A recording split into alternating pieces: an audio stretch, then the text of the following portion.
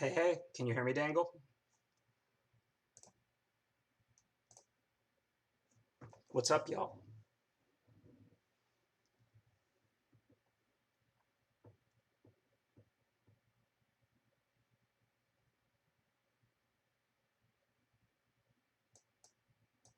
Just copy and paste the link or exactly what you typed, all of it, like including ad plug.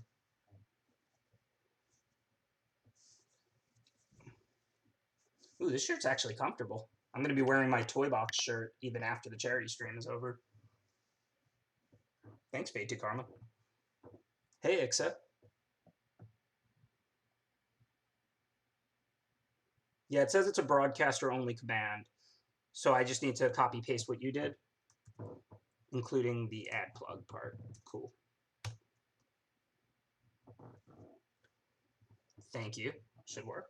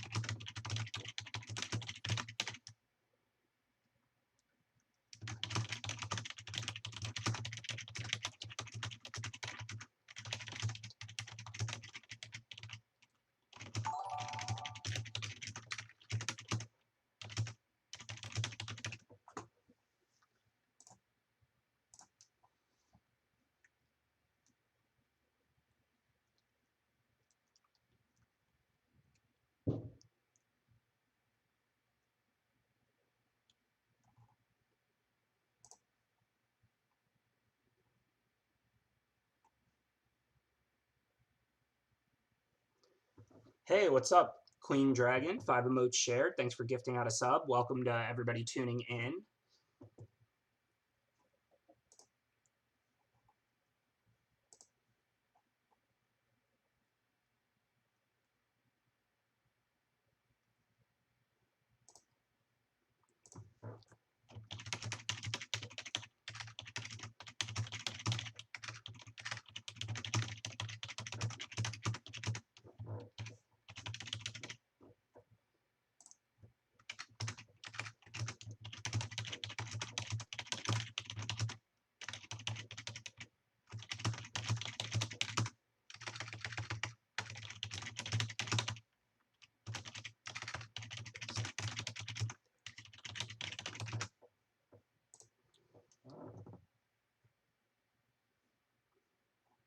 Hey, let's draft. Slow down, slow down. We'll be drafting soon enough.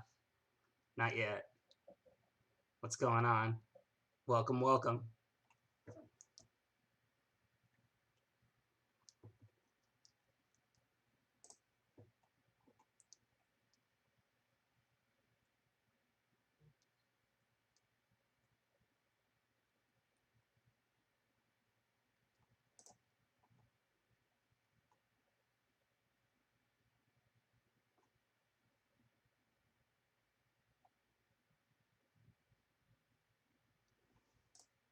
Catching up on this interesting discussion on Twitter about streaming.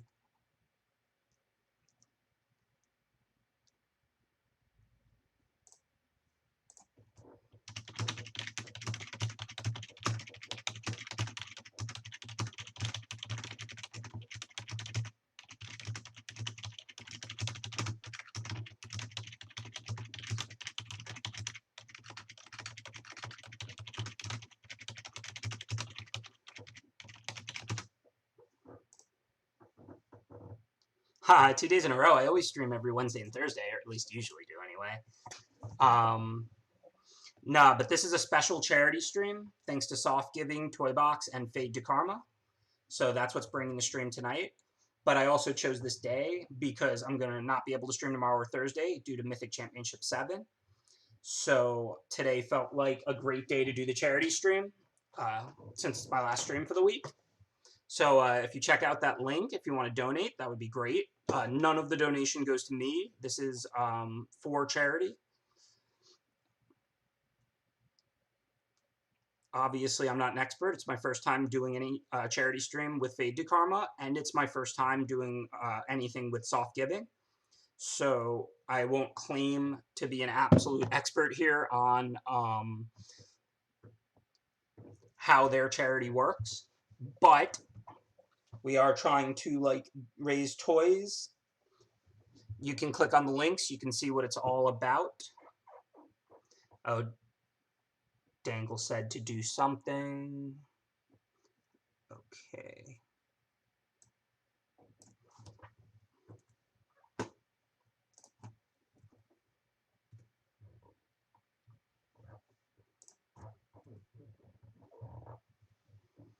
But if you click on the links, you should be able to see what it's all about.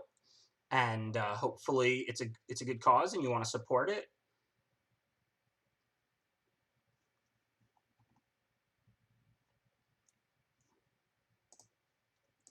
I gotta stop having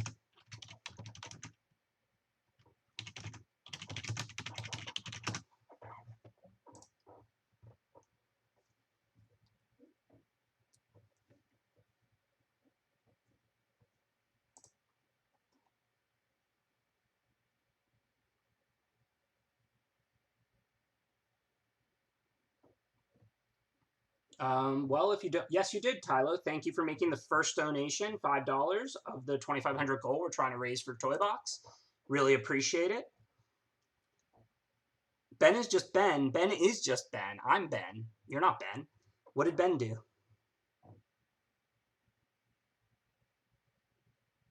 Oh, okay. I'll repost the command. I'm sorry.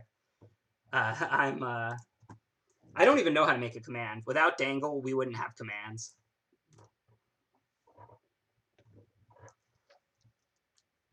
Plug added. Okay, it added the plug. So this time I copied what you said, Dangle. So it's your command.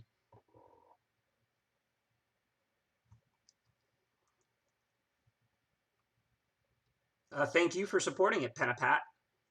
Nothing in the world I'm more passionate about than magic. So the fact that I can do this as a job is incredible.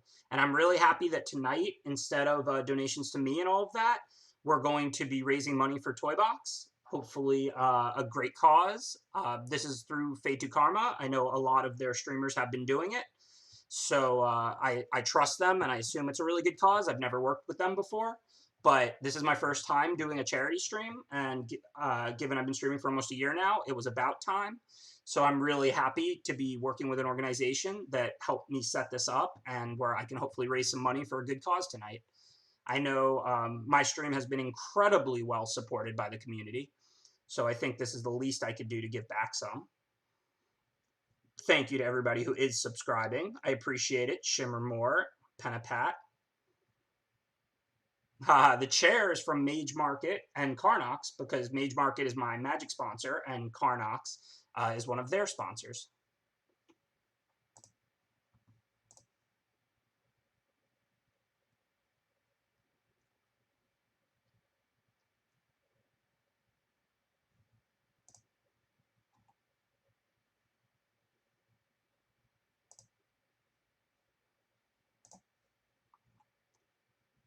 Yeah, I know the cat has no perch. That's the biggest drawback of this wonderful chair.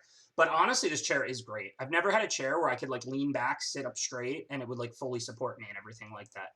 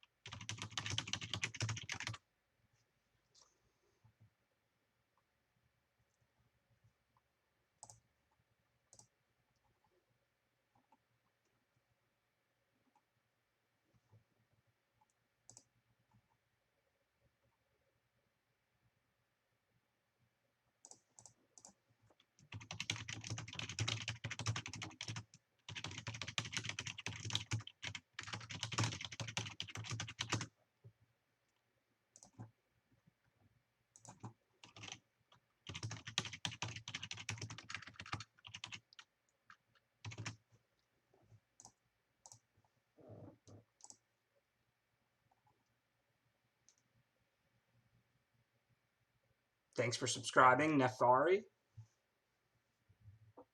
I hope everybody enjoys the new emotes. And like I said, I hope tonight everybody will check out the Soft Giving Toy Box charity stream. I think, raising money for charity is really good and important. Like I said, I'm not really going to say either way as far as this particular organization, but I think we're trying to raise money here for kids. So I think this is certainly a worthwhile charity. So I hope you'll click on the links tonight and you'll check it out and see what it's about and maybe give a few dollars. Y'all know I pretty much would never ask people to give me money. I appreciate all the support, of course, since streaming doesn't make a ton of money. But we're going to be drafting. It's going to be my normal stream, but we're also trying to raise money for a good cause here. We are drafting. If the stream title says drafts, it's drafts. If it says ads and chats, it's chats. But we're just getting started. I decided to fire this one at 6, and we're trying to raise money for a good cause here. So I'm just talking a little bit about Toy Box.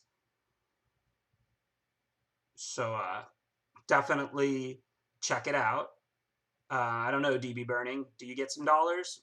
Probably depends on how much you need it. But again, click on the link. Obviously, I've read it, but I don't want to explain it and read it word for word to everybody. Just, click on it, see what they're all about. I think it's a good cause. I think it's worthwhile. And I'm excited to be doing a charity stream here.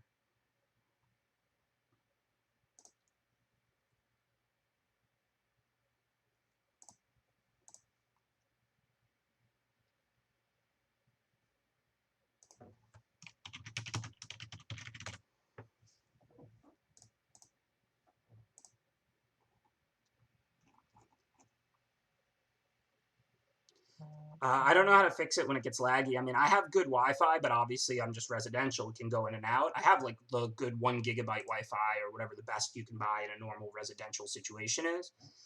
But as far as if it goes in and out, I can't really do anything. And Arena's been pretty hit or miss for the past month or so. So sometimes there's nothing you can really do.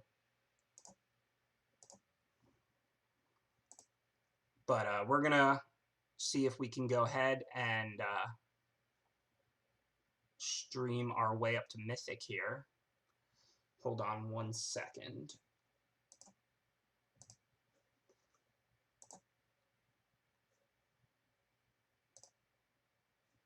Yeah, so we're Platinum 2, so no guarantees. Obviously, we're going to have to run well tonight, but we're going to try and raise some money for charity. We're going to try and do a great stream, and we're going to try and win some matches and hopefully make Mythic. Oh, I'd have to add all of these to every scene, so I'm probably not going to switch scenes. This is in-game, but the screen's pretty flooded with all the charity stuff anyway.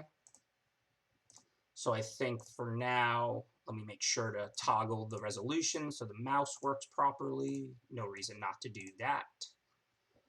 Okay, and now it looks like the mouse is working. And hey, let's draft, right?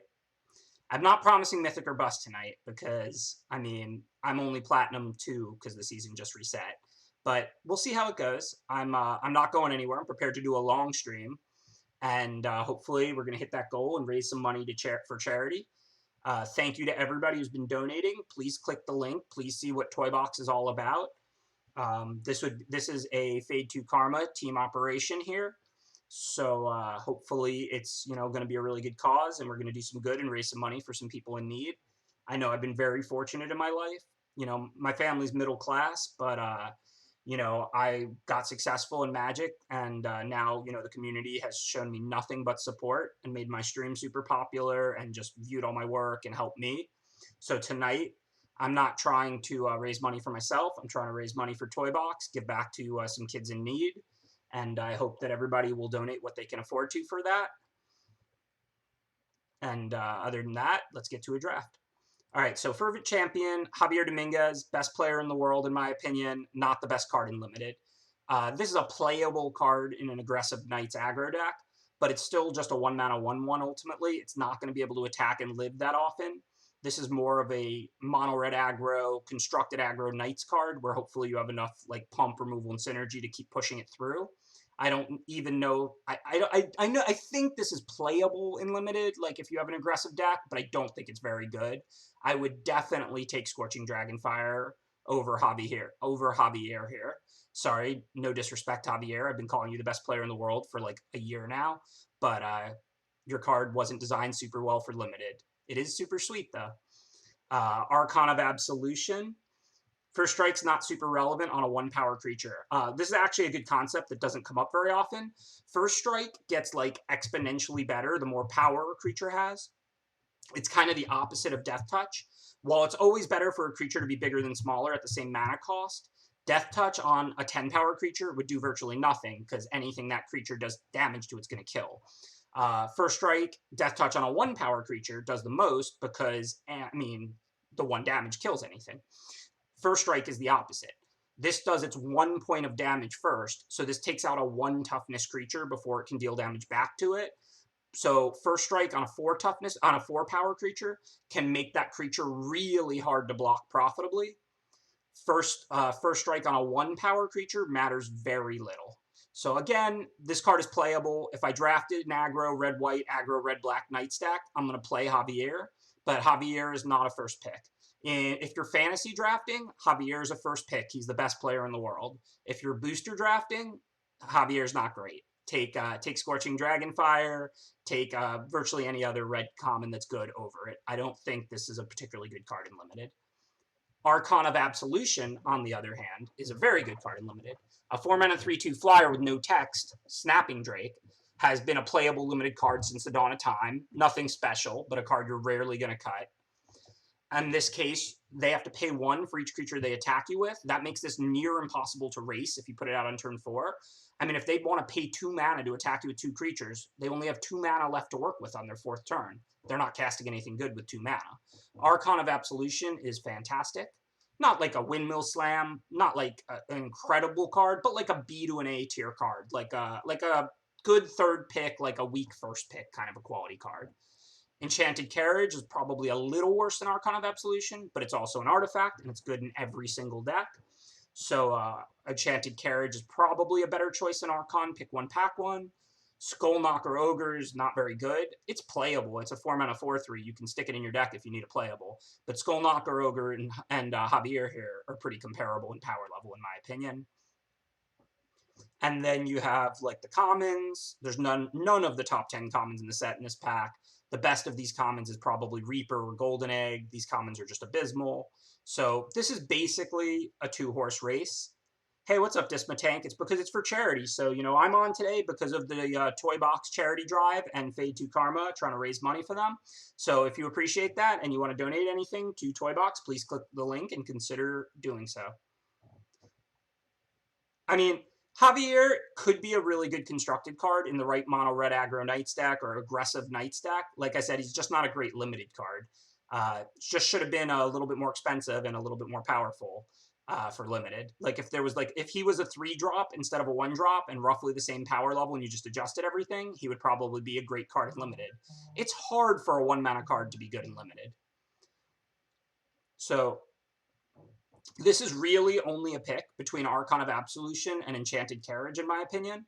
You could definitely go either way with this. I think Enchanted Carriage is the right pick just because it's an artifact, and I don't think Archon is that much better than Enchanted Carriage. Archon of Absolution is a better card than Enchanted Carriage, though. If I were white, I would almost never take Enchanted Carriage over Archon of Absolution. So there's absolutely nothing wrong with taking Archon here. Absolutely nothing wrong with taking Carriage here. It's a close pick between the two. I think personally it's Carriage, but Archon, totally reasonable. Anything else out of that pack, not reasonable. Yeah, I mean, look, you know, I've been a big fan of Javier's play. I've been calling him the best player in the world for about a year now. He absolutely is. He's an incredible Magic player. Just not great in draft, you know. Gotta be bigger than a one casting cost 1/1 to be a good card in draft, unless you're Edgewall Innkeeper and you're going to draw 10 cards a game. Very few 1-drops are traditionally playable in limited or good in limited. They're just too low impact, and the games are not fast enough. In constructed, 1-drops matter a lot because you just put a bunch of ammo behind them. But in limited, they just tend to get blanked and not have enough of an effect on the game. So now, pack 2, we took an artifact, so we can just look at what the best cards in the pack are. We don't have any colors. Animating Fairy, definitely one of the best cards in the pack. Another B tier card, I would say. It's like a weak first pick or a good third pick. It's a good card, nowhere near broken or anything like that.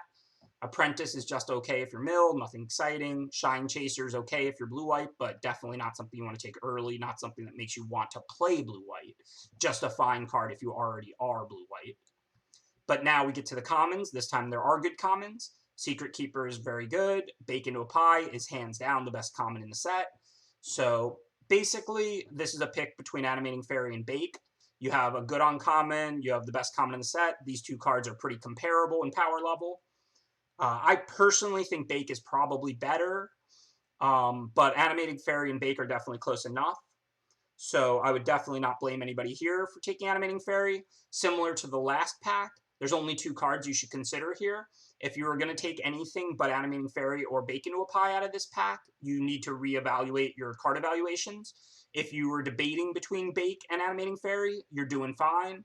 I don't know which one of these is slightly better. My inclination is Bake, but if you wanted to take Animating Fairy because of a small preference, you'd be doing nothing wrong. Or because you just disagree with me and you think Animating Fairy is a little bit better than Bake into a Pie, you might be right. This is a close pick. But the third choice out of this pack for me would be Secret Keeper, and Secret Keeper is long, far behind Bake and Animating Fairy. Maybe you're not doing enough evaluating, I don't know. All right, so pick 3, what do we have? We have an artifact, and we have Bake into a Pie. When we take a look at this pack, we can see the best cards. There's Mysterious Pathlighter. We don't have a white card yet, but we only have one color at the moment. This card is fantastic.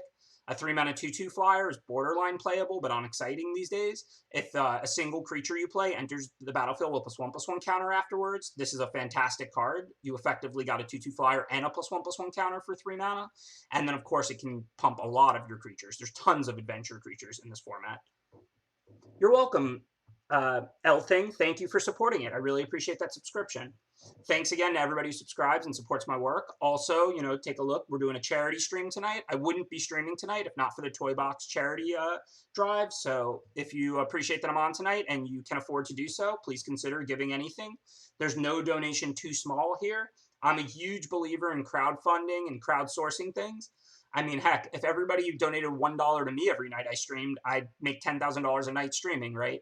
And if everybody donates $1 to charity who tunes in tonight, we'll raise like $10,000 for charity. Crowdfunding is extremely powerful. So if you can't afford it, I fully understand. But if you're thinking about donating, there's no donation too small. Click that button and donate the minimum, and you've done your part, and I really appreciate it. I am flying tomorrow for the MC, so I definitely will not be streaming tomorrow because I will be flying across the United States from Florida to California. If everybody on Earth donated $1 to use Shimmermore, you would have, what, $7 billion?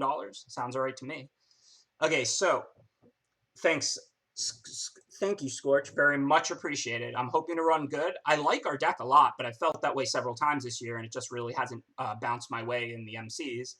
But we'll see what happens. So this pack, Mysterious Pathlighter and Deathless Knight are all I would really consider. Deathless Knight's hard to cast, but we did just take Bake into a Pie, which is a black card and leaning black-green, because green uses food much better than any other color. Mysterious Pathlighter is a card I would take pick 1, pack 1 over Deathless Knight for sure. Mysterious Pathlighter, if you just draft all the adventure creatures you can after it, it can give +1/+1 to creature after creature, and it's a 3-mana 2/2. I think deck lists are going up tomorrow, if I'm not wrong, Sneaky Slayer. So I think that you could certainly take Pathlighter or Deathless Knight here. There's plenty of adventure creatures in black and white, even if green has the most. We're also not committed to black for a Bake into a Pie, so this is a pretty close pick. I'm going to take Deathless Knight because I think, we just took a Bake into a Pie. We want to play black-green. We want to play heavy black. But I think if you want to take Pathlighter, that would be fine. I think we've seen 3 picks so far. Look, you know me. I'll say a pick is clearly right if I think a pick is clearly right, like this one, for example. But the first 3 picks, there were just 2 cards that were close and reasonable. You could go either way with any of those 3 picks. You wouldn't be spewing a lot of value. Now, you're taking Reeve Soul. Trapped in a Tower and Reeve Soul are pretty close. The next best card, and Shield Breaker. All 3 of these cards are pretty close, but none of them stand out above the others. And the rest of the cards in the pack are not close. But since we have 2 straight black cards, it would be horrible to take Trapped in a Tower or Shield Breaker over Reeve Soul. If you view all 3 of these cards as identical in power level, which in my head they are very close, then of course, why would you take Shield Breaker or Trapped in a Tower when we have black card, black card? So now we have a clear choice in Reeve Soul. Cat is worse than Reeve Soul, even if you end up black-green food. Don't get me wrong. You could end up with enough synergy where I'll take Cat over Reeve Soul in pack 3. Like if I end up with 2 Witches Ovens, a Giant Skewer, you know, Trail of Crumbs. Yeah, I'm going to take Cauldron Familiar over Reeve Soul. But most black-green food limited decks are not black-green food constructed decks. You make a few food, you have a few ways to spend them. Cat is a lot worse of a card than Reeve Soul. Now, if we actually could draft the constructed food deck, the standard food deck, Cat's going to be better than Reeve Soul, of course. But we don't expect to see that many of the good enablers. So now we have a more interesting choice, though. Now there's no Reeve Soul. There is a Cat. There is a Secret Keeper. And then there's some playable green cards. So now we have one of the most interesting choices we've faced yet in this draft. The first 3 picks were really close, but they were just close picks. Then clearly we were going to take one of 2 cards. The 4th pick was an easy Reeve Soul. This pick, I have no idea what to take. We could start speculating on a really good food deck and take Cat now that there's nothing great. We could take Secret Keeper. We could still easily play blue-black. We have 2 removal spells and a Deathless Knight and a Carriage. So we could totally take Secret Keeper and look at blue-black mill. We do not have to play food. We could take Foreboding Fruit, which is a good card in a mono-black deck and a food deck. We could take like Tree Folk, which is probably the best green card in this pack. I have no idea what to take. This is the first pick where I would use the full amount of time if I got past this pack in a Mythic Championship, because I have no idea what to take now. Cauldron Familiar probably has the most upside. Secret Keeper is the best card in the pack and could easily just slot right into a blue-black control deck that we could draft. Foreboding Fruit allows us to stay mono-black and gives us food synergy. We kind of want to be black-green, and Tree Folk is the best green card. I have no... This is a hard pick. I have no idea what to take now.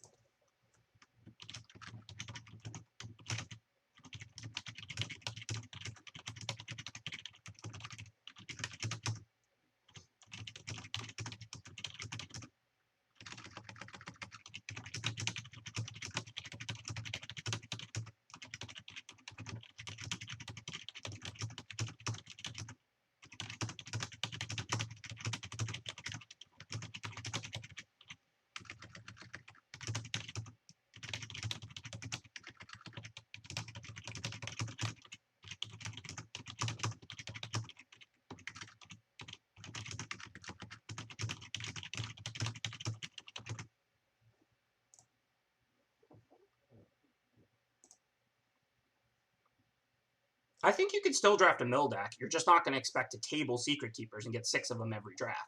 But if you get 2 or 3 Secret Keepers along with Forever Young and a couple Runaway Togethers and things like that, you can mill people out. I've drafted mill in person plenty of times, and you're not tabling Secret Keepers like you are online, but you can still get 2 or 3 of a common pretty easily. Maybe 1 of an uncommon and then some other support stuff. Hey, if someone wants to make a poll, I'm all for it. I don't even know how to do it. But yeah, so this pick, I think that basically you could take virtually anything. I know we have some sweet cards for black-green food because Deathless Knight and Bacon Pie. My inclination would be to take Secret Keeper because, I mean, if we do see blue-black control is a really good deck. I happened, not because I was forcing it in any way, I just happened to draft 2 blue-black control decks in the Mythic Championship, and I went 5-1, and I really didn't feel like my seats were amazing or anything like that. Blue-black control is just a good archetype. But, of course, you know, we have 3 black cards, no blue card. Our black cards lean towards food. So I think that you could certainly take any of these cards. I don't think Cauldron Familiar, Merfolk Secret Keeper, Forbidding Fruit, Tree Folk, I don't think any of these are a horrible pick here. My personal inclination is Merfolk Secret Keeper. I just think it has the most upside. Chat will always vote for the cat. Come on, my chat, we're here about optimal strategy. We're trying to find the best picks and the best plays. We're not here to put together masterpieces or meme. We're here to learn to draft the best we can to give ourselves the highest chance to win. This is not a meme stream, except for when I try and pronounce anything. Oh, I love it too. I mean, analyzing the tough, hard picks is the best thing. I mean, I love analyzing for best play. I mean, that's why I love Magic, because it's such a hard game. All right, less talking, more keeper. That's fine. I'm going to take keeper. I think it's super close. I think that was a really hard pick. I'm immediately punished. Now we're seeing Merrily Frider, by far the best card here. I'm not going to take Opt over it. We can still go black-green or black-blue or black anything, frankly. Remember, though, it's not a big loss, right? Like, I could have had a cat, a foreboding fruit, or a tree folk. It's not like I just took Secret Keeper over, like you know, some great black or green card. But here we're going to take Merrily Rider. Pretty easy pick. Decent 2-drop for black-green food, and there's basically nothing else in the pack. Now we have another interesting spot. There's basically no playables in black, green, or blue. Rosethorn Halberd can be okay, but we have a bunch of removal, late game stuff. We're not really looking to play a green aggro deck. We're looking to play a black-green mid-rangey food deck or a black-blue control deck or something like that. So I think we just want to take Lonesome Unicorn in case we do go on to see black-white. Again, we have one green card, maybe 1.5. We have a blue card, and then we have like 2 or 3 black cards. So we're not super committed to anything right now, except somewhat committed to black. So I think we just take Lonesome Unicorn. I mean, I guess Joust is on the table too, but I mean, I don't think our black stuff lends itself to a Knights deck particularly well. And black-white makes a good Knights deck, and Lonesome Unicorn's a Knight too anyway. So I think Lonesome Unicorn's just the best card there. At the moment, we're not really seeing anything too consistently, so we don't know where we're going to go. But that's okay. We've got plenty of power. We're going to end up with enough playables. The beauty of drafting the hard way in this day and age of Magic is the packs are loaded with playables. So in the old days, there was still plenty of reward to find the open colors, but you might end up with 19 playables if you waffle too much. Nowadays, if you just draft the same 2 colors the whole draft, you end up with 28 playables. If you spend a few picks waffling in pack 1, you end up with 24 playables. It's not hard to get 23, 24 playable cards when almost every card in almost every pack is playable. So what do we want to take now? Again, there's nothing that really is calling out to us. We could take 7 Dwarves. It's just a good thing with a lot of upside to speculate on in pack 1. If the next pack has a 7 Dwarves and then we just end up with 6 of them, it's a broken card. Otherwise, we're taking an Opt, potentially. If this was like 2 out of 3 and not best of 1, I would consider Fell the Pheasant because it's a great sideboard card. But I'm not going to main deck Fell the Pheasant, so it really offers us nothing because you don't get to sideboard in best of 1. So I think here we're looking at like Opt or 7 Dwarves. Profit is like an OK 6, but I mean, we can always pick up a Profit later. I don't really like Rally very much. I don't think you pump your little 1/1s that much in this format. I don't think they really do very much. I'm not saying I wouldn't put this into some white weenie decks with a bunch of pump spells and stuff like that, but I just don't think Rally is a very good card in this format. So I think this is basically just speculate on 7 Dwarves or Opt. I mean, if you're not blue-red draw 2, Opt is kind of irrelevant. Like, you'll play it, but you don't really care if you have it. So I think I'm going to take 7 Dwarves just in case. I think it's like 10% we're going to play the 7 Dwarves, maybe less. But in the event that we do get past another 7 Dwarves and then see a couple of them in pack 2, I don't want to miss out on a 5-7 Dwarf deck or whatever to take an Opt. So I'm going to grab 7 Dwarfs, but I have almost no expectation of playing it, just because I feel like it has a lot of potential upside. Okay, nothing here that interests us. Let's not waste too much time. Just grab a 2-drop blocker in case we play control. Similarly, I'll grab a red aggro creature in case we play black-red aggro. I don't think these cards really matter. Spectre Shriek with sideboard, but there's no sideboarding. Curious Pair if we go black-green food. All right, if you wanted to start off drafting the hard way, that's what we've got. We did not see anything consistent. After pack 1, my deck looks like a pack. I have plenty of decent cards. Like, this isn't a bad pack. But take a look at my 14 cards. I don't have any of them in the sideboard. Is that a deck or is that a pack? I think I have a pack, not a deck at this point. Like, it's not a bad pack. It's got Bacon Pie, Deathless Knight, Enchanted Carriage, Merfolk, Secret Keeper, but this Merrily Frauder, but this is a pack. This is not a deck. So we need to find the open lane, and we need to get there. Yes, black is the color we're most committed to, and this pack has Rankle. So this is a Windmill Slam. We're going to take Rankle and move to the next. There's not anything to debate here. Rankle is busted. Rankle is a totally broken Mythic and Limited. It's about the right power level for Standard where it's going to see play. So, of course, we're going to Windmill Slam Rankle. Now we're still black and anything. We have a Secret Keeper, so Drown would be pretty good in our deck. We can't really use Wandermare, even though it's probably the best. Well, it's certainly the best card in the pack in a vacuum, but we're not switching into green-white. So especially after we just got a broken Mythic Rare in black, which was already our best color. Now there's also a Smitten Swordmaster, which is a solid black common for a black-green or black... Well, it's not really very good in black-blue. It's good in black-green, black-red, or black-white. Otherwise, there's Out Muscle, which is clearly better if we go green. So I think basically we're not going to take a black card here, or at least a lone black card here, when the only card that's only black is Smitten Swordmaster. We're going to take either Out Muscle for black-green or Drown in the Loch for black-blue. Drown in the Loch being a gold card doesn't matter because we're near 100% to play black. So basically we're just choosing whether to take a green card in Out Muscle or a blue card in Drown in the Loch. I don't know which one we want. We have a Secret Keeper. We passed a couple of ops. Merfolk's an okay 2-drop if you're really defensive. For green, we didn't see much either. We have a Merreleaf Rider and a couple Curious Pairs. Deathless Knight is a good card and is a lot better in black-green than black-blue. So that is a good reason to go black-green, though. So I think I will go black-green for now without Muscle because of Deathless Knight. Of course, immediately punished the way this draft's been going. Now the best card in the pack by a lot is Animating Fairy. There's basically no green or black cards. There's Garenbrig Carver, which is a good card in a green aggro deck, but it's not a good card in this deck. So we're starting off with drafting the hard way all the way here. This is not, look, I'm not psychic. Like, you know, when we have that last pick between Drown and Out Muscle, we don't know whether this pack's going to have Edgewall Innkeeper or Animating Fairy. I mean, this is, sometimes you waffle and then you find a lane and you move into it. Other times you don't find that lane. Hopefully we'll find it soon. I'm going to take Animating Fairy here. I really don't care about Carver in this deck, and we'll just see what's in the next pack.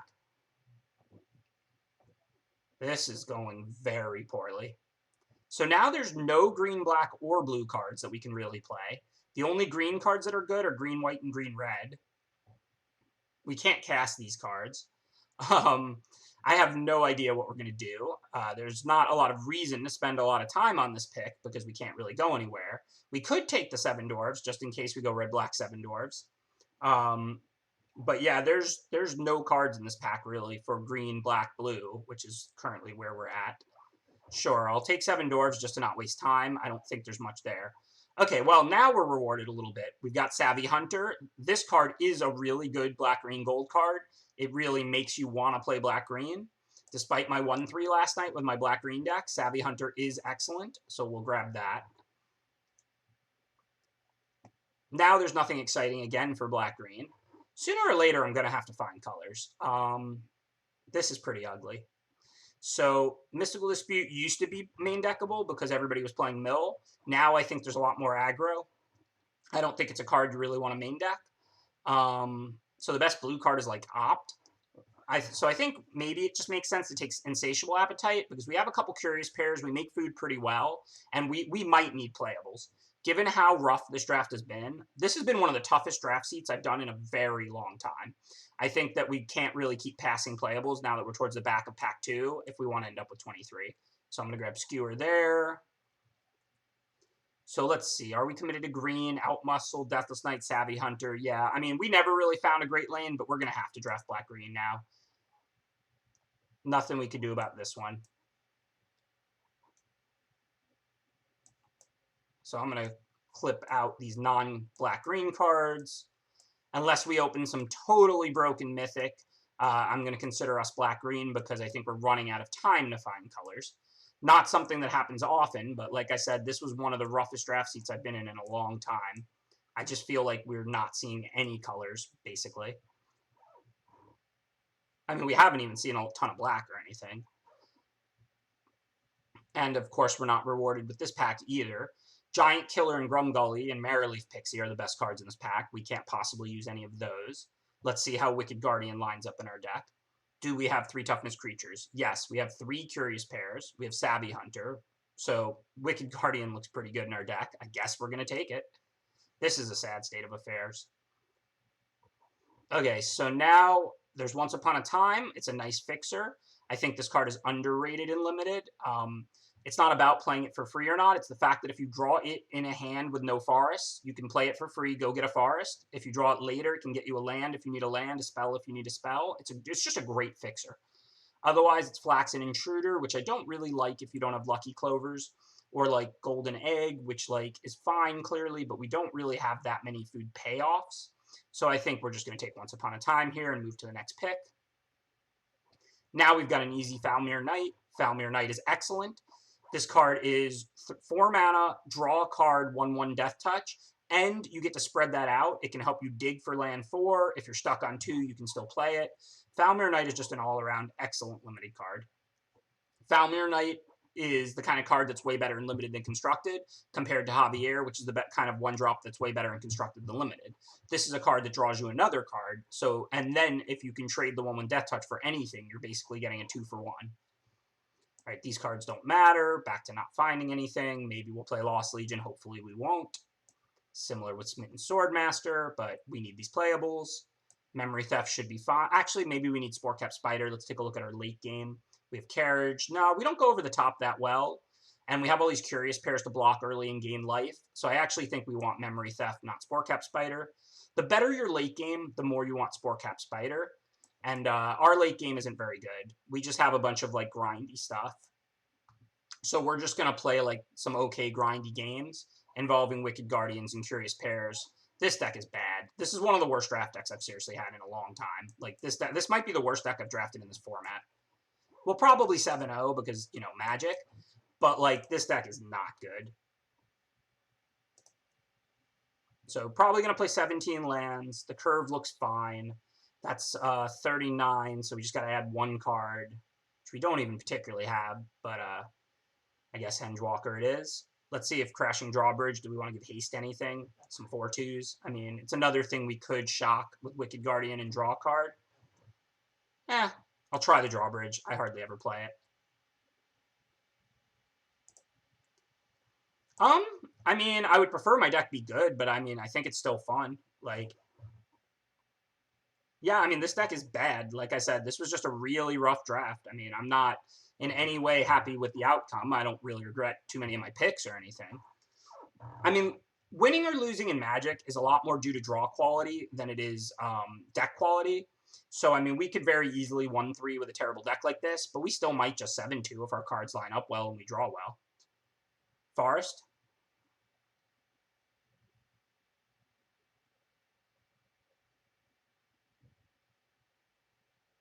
Yeah, I always say that, like, you know, you get a higher win percentage drafting the hard way because you have a good deck in 90% of your drafts. You don't have a good deck in 100% of your drafts, no matter what you do. So this would be that 10%. I mean, you see night in and night out how my deck comes together in Pack 2 or Pack 3, and we almost always get there. We did not get there this time. I mean, we have all playables. It's not like we can't win, but this deck is just bad.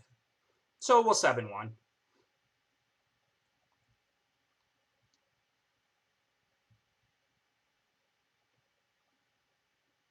Definitely going to kill the mana producer here. I do want to get that Curious Pair in play so that I can, hit with Rankle and make both players sack a creature. But I'm not going to let them on tap with a mana producer and a Lucky Clover out on turn 3. And I still want to draw my card off Falmir. We'll just play it a little slow. And if I do end up having to sack Swordmaster, that's still a pretty reasonable creature to sack. So I think we can probably do better with Rankle than killing Carver. So what I want to do here is just attack, I think. They should trade, otherwise we're gaining 2 and they're taking 2 and we get to keep racing. And then that keeps the board clear. If they take it, then we can go ahead and play this card. Let's make sure we have a black open. Draw our card and get our 1/1 Death Touch in play, which will now stop Carver from attacking us back.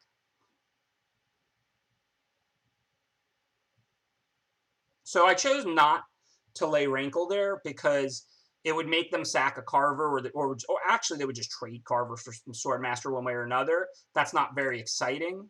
So I think I thought there was a good chance they'd trade my Lifelinker, and then if they played some big green 5-drop, I would get the opportunity to play Rankle after. Obviously, it kind of blew up in my face because they then made me discard my hand, so now I really regret it.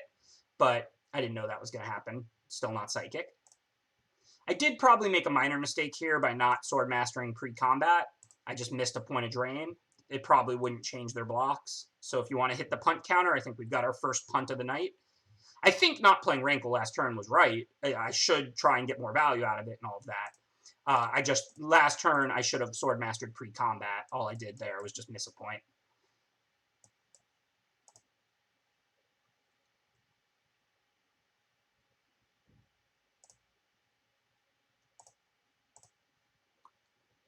Oh, that's a pretty good draw. I think now I can probably send everything. If they block the Swordmaster, they take a nice healthy 6. If they block the Deathless Knight, we get it back with Swordmaster. So we could attack with Falmir and get 1 through this turn, and they have no good block.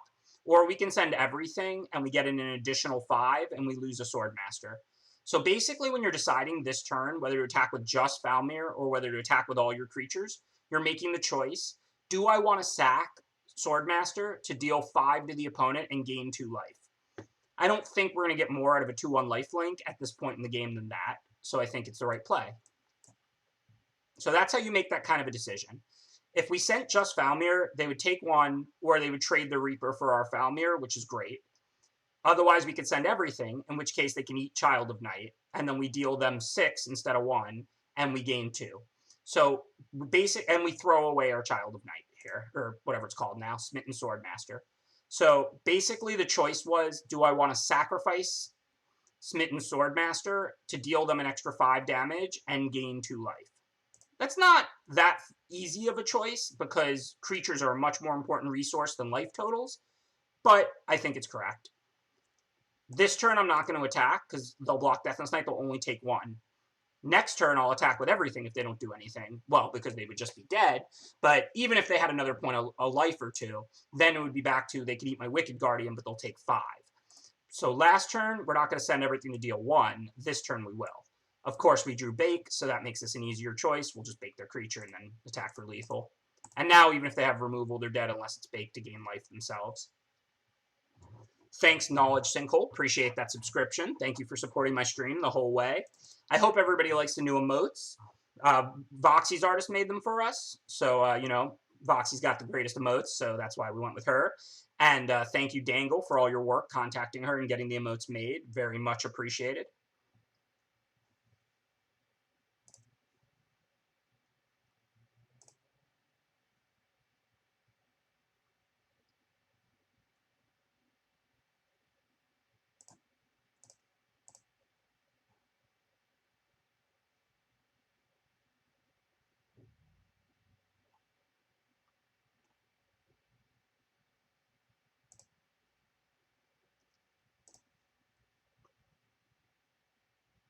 Yeah, opponent definitely flooded a bit. I mean, they didn't miss a land drop, I don't think, through turn 8 or 9.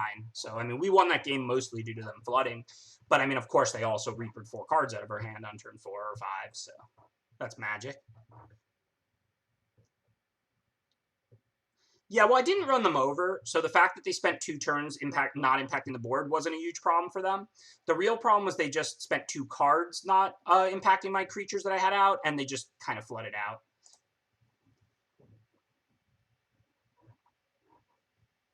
Okay, so let's start by suspending Curious Pair, because we certainly want to draw a card with that Falmir Knight.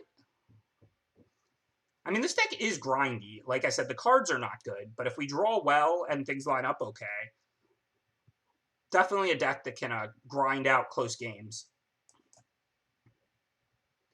I think Drawbridge here offers more value than Curious Pair. We can always give haste to Lost Legion and other things afterwards. This deck is bad. Like, it has a really low power level. We have a Rankle, we have a Bacon Opie, we have a Reeve Soul. I mean, overall, we're playing like Crashing Drawbridge, Lost Legion, 3 Curious Pairs without much food payoff. Like, we have a few good cards, our curve is fine, but if you were to rate this deck on power level, it's not good. But every deck looks fine these days because there's playables in every pack. That's what I'm always talking about. Like, drafting the hard way is like a good strategy in this day and age because the packs are just loaded with playables. I really need a land, but I have Falmir Knight. I don't know whether I should top this Memory Theft or not. We're definitely going to bottom Giant Skewer. We're trying to draw lands. But they have a Fairy on Adventurer already, and we're not really under pressure. So if they cast a 3-drop, I can 2-for-1 them with this Memory Theft. So I'm not sure whether or not we should top this Memory Theft. But yeah, this deck is filled with filler. Like, we have 3 pairs, Memory Theft, Giant Skewer. Of course, we also have some good cards. We have Bacon to a Pie, Carriage, Reeve Soul, Savvy Hunter, etc. And again, how you winning or losing in Magic is way more correlated with draw quality than it is with deck quality. It's also more correlated with draw quality than it is with play quality. So the number one factor is how well you and your opponents combine draw. So we could 7-0, we could 0-7 with any deck. I think I'm going to top Memory Theft, but I think this is a very close decision. And then no real need to give haste to deal them 2 to take 1 back. If they want to pay the 1, cool. If not, maybe they'll cast a 3-drop, and then we'll save a point of damage. Drawbridge can tap to give itself haste, but then it would be tapped. So how does Drawbridge ever block Gingerbrute? Somebody said Drawbridge can block Gingerbrute, but I don't see it. Gingerbrute can be blocked by creatures with haste, but in order for Drawbridge to gain haste, I have to tap the Drawbridge. Right, I know the Knight can block it. That's why I said I didn't want to deal 2 to take 1 back. But I'm saying, like, the Drawbridge itself can't block it, right? Oh, it gives other creatures haste? Okay, I didn't even realize that. No, it gives itself haste. Creatures you control gain haste, but you have to tap it to do it, so a tapped creature can't block. Okay, unfortunately, they did cast a fairy, so for now, no 2 for 1. We don't have a land, so let's start by drawing a card and see if we find one. Other than that, we would just be getting Curious Pair in play. Okay, we did find a land, so now I think we'll attack for 2 and then just cast our Foul Mirror. I don't mind trading Foul Mirror for Gingerbrute. I'm not going to keep missing damage for no real benefit. Last turn, I decided not to trade 2 for 1 because, I mean, they're a white aggro deck and we're stuck on lands. But now it's dealing 2, and all it means is we'll have to trade Foul Mirror for Gingerbrute if they pay a mana, which they might not want to do.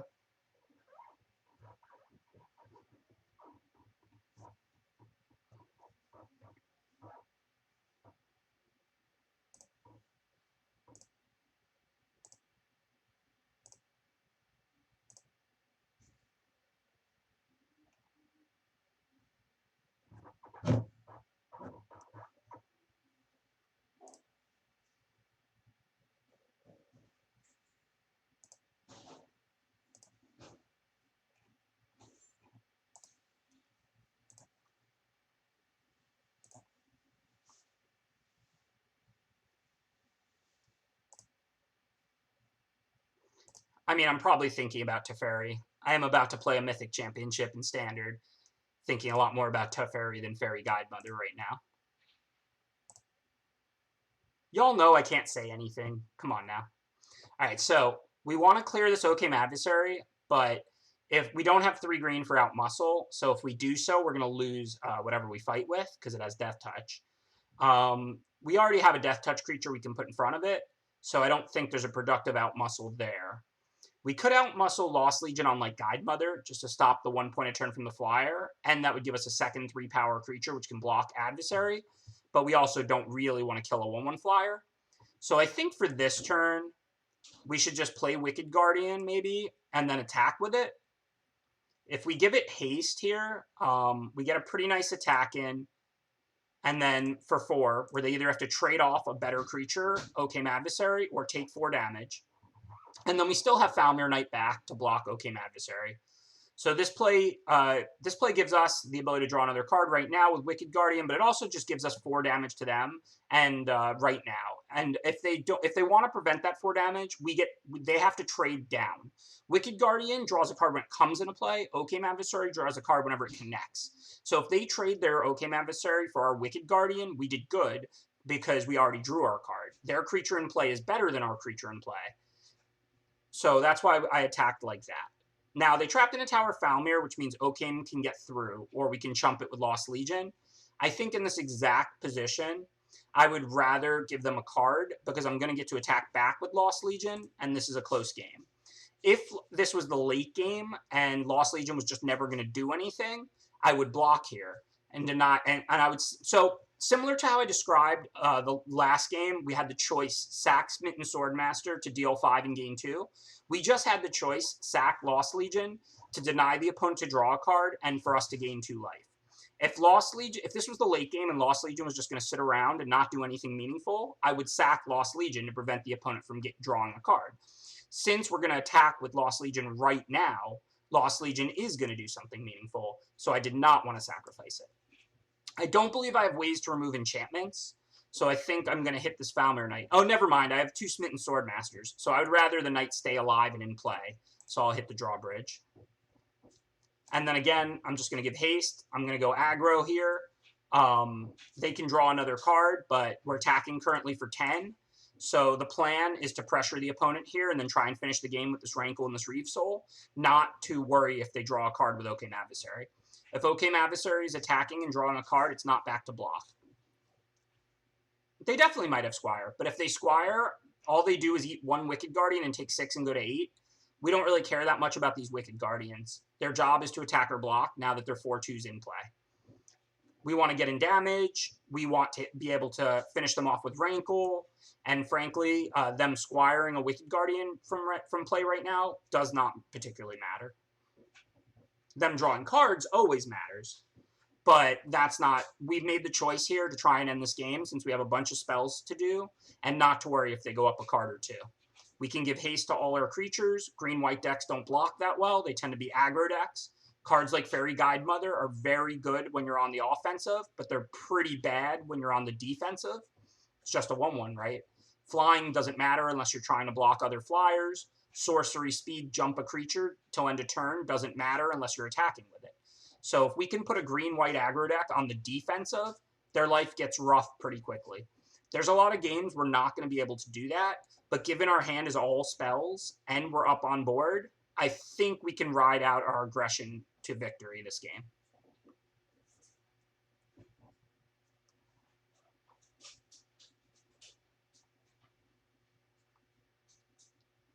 This is kind of flipping the switch. This is not plan A for this deck, but I feel like we're in a position to play this game. Okay, so perfect. We have 6 mana. So we're going to play Outmuscle and Reeve Soul or Rankle and Reeve Soul. For 1 green, there's no combat tricks. So I can attack with Rankle. They could chump with Fairy Guide Mother to prevent it from connecting, but we're still just killing a creature for free. If we Reeve Soul away the Paladin, they have no good blocks on Lost Legion or Wicked Guardian or Rankle. So I kind of want to do that. I just want to make sure I don't die on the backswing. Because I guess I don't have to tap my drawbridge, so I'll have a blocker back, so that's pretty good. And they're going to have to block at least one of these 3 creatures or they'll die. So let's say they made the minimum blocks, which are Guide Mother on Rankle, and they take 6. What does the situation look like? I'm Reeve Souling the Paladin, the Guide Mother's gone. So they have these 3 creatures, and I'm at 8, and I have a drawbridge back. So I throw drawbridge on Adversary, and then 2 Ginger Brutes are getting through. Can they +6 their Ginger Brutes? I don't know. What are our other options? We could just attack with Rankle, Reeve Soul the Fairy Guide Mother, then we make each player sack a creature. We have a Falmer Knight that's already pacified to sack, and then they can't really get in with these Ginger Brutes because we have drawbridge. So we have 2 lines here. We can go aggro or we can go defensive. I think I'm going to switch gears again and go defensive. The reason for that is that Rankle's a really powerful card, and I don't want to accidentally die if they can +6 these Ginger Brutes.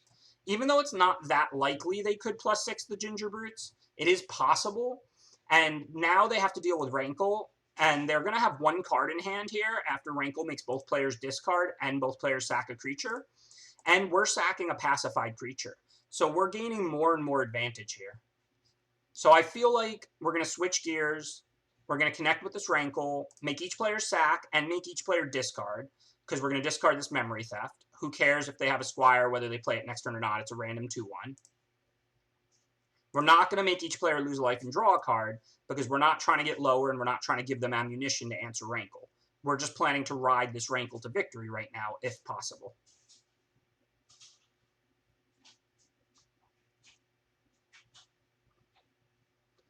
After they sack either Ginger Brute or Paladin, probably Ginger Brute, and we sack Falmer Knight, we can see the board is even, except for we're up a Rankle. They're not going to be able to attack profitably on the ground. We're not going to be able to attack profitably on the ground. So their last card has to answer Rankle, and we still have an Outmuscle to spare to take out a flyer or something like that. It doesn't really matter if it's a 2-turn clock or not. I mean, they have these ginger brutes to sack to gain 3. So if we make each player lose a life and draw a card, we're not going to deal them another 4 next turn and deal them exactly lethal, because they'll just sack ginger brute for 3 life. Plus, this isn't constructed. I would rather give them an extra draw step than give them an extra card now to possibly deal with Rankle. Every turn Rankle connects, it's generating us a pretty big advantage. I have lots of garbage creatures to sack to it. Next turn, we can cast Curious Pair, hit with Rankle, and sack our Curious Pair. What are they going to sack?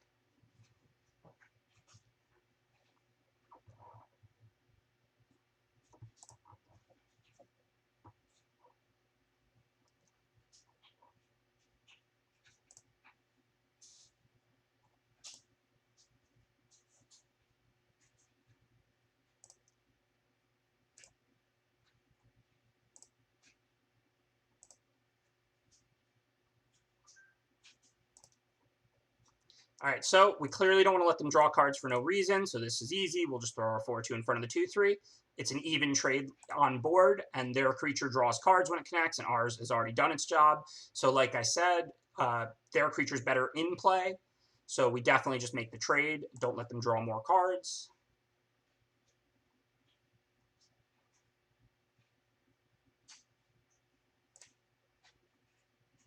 Well, now we can outmuscle the Rankle for +1/+1, and we can just lethal them because they're tapped out, so they can't sack Ginger Brute. So all we have to do now is just deal them 5. So this game is over.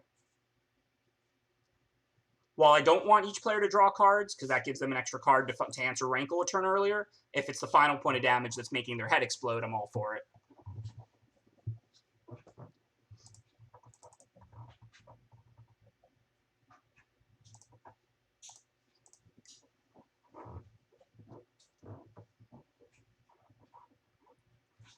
So everybody check out these charity links, please. Like I said, not once have I asked anybody to donate money to me, though I do really appreciate it when people do support my work. But I'm asking now, if you can afford it, to donate a very small amount of money, whatever you can, to Toy Box. We're trying to raise money. Thank you, Leverthon, for the generous big $50 donation, by the way. And hopefully we can raise some money for some kids in need and do some good. Feel like it's about time I did a charity stream. So thanks again for Fate to Karma for setting this up, for Soft Giving for hosting, and for Toy Box for the drive.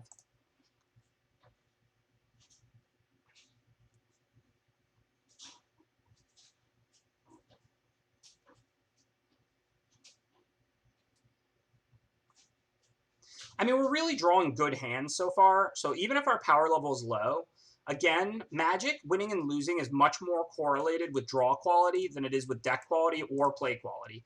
That's why I try not to put too much stock in any given record or how a given deck does.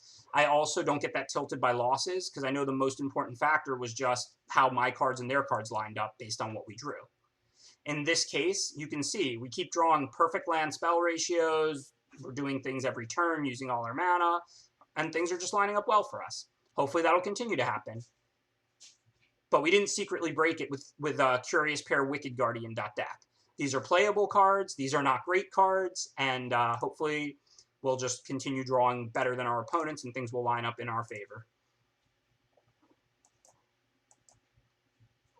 So Savvy Hunter is the kind of card you never sandbag. People often ask, and it's a really good question, when do you play your Rankle? When do you save your Rankle to try and bait their removal with worse creatures? It's always a good question, right? And there's not an easy answer. But there is a good rule you can follow. If a creature is going to need to attack and block successfully and doesn't have evasion like Rankle or something like that, the sooner you get it out, the more likely it's going to produce its value. Even Savvy Hunter there dying still produced a lot of value. They had to sack a land on turn 3. I don't know if they were right or wrong to Red Cat melee it. It depends on their hand and what their other options were. But if this card starts attacking and generating food, it draws a card every other turn. So we need this card in play and attacking to generate food. Imagine, on the other hand, this was like a 3-mana 6/6. We might want to try and bait like a black removal or something before we play it. But in this case, if we sandbag it, all that's going to happen is we're going to play a 3/3 at the end of the game that can never attack or block, can never draw extra cards, can never generate food. So it's an easy choice to play it. For now, I think this turn we'll just use all our mana. We'll Foulmire Knight and play it. We could get an extra power and play with Lost Legion, but Scry will get better as the game goes on. Right now, a land is like somewhat useful, but not great. I would scry a land to the bottom, but I wouldn't hate drawing one. I'd rather play Foulmir's, draw a card, stock up my hand, and then be able to sculpt my turns a little better now. And then we can scry after that, after we see the new cards that we draw. Of course, if I knew they were going to Bone Crusher Giant, I take it all back. So this turn is super easy. Just slam our 4/2 haste while they have nothing up to block with or to do about it. Get in a bunch of damage.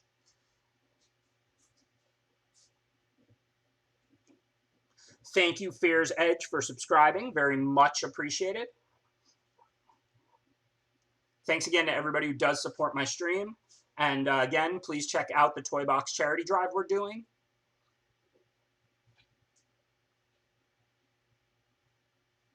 Thank you, Big Skinny, for subscribing. Like, I know I say stuff like this a lot, and I really can't help it because it's just how I'm constantly feeling. I mean, I know I've made limited content for a long time, and I'm pretty good at analyzing and explaining, but I never expected to be one of the most popular streamers in Magic year one of streaming. So thanks again to all of you who tune in and night out, subscribe, spread the word, just, you know, everybody who's taken part in this stream success. Like, honestly, like, I just don't even know what to say. Like, thank you is all I can really say. All right, so here, I don't care if I take damage. So the question is, do we want to bake into a pie Bone Crusher Giant? Can we do better with bake? Red-white aggro doesn't tend to have that big of creatures, and we still have a Reeve Soul and an Insatiable Appetite, so I think it is a good turn to just bake the Giant and hit for 5. We're hitting for 5. We're taking 3 this turn and 1 back, so we're winning the race easily. We don't know if they'll play something bigger or not. If they were green, I would be inclined to hold that bake into a pie because there's a good chance they just play a 5/5 or 6/5 or something bigger that I needed to bake. Red-white's creatures aren't that big, so most likely Insatiable Appetite and Reeve Soul will get us through their next creatures. So I think it is right to bake into a pie Bone Crusher Giant.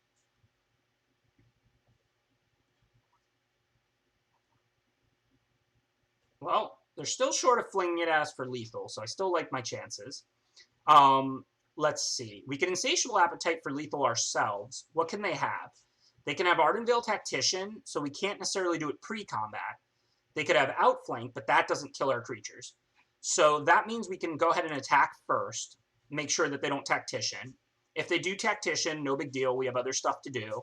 If they don't Tactician, we can Appetite for the win because they can't outflank our creatures. All right, they did have Tactician.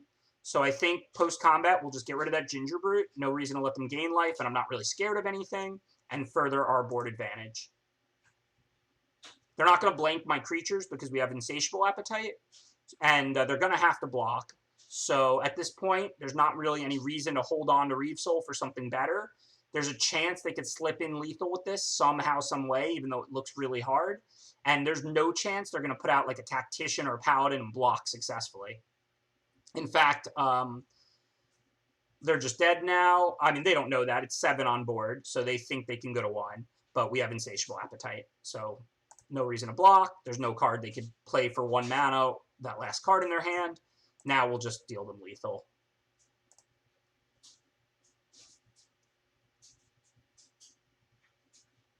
Insatiable Appetite last turn would be lethal, but they had Tactician. This turn, of course, it's lethal because we're only 1 point short on board.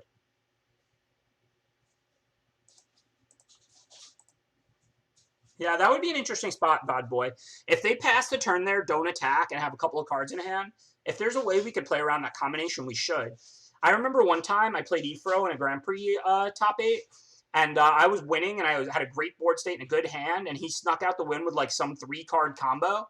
And it was funny because afterwards we were discussing it, and, like, I did punt. Like, I could have played around that exact combo and still beaten everything else, basically.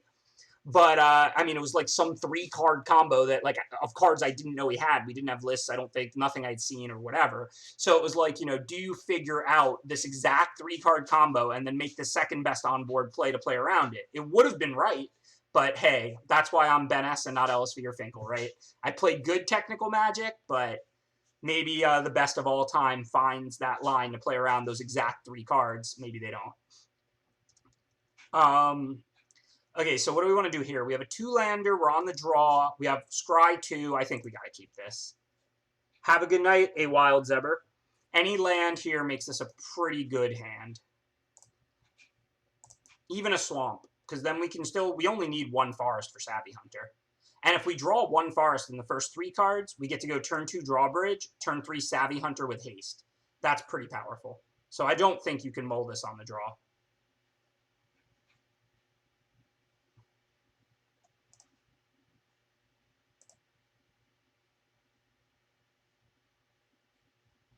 So I'm definitely going to block. That's what walls do, except I just click take it for no reason. I basically meant to block and just misclick there. Here, though, we'll race 2 for 2, and we'll be happy to do it because ours has lifelink. So effectively, they're taking 2 a turn, and we're taking 0 a turn. So we'll definitely tap Crashing Drawbridge and attack.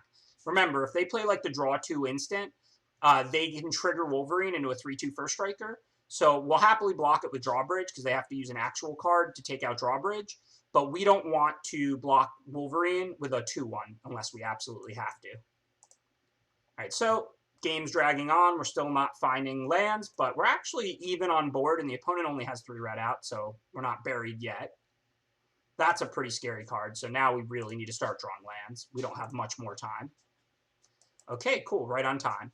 Now we do actually have some choices. Savvy Hunter is the card we most want to get in play. We could play it, give it haste and attack with it. We'll get our food, and for them to kill it, they'd have to double block, and then we would trade it with for the Fireborn Knight. I mean, it has double strike, so they could just single block, but it's the same point. We would trade the Savvy Hunter for the Fireborn Knight. Or they could take it. They could potentially hit us back for a lot, but I mean, probably not 16, and we're generating food. Or we could play Lost Legion, which will help us dig to a land, so we can bake into pie the Fireborn Knight. So we have some pretty substantial options here. I think Savvy Hunter's better, because if they take it and we generate a food, then next turn we can attack again, generate a second food, and draw cards. And it's really hard to imagine they're going to 16 me from this position. And if we trade Savvy Hunter for Fireborn Knight, that's a really good trade. So I think the right play is to haste the Savvy Hunter and attack. It's definitely a little bit riskier of a line, but it's pretty hard for them to 16 us here. Thank you, Daft and Filthy. Appreciate that subscription, and I appreciate your name. Okay, so we didn't find the land, unfortunately. So now and they did have the removal, so we fell further behind, so it didn't work out great. Now let's go ahead and play Lost Legion. This doesn't work against a double striker, so we can bottom that. We don't have time to cast 2 for Once Upon a Time, so we can bottom that. And of course, now we're not attacking.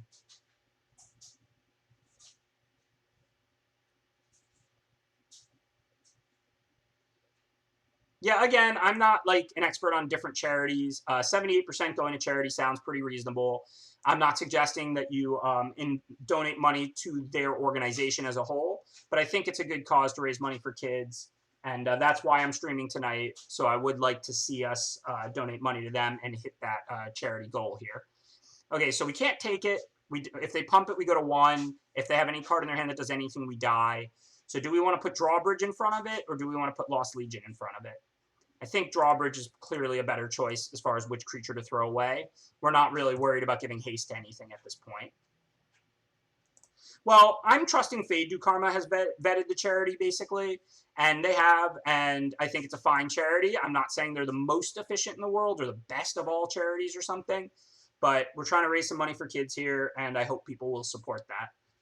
Like I said, I appreciate all the subscriptions I get, and I appreciate all the donations I get and all the support I get. This is a special bonus stream on Tuesday with the attempt to raise money for Toy Box. Okay, so what do we want to do here? We could bake into a pie Sarkar so they don't start drawing extra cards, but our 2/3 is going to have to chump block Fireborn Knight, and we're going to have to take 3. So we can't really afford to do that this turn. We could play this Curious Pair, and then we still have access to Insatiable Appetite. That gives us the ability to take out Fireborn Knight this turn, so that's probably what we have to do.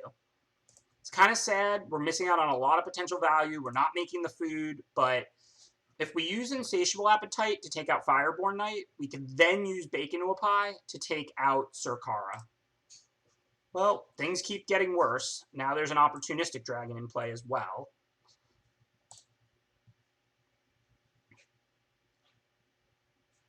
So what do we want to do? Our only option is Insatiable Appetite or Sack the Food.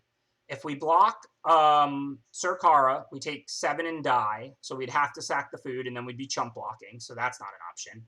If we block Fireborn Knight and we give +3/+3, we take 6. So we go to 1, we don't die. I don't know how we're going to win. I don't even think we have outs. I think this game is over, so I'm going to basically stop thinking, and I'm going to make this play. It puts us to 1 and not 0. And then if somehow we can survive next turn, who knows? It might be possible because we do have food, but it's unlikely.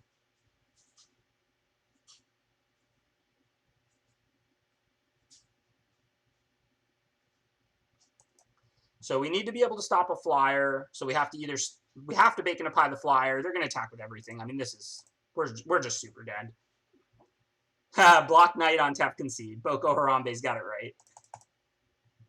No outs, no way to win that game. Nothing we could do.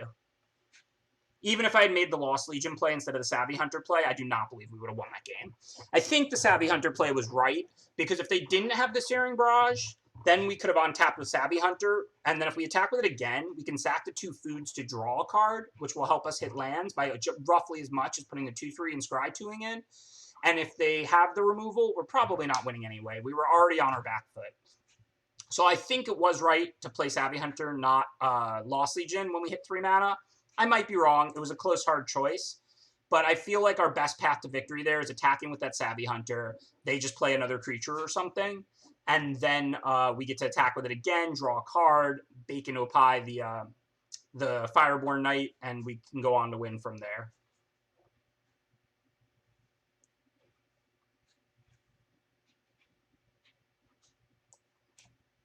All right, so do we want to Reeve Soul the turn 1/1 flyer?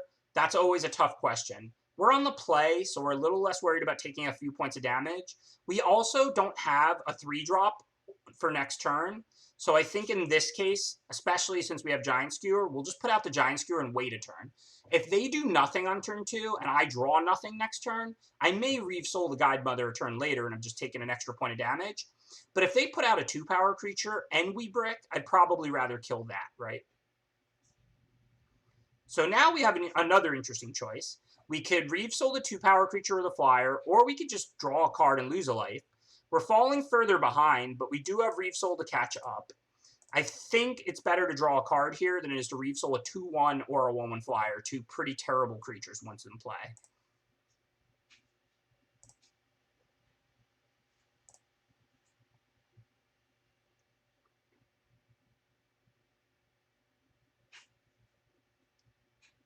All right, go ahead and draw our card, lose our life.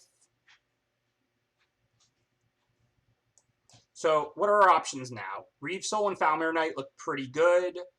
Or we could just play Falmir, and then we have the ability to like skewer it, which means they can't really attack on the ground because we'll net a food token. So that might be better. I don't care if they activate Merchant for their turn. What would I Reeve Soul? I would definitely not Reeve Soul a 2/1 over a 2/3 with an ability. So we would either Reeve Soul Merchant of the Veil or Fairy Guide Mother. We don't have a lot of ways to deal with flyers, but we do make food and can ignore 1 a turn pretty well.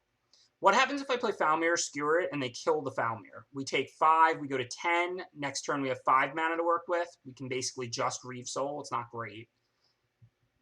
This is kind of an interesting situation. I think we probably want to kill that Merchant and play Falmir. If we end up losing to the flyer, that's frowned, but ultimately we don't have that many ways to stop flyers in this deck, but it is just 1 point a turn, and we're still at 15 life. I don't think we should expect to do much better with Reeve Soul than Merchant of the Veil. So hopefully we'll draw like Curious Pair, and then we can get a 3 toughness creature out and gain some life, and then we can Wicked Guardian it. Well, not the best, but I still like the line now because we would have took 5 had we not Reeve Sold the Merchant.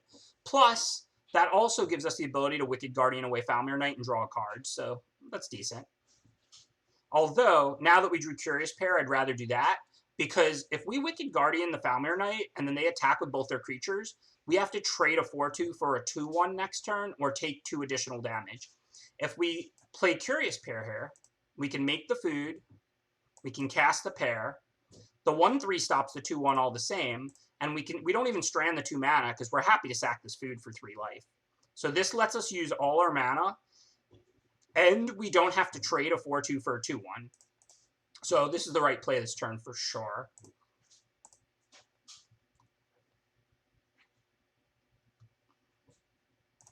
And I'm not worried about giving +5/+5 instead of +3/+3. We're at 9. They're an aggro deck. We have spare mana. Let's sack our food. Or I should say eat our food, gain some life. You know the deal.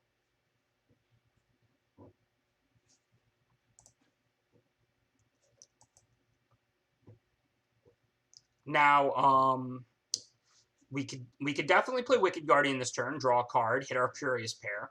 We're not really interested in attacking or blocking. We're taking 2 damage from their unblockable creatures, but we can deal with those with Bacon or Pie if we have to. But I think we would rather draw a couple of cards first, see what we get. Okay, so that is a little interesting. It gives us an extra blocker, so if we wanted to attack with Curious Pair, we probably could. But ultimately, they would just take 1 and then attack back with Squire, and we would have to trade Marrowleaf or Wicked Guardian for Squire. So I think we still just want to pass the turn to the opponent here. Now we're pretty safe against Rimrock and Squire. We can block them if they attack with both. We have Curious Pair, which basically stops both. We do have to start attacking the opponent, or we just lose the long game to these 1/1 unblockables.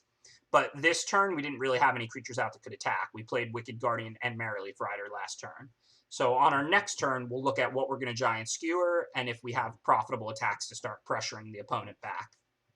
This is not some ultimate control deck where we can look to go to the late game. This is a deck that's going to play close games, and we need to grind out close wins.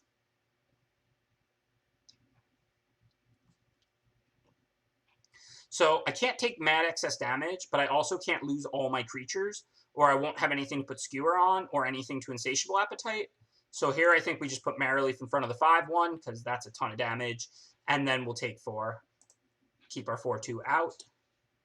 Skewer is 3 to equip. All right, Carriage is a pretty nice draw.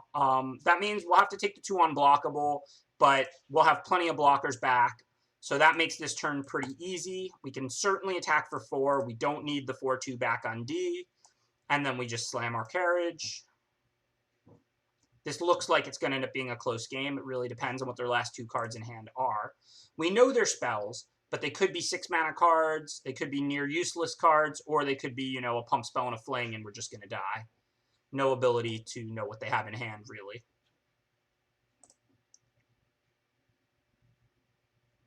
Can't do anything about those 2 this turn, though, so we got to take it.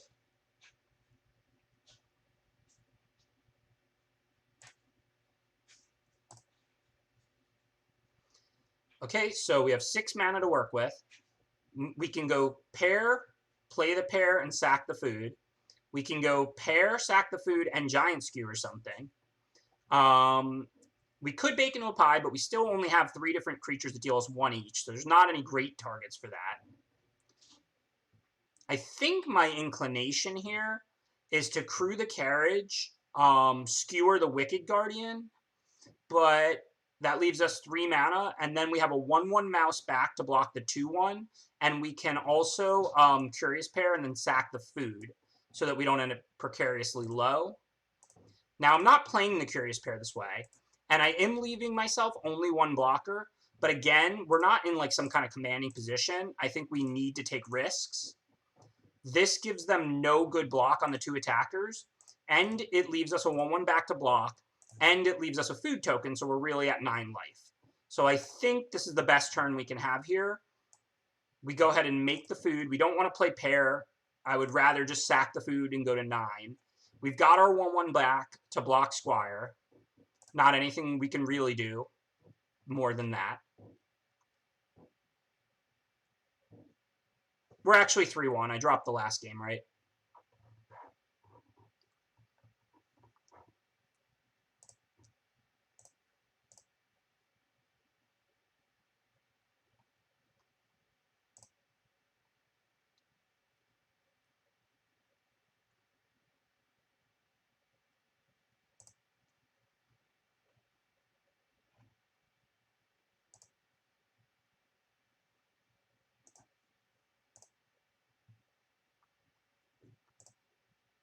Okay, so looking pretty good. They can't deal us lethal, and we've got this +5/+5 here. So if any of our mice get through, we can lethal them. So we're going to have to figure out now whether we want to sack a food here for life or not. They have 4 blockers, 1, 2, 3 attackers, maybe a 4th, like if we cast pair and then we could crew this. So they'd have to block all 4 of our creatures to not die.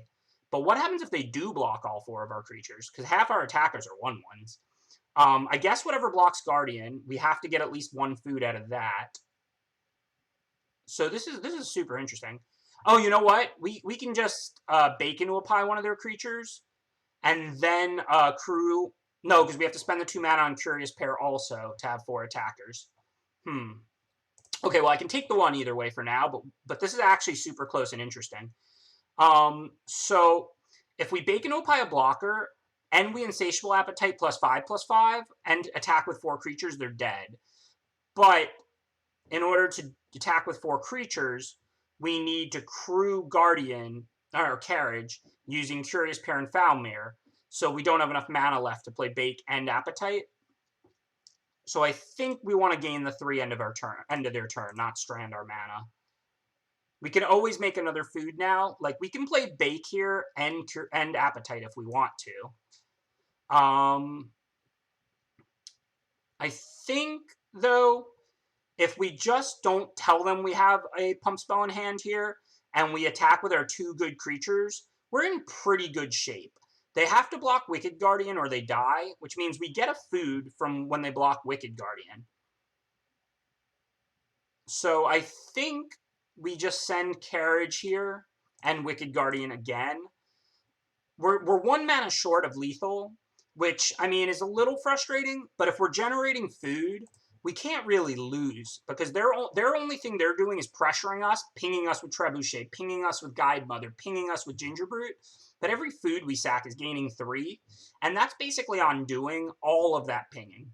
So now they have a choice, right? They can chump the Carriage, and then we kill another creature, or they can take it, in which case we Appetite for the win.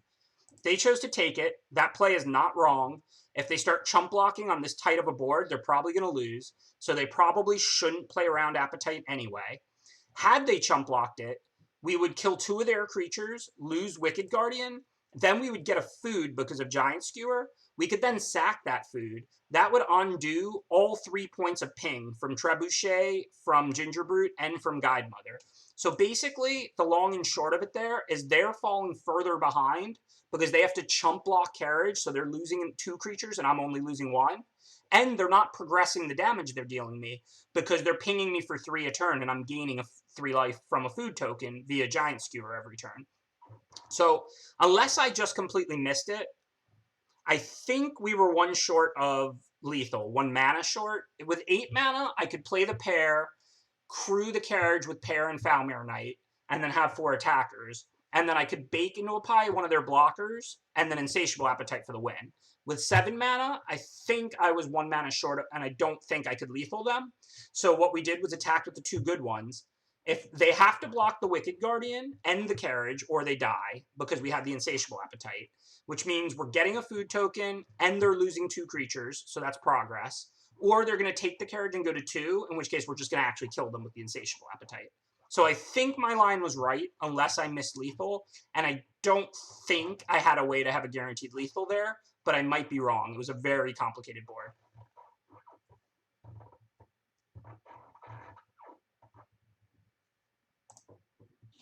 Another pretty ugly hand full of filler cards. But hey, we keep drawing forests and swamps, don't flood out, and maybe we'll eke out another win.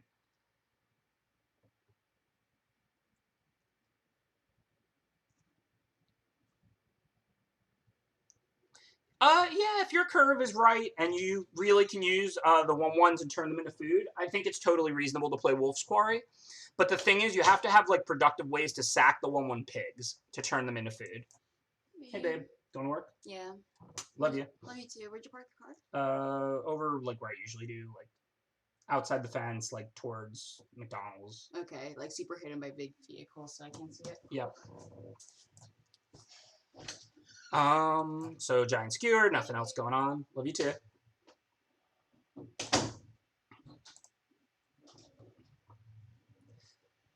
Yeah, you know, Kunio, I like fair magic, and I just decided that black-green food is too good right now. So rather than play it with all trails and cats and ovens, I decided to go with giant skewers and crashing drawbridges. You know, just that's me. You know, I like to keep it fair and fun. Have you announced what you're playing in MC7?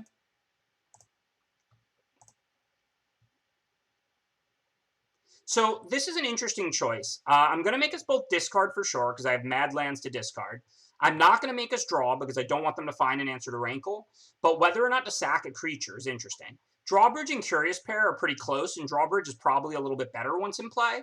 But I also kind of want the ability to edict their next creature just in case it's something big. So I think I am going to make us both sack a creature here. So I think in this spot, you definitely make both players discard because we have lands we don't need or care about. You definitely don't make both players draw a card because they have to find an answer to Rankle right now, or I'm just going to beat them with it. So I think you definitely make both players discard. You definitely don't make both players draw. Do you make each player sack a creature? That's a really interesting decision. And I'm not sure if that was right or wrong. I feel like it was right, but it could easily have been wrong. So now we have another interesting choice. We're going to play Savvy Hunter. That's more valuable than skewering. But do we want to make each player discard? We do, and we could play the Appetite for 3 damage, but the Appetite is protecting Rankle really nicely against red-green. So I think for now, I'm just going to hit for 3 and play Savvy Hunter and keep up my Insatiable Appetite. If they go for Scorching Dragonfire, we can Appetite in response. Oh, you know what? So I did make a mistake there. I should have actually played Savvy Hunter pre-combat, because if they Scorching Dragonfired the Rankle in combat, I could Appetite in response, and then I would have no cards in hand, and I could make each player discard. So I think the right line this turn is to attack with Rankle, is not to make each player discard or draw, but I should have played the Savvy Hunter pre-combat right away. This way, if they go for a Scorching Dragonfire on Rankle, I could then Appetite and make each player discard. I don't want to make each player discard while I'm holding Savvy Hunter, of course. It's a great card. I just wanted to get it in play. And so now I'm going to go back to that. We can attack with both. They're going to block Savvy Hunter on Carver. I'll Appetite it, and then I'll make each player discard 1, since that'll be them discarding and not me, because I have no cards in hand. I am dropping shields here as far as protecting Rankle, but I think at this point that's okay. We know they have 2 cards in hand that are both spells because they've been missing land drops. So each player discard a card. Now that we're empty-handed and they're discarding a spell is super strong. Even if they untap and Searing Barrage Rankle, it's going to be land, Searing Barrage, no cards in their hand. I'm going to attack with Savvy Hunter, get another food, draw another card, and I'm in a good position.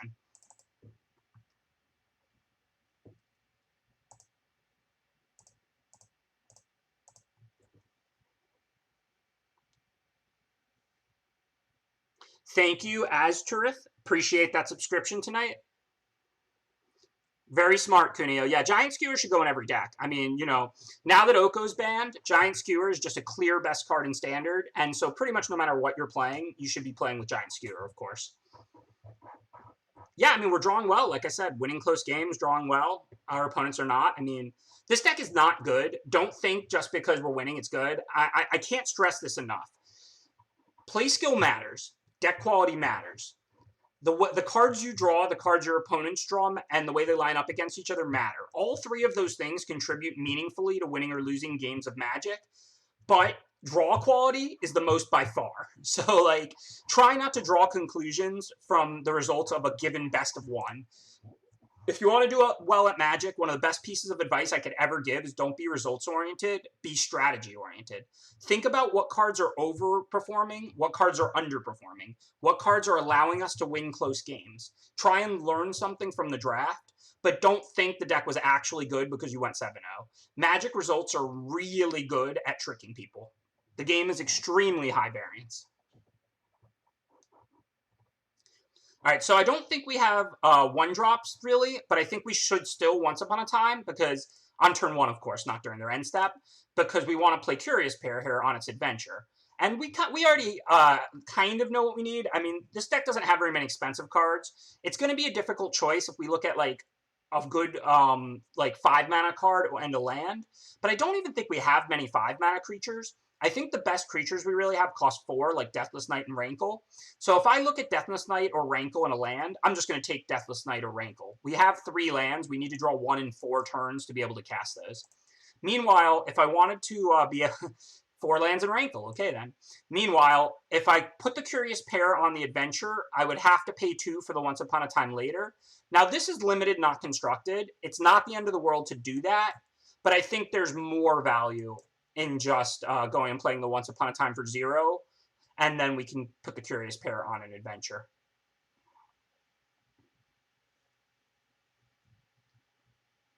So here I played the drawbridge first, because of course we can always just play the Smitty with haste anyway now.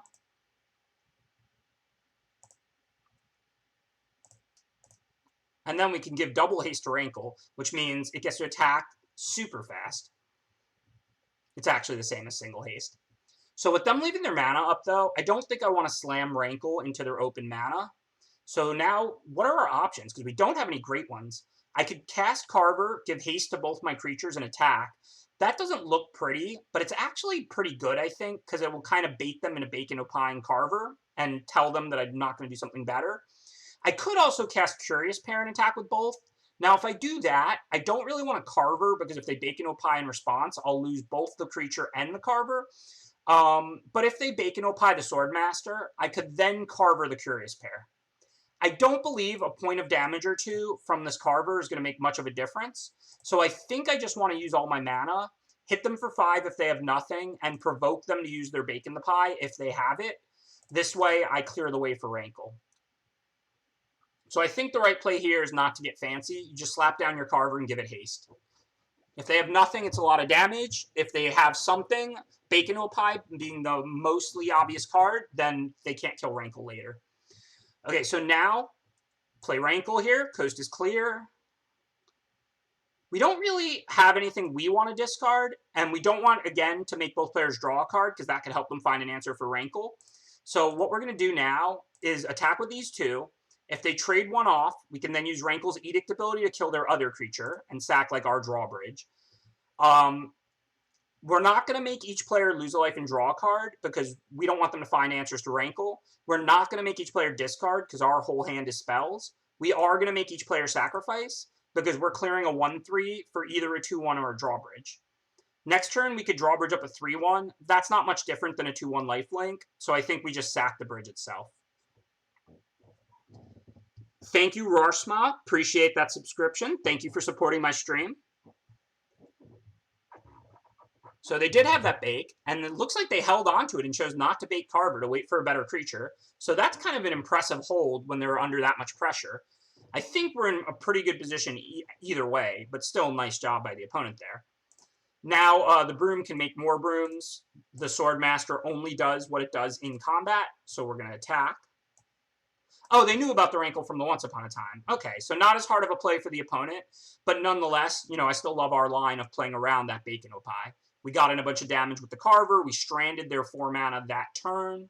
So all in all, right, a little less credit to my opponent because they did know we had it.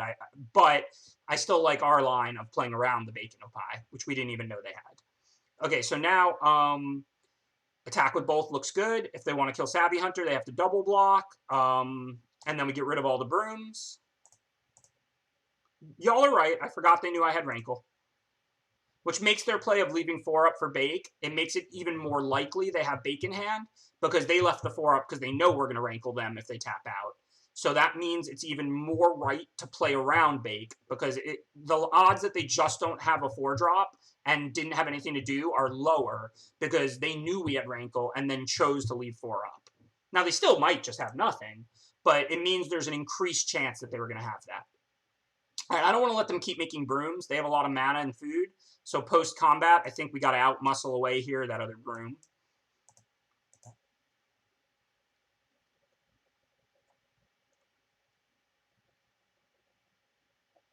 We could sack 2 foods now to draw a card. If I'm going to do that, I should have done it before I out-muscled, but it's still probably the right play. So we don't need life. We're at 28.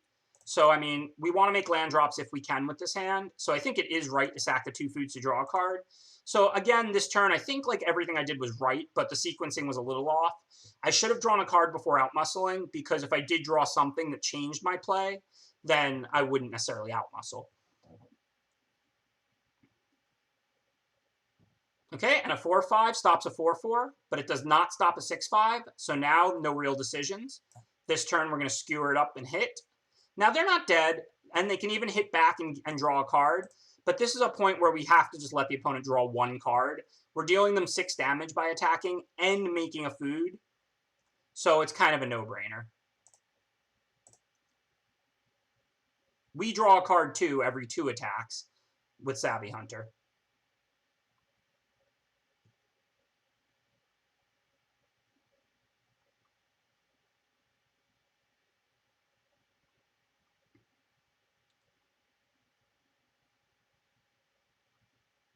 So now, Lost Legion's going to chump block. We can put out Foulmere Knight, which can block Keeper of Fables. Well, Lost Legion's going to die now and not chump block, and they're going to die. There's virtually no way they're holding anything here. It would just have to be basically another bacon to a pie. So we can go ahead and bake the Lost Legion and take the win. Let's say we didn't top deck bacon to a pie there. Then I'd attack, make another food, they'd block. Post-combat, I'd sack the 2 food to draw a card. And then if I didn't draw anything special, I would Foulmere Knight to draw a card and play Foulmere Knight, because Foulmere Knight stops Keeper of Fables. Is that why you put it in your constructed deck? You watched me stream with Skewer a bunch of times, Cuneo?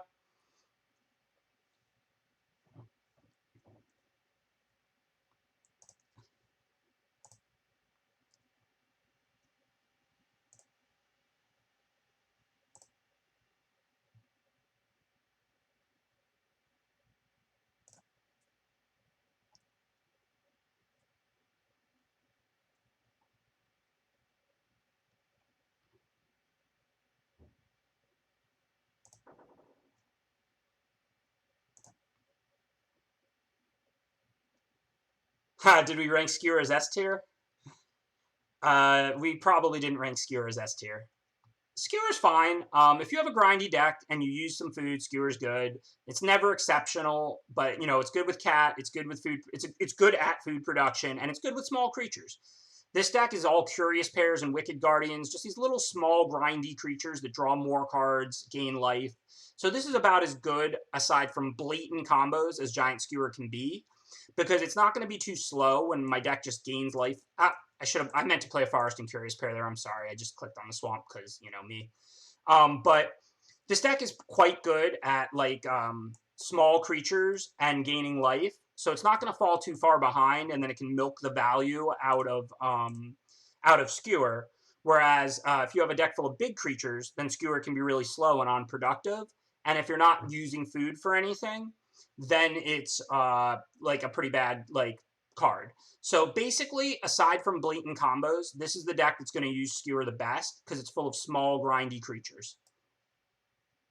All right, speaking of small, grindy creatures, we're just going to have to keep chilling for now because I didn't send Curious Pair on its adventure turn 1 because I was explaining Skewer. And we'll draw a card, end a turn with Foulmere Knight, and then we can see if Deathless Knight's going to have a nice window to attack or not.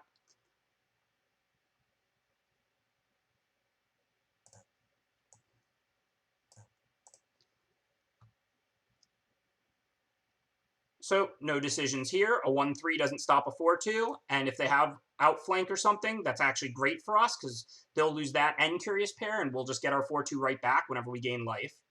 So these next couple turns are very likely scripted. It's pretty hard to imagine they're going to do anything here that makes me want to not drop Enchanted Carriage next turn. And it's pretty hard to imagine they're going to do anything that prevents me from attacking with Deathless Knight. Even if they were to play like 2 2/2s or something, I wouldn't really care because if they trade off with Deathless Knight, we have lots of food production, so we'll just get it back whenever we're ready. I guess the one thing that might influence that would be an Edgewall Innkeeper. I could outmuscle it here to stop them from drawing cards, but I think it's probably still better this turn to just go ahead and put Carriage out. We don't really know if they're holding an adventure creature that they can cast in those 4 cards. It's turn 5. They're already down to 12. Getting 6 more power and toughness and an additional 4/4 in play has a lot of value. If we outmuscle Innkeeper, they're not really under much pressure. Every time I make any play, everybody's like, yeah, this is right, unless they have Righteousness.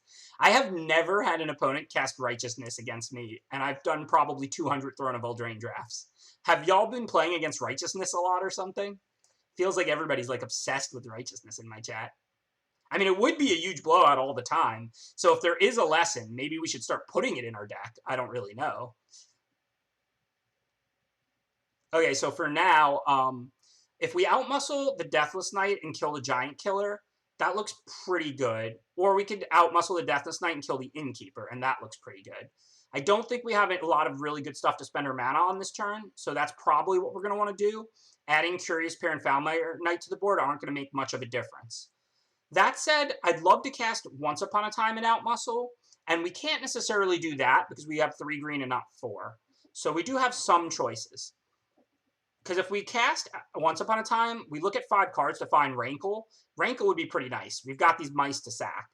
And we can always outmuscle without the Indestructible here, and then they could trade the rest of their team for a Deathless Knight, but that's still pretty good for us, given we'll just get it right back. Okay, so no Rankle. We don't need a Swamp, so we'll pretty clearly take Wicked Guardian. Now, let's see. What are our options? We could Curious Pair, Foulmire Knight, and put another Curious Pair on Adventure, or we can outmuscle. I don't think there's much of a need to outmuscle right now. They can't start sinking to a turn into Giant Killer, or they're never going to win the game. I think we can just add more to little creatures to the board. I guess I could just add Wicked Guardian to the board and kill like a mouse. Does that do more than putting out Curious Pair and Foulmire Knight? It's another 4/2 they have to deal with. Yeah, that actually is better. I mean, I didn't plan for this because we hit Wicked Guardian off the Once Upon a Time. But now I think I'll just eat a mouse for a card and put out a 4/2 attacker.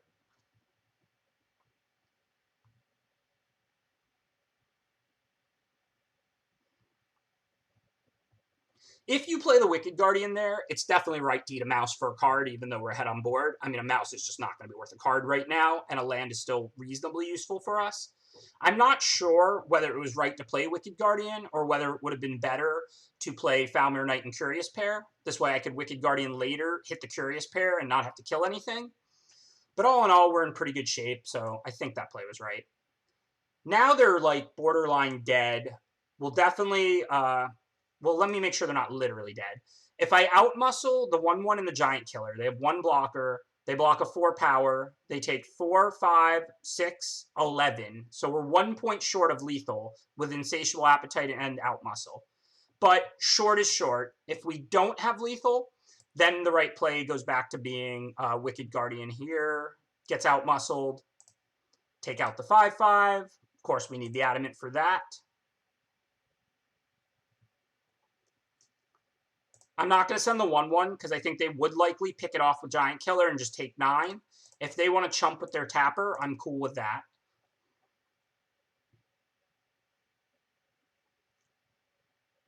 If they take this damage, I'm going to cast Foulmire Knight. If they chump block, I'm not going to, because then Realm Cloak Giant becomes more of a card to me.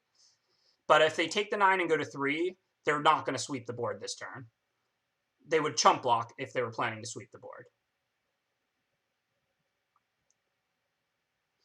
I see people have been donating. Thank you to everybody who's donating to the Toy Box charity drive. Really appreciate it.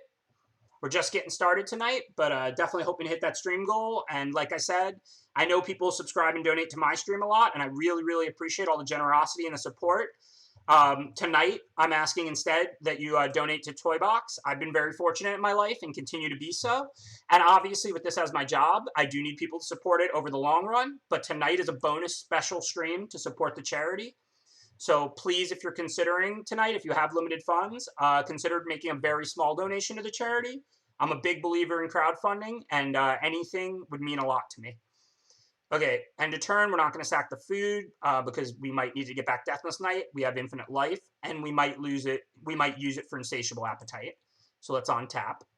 Now, they do have their mana up and 1 card in hand. It's unlikely they can do anything, but they're not really dead on board because if we attack with all 4 and they block the 2 bigger ones, they're only taking 2. I'm not going to just Insatiable Appetite one of the ones getting through. Now, if they tap out, now they're just dead. Now we can attack. They're going to block the 4-2. We'll just Appetite something getting through because there's no free spells in this format. So now they're just dead.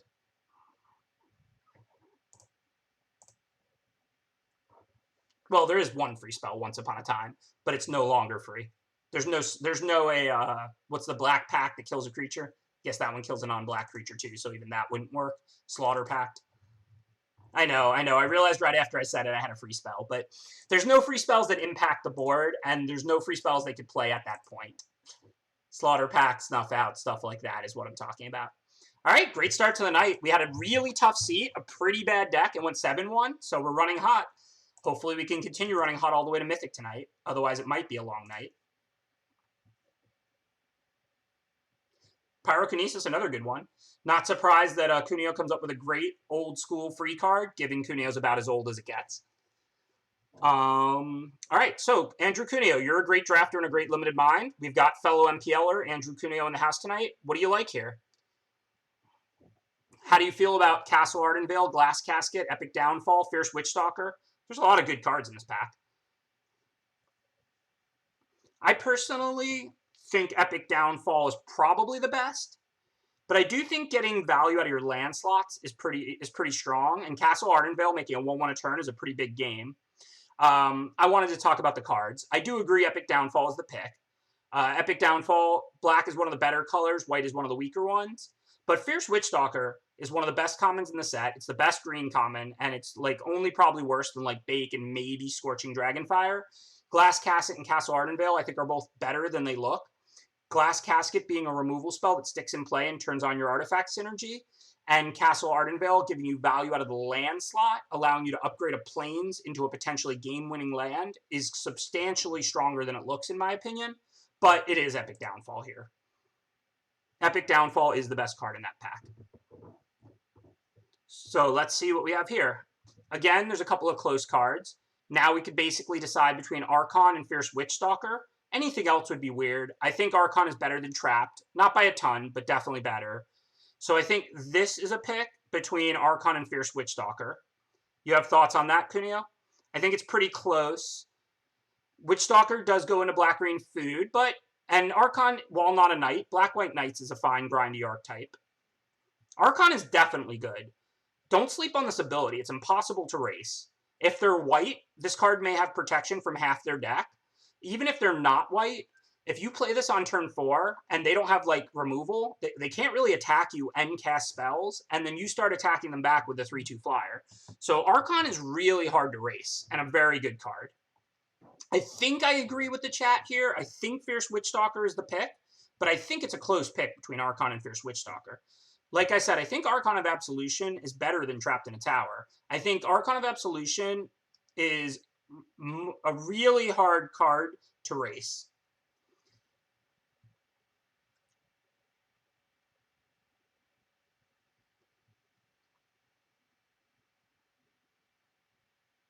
Have I ever done the dream of playing Archon versus Mono White? No, I have not. I have not actually had Archon that many times. Obviously, I've had it. It's an uncommon. And like I said, if you play it on turn 4 and it doesn't die, it's near impossible to race. So it's a good card. Fierce Witchstalker, of course, is a good card too. Cuneo said the pick's close. He'd probably go with Archon. I agree the pick is close. I get to play with Archon a lot less often than Witchstalker, and I think the pick is close. Plus, we've got fellow MPLer in the house, so going to go with Archon, because I think it's an extremely close pick. All right, so now there's basically Smitten Swordmaster and Lonesome Unicorn. This is a pretty bad pack. Both of those are fine commons, and they're both pretty good in Black-White, because Black-White tends to be a Knight's deck. Epic Downfall is better than Archon, but we also took the Archon after the Epic Downfall, so we should weight it a little bit higher. So I think it would be weird to take like Joust or Shine Chaser here to go into a third color when they're not very good cards. So this should be Lonesome Unicorn or Smitten Swordmaster, but I definitely don't know which of those I want to take here. I think I like Smitty a little better in Black-White, because that is a Knight's deck. Black and White are two of the bigger Knight's colors. But Lonesome Unicorn makes a Knight also. I feel like this is a very close pick. I don't think it matters a ton in the sense that it is close. Let's say we move into other black decks and we don't see white cards from here on out.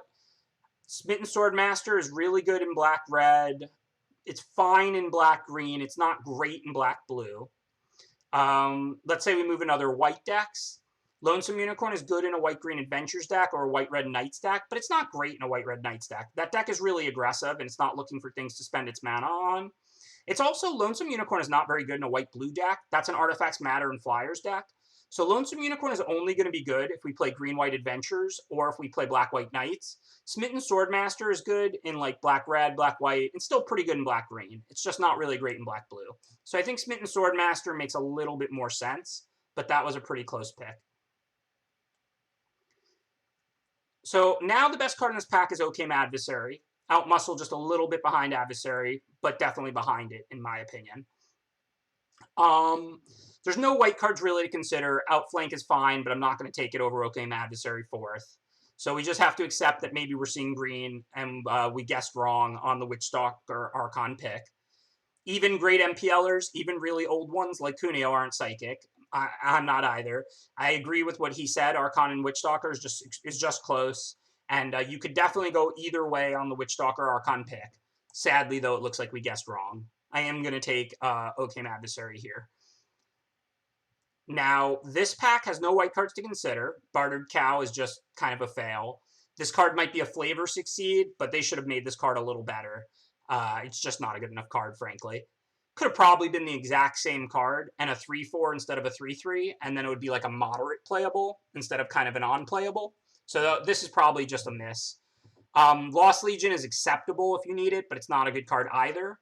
So I think we're looking at Garenbrig Carver and Giant Opportunity here. Queen of Ice is okay in like blue-white Flyers decks and stuff.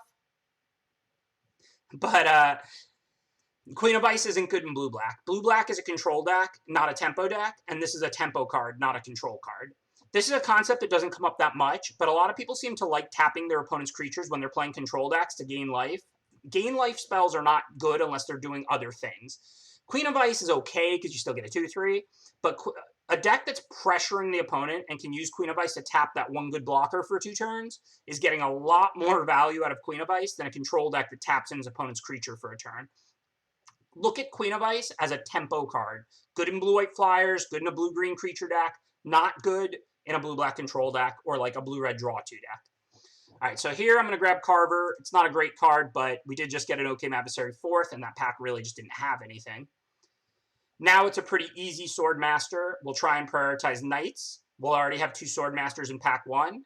We could still play black-green, black-red, black-white, black anything. This pack doesn't really have any other good cards except for maybe like Witching Well. Tempting Witch is better than it looks in black-green, but I'm not going to take it over Swordmaster here, and we're not committed to green yet by any means. Like I said, if we end up green-black food, I'll definitely play my Witches, but I'm not going to take it over Swordmaster. So now we can grab a Squire. Memory Theft would be the best black or green card in the pack. Squire's a pretty good black-white card with double Smitten Swordmaster if we go black-white aggro. So this is a pretty easy Squire. The second card I would consider is actually just the blue bounce spell. I would definitely not take any of the green or black cards out of that pack. Now we have an interesting choice again. Squire, Carver. They're pretty close. We've got 2 green cards and 2 white cards. This is actually a really, really interesting spot in the sense that we have to choose a colored card, green or white, that isn't black our best color, but they're pretty close in value, and I'm not really sure which one's better. I guess we could still end up green-white also. We really are just pretty even with green, white, and black. Once in Future is no longer in consideration. That card was pretty good when half your opponents were playing Mill. But now that the format revolves more around red aggro decks and almost nobody is playing Mill, because if anything, they overcorrected, which is a lot better than it was before. But you hardly ever see blue Mill decks now. Once in Future went down a ton in value. Carvers do work well with Swordmaster, but so does Squire. Pump spells work well with Lifelinkers for the same reason pump spells work well with Savvy Hunters, because your opponent's basically forced to block your Lifelinkers and your Savvy Hunters, or they're just going to lose to the turn-by-turn value they create. So if your opponent can ignore your attackers, then your pump spells are basically dead in your hand. if your attackers can force them to block, like Smitten Swordmaster or Savvy Hunter, then you get your value out of your pump spells. So yes, Carver or Squire should be good with Swordmasters, but either one should be good with Swordmaster.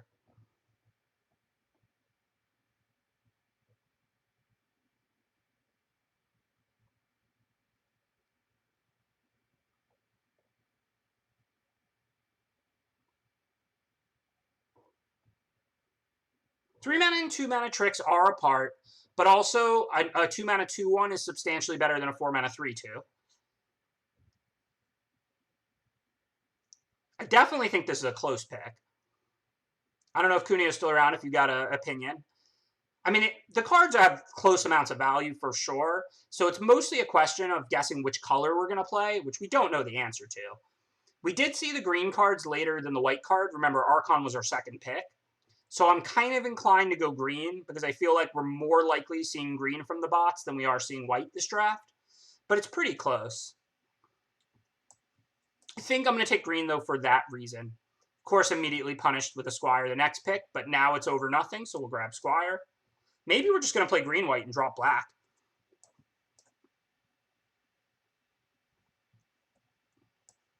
I think it's entirely possible that black is the color we're not seeing here. We have gotten late green and white cards, and Epic Downfall was our very first pick. So even though I'm a pretty big fan of 2 Smitten Swordmasters, we might have to move into green-white. All right, so we have a lot of pump spells. If we play green-white, we have infinite. So this deck is going to get the most value out of Oakham Adversary like possible. As I've talked about, Once Upon a Time is the opposite of these game-winning finishers. Cards like Ill-Gotten Inheritance are always going to be overrated. That's not to say they aren't good. They're just going to be overrated because they look so impactful. Once Upon a Time, kind of being a split card land spell and preventing screws, you kind of don't realize when Once Upon a Time wins you a game. So it's always going to be undervalued. That said, it's not as good as Oakham Adversary. Oakham Adversary in a green-white creature deck with double Squire, double Carver is going to be a nightmare for the opponents anytime we're not behind. So I would probably rank this pack Adversary, Once Upon a Time, Outmuscle. Outmuscle and Once Upon a Time and Adversary are all relatively close, but I think Oakham Adversary is just a clear winner, given we're a green-white creature pump deck most likely, or a green-black one. Not much of a difference there either way. So it's totally unreasonable for us to take Rampart Smasher and expect that we can cast it. The best white card here would be Princess. That's pretty embarrassing. The best black card is Reeve Soul, which is pretty good. So we probably have to take Reeve Soul, even though I think we're more looking at green and white than we are black at this point. Going to be waffling between Abzan colors because we're not going to take Beanstalk. We can't cast Rampart Smasher. And we're not going to end up that heavy of green. We have 3 colors at the moment, 4 green cards. So I think we pretty much just have to take Reeve Soul out of this pack and see what comes next. These have been 2 pretty rough drafts so far. All right, so now, like I said, we can't go red. We're not going to use Grumgully or Brimstone Trebuchet, the best cards in the pack. I'm not personally a big fan of Spinning Wheel. I think this card is way overrated. If your deck wants ramp, wants color fixing, sure. But 5 mana tap a creature is kind of a joke. I'm not saying it's never a powerful effect in the late game, but it's just not an efficient card at all. Thank you, Draka Appreciate that subscription. Love all the tongue twister names on Twitch, but thank you for supporting my stream. Very much appreciated. Thank you, Aetherstorm. I am playing in the MC. I don't have as good a deck as Cuneo's Grixis Blue-Red Flash Skewer deck, but I do like my chances. And I will be traveling there tomorrow night, so this is my last stream for the week because of MC7, but hopefully we're going to make a good long one, hit that charity goal, and raise a lot of money for Toy Box, and hit Mythic tonight. So now let's look at this pack. Rosethorn is fine, but we're a pretty aggressive deck. I don't think we necessarily want a Mana Accelerator or a Ramp card. We're not necessarily looking at splashing. I mean, if we play green-black and we get a couple Rosethorns, we could splash like Archon. If we play green-white and we get a couple Rosethorns, we could splash like Epic Downfall. But green-white is an aggro deck. You don't really want to splash into that deck. I think we should mostly look at Halberd and Flutterfox and Carver. Even though they're pretty weak cards, I think we want to try and draft like an aggressive green-black or green-white deck. Oakham Adversary, if the opponent has to block it, is a pretty scary card, but if you're behind, then it doesn't do a ton. Smitten Swordmaster has the ability to drain, and we have a bunch of pump spell creatures. So I think if we can give Flutterfox flying, that might even be the pick, but we don't actually want to play these Jousting Dummies, and this Hengewalker is unplayable in this deck. We're going to be pretty split between at least 2 colors. So we actually don't have any enchantments or artifacts yet, but I would love good aggressive 2-mana 2/2 flyers for a white-green potential or white-black creature aggro deck. So this is another pretty tough seat, pretty ugly draft. Thank you, Janori, for subscribing. Very much appreciated. So this draft is not going well either, just like the last one, but we still have a lot of time. It's only the start of pack 2. What should we take here? Our deck does not look cheap and aggressive enough for Halberd, plus these Squires are human, these Sword Masters are human. So I don't think we want Halberd right now. I think we can rule Halberd out. Yeah, I agree, Golgari. Plus, we have a lot of time left. If pack 2 and 3 go poorly, though, this could end up pretty rough. So I don't think we want Halberd. And I don't think we can count on giving Flutterfox flying. Plus, I think white is ever so slightly the least likely of the 3 colors right now. So I guess I'm just going to grab another Carver. Pretty ugly. So if we're not looking at blue and red cards, then this is just a clear and easy Tree Folk. Tree Folk's a card I like a lot. We do need to draft cheaper creatures, but there are plenty of them in this format. And Tree Folk is really good on Smitten Swordmaster. Alright, so now the best card in this pack by a lot is Trapped in the Tower. There's no way I'm going to take Carver number 4 or Wildwood Tracker over it. So this is a pretty easy Trapped in a Tower.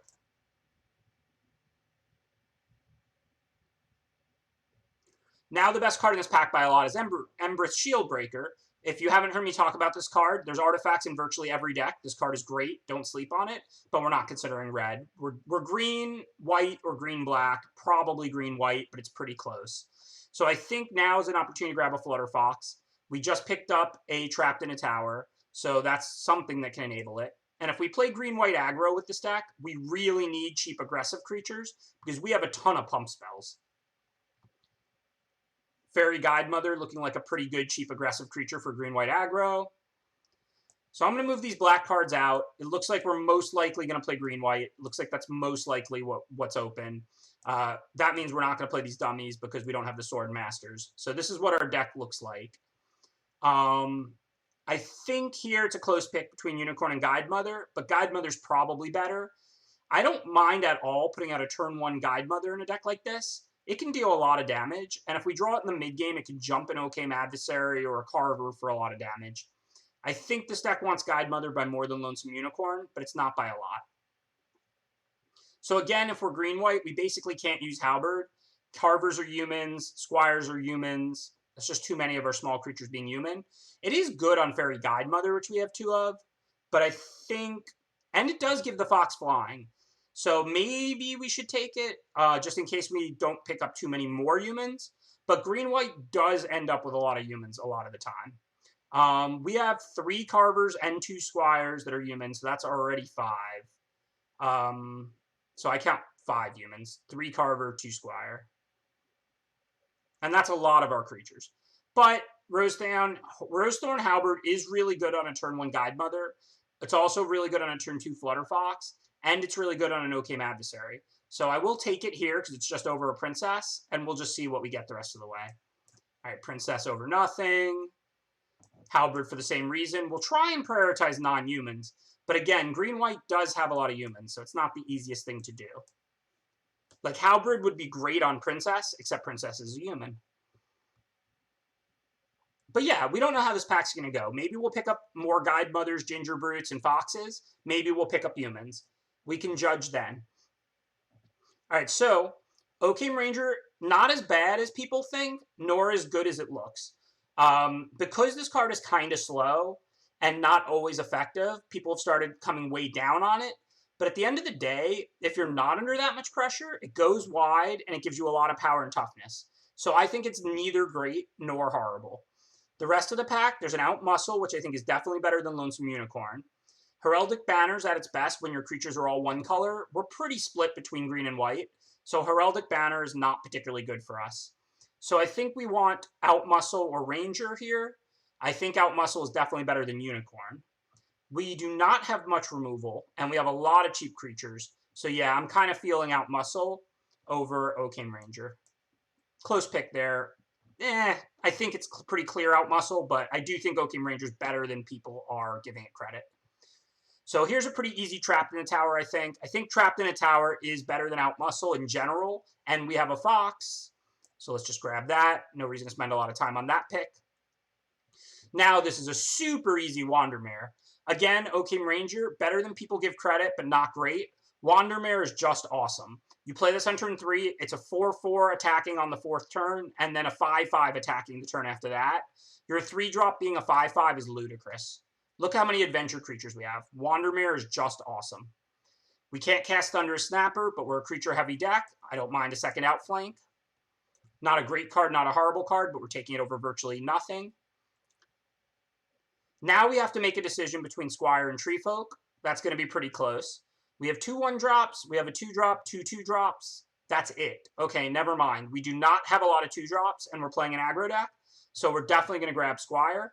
Treefolk would have been at its best with our Smitten Swordmasters. If you pumped your lifelink creatures, that adds a lot of value.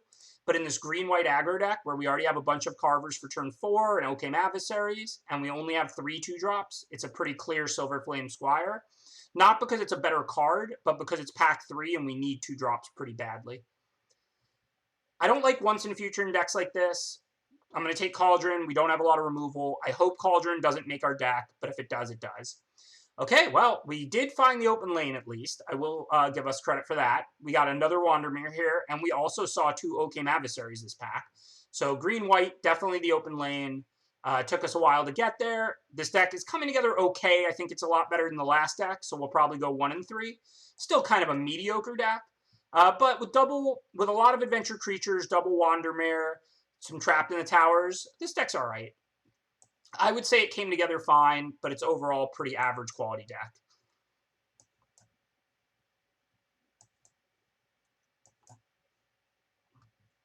Let's take a look at what we have. This is probably a 16-land deck. I don't think we need mana very well, and I don't think we spend our mana that well. We have a decent amount of adventures, but they're still pretty cheap. So I think we want to go 16, which means we want to err on the side of cutting expensive spells. True Love's Kiss is a pretty easy cut. Again, I think that card is fine. It just never really seems to make it because there's always better stuff to cut. I think we can cut a Halberd. 3 is just way too many with this many humans. I don't think we want to cut Tracker. Even though we have a decent amount of humans, I want to get out in front with a double Fairy Guidemother deck and this much pump. So I like the idea of playing a 1-mana 2/2 in this deck quite a bit. I don't think we want to cut Tracker.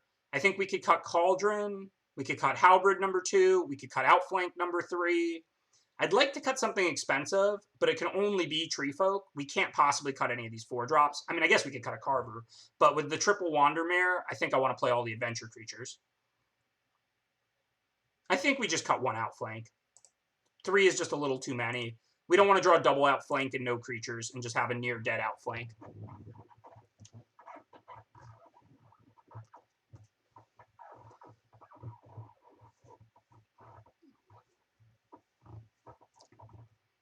You know, Cuneo, if you ever took a second and stopped trolling and gave out good serious advice, you're definitely one of the best Magic minds of all time. So maybe say things that are true instead of constantly trolling us once in a while. I mean, look, you do you. I'm just saying I would appreciate it.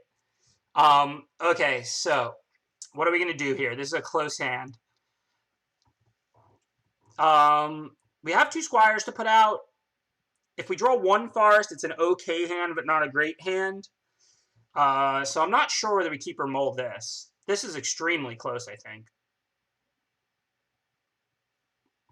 I mean, a lot of Cuneo's trolling is clever and fun. I don't mind it. It's not like, I'm just saying, I think that, you know, Cuneo, I think, personally, is one of the best Magic minds. Like, he's a good technical player, but not like the, you know, PV Finkel level of technical play. But I think he understands Magic extremely well. So, like, good strategy advice from Cuneo is very valuable, whereas we just constantly get trolled. I'm just trying to get him to give us good strategy advice, you know? I don't mind the trolling.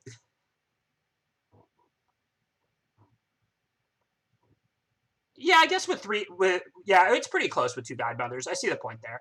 If we had another Guide Mother, he's saying you can jump your opponent's creatures and then fell the pheasants it, and that's a pretty good combo. And obviously Cauldron is pretty bad, but we went with it because we don't have a lot of removal. Also, what's up, Jamie Topples? Another limited streamer who's always drafting. And no, your mulligan decisions should not change in best of 1 versus best of 3, aside from like the hand smoother and stuff that I don't necessarily understand. But it doesn't matter whether you're playing game 3 or game 1. You're always trying to give yourself the highest chance to win. I'm going to mulligan. I think that hand was extremely close. Now, this is also pretty interesting. Archon is by far the best card in our hand, but we only have 2 lands. What do we want? Oh, I guess I ran out of time. So it put back a Plains. Well, this was ugly. So I don't know what I would have put back. Obviously, Plains was literally the dead last card in my hand I would have put back. It was a debate between Trapped in a Tower and Archon of Absolution.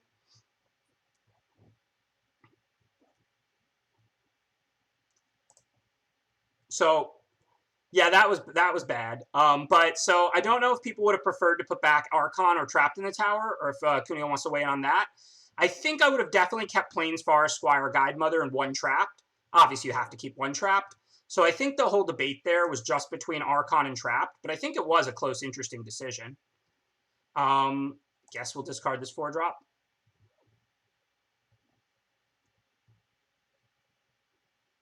I don't mind. Like I said, I'm here for the analysis, not the game wins. Winning is better than losing, but winning without thinking is wasting our time, in my opinion. If we're going to play the greatest strategy game ever invented, it's to analyze the strategy, not to chalk up wins and losses. Yeah, I could see cutting Cauldron. I think it's extremely close. But, I mean, there's going to be hands where we only draw a creature or 2 and they kill them. And so, because we already have 2 outflanks, I'm pretty worried about a 3rd outflank over a 1st Cauldron, because some of our hands will be creature light. Well, we can't learn from this game because it randomly put back a Plains after a mulligan that I needed very badly. But as a whole, like I said, I think the decisions are more important than just playing fast, not analyzing them, and winning the game. Yeah, that would have been better, Jimmy. I'm about to concede this game, so I stopped thinking about that and I'm just reading the chat. But yes, we could have carved one of their creatures on our turn to put it on adventure instead of discarding, and that would have definitely been better.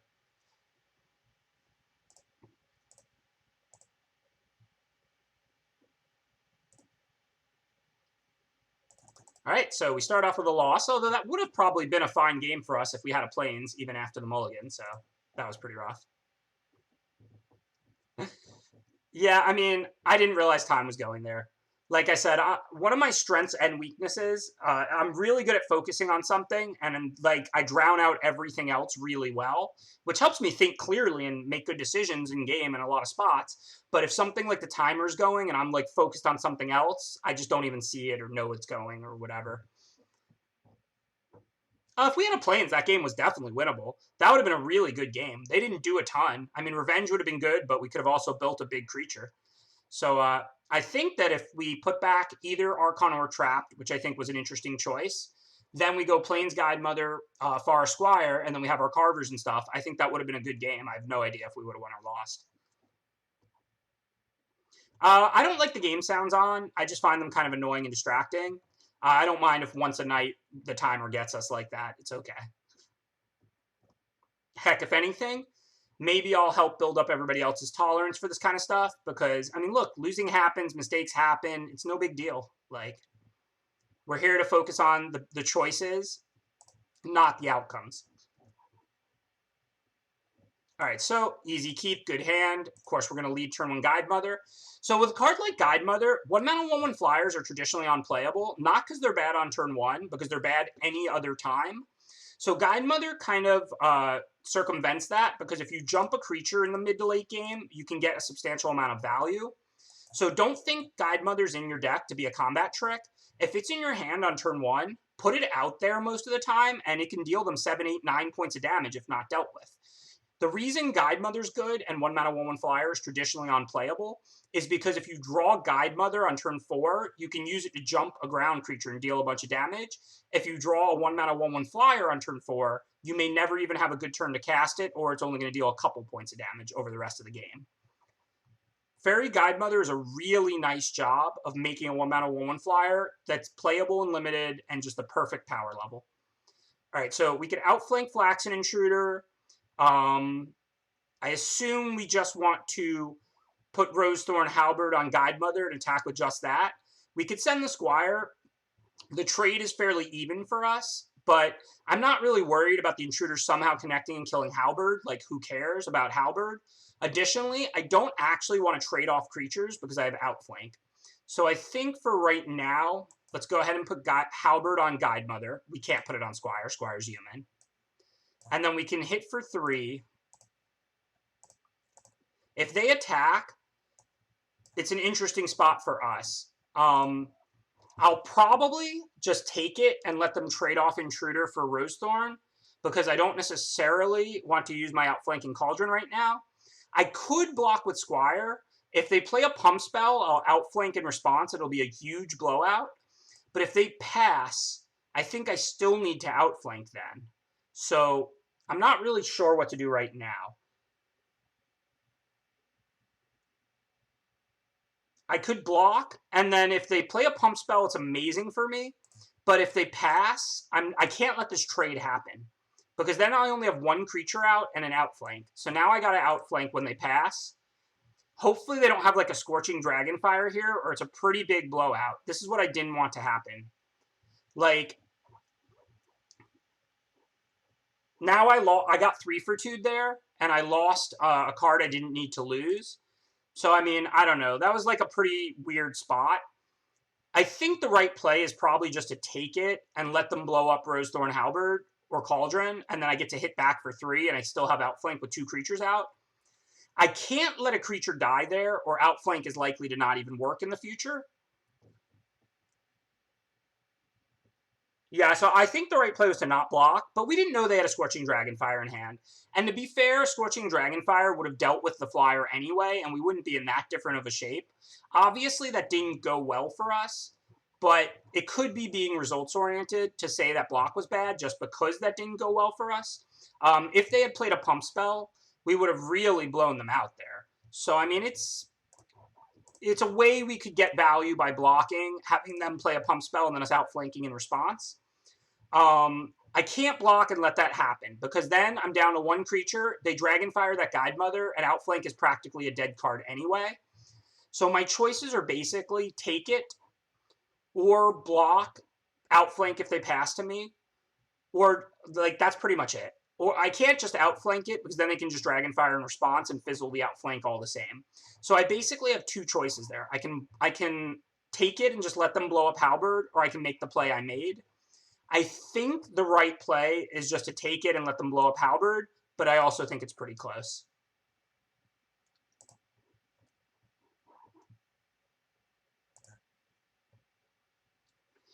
Well, so if I'm not going to block, I should attack with the Squire, and then I can outflank if they block. But then I lose the ability to block and outflank, which is the play we ended up deciding on. So, I mean, I'm not sure which of those is better. Like I said, it's a close play. I mean, your plays aren't going to always work out. You see us get them a lot of the time. Sometimes they're going to have whatever gets us. I didn't have any way to really put Scorching Dragonfire in my opponent's hand there. And, like, if they had a pump spell in response to that outflank, it's not a blowout. The outflank and the Squire just trade with, like, the Carver, which still gets to go on its adventure, but I still kill the Flaxen Intruder and all of that. So, all in all, like I said, I'm not sure if that play was right or wrong. I believe it was close. Oh, come on. If they didn't have anything, we were still in this game here. We hit them for 5, we play the Guidemother and put the Halberd on it, and this would have been a close game. They needed to have that last Slaying Fire now, basically, to beat us. The best play is not to block and let damage happen. We cannot have 2 creatures and an outflank in our hand and trade off one of the creatures and have outflank be reduced to dealing a point of damage.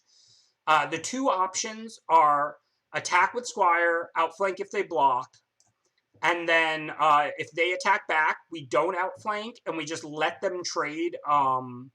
We just let them trade their Flaxen Intruder for one of our artifacts, and we still have our 2 creatures in play, or make the play we made. Attack, block, and let the Squire and the Flaxen Intruder trade is not on the table. That's practically burying our outflank for them. That play would not be good. We could definitely have attacked, outflanked if they blocked. If they take it, then they just attack. We don't outflank, and we let them blow up a halberd or whatever. Or we could make the play we made. But I would never trade off Squire in that spot. I think trading off Squire would be a much bigger mistake than the play we made.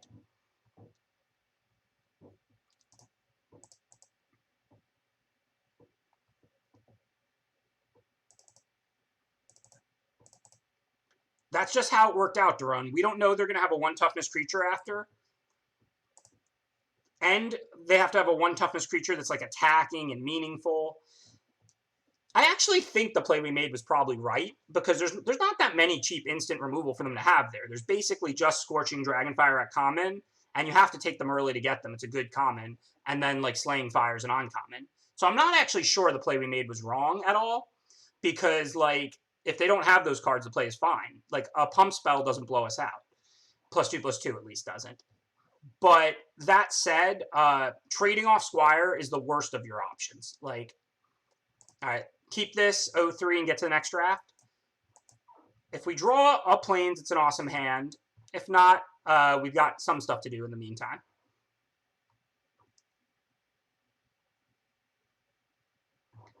So, do we want to trade? I guess probably not. Any pump spell is not bad for us. If they Carver, all that happens is we kill their Flaxen Intruder.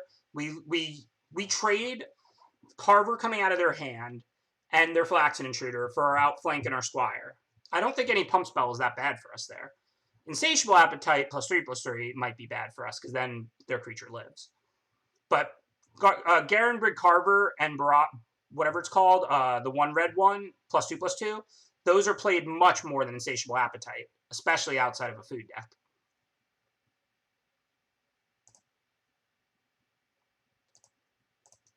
So here I'm going to elect to just hold back. If they have a 2-drop to cast, they won't pay the 1. If they do, then I'll miss a point of damage. But ultimately, we're going to have a lot of spells if we draw our lands, so I don't need to win this game via sneaking in 20. So now the only problem is we can't Carver before blocks, or they'll just pay the 1. So we're going to have to get blown out by outflank again. But if they don't have outflank, then this works out really well for us. And if they do, like, we're losing a 1/1, so whatever. Also, if they're not paying the 1, that tells us they have a 2-drop in their hand. So they would have to have an outflank and a 2-drop.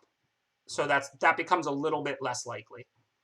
Can't avoid all getting blown out in Magic, y'all. You have to try and play to win sometimes. There was not a lot of reason to put Scorching Dragonfire in their hand that game, like I said. For now, though, I'm just going to sit back. Hope we draw a plane sometime soon.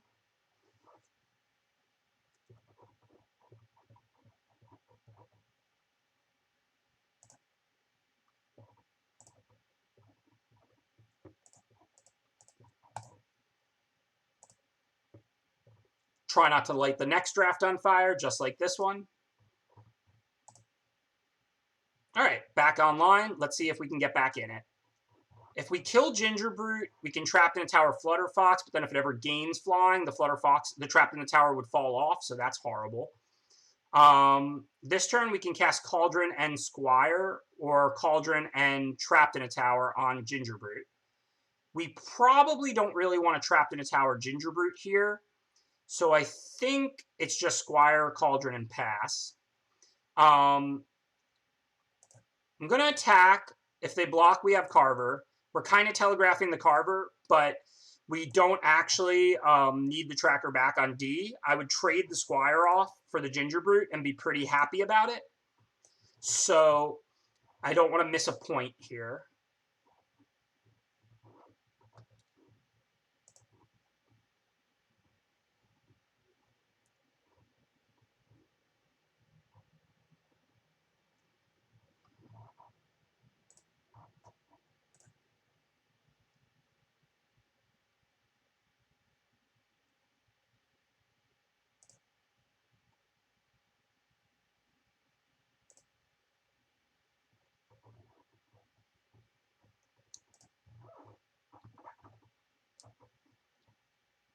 Okay, so what happened? They played another brute. They're pressuring us. I guess all we can really do now, if we Cauldron the Fox and we hold back a blocker to trade with Ginger Brute, like Wildwood Tracker, this is a pretty good turn sequence for us, right? Like, we can attack with Squire here, getting 2 points of damage. I'm going to Cauldron the Fox now because I don't want them to pump it and then I take 4 from a flyer. I just want to kill this 2/2 flyer. And then I've got Tracker back. If I trade Tracker for Ginger Brute, I'm very happy with that. If I'm not able to trade Tracker for Ginger Brute, that means they're having to pay 2 mana to get in the damage. Of course, I didn't expect them to have second Shepherd, but good beats. So they're going to pay 1 because they're going to spend 4 mana probably on 2 Shepherds or a Shepherd and a Fox.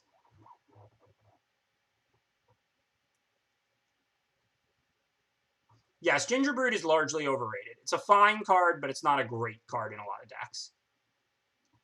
Okay, so we're up to 4 mana. Gives us a few more options. Trapped in a Tower on the 3/1 is totally reasonable, but that would only leave us 2. We could cast Squire, we could cast Carver. Outmuscle with Adamant is online. We could take out the Fox potentially, and then just get in a nice attack for 3 with the Indestructible Squire. And we still have Wildwood Tracker back to trade with Shepherd. So that looks like a pretty good turn. So I'm going to assume that's right.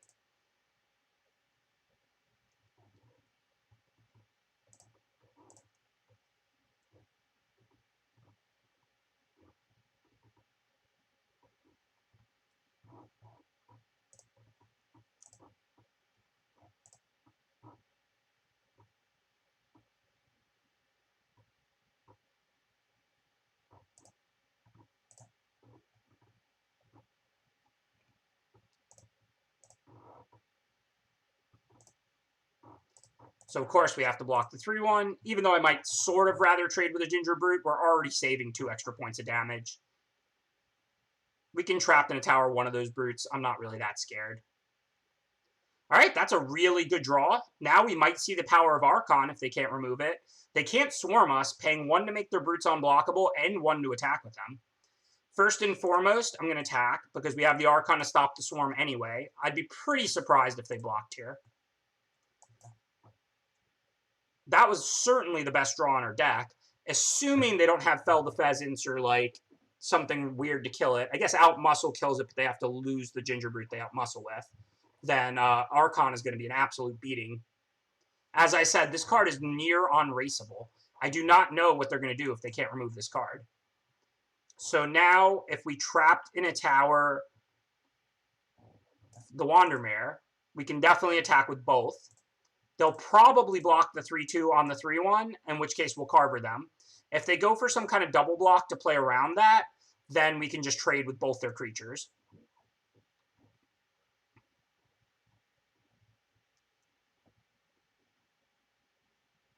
Yep, so they block the 3/1 on the 3/2. That makes sense. Now we can get value out of our Carver.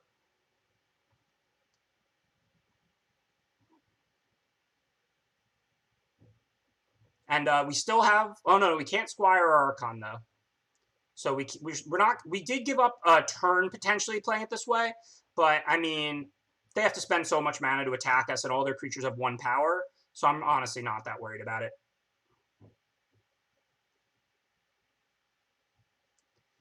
Okay, so with 2 mana and 3, we can play Squire and Okame. We can't, unfortunately, play Carver and Okame.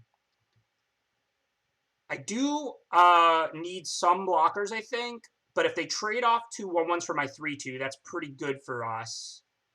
So this is interesting. We're going to attack with Archon. We're going to put out a blocker or 2.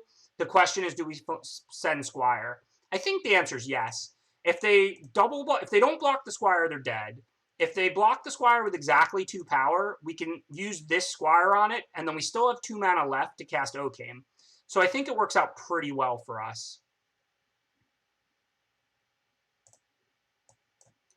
So now we can go +2/+2 here.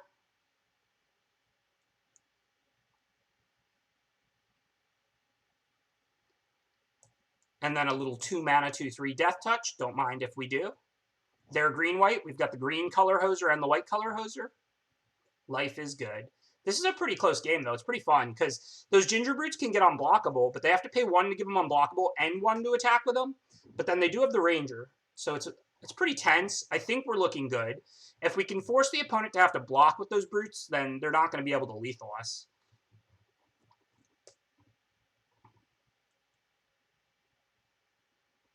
So I think any trade here is good for us. And now they must block the Squire or they die. If we attack, they can use Oakham Ranger and trade off just 1 Ginger Brute for Squire. But I still think that's just a good trade for us, right? And then post-combat, we can play Adversary and Squire. These Ginger Brutes can gain life. They can become unblockable. Even though they're only really 1/1s, I think I'm comfortable with trading one of their Ginger Brutes for my 3/2 at this point in the game.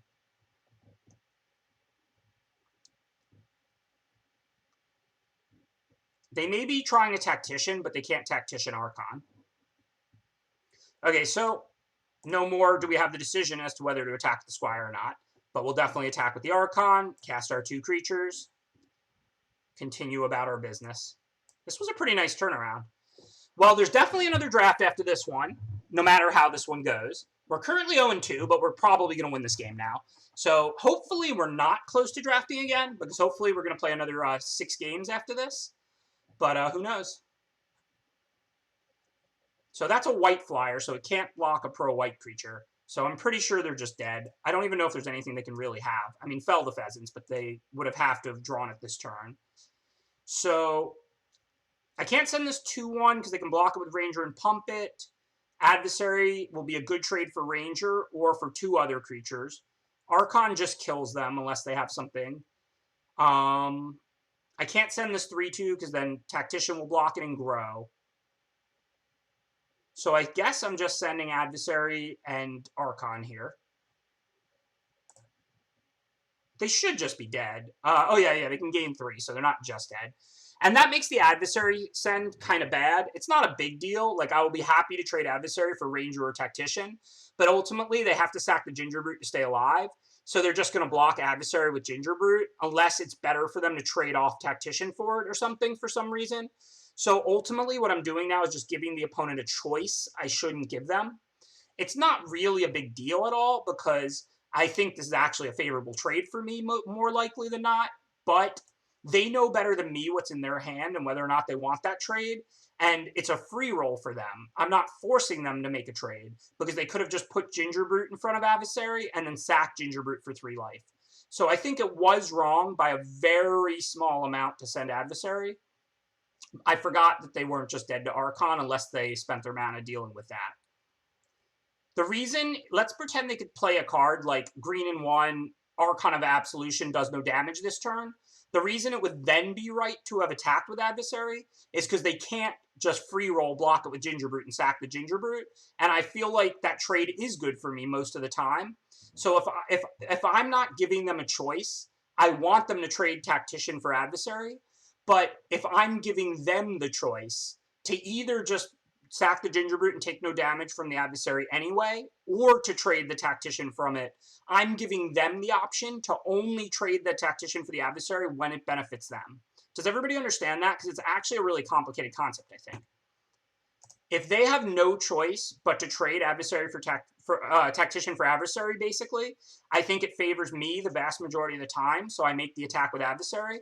But if they have the free roll between just blowing up, by fogging the Oakham Adversary attack, by blocking it with Ginger Brute and sacking it, or trading Tactician for the Adversary, then I'm giving them the choice. Oh yeah, I had fun. That was a good game.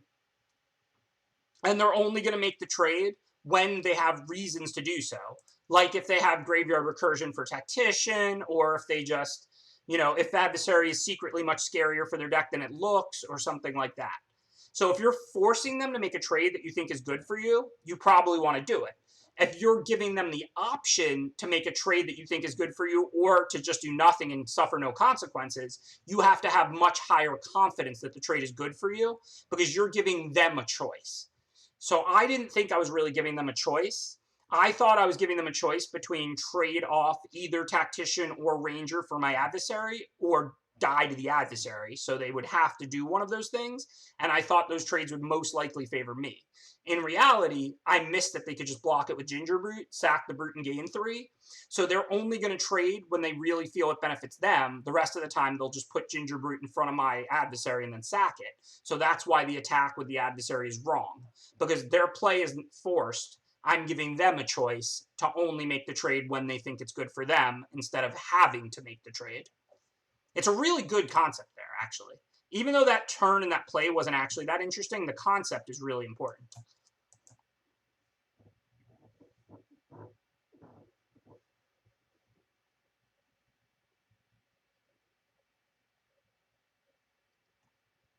All right, so now we have some choices.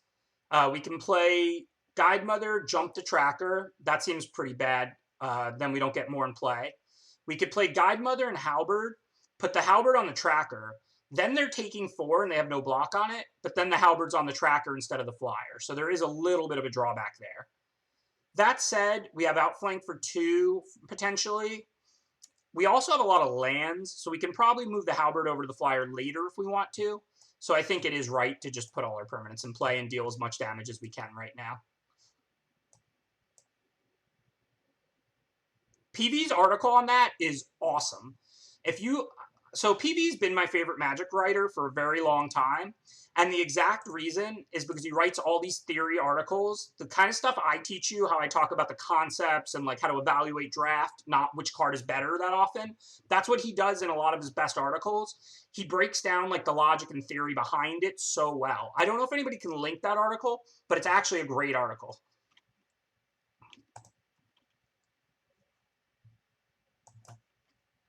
All right, so now we have outflank for 2, so we're not scared of them blocking with red cap. They can't block with red cap anyway. It would just be a chump blocker. So for now, I guess we attack with both. Can't do anything else this turn. We'll ship to them. Looks like another game. We're going to hope they don't have a Scorching Dragonfire, because I'm definitely going to have to go for outflank here on red cap.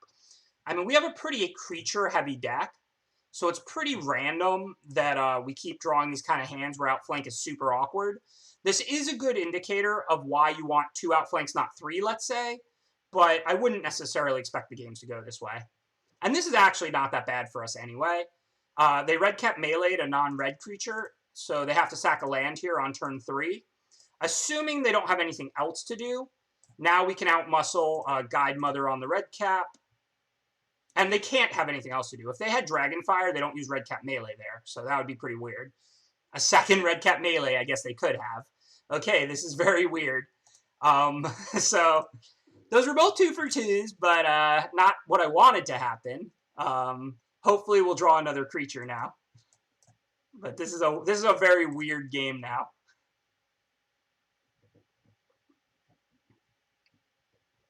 So clearly, though, my logic there, if anybody has Scorching Dragonfire, they're not using the one that does 4 and makes them sack a land.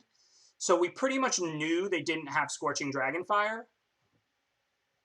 So the likelihood of them having that second melee is so low because it has to be melee.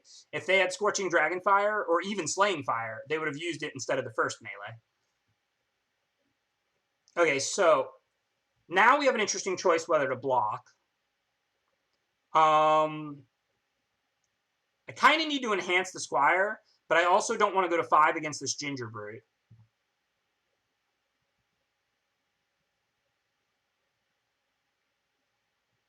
So I think I'll trade, and then hopefully we'll draw a cheap creature or something. Well, that's not that. Put out our other Squire, see what we draw next turn. We're not at much different of a life total than if we had just took that. Because after taking 3 now, we're at 4. If we took the damage last turn, we're just at 5 as is. So I think that play was right in case we drew a cheap green creature.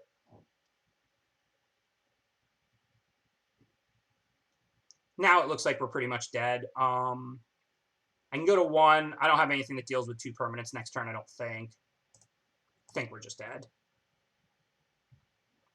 All right, so that draft was kind of ugly. 2 pretty rough drafts. We did lose close games where things didn't line up well for us. Plus, game 1, we might have won if I had made a choice instead of letting the program put my planes back when I had a mulligan. But let's dive into another draft now. And let's see how we can do. Hopefully, we'll draft a better deck. Get back to winning. So this is a card that I think is a lot better than it looks if you don't think it's good. This is another one that me and Detsy did get right. Like, this card is just really powerful. When you put the ability to tap and add a mana onto your, like, card drawing spell, this allows you to, you fall a little behind on turn 3, but then you catch back up because you have an extra land in play. And then the downside of ramping like that is generally you spent a whole card just to ramp. But this card just draws you 7 cards a few turns later. So this card is just absolutely excellent. It ramps you, which allows you to dump your hand and help make it go off quicker. You fall a little behind, but then you catch back up with the extra mana. But then you would run out of cards because you spent a mana ramping, except it draws you 7 more cards in the late game. So Midnight Clock, just excellent. Not S tier, but like A tier. Like, definitely a first pickable card. Shepherd is quite good, but nowhere near as good as Midnight Clock. Fireborn Knight is not something I'm looking to take early. Thank you, Grohl M. Appreciate that subscription. Thanks again to everybody who's been subscribing. If I missed any, been pretty focused. A lot of actually interesting strategy, even though that draft didn't go well. Also, thank you, Bachter, for subscribing. Very much appreciated. Also, everybody subscribing and hanging out tonight and supporting, please consider donating to Toybox, my first ever charity stream, and it would be pretty embarrassing if I didn't hit the goal. But maybe if I stay on late and we make Mythic, that'll inspire some people. Okay, so I think Midnight Clock here is a clear pick. I think it's the best. It's better than any common. I would take Midnight Clock, pick one, pack one over Bake Into a Pie. I also think it's just a really good card to start with. You can prioritize things like So Tiny, things that like help the game go long. You draw your 7 extra cards and then win with it. My next choices out of this pack would probably be like Shepherd of the Flock, because it's just a good, flexible one-color card, or Secret Keeper. I think Fireborn Knight and Maryleaf Pixie are both pretty strong, but they're both like pretty hard to cast. You need to have the right colors, the right deck, the right mana for them to be good. But I think this is just a clear Midnight Clock. I think it's the best card in the pack, and it's a one-color card. All right, similarly, Epic Downfall is a one-color card and the best card in the pack. The best blue card in this pack is So Tiny. It's a good card, and it has some synergy with Midnight Clock, but it's not close to Epic Downfall. Red Cap Melee would be my second choice out of this pack. It's a nice, cheap, efficient removal that, as we saw in the last draft, can really get an opponent when they're not expecting it. But in this case, Epic Downfall is just better. So now we have kind of an interesting spot. Now look, Midnight Clock, like I said, I'll give it an A. I'm not giving it an S. If we have to drop a Midnight Clock, no problem. Belle of the Brawl and Midnight Clock don't go together well. If we draft a black-blue deck, blue has like next to no knights. Blue is very not aggressive in this format. Belle of the Brawl is going to be pretty mediocre. If we draft a Knights aggro deck, Belle of the Brawl is fantastic, but then we're probably not playing black-blue.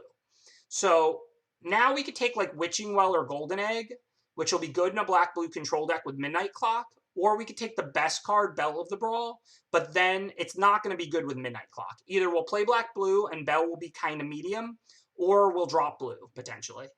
So this is a pretty interesting pick here, third pick.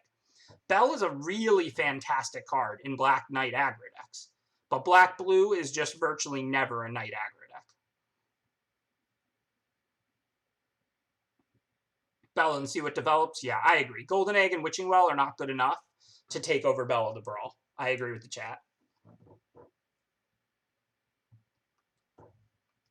So speaking of these interesting choices, Glass Casket would be excellent in a Black-White Knights deck.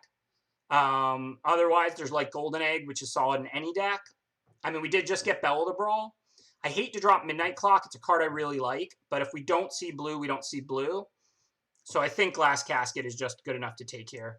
Belle of the Brawl is a playable in a black-blue control deck, but it's just not a good card. It's just like, okay. A 3-mana, 3/2 Menace, look, you're probably not going to cut it. You'll put it out and you'll trade it off with their 3-drop a lot. But if you're a black-blue control deck with late-game card drawing like Midnight Clock, Belle of the Brawl is not offering you much. I'm not saying you can't play it. So now if we want to continue down the Black-White Knights path, we could take Youthful Knight. It's always a good aggressive 2-drop. You'll play any number of Youthful Knights in any white aggro deck. This card is just a very solid 2-drop creature. Otherwise, it would be like Tempting Witch or something. And given we just got Belle and Glass Casket, I think we have to look at Black-White Knights.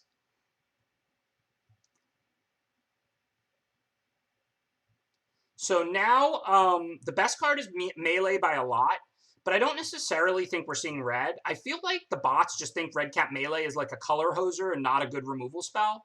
It feels like these things are tabling. This is like the new Secret Keeper, where like it's not a big deal because you're not getting like it in multiples and it doesn't deck them when you get it in multiples or whatever, and it's an uncommon. But it feels like the bots just don't know that Red Cap Melee is a good card or something.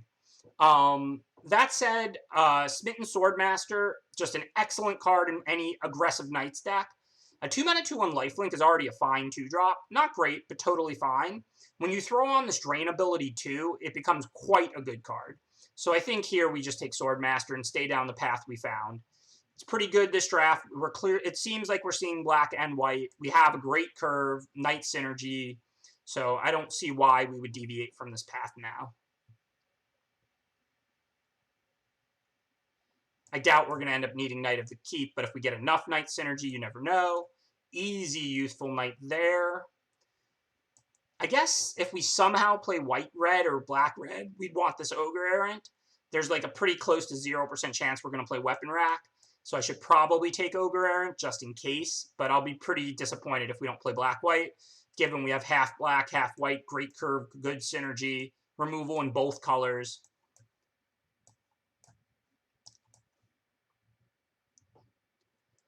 Well, this pack kind of stinks for us. There's just no black cards except Reaper, which is okay, but not great in these kind of aggro decks. Fairy Guidemother's fine, and we'll probably take it out of this pack, and we'll probably play it. Black-White's not going to have the adventure synergies that Green-White is, and Black has removal where Green doesn't, so you're less interested in Guidemother. But that said, it's still probably the best card for us there by a lot. Okay, now we got hooked up. Tactician is good. Rider is better. I would take Tactician over Rider, pick one, pack one every time, because Rider's so hard to cast. But we're literally a black-white Knight stack with half black, half white. So this is just a slam Resolute Rider and move to the next pick. It is disappointing we miss out on a Tactician. But like I said, Tactician is good. Rider is just even better. Assuming you're already black-white, then Rider is definitely better. Lost Legion is a Knight, though not a very aggressive one, and it's double black. I'm not sure if Wicked Guardian has things it can hit and live in this deck. All of our creatures are small, so we don't really want Wicked Guardian. So I'm going to grab Lost Legion, but this is an embarrassing pick. Our second pick was good. Our first and third picks were not good in this pack. All right, Reeve Soul's good removal. I'd be happy to pick up Venerable Knights for this deck, but not over Reeve Soul. Clear out those blockers, trade up a couple mana. Black-White Knights, we are doing it. So Wintermoor Commander in an all-Knights aggro deck is just ludicrous. This is like a 2-mana 2/4 Death Touch that gives another creature indestructible. Whoa, second Commander. Okay. Well, now we're drafting a constructed quality Knights aggro deck, which means you know we're going to go like 1 and 3 because, you know, magic. But this deck is busted. Thank you, Furnace Dragon. Appreciate you gifting out 5 subs. Thank you for supporting my stream. Perfect timing, celebrating my first good draft deck of the night, 3 drafts in. This deck is looking excellent. I think this deck might be cheap and aggressive enough for Shining Armor. I do want Ritual also, so I'm not sure which to take here. Thank you, Nephite. Appreciate that subscription. So Shining Armor is not good, even in a lot of Knight stacks. Shining Armor, like the same concept I talked about with other pump spells and like Smitten Swordmaster and Savvy Hunter, if you can force the opponent to block, then you can get them with Shining Armor. So Shining Armor is like a pump spell, but a pretty weak one, but it has the potential to stick around. And we have all cheap aggressive Knights. So I think this is pretty close between Silver Flame Ritual and Shining Armor, both of which I think are pretty good in our deck. I don't know how does this happen, but once in a while you really get hooked up. And thank you also for subscribing. Yeah, putting Shining Armor on a commander is great. Putting on a Swordmaster is great. I think under most normal conditions, you don't want Shining Armor, but I think we have the deck that does want Shining Armor. So now I think it's super close. I'm going to assume we're going to cut like Noble. I'm actually going to bin that now. We have a million better 2-drops and it's not a Knight and we don't make food. Knight of the Keep would be pretty embarrassing if we needed to play it, but maybe with double Wintermoor Commander, we'll play every Knight we get. And then True Love's Kiss, it's not synergy anyway, so, I mean, if we need a playable, you can always play it, but...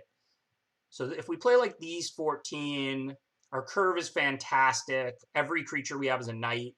This deck is disgusting, except Guide Mother. Well, we're not going to table this armor, because there's only 7 cards left in the pack. So I think we should just take whichever one we think is better, and not worry about which one we have more of a chance to get later. I think they're pretty close, so I don't think it's a very important pick. But I don't know which one I actually want more for our deck right now.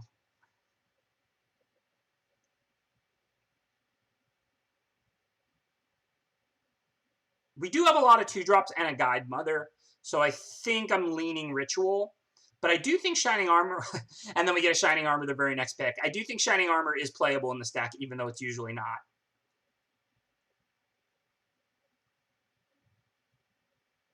Dark Souls, no hit and runs. I do not really remember that, girl. I gotta be honest. All right, these cards don't matter. We're not going to play Provisions. You know me, spend forever on an interesting pick, but don't waste time on the ones that don't matter. All right, so Gadwick is S tier. Unlike all the rest of the triple to cast color cycle, this is a card that you don't care if you can't cast it on turn 3. It's an X spell. You want to play this later. But, of course, we're not switching into blue. We have a half and half Black-White Knights deck, and look what's there. 3rd Night Lord here. So now our Night Lord Wintermoor commanders, if we draw 2 of them, they can give each other Indestructible. I mean, this deck is just gross. So this pack has no cards in it that I think are likely to make our deck. We already have a True Love's Kiss, should we come up short cards. If we play filler, it's going to be filler Knights, like Lost Legion and Knight of the Keep, given we have 3 Wintermoor commanders and a Smitten Swordmaster and a Bell of the Brawl, so a lot of Knight synergies. Arcanist Owl is uncastable in our deck and doesn't even search up much. I guess it's Forbidden Fruit, because we're not going to play 2 True Love's Kisses, but I hope we don't play that Foreboding Fruit either. That's that's an embarrassing second pick right there. I guess I'm just going to grab Squire here. It's not a Knight, but it's a pump spell, and our deck is Hyper Aggro. Again, this is a bad 3rd pick, though I'm sure we're going to play the Squire. And there's a good 4th pick. Now we're finally getting a little bit of a hookup, a late bake into a pie, Windmill Slam, of course. I talk about this concept from time to time. The cheaper your creatures, the more you want powerful, expensive removal to take out that one big blocker or their bomb rare that would dominate the board. The more expensive your creatures, the more that you just need cheap removal to prevent yourself from losing to an evasion creature or from getting run over, and then you can win the game with the power level of your creatures. Our creatures are as cheap as possible, so we really want stuff like Bake into a Pie and Trapped in a Tower that can kill big things, and we're not that worried about stuff like Reeve's Soul that kills small things. All right, here it's just an easy Youthful Knight. It's just another cheap aggressive knight. You can never have too many of those in a deck like this. Thank you, Davis Shark. Appreciate that subscription. Now it's an easy Ardenville Tactician. This card is excellent, first pickable. I would take Ardenville Tactician over Trapped in a Tower all day in this Black-White Knights aggro deck. It's even a knight. As I talked about a little bit last draft, the more defensive your deck, the less value there is in tapping opposing creatures. This deck is about as aggressive as it gets. Ardenville Tactician is a perfect card for it. Second Swordmaster. Okay, we did it after a little bit of a rough start to this pack. Now we got Bake into a Pie, Swordmaster, Tactician. I mean, we are really getting hooked up now. This deck is awesome looking. These cards don't matter.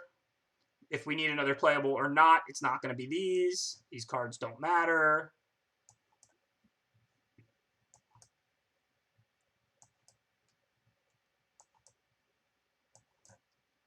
So let's see. This definitely wants to be a 16-land deck, but we already need another playable, so I'm not sure whether we're going to play 16 or 17.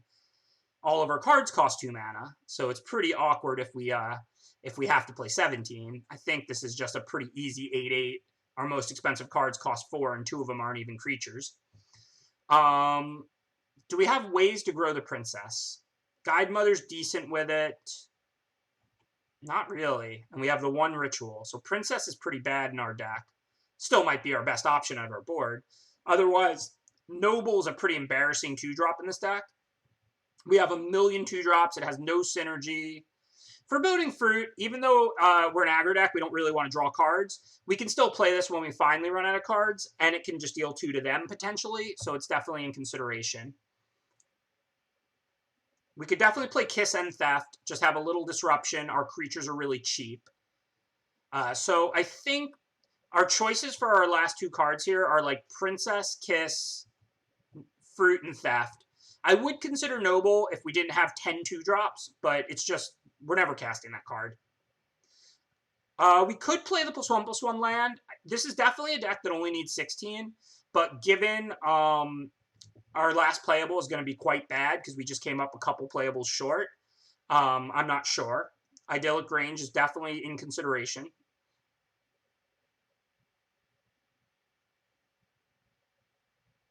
Fruit is definitely not great. We do very little with the food token. All Fruit is in this deck is basically like we can deal them the last 2 points with it. But I mean, like, so cards like Foreboding Fruit and Divination, part of why they're really good is because when you play them on turn 3, they help you hit land drops 4, 5, and 6 because you have more cards to hit your land drops and play spells. If you play a draw 2 in the late game, lands are pretty much dead in the late game, so you're going up like a fraction of a card, right? If 40% of your deck is lands, and a land is a dead card, read this card as draw 1.2 spells, right? That's a horrible card.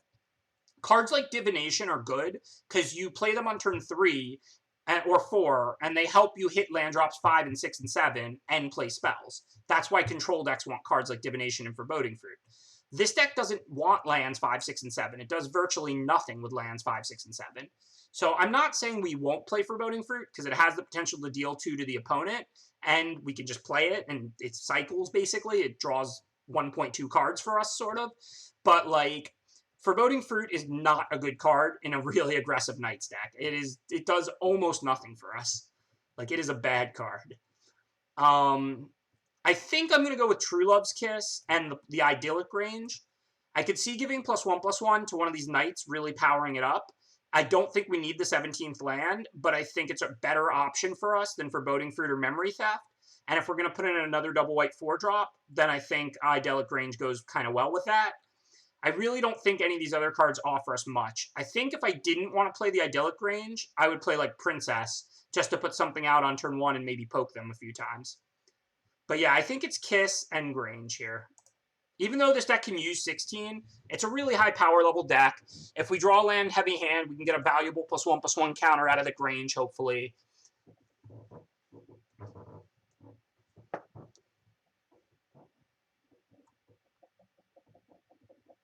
I think Noble, if I needed 2-drops, it's just a filler quality 2-drop. But I've got like 10 2-drops.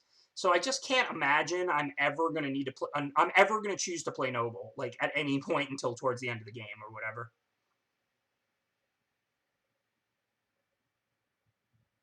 This deck's gas though, so obviously I messed up a decent amount during the last draft playout, and the deck was bad, and we didn't run well. So hopefully we can get back on track, get another 7 wins like the first draft, and get back towards climbing towards Mythic, because this deck is pure gas.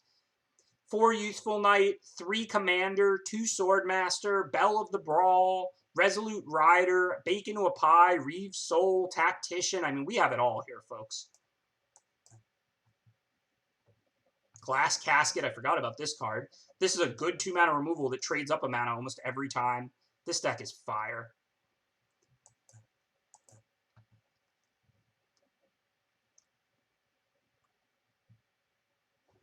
Thanks for gifting out a sub, Davis Shark. Appreciate the support.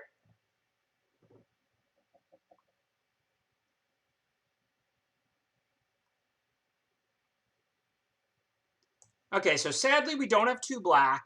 So, I mean, we could drain them for 1 in Glass Casket, or we could just play Winter Commander and not drain for 1. It's actually a pretty close play because we're almost out of 2-mana cards. So if we draw land 4 next turn and we want a double spell, we have to put the Swordmaster on, like, Adventure this turn, let's say, and cast, like, Glass Casket. But that requires us drawing exactly a Swamp. And we have a 4-mana card anyway that we could just play next turn if we draw a land. Plus, our whole deck is Knights. So there's a lot more value in holding on to Swordmaster in this deck than there is in most Knights decks. So I think that's too aggressive of a play. I don't think we need to Glass Casket either of their creatures here that badly. And I think it would be kind of hasty to get the Swordmaster out of her hand aggressively with this deck, as opposed to being able to drain them for 5 potentially. So I think I like attack with Youthful Knight and just play Commander here. Thanks, Davis Shark. Appreciate it. Obviously, I'm not going to block. I'm happy to race. This card even gains life, so they are not going to successfully race us. Okay, so now Wildwood Tracker's a 2/2. So for them to take out either of my creatures, they have to have a pump spell. We have no idea if they do or not, and it's not that scary for us to lose a knight. But we drew a white knight we can cast, which means we can cast it and send the Swordmaster on adventure. So let's do all of that pre-combat so we don't miss any drains. And there's just no way this can work out badly for us. Wintermoor Commander has Death Touch, so if they want to take it out with Tracker and a pump spell, they're still going to lose Tracker. Youthful Knight's getting indestructible because of the Wintermoor Commander, so even if they block and pump spell, we're not going to lose Youthful Knight. So as you can see, the life totals just swung massively in our favor thanks to the 3-point drain, and they have no potential good block, even if they have a pump spell. So this game is just going extremely well.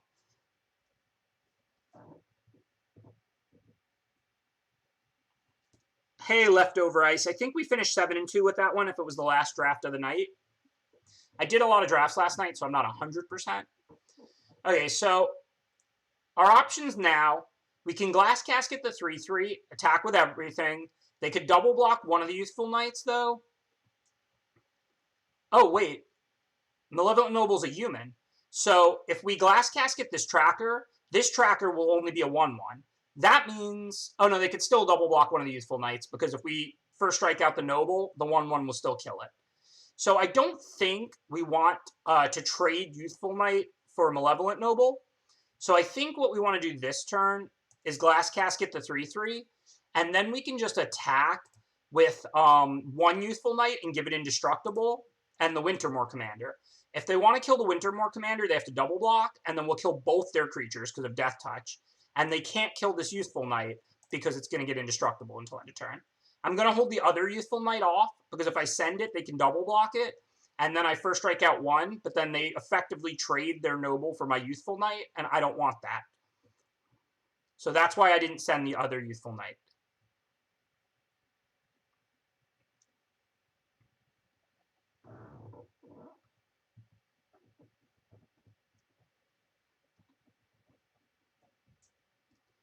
So Revenge is annoying, of course, but we are pretty far ahead. An attack right now means they gain 1 and take 2, we take 1.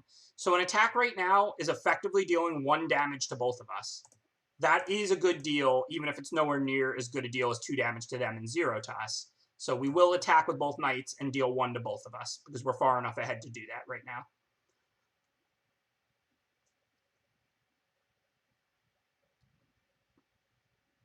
Okay, so this turn, we have a lot of options. We're not going to be able to attack profitably into a 6/5 until we put some more creatures out. So there's no real reason to True Love's Kiss Revenge of Ravens this turn. So I think we want to choose between Swordmaster and Youthful Knight or Resolute Rider. Resolute Rider is just awesome right now. If we end up True Love's Kissing and attacking, they're going to be in really bad shape. If they have to block the Rider, we can always just give it Indestructible. So I think it's better than 2 2/1s. Plus, there's some chance they'll make us discard this True Love's Kiss or something. If that happens, and I knew they had discard, I would not play Rider. I would True Love's Kiss the Revenge first. But I'm not going to play around a discard that we have no idea if they have or not in that way. But I will play around it in the way of putting a Resolute Rider in play instead of a Youthful Knight. Because if I had cast Youthful Knight and Swordmaster, I'd have exactly 2 cards in hand, True Love's Kiss and Resolute Rider, and then if they Reapered me, I would have Resolute Rider in my graveyard instead of in play, and Youthful Knight would be in play instead of in my graveyard. Obviously, Resolute Rider is 10x more powerful in play right now than Youthful Knight.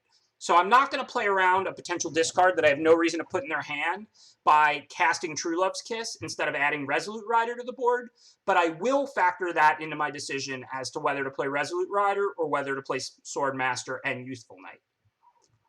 Okay, so this turn, I don't think we're attacking yet. I think we just want to dump. Wintermoor Commander with its Death Touch and Indestructible is really strong, and we cast Youthful Knight. And now this turn, if they don't make us discard True Love's Kiss and we kill Revenge, like, the game is pretty much over.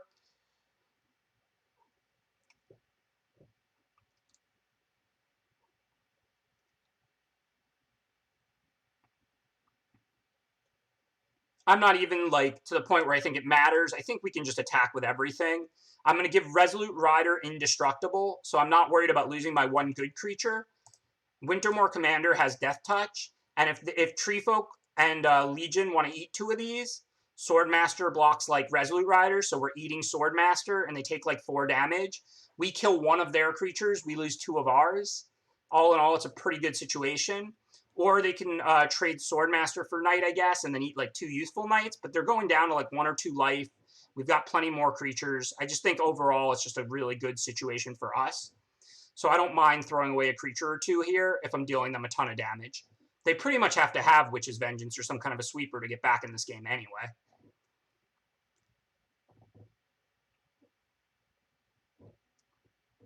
The only thing important last turn was giving Indestructible to the Resolute Rider, because I don't have any mana available to make it indestructible, and it's so much better than all these other meaningless little creatures that it would have been very bad to give Indestructible to anything else. It really just depends on their outs, Boko Harambe. If they have no outs to the commander, then their block is fine, but they're in too rough of a position that they probably shouldn't block it. They probably should eat another creature and hope they top deck a removal. But remember, they're running out of creatures, so if they don't kill the commander, next turn I'm giving Indestructible to a different creature. I have mana available to give Indestructible to the Resolute Rider, and the commander has Death Touch. So assuming they had a couple of outs to the commander, I agree with you, Boko. Assuming they had no outs to the commander, then they probably have to trade off with it and hope they draw a big green creature. It just depends on what they have in their deck.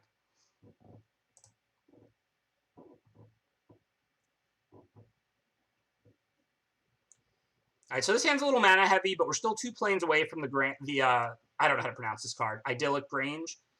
So I'm going to get this in play turn 1 so that I can then play all my cards.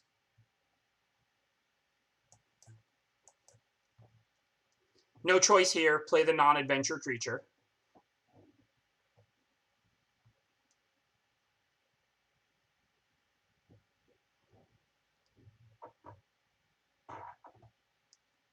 So if we attack, they'll block, they'll kill our creature. That's bad for us, so we're not going to do that.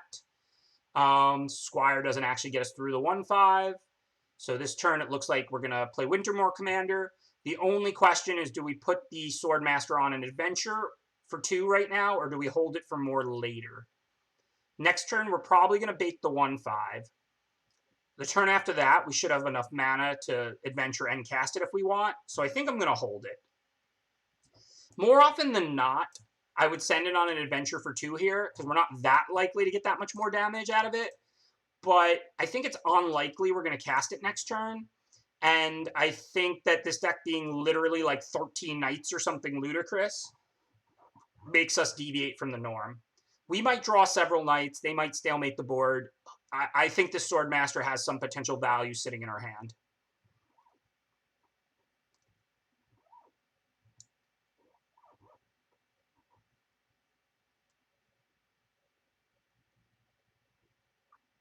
Yeah, so that was really bad, of course, for us.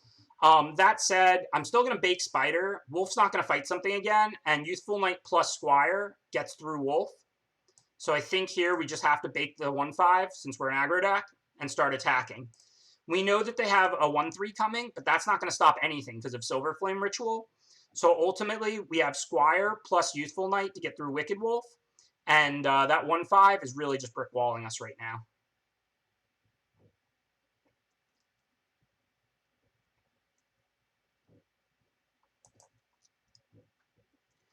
So I think we just attack and dump our hand here. If they block, we get them with Squire, but they probably won't block.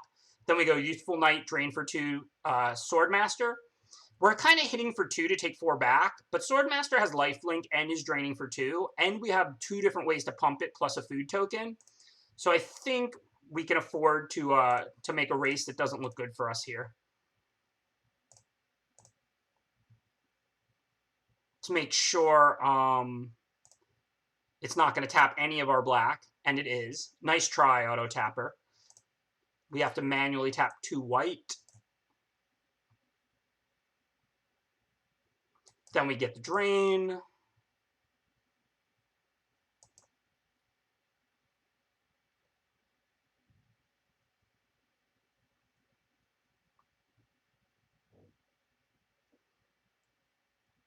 Again, no consideration of blocking here. Trying to play aggressive, get them in range, and then maybe we can win with our other Swordmaster or something like that. Also, maybe we can brick wall their board if they don't have more removal later when we want to with our Youthful Knights after we grow them.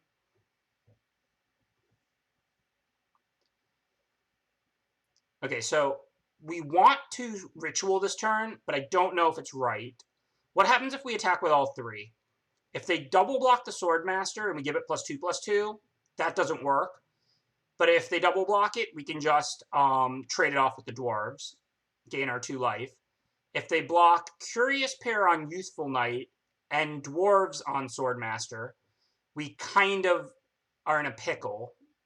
I mean, we can pump the Swordmaster and just let 1 Youthful Knight go. I'm not happy about that, but then we'll gain 4 and we'll still kill their 7 Dwarves. If I ritual, I can attack with all 3. They'll have no blocks on the Youthful Knight, but they can trade 7 Dwarves for Swordmaster. It's not great, not horrible. I think we want more value out of ritual than that. So I think I'm just going to attack and hope for the best here.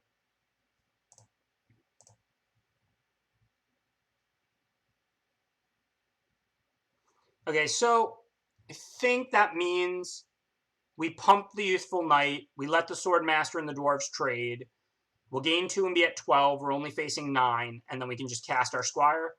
Not great, not horrible. The most likely block, kind of what I thought they would do.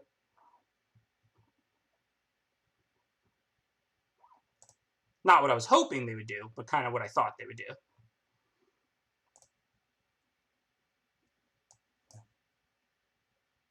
But assuming they don't have any way to push through that last 4, like any damage, if they attack, we could easily end up in a position where we ritual, attack back, and then the game looks reasonably good for us.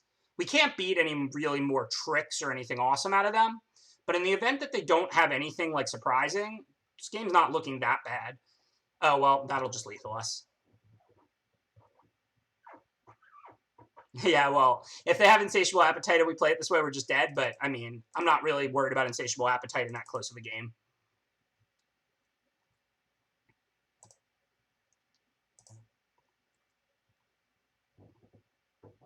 Also, thanks, Davis Shark, for gifting out some subs. Really appreciate it.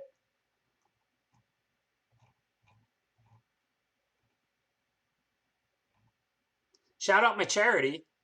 I got the shirt to do that. Yo! Thanks, though, to everybody who's been donating.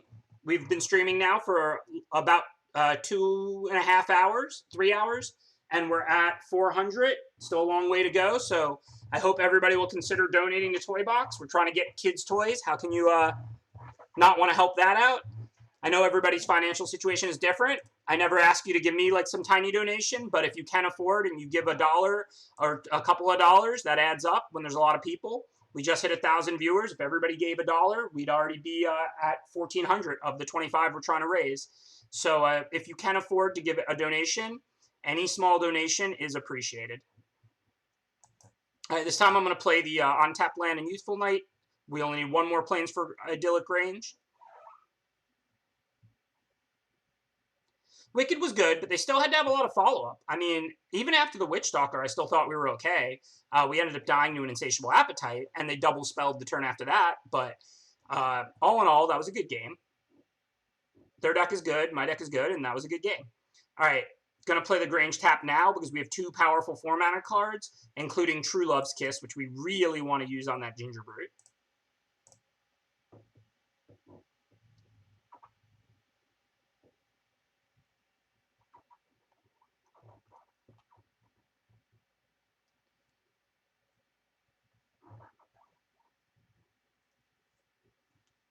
I mean, you can grind the daily quests or whatever. I'm really not an expert on the economy.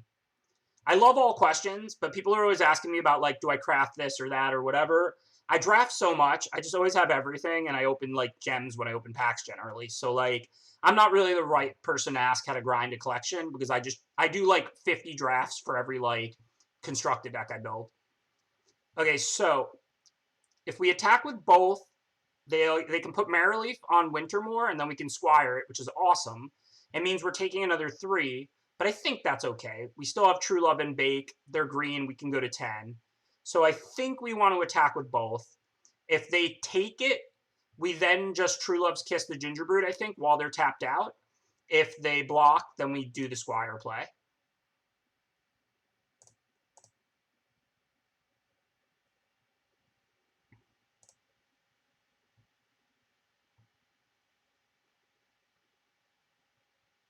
So this works out nicely. It's not a great positive turn for us in terms of tempo or anything, but it is practically a free kill on the Marileaf Rider because now we're going to get a 2-1 to put in play.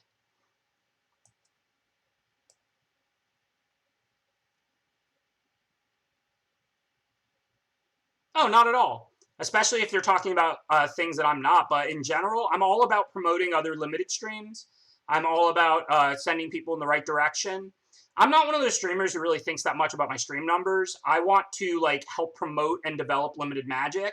At the end of the day, if having 20% more viewers means you make 20% more, that's not that important to me. Like, streaming doesn't make a ton of money. I appreciate all the support. I appreciate everybody who makes it possible for me to do this for a living.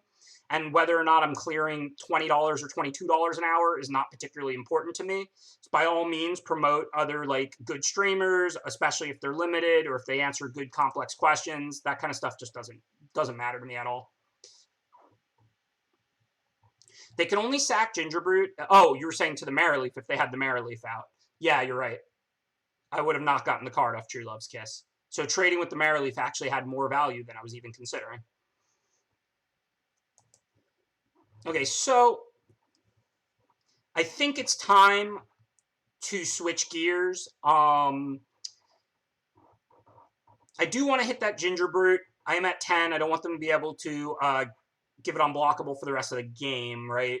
I mean, I could hit Hengewalker and attack. I don't have double black for Bacon Pie, so I can't kill Edgewalling Keeper, unfortunately. But I think I just want to kill Gingerbread. I guess I don't have to do it now if I'm not attacking or anything. They're not going to, like, leave Gingerbread and 2 mana untapped, because then they could just pay 1 and attack us. So for now, I guess I'm just going to pass the turn this turn. And of course, if they do somehow do that, then I'm not taking any damage this turn from Gingerbread. I can always True Love's Kiss the Halberd or the Hengewalker anyway. But there's some chance they'll go for Outmuscle or something, and we'll get a true blowout. So I don't think we want a True Love's Kiss during our main phase there. Okay, well, Keeper of Fables makes it a no-brainer. We're definitely hitting Gingerbread itself. Can't let them pay 1, hit us, and draw cards. Halberd is pretty expensive to move around. Sadly, we still didn't find a Swamp, but Wintermoor Commander can stop Keeper. They're down to 1 card in hand. So for this turn, I guess we're just dumping.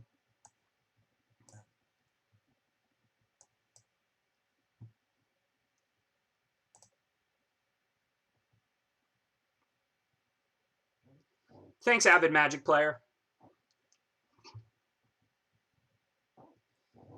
Oh, wow. Yeah, I mean, I didn't see it pop up, but whoever just made that last donation of $111, Glue Cob, thank you for the huge donation to Toy Box.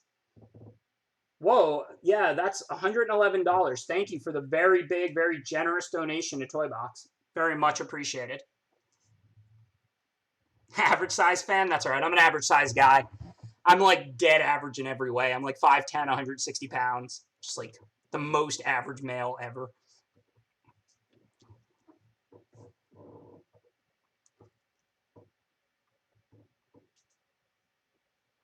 So hopefully we'll draw either a Swamp or like a good card. I guess we can just Reave-Soul Brute and pass back to them. If I attack with Resolute Rider, I guess Resolute Rider can stop Keeper of Fables, so maybe I can send Wintermoor Commander now. The only thing is Wintermoor Commander for Hengewalker even a good trade? It's probably not. If I send Rider, I could give it Indestructible and Lifelink, but I'm 1 mana short of doing that and Reave Soul. So I think for this turn, I just want to Reave Soul Gingerbrute and just pass back to them. This is kind of, like, embarrassing, but as soon as we draw a second black, the stalemate's going to crumble instantly. If I bake into Pie that Keeper Fables, they have a 3/3 and a 1/1 to stop our team. So I think we can play it a little slow, and hopefully we'll hit one of those 7 swamps, or like Silver Flame Ritual, or just something else awesome. Yeah, that's true. Palia, can't really complain. Well, I think for like a Caucasian male, 5'10" is about average.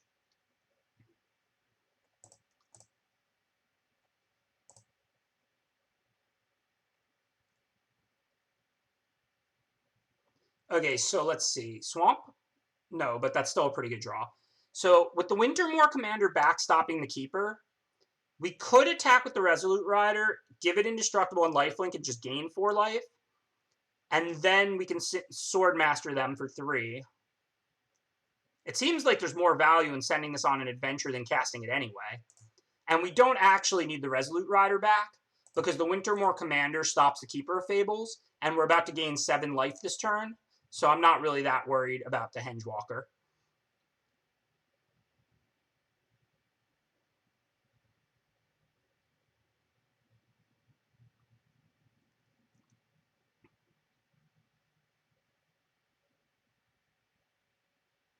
I would Scorching Dragonfire over Yorvo, pick 1, pack 1. Okay, they just elected to take it, figuring maybe we have something. No big deal. Either way, let's just give it lifelink, get our life. Doesn't change anything else. We're still going to just send Swordmaster on its adventure. Casting a 2/1 lifelink right now doesn't do a whole lot. And then if they attack with Hengewalker or Keeper, I'm trading Commander for it. It's a pretty good trade. And then if I draw a Swamp for Bake, I can clear their other big creature. If they don't attack, then cool. I see we just went over 1,000 viewers. Thanks to everybody tuning in on this special Tuesday charity stream. I normally stream Monday, Wednesdays, and Thursdays, 5 p.m. on. But tonight, thanks to Toybox, Fade to Karma, and Soft Giving, we're doing a little special charity stream here. Please consider donating anything. No donation is too small. I'm a huge fan of crowdfunding. Okay, so what are we going to do here? We can play Smitten Swordmaster and Silver Flame Ritual. But then we don't have mana to give Rider Indestructible. I could attack with Wintermoor Commander and Rider, and then the Wintermoor Commander will give Indestructible to the Rider. The Wintermoor Commander, if I put out 1 more Knight and give it +1/+1, will get +1/+2, so it'll be a 3/5. So that means they can trade Hengewalker for it, which is like not great, not horrible for me, but it allows the Rider to attack as a 5-power indestructible creature. So I think that's worth it. This isn't like perfect, but I think it's the best we can do this turn. I can't alpha this turn like I did that last game towards the end, because they're 5/4 and they're 4/5 would just eat my 2/3/2s, so that's not really okay. But I can send the Commander here and the Rider, because I'm not worried about tapping it because they have Vigilance thanks to the Silver Flame Ritual. And then the Commander gives Indestructible to the Rider. So now the Rider's dealing 5 or getting chump blocked. And then the Commander, if they want to trade Hengewalker for it, I'm okay with that. I don't love it, but it's worth it in order to get the Rider a profitable attack here.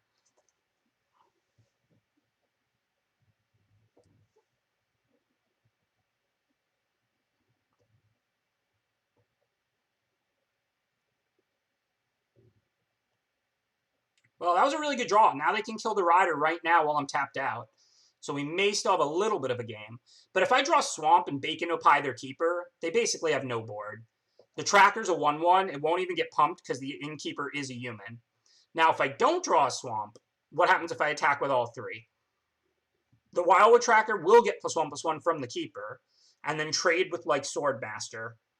Keeper will eat one of my 3/2s. So we don't have an attack. We just have to pass, just play a Knight and pass back. But if we draw a Swamp the game's pretty much over unless they draw another big creature, in which case it'll be close again.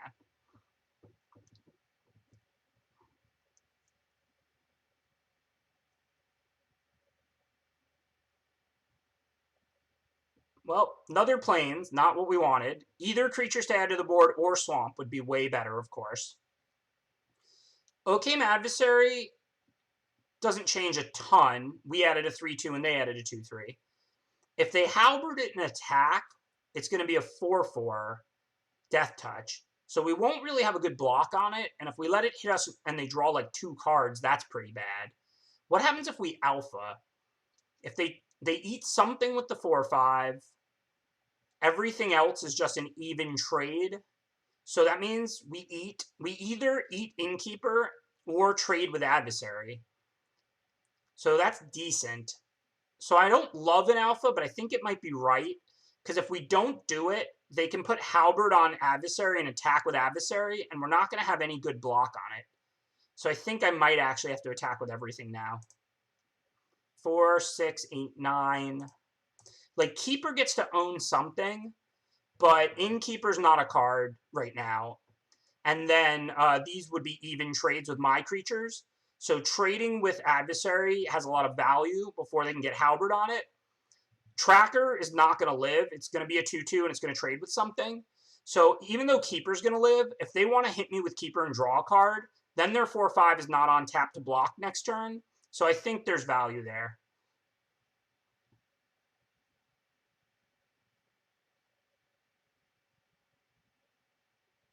And if we put them to 1, that means they always have to have multiple blockers up or they die anytime we draw the land because of Bake. So I think that attack was right. It was super close. I traded 3 3/2s for a 2/2, a 2/3 that draws cards when it hits, and 3 damage. So I don't love it. I don't hate it.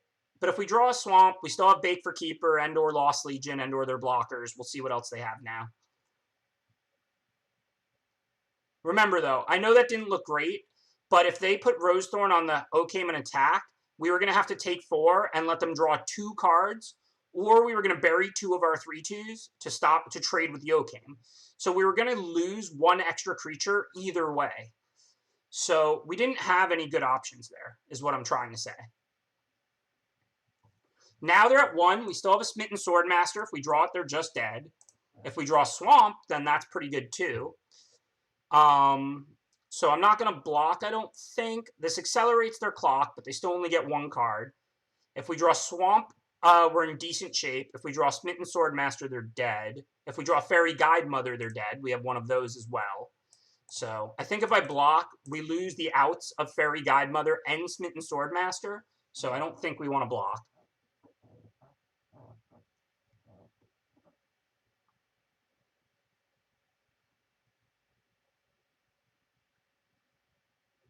All right, better late than never, right? So if we Bake Smasher and attack, they have to chump block. We get a food token.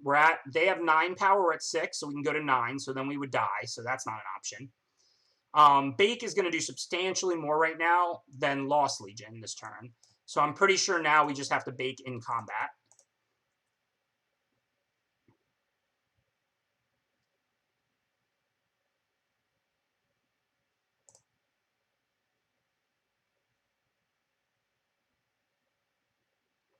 So the only thing that's super interesting is whether we Bake Smasher or Keeper of Fables. I'm effectively at 9 life. So if I Bake Keeper and then trade off the Knight for the Carver, I take 5 down to 4. I have to have an answer for the Rampart Smasher, and I don't have many. So I think I have to just Bake the Smasher because it's so hard for my deck to deal with. And now we're going to have to make this trade, but we're not really taking much damage this turn. So hopefully they don't draw much. This game went downhill a lot from a really good position. I guess we did draw like multiple plains when we needed swamps or creatures.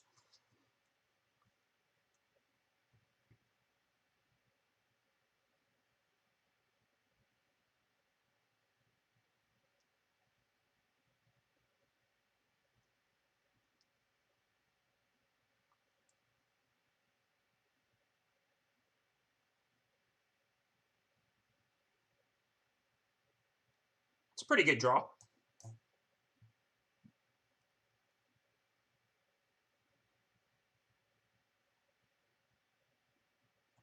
So we definitely want Swamp gone. I believe we want Youthful Knight. I'm not sure. So this turn we can tap 2 creatures inside their combat step, and they're going to have like virtually no attack. Then next turn we can cast Tactician. They're at 4, so it's going to take 2 turns for it to kill them. So if we have Lost Legion, Youthful Knight, and Tactician out versus this board, yeah, that looks fine. I think Youthful Knight's a better draw than a random card.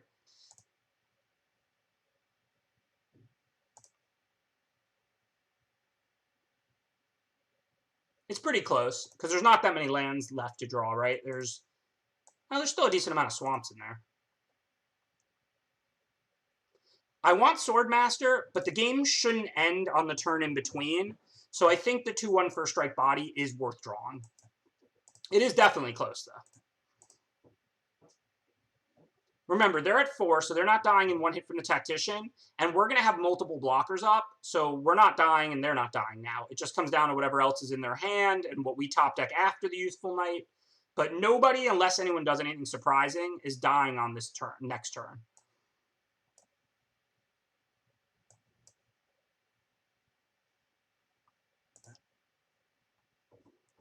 So now, basically, Youthful Knight, if nothing else, gives us a chump blocker for Keeper Fables, which denies them drawing a card and gains us 4 life, while we start attacking with Tactician. I mean, technically, if these 2 cards in their hand are Forest, and the top card of their deck is a Forest, we win on board. We can go Youthful Knight on Keeper, hit them for 2, Lost Legion on Keeper, take 4, go to 1, and then hit them for 2 and kill them. Now, obviously, if they play a 4/4 Trample with haste that gains 3 life, that math is all mucked up. So this is a human. So if anything's going to hit us, we want it to be that. I think we pretty much have to throw away the flyer now that they gained another 3 life. So this double block. And then we can chump. Doesn't look great, but I can't imagine we could do anything else.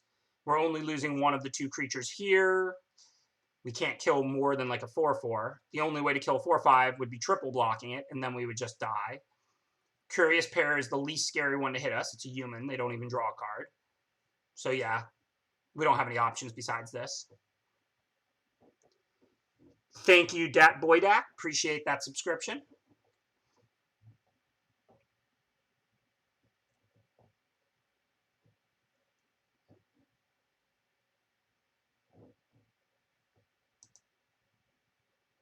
I mean, we don't have like great haymakers or anything, so I really don't like our chances now. I'm not sure if this game is winnable now. But before they played the Fierce Witchstalker, we were actually okay. Now we're dead, though.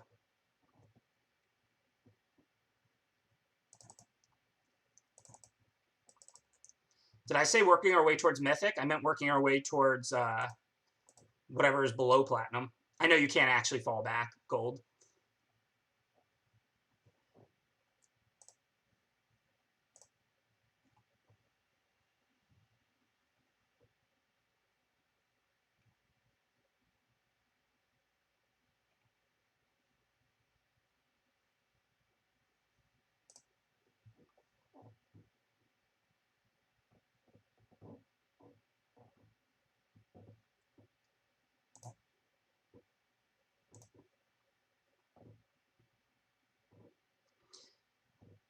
Yeah, I mean, listen, when we 7-1 with that bad deck, it was our opponents getting bad draws. This is the nature of best of 1. Those of you who ride with me night in and night out know this. We draft good decks, we go 2-3, 1-3, then suddenly we go 7-1, 7-2. You're playing 1-game matches. You can't get too invested in the results of any 1 game of Magic. This deck is wonderful. It is a masterpiece, but if we get flooded and screwed, or we just lose awkward games or close games because they have good cards against us, I mean, that's how Magic goes. I'm never, like, tilted about stuff like this. Like I said last night, the people who get tilted when they lose a game of Magic, to me, it's almost weird because it's just like, we lose so often. How are you not used to it, right? Like, it's not that, like, you should be emotionless or something. It's just like, when you lose match after match, game after game, night after night, how do you not get used to it? So we mulliganed a bad hand into a medium hand. We definitely have to keep this on 6, put back our double black card. But this hand is not particularly good.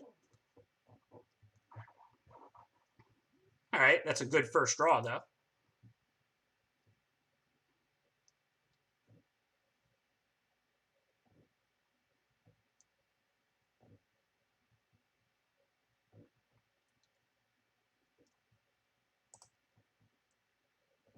Yeah, I mean, somebody looked up the stats last night and said I was 61% in draft, which is this format, like the best of one draft. So that means every 5 games I play, I win 3 and lose 2. How could I not get used to losing games? Like, I literally play 5 games, win 3 and lose 2. Play 5 games, win 3 and lose 2. Like,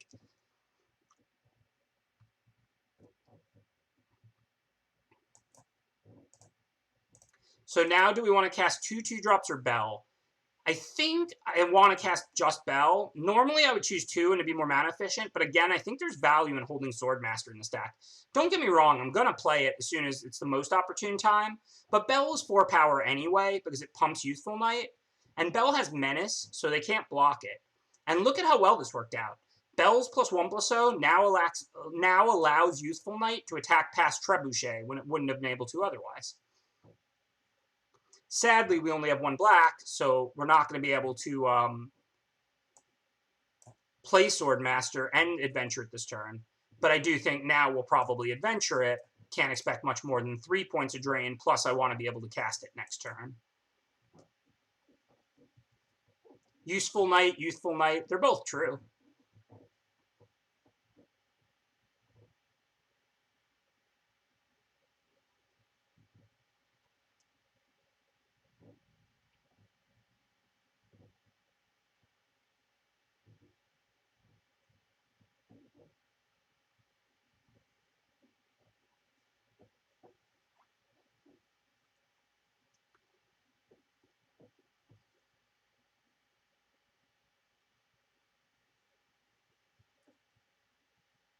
Okay, so can't possibly attack here. They would just eat a Youthful Knight and we deal them 2.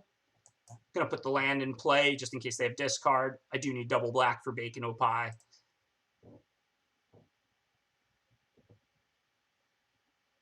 I haven't even seen the cards previewed from Theros Beyond Death yet. I try and stay focused on what I'm doing and not get biased by like reading the previews. So obviously if everyone's talking about a card because it's going to be sweet for Constructed or something, then I'm probably going to see it. But for the most part, I don't really read the previews a lot. I love to go into the pre-release and just crack those packs and see the cards for the first time. It's kind of like an adventure. So of course we're going to casket the Trebuchet. It's stopping 2 Youthful Knights from attacking. Then the only question is, do we send Swordmaster? I don't think we do. There's value in having Knights in play. We have all those Night Lords. We have a second Swordmaster. So I think we just send the 2 Youthful Knights, right? There's nothing they can do to pump Redcap here. Pumping its power doesn't help it block. And I don't believe it's possible to pump its toughness, really, for red, red, black. There's the +2/+1, but they need to give it 2 toughness for it to be able to block. So I think we don't want to trade Swordmaster for it.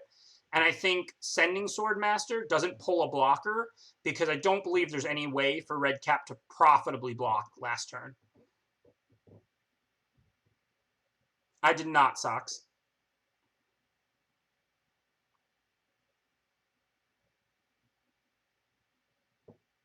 Of course, listen. When I talk about the variants not bothering me, I'm 36 years old. I've been playing Magic for 25 years. I played Magic when literally how I played Magic was not eating lunch. I'm not even kidding. Not because I was starving. There was always infinite food in my house. I come from a middle-class family. But I would just pocket the $2 my mom gave me to buy school lunch so that I could use it to buy a booster pack. I get it. Like, everybody's on the grind, like, in different financial situations. I'm not rich, but the cost of, like, playing these drafts is, like, not really a factor for me now. So, like, if you get mana screwed out of your 1 draft a week that you saved up your gold for, that's going to make you feel differently than if you're me and you do, like, 5 drafts a day every day. I get it. I'm not criticizing you. I'm just telling you how I feel about it. I play a ton of Magic, a ton of drafts. I lose 2 out of every 5 games I play, and I win 3 out of every 5 games I play. And I play, like, 5 drafts a day or whatever. I'm used to losing, is my point here. Okay, so if we attack for 2, we take 3 back if we play Tactician. We could also hit for 2, use the Tactician to not take the 3, and then cast it next turn. Normally, I'd rather be mana efficient, but we really need to draw spells because we're pretty flooded. So I think our best bet here is just to hold and not attack and just let this game go long.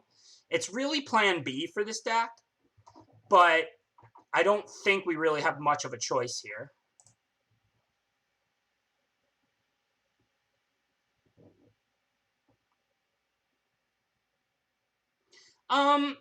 If I lose like a really important match in like the worst ways, I might get tilted. Like the loss, I can tell you the loss that stings me the most in my Magic career. In the finals of Grand Prix Boston in 2009, I had a really good black-red grindy sacrifice deck. My opponent had like a 3-color deck with a bad mana base. I had like 2 or 3 Mind Rots and like 3 Spark Apprentices. They had like multiple Merfolk Looters and Blue Illusions and just a 3-color deck, and it was just a really good matchup for me. And I just got mana screwed both games and lost the finals of the Grand Prix. That was the most painful loss I ever felt. Like I feel like, you know, I was probably like 80%ish to win. I literally got to draw first both games, had like a 9/9 mana base, like all my cards were like single color. I could use my mana well. I mean, it was like the lowest variance situation conceivable.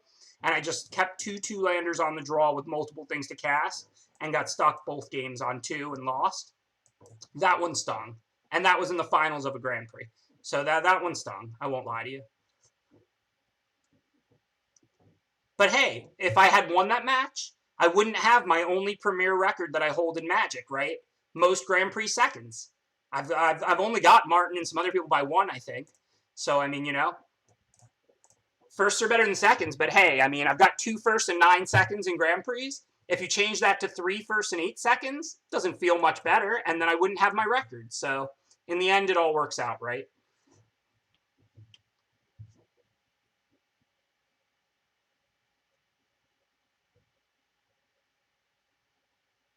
Well, that's awesome. Thank you for sharing that with me, Mikey. Obviously, I don't know which particular matches you're talking about because I play so much, but that's awesome that he had that experience. I'm really glad that, you know, that we had good games and that it was like, you know, I was nice and it was fun. That's awesome. Thank you for sharing that with me. I mean, at the end of the day, I think a lot of people, when they play competitive Magic, they lose track of the fact that we're always trying to win, but the primary reason we're playing is to have fun, and then it's the trying to win that is fun. So if you're prioritizing winning over having fun, what are you even doing? Why are you competing at a card game, right?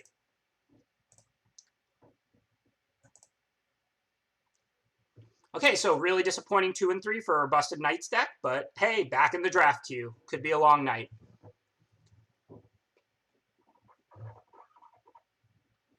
So, I think Blue Castle is the best of the Castle series by a lot. I think it's very, very good. Like, it basically auto wins the late game and comes into play untapped almost every time because it's the rare ones. So, don't sleep on Blue Castle. Like, it's not S tier by any stretch, but it is first pickable in my opinion. Burning Yard Trainer is a good aggressive red knight, but it's not something you're looking to take early. You're never going to cut it from an aggressive red knight stack, but it's not like some impressive Night Lord on common or anything. Thunder Snapper is pretty good, but you don't want to have too many expensive cards, and it's not easy to cast. It's great if you're mono green or something, but I don't love starting out with it. Similarly, Broom, if you have a lot of food and things like that, it can be a pretty strong card, but it's not something you're looking to take early. The best common in this pack is probably like, I don't know, Trebuchet or Golden Egg or Guide Mother. I mean, the commons in this pack are bad. So I think this is just an easy Blue Castle, frankly. It feels weird taking a land first pick, but it's not a dual land. It's a land that just auto wins any late game. So Castle, I think, is by far the best card in this pack.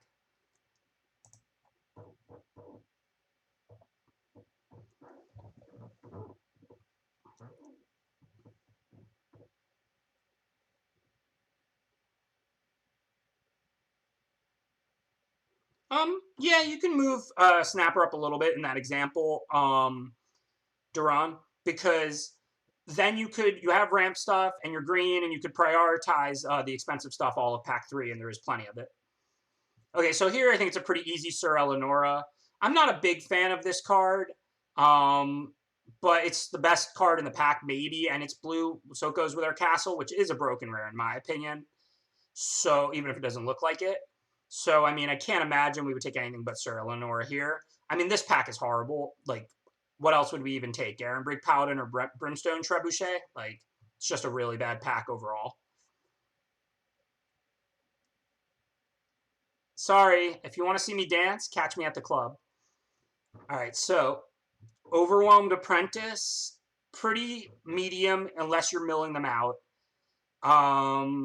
Inspiring Veteran is really good in a Red-White Lords, but that's not what we're drafting right now. We have 2 good blue cards. Scorching Dragonfire here is just a super clear pick.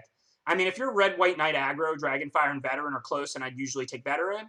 But we have 2 good blue cards. Blue-Red is a good archetype, and Dragonfire's... There's no blue cards in this pack that I would even consider. Vantress Paladin is fine in a heavy blue deck. You'll play it, but Scorching Dragonfire is just miles above.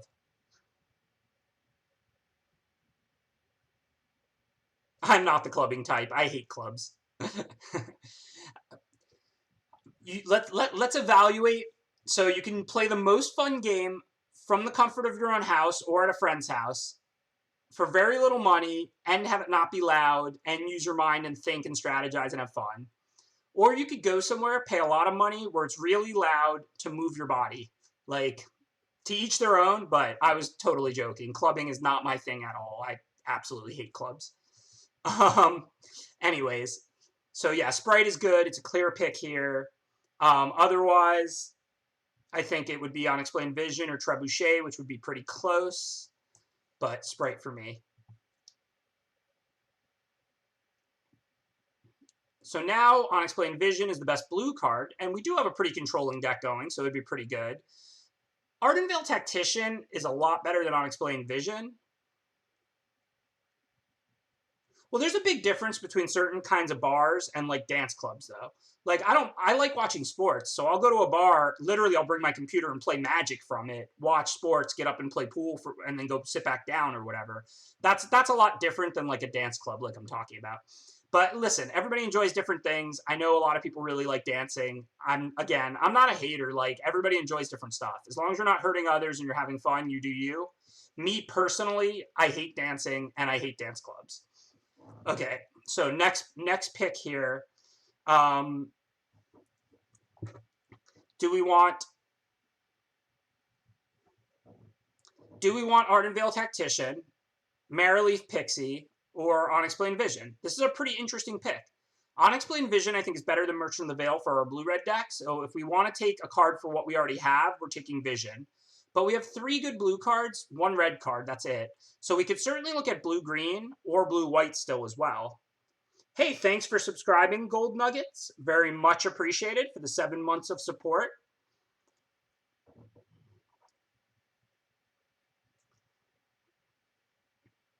So I don't know what to take. This is actually a super interesting pick here.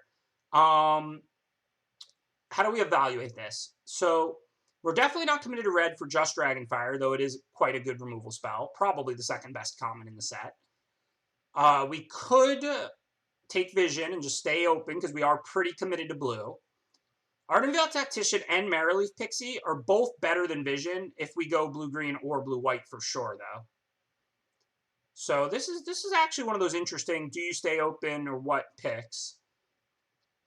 Blue-white tends to be an artifacts matter deck. None of our previous cards are artifacts or enchantments, but it is early in the draft. We are very heavy blue, and Tactician is double white, so that is a good point Aardvark is making. It doesn't fit our deck super well. Like, if we go into blue-green does some adventure synergies. We have Sprite. Blue-green makes mana well. That makes Castle better. Like, Marrowleaf might even make more sense than Tactician. Thank you, Jade Jedi 315. Appreciate that subscription.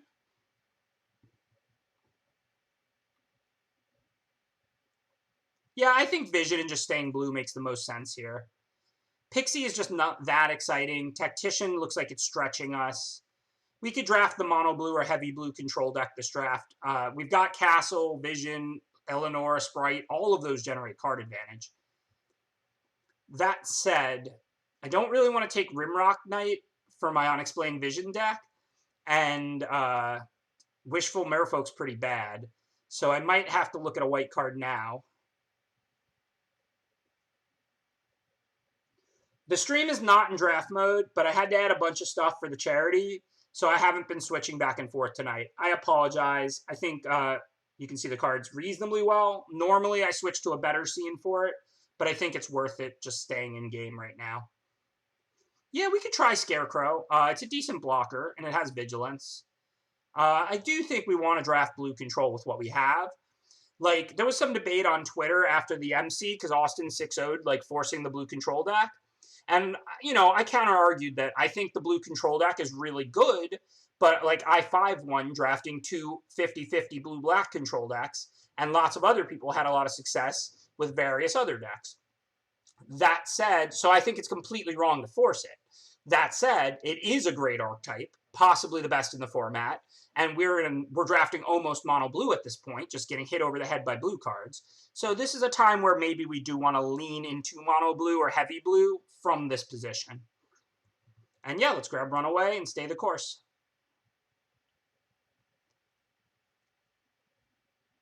Hengewalker's fine if you're going to be that heavy in one color. So let's see, is Sorcerer's Broom going to be good in our deck? We don't have anything that sacks yet. We have the rest of the draft to prioritize them. We're not really going to have many knights in our heavy blue deck if we light splash red, so I don't think Trebuchet is going to be good here. Opt is good with Vandal if we get it, that's true. But 3-mana 3/3 is pretty good if we just go mono blue. I might just want Hengewalkers. White has been open, but I don't think the white aggro cards go well with our blue card drawing. So I don't think this is a good opportunity to draft white-blue. When you draft white-blue in this format, you don't usually want to be like really controlling. You want to be like a tempo-y artifacts, enchantments, matter deck that's attacking. The control decks in this format are like blue-black, and like blue-red can be whatever, because like you just play some red burn spells or whatever. The problem with Trebuchet here is that we're not going to have knights. I mean, Sir Eleonora is a knight, but blue has like the least knights, and we're not looking to attack. So like the pinging damage isn't particularly good. I think this is Opt or Hengewalker, to be honest. That's true. Broom does work with Witching Well and Cauldron. That's two different commons, even if we're not green. Plus some things make food. Maybe Broom just has the most upside. Like, we might not use Broom, but this is a draft that we haven't had to waffle at all. We have 7 cards here that are almost definitely going to make our deck. Broom probably has the most upside, so I think Broom is the right pick, even if it's only like 50% to make our deck. All right, if we do go blue-red, draw 2, which is the only archetype we would consider from this position, really, besides heavy blue control, Wolverine is a pretty good 2-drop in that deck, so I'm going to grab that. Don't think there's any way we're going to play Ogre, but who knows? These cards shouldn't matter. Sorry, cards, you don't matter to me. Let's get to the next pack. Okay, so there's nothing super exciting for us here, but there is some decent cards. Secret Keeper is a good controlling card, even if you're not super decking them. It can still win you a control mirror, but it's also just a cheap blocker. Ember's Shieldbreaker is a card I talk a lot about. This is a card that in the aggregate would not be very good, like across all formats, but there's just a lot of artifacts in this format. So it just frequently smashes something and gives you a 2-1. That's a very good card. So this card is much better than it looks. So this is basically a pick, I think, between Shieldbreaker and Secret Keeper. Now, we're still not committed to red. I mean, we only have a Wolverine and a Dragonfire. But blue-red is a good archetype. Some red removal in our blue control deck could make a lot of sense. No, I'm not going to take Fox. Like I said, we're not really looking at the blue-white aggro deck here. We have Unexplained Vision. I mean, a 2-4. Broom is a late-game card. I think it's Secret Keeper.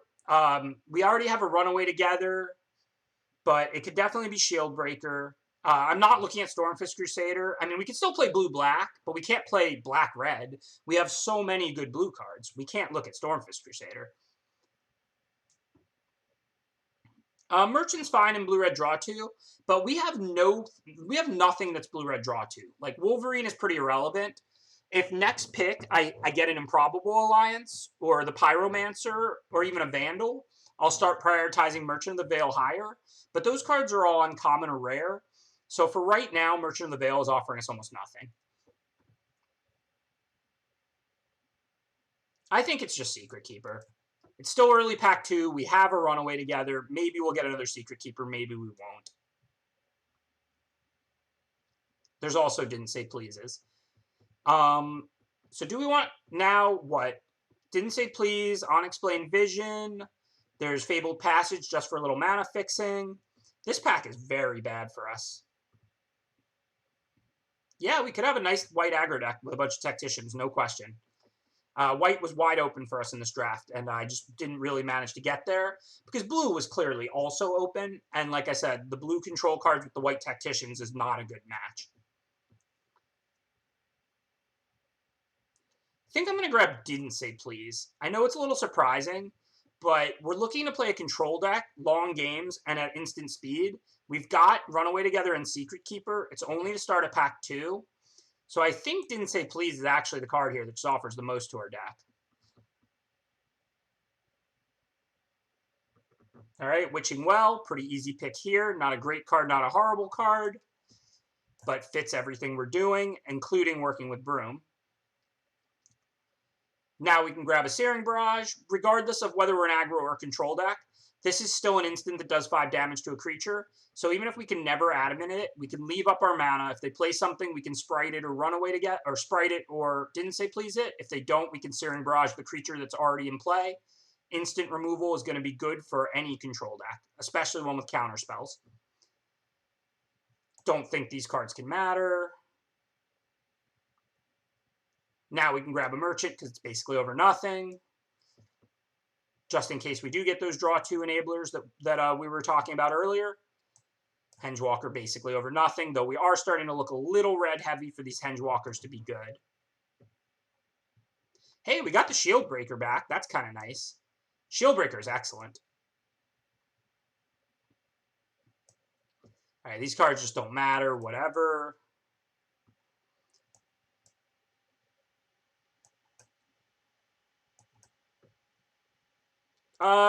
The dwarves thing is like, if you're aggro, then you can really spike. Like, even if you only have 3 dwarves, then you're going to draw 2 of them sometimes, and you get to go turn 2, 3-3, turn 3, 3-3 effectively if you're an aggro deck. Obviously, if I knew I was going to draw 2 dwarves, I would want that. But I don't want to put 3 or 4 dwarves in this deck to have a 1 mana 2 or 2 mana 2/2. A 2 mana 2/2 is a lot worse in a control deck than in an aggro deck. We're not playing Pump. We don't care about dealing them 2 damage on turn 3. So I'm not looking to do the dwarves thing with this deck. Obviously, if I got them late pack 1 and I got a hit over the head with them and I could have 7 dwarves or whatever, I would be all about it. But as a whole, I consider there a lot less upside in going down the dwarf path when you're a blue control deck than I do when you're a red aggro deck. These packs are not kind to us. They really don't want me to make Mythic tonight. Maybe they just want me to be on for this charity stream for 24 hours. I mean, Castle Embereth is a fine playable, even if you're not aggro, just because it's a land, but it's not a good card. It's nothing like the blue castle. I mean, the other blue and red cards are Trebuchet. We're not looking to play an aggro deck at all. Corridor Monitor, which is a fine 2-drop blocker. Opt. Like, this is embarrassing. I don't even know what I'm supposed to take. How are these packs so bad for us? There's so many commons I would be happy with, and not to mention good uncommons and rares. This is bad. This is ugly. Yeah, I think Red Castle is the right pick, but this is not a good card for our deck. Like, this is not something we care about. This draft is really going bad. Like, it's Tome Raider now, but that's another card I barely even want.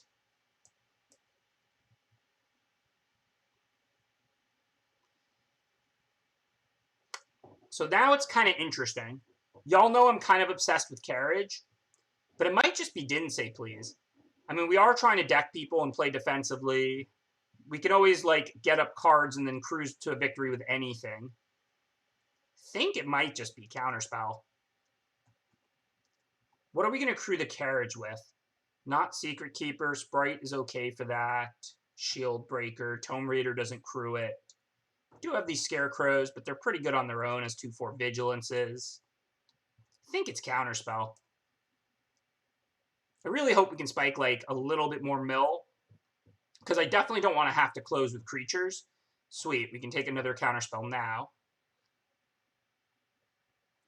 Okay, cool. So now we can get a second unexplained vision. So at least we have the control cards, counters, and card drawing. I mean, look, the deck is bad. I'm not saying otherwise.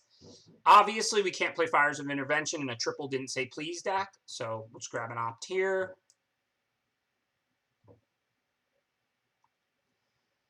Don't think these cards can matter. We have enough bad 2-drops. We're not going to play like dummy in this deck. I don't think we're going to play 3 Scarecrows. Mystical Dispute, definitely better than Rimrock in our defensive control deck that's trying to deck people. Corridor Monitor is actually a fine 2-drop in a defensive deck. It blocks well and its ability is somewhat useful sometimes. So, I mean, it's not a good card, but don't totally sleep on that card. Our win condition is decking them. I mean, if we draw cards with double unexplained vision, we could cruise to victory with anything potentially. But we have 3 Runaway Together. 3 Didn't Say Pleases, Runaway Together, and Secret Keeper. So we're trying to deck people. But we also could just go up cards and then just win through card advantage, right?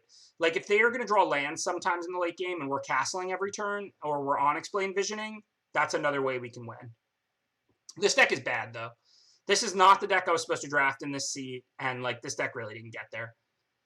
Okay, Sorcerer's Broom. Can we turn it on? We have Witching Well. That's it. So no, so that's an easy cut. What else? Cut like a Scarecrow. Don't want to play 3 of those. Yeah, bad deck probably means 7-1. We probably cut a mountain. We have double opt and Witching Well. Probably don't need this many mountains. 10-6 looks good. I thought I cut my Sorcerer's Broom. Well, I guess I missed it. Did I cut something else good on accident, or did I just not get anything? Looks like I just didn't get anything. Okay, so that gets us where we need to go. Hengewalker is definitely cuttable. It would be one of my next cuts. But, I mean, Sorcerer's Broom is worse. The only reason to cut Hengewalker would maybe be to put a mountain back in.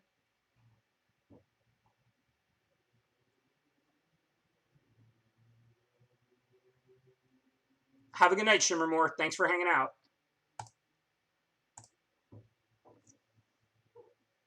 I mean, we definitely could cut Hengewalker for a mountain, but we also might just want like a 2-2 or 3-3 to trade off to get us to the unexplained visions. And with double opt and a Witching Well and 10 blue sources, we should be okay at digging up lands if we need them. And I kind of need to not flood too bad in the mid to late game because we're just 1-for-1ing and looking to deck people or kill them with some creature while we counter everything.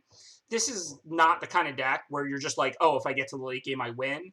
This is the kind of deck where you might need all your resources.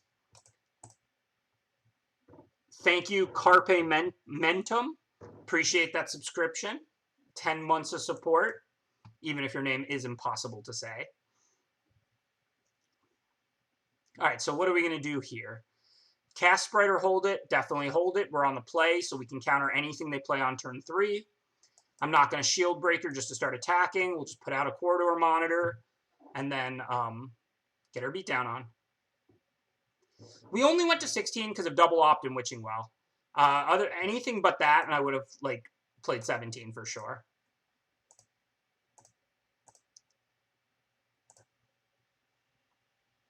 So this is looking quite bad, but Improbable Alliance is like a mythic uncommon. Hopefully we can just stop Tome Raider here, and then they aren't able to trigger it, because if they are, it's going to be bad for us. That said, I can't expect a 2-1 flyer or a 2-1 to really perform, given they can make 1-1 flying tokens, but maybe they'll have some trouble dealing with a 2-3, who knows?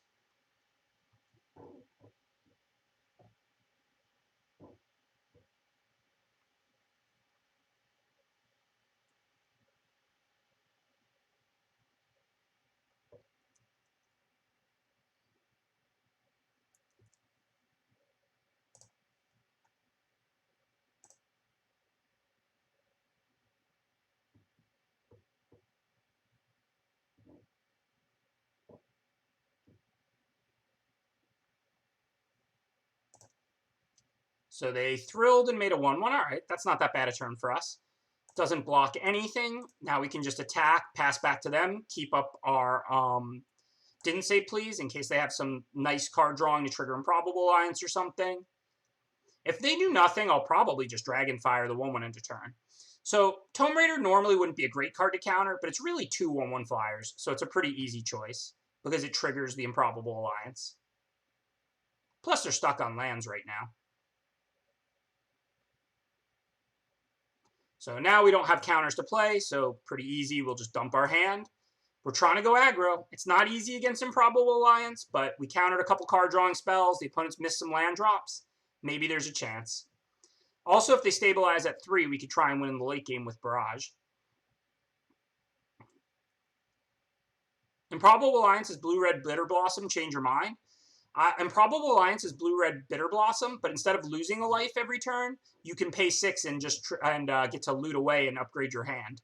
I will not try and change your mind. Okay, for now, a 3/2 first strike beats a 1/2 double strike, as does a 2/3. So I think I just Scorching Dragonfire the 1/1 flyer, not the 1/2, and then I can just attack with everything. This is a pretty aggressive play, but I'm really just trying to get them in range. This way, if they do stabilize behind the Alliance, I can then burn them out with Searing Barrage. But yeah, Double Strike basically doesn't work against First Strike. They're basically the same when they go head-to-head. So I just get to eat their red cap there. And now we can add a Shield Breaker. And hopefully next turn we can use Barrage, attack with everything, and win the game. Hey, I'll take it. I mean, I know they got stuck on lands, but Improbable Alliance is totally broken.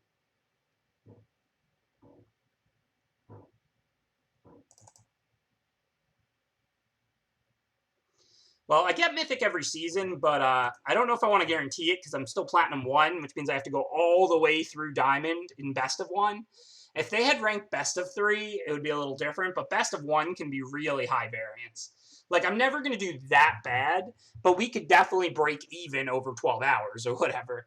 And I do have a flight tomorrow, plus a Mythic Championship in a couple of days. So I'm going to try and make Diamond, and I'm in no rush. This is great! Not only am I playing Voxy, but I'm playing Mill. Please let me deck Voxy here. I wouldn't normally care that much, except I'm playing Mill and she hates Mill. This is awesome. Please let me draw Secret Keeper and just deck her. One time for the good guys. I do also stream Best of 3 draft, but I've been getting a little bit more into the Best of 1 thing.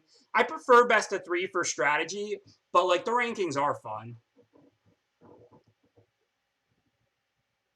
Well, that's a card I'm glad to see.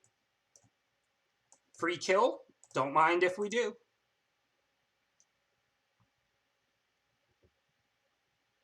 I'm a big Voxy fan. She knows.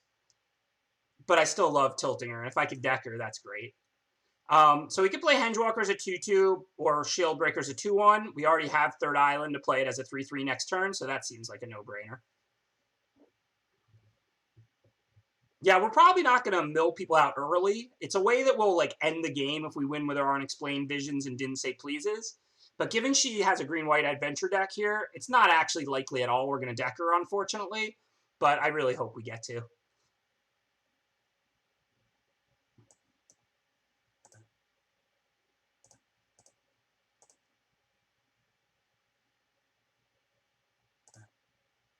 I'm probably not going to beat her. This is one of my worst draft decks.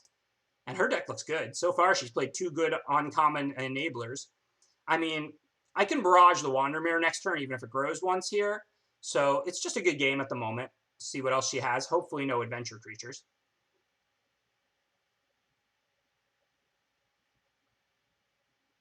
Haha, that's awesome.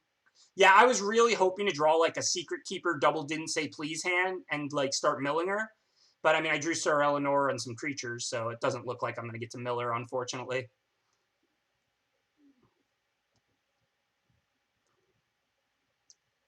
Her deck is a lot better than mine. Every card she played so far is really good. Okay, so we probably need to Barrage Tactician. So I don't think I can Barrage Wandermere. Sir Eleonora's pretty big right now, right? It's gonna replace itself, so it's gonna have 5 power. So as long as she doesn't grow Wandermere again, it can block. I'm taking 5 in the air this turn, though. But I guess I don't really have that much of a choice.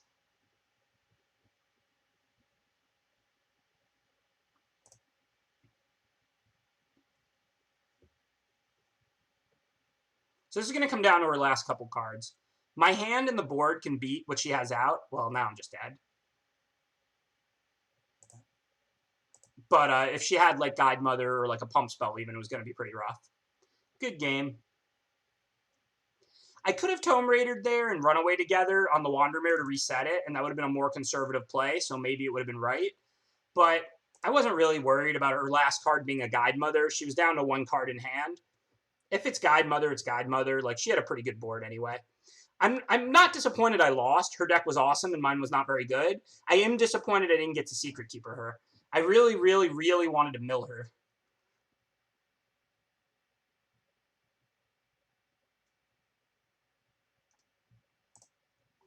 Disappointing. Not so much the loss, just the lack of milling somebody who hates mill.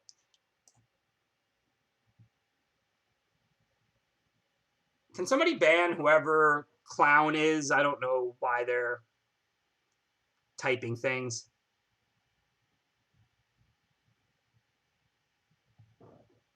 Who knows, man? Random spammers, I don't know.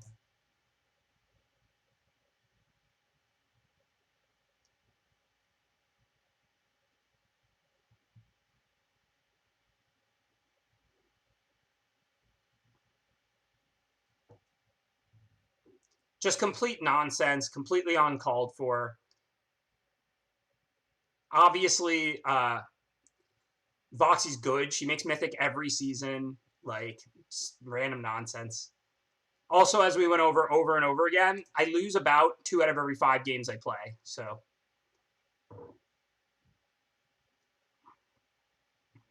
okay, so what are we doing now? We could leave Sprite up, and then if they have any tricks, we can get them with that. Trade off Wolverine for one of the 2/2s. We already have Runaway together, so we don't want to trade with tokens. No problem. Thanks, Sox. Appreciate it. Let's not even talk about it much. Better to pretend people like that don't exist. Like, if there's a serious issue worth discussing, sure. But if people are just going to come in and spam random nonsense, like, they're just trying to get attention, you know? Okay, so here, I can Merchant and trigger the Wolverine, and then I get to eat the Fox. I won't still have Sprite available. Oh, no, what am I saying? It's their turn, not mine. Okay, never mind. We'll just let this trade happen. And then we have Sprite for as long as they play a 3-drop. If they play a 4-drop, it's kind of rough for me. There aren't really... Oh, I have Mystical Dispute on backup. Okay, so we're fine either way.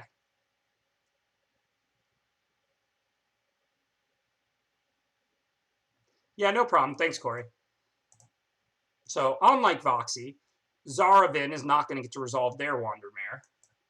Snap counter that card. It's incredible.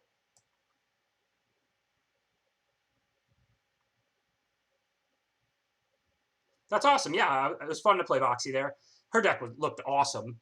She played all good adventure cards, 2 uncommon enablers. My deck is rather poor. Thought I had a shot after the turn 2 Shield Breaker, but died on turn 6 when I tapped out on turn 5.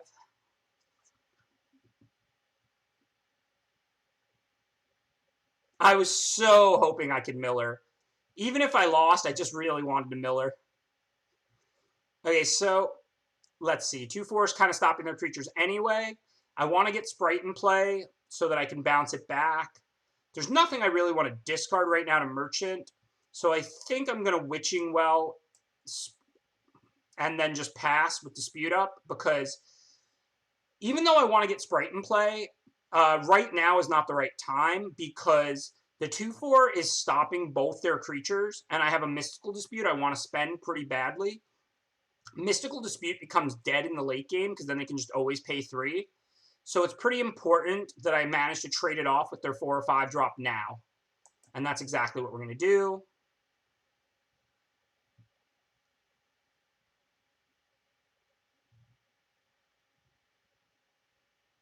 Okay, so now we have 5 mana. We already used our counter. We can just go ahead and cast Sprite, cast Merchant, If they don't have anything, they can't attack. If they do attack, then we're going to have to try and figure out what they have. But we have plenty of life, so we can always take it and then wait until our Runaway Together's on tap. Or if we have a good double block, we don't care about any of the creatures we have in play. So we'll reason through it if they attack. But we'll drop shields now, sooner rather than later. Then we can start attacking them in the air. If they ever play something good we want to counter, we can run away together, kill their 2/2 token, bounce Sprite back to our hand, and then send Sprite on its adventure and counter another spell with it. So if we get through this turn, we're in pretty good shape.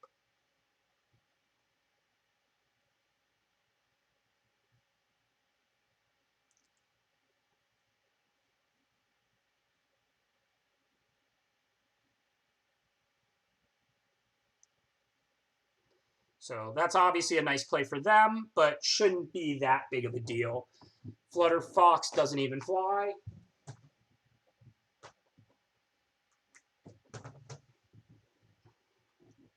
All right, let's see what we can do.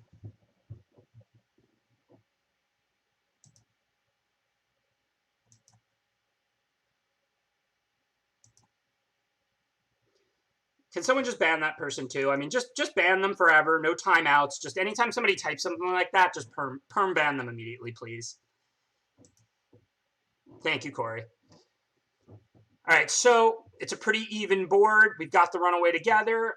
I think we just attack with our flyer, play another Tome Raider. So the MC deck lists come out tomorrow, like officially. If I worked alone, I'm not sure whether I would say it or not, because it is a small tournament, and I don't really want competitors to practice more against my deck. I worked with Efro, so it wouldn't be fair to him at all for me to just tell everyone what we're playing with deck lists aren't out yet. When people do stuff like that, let's just like insta-ban them the best we can and never even discuss it. They don't even deserve the time of day, right? Like, this isn't like a controversial thing. They're just randomly looking for attention. Like, yeah, I would do a mystery booster draft. All right, so we can run away together, kill the token, and bounce our Tome Raider. But the token's not actually doing anything. Do we really want to do that? Or maybe we bounce the Fox here and the Sprite, and then we can keep the Sprite up for the rest to counter the Fox in the future. I guess we already have Barrage for the Fox, so we don't really care about it. So, yeah, it's probably a better play to just go ahead and make a profitable double block here on the 4/4. And then we can put the Tome Raider there. Just run away together, killing the 3/3 and bouncing Tome Raider to get another card. And then we can always barrage the Fox. So we're still in really good shape right now, even though they just had a pretty nice turn.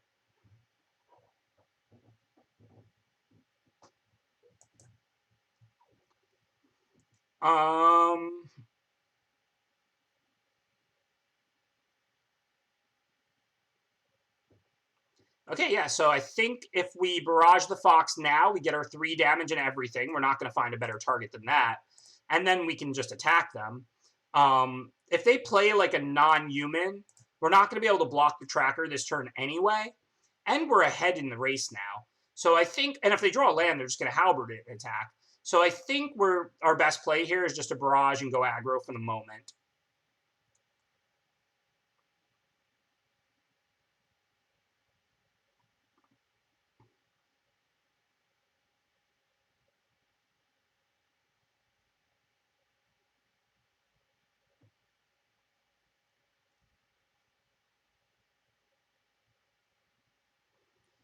Okay, again, it's not a hard turn. Sir Eleanor can grow big after we unexplain vision. For this turn, I think we just put it out and hit with Sprite. Not much else to think about. We're a little ahead on the race. We didn't have a counter or anything like that. Now we'll try and sculpt a game where we never have to drop shields again, since we're looking fine on board. We're not like crushing or anything. Like, if we make this double block, it's about an even trade, Sir Eleanor and Unicorn. But we take no damage. And then they don't have mana to re-equip the Halberd. So now what happens? We get to untap, hit for 4, play Tome Raider, leave Didn't Say Please up. We should win pretty comfortably from here.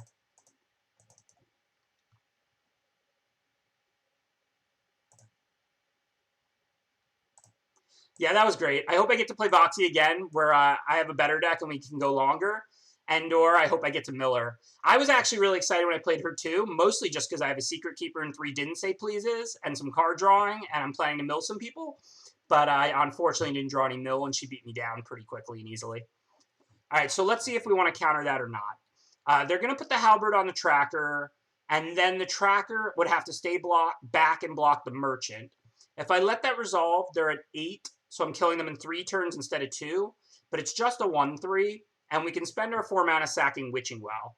Oh, we have the castle too, though. I forgot about that. Oh, so if I counter that, they're just dead. I can counter that on tapping Castle the Flyers, and we have lethal. So definitely right to counter it. I forgot about the castle. We're playing a control deck. I wasn't really looking for it. But now we just have exactly lethal. They should equip and pass. We just activate castle, hit them for 5 in the air, and the game is over.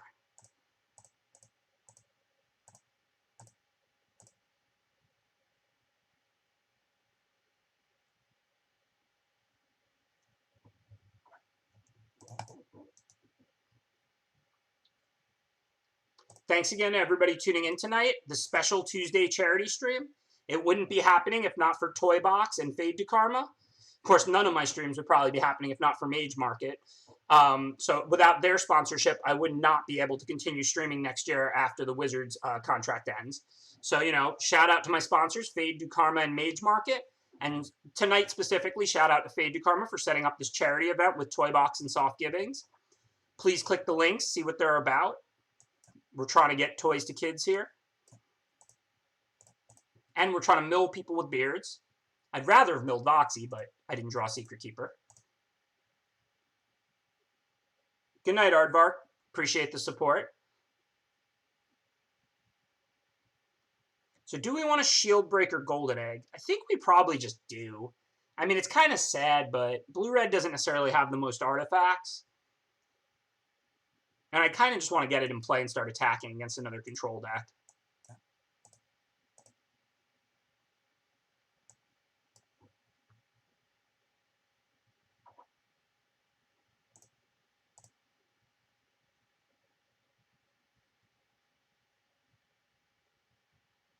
I agree. All right, so we do want to rummage here because we have mad excess lands. So I think since it's 2 power either way, this turn is pretty straightforward. We're going to go ahead and cast Shieldbreaker. And then, end of their turn, we can just rummage, discard an island. There is a chance. Thanks, Mulligan1. I appreciate it. There is a chance I should have rummaged on my turn, because if they counter it, I don't get to draw the card, and I lose the Merchant and the discard. But honestly, I'm not even sure if I mind trading Merchant and this island here for a counterspell. The island is pretty much dead anyway. And, who cares about a Merchant of the Veil right now? Actually, discarding is on resolution, right? Not part of the cost, I think. So you wouldn't get 2 for 1. So if they countered it, I'd still get to keep the island. But again, who cares? I don't need the island anyway. So that's all pretty irrelevant. So here, pretty easy Tome Raider, I think. There's a decent chance they have a counter. We don't really care either way. Just see what we draw, get out of power.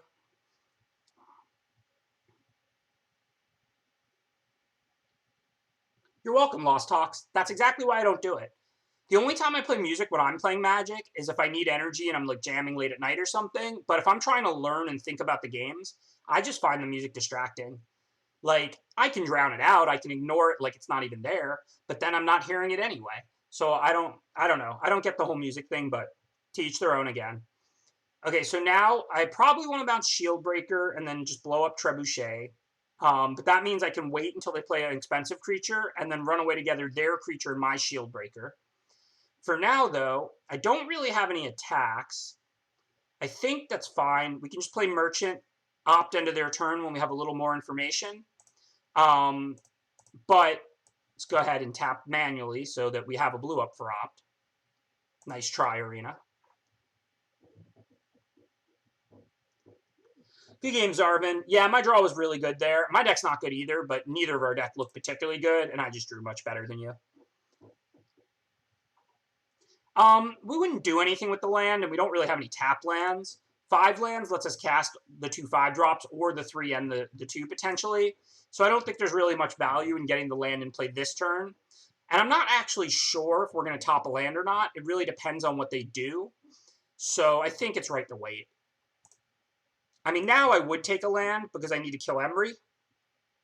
Granted, I think I want to run away together at first because I am trying to deck them. They're already at 15 cards, and Emery, whatchamacallit, it mills 4 every time it comes into play.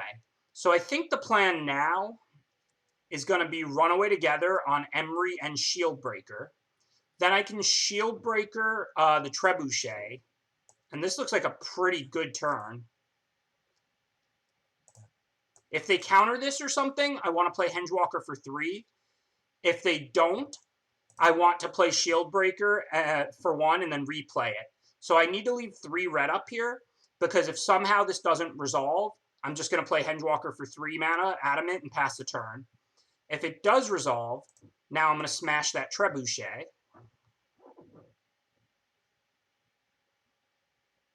They're going to stop me from doing that. Okay, fair enough. But we'll still get our beat down on. I think there's more value in removing the Trebuchet. Even though Secret Keeper mills 4 and we are trying to deck them, the Trebuchet is pinging us for 1 to 2 every turn. So in the end, we effectively get more turns of mill, because every turn that goes by that we don't take damage is mill 1. So we effectively get more turns of mill by killing Trebuchet than we do by milling them 1 more time with Secret Keeper. Okay, so they're at 12 cards in their deck. I don't think I'm scared of Emery at all. They can bring back Golden Egg and draw a card. So I think here we pretty clearly want to just kill Pyromancer. That's a super scary card. So let's go ahead and get the trade.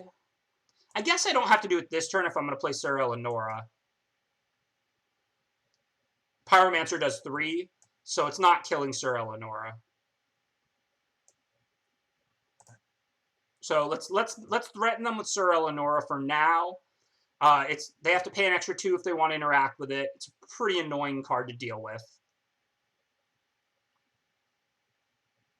Unless they have Forever Youngs or something, they're already down 8 cards in their deck. And Probable Alliance is good, but I just don't know how they're going to win this game. I'm going to go ahead and hit that Pyromancer now. Probably should have attacked first, so it's an extra 1. Obviously, if they chump blocked, that would be great. So all I really did was miss a point there.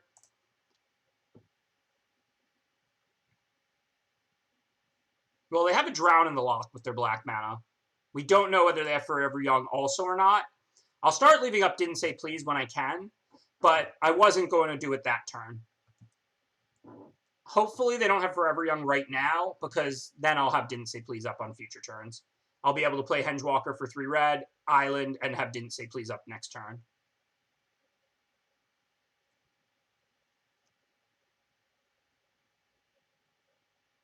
Feel like we're pretty... Oh, no, they still have the egg they could sack for black if they needed to, but... Feel like we're looking pretty good here. They have 3 cards in their deck. Now they have 2 cards in their deck. So again, it's pretty much Forever Young or you lose. And I don't actually think they have that many creatures. So even if they Forever Young, they can put like 3 or 4 creatures back, and then we'll just counter something and deck them anyway. Okay, well, Didn't Say Please costs 2 blue and 1. Sprite is 2 colorless and a blue. So they have 1 card or 2 cards left in their deck. So I'm not even going to cast Hengewalker. There's just no way they're going to 16 me now. So we'll just deck them, and we have double counterspell up. Hooray, we decked somebody. Too bad it wasn't Voxy, right?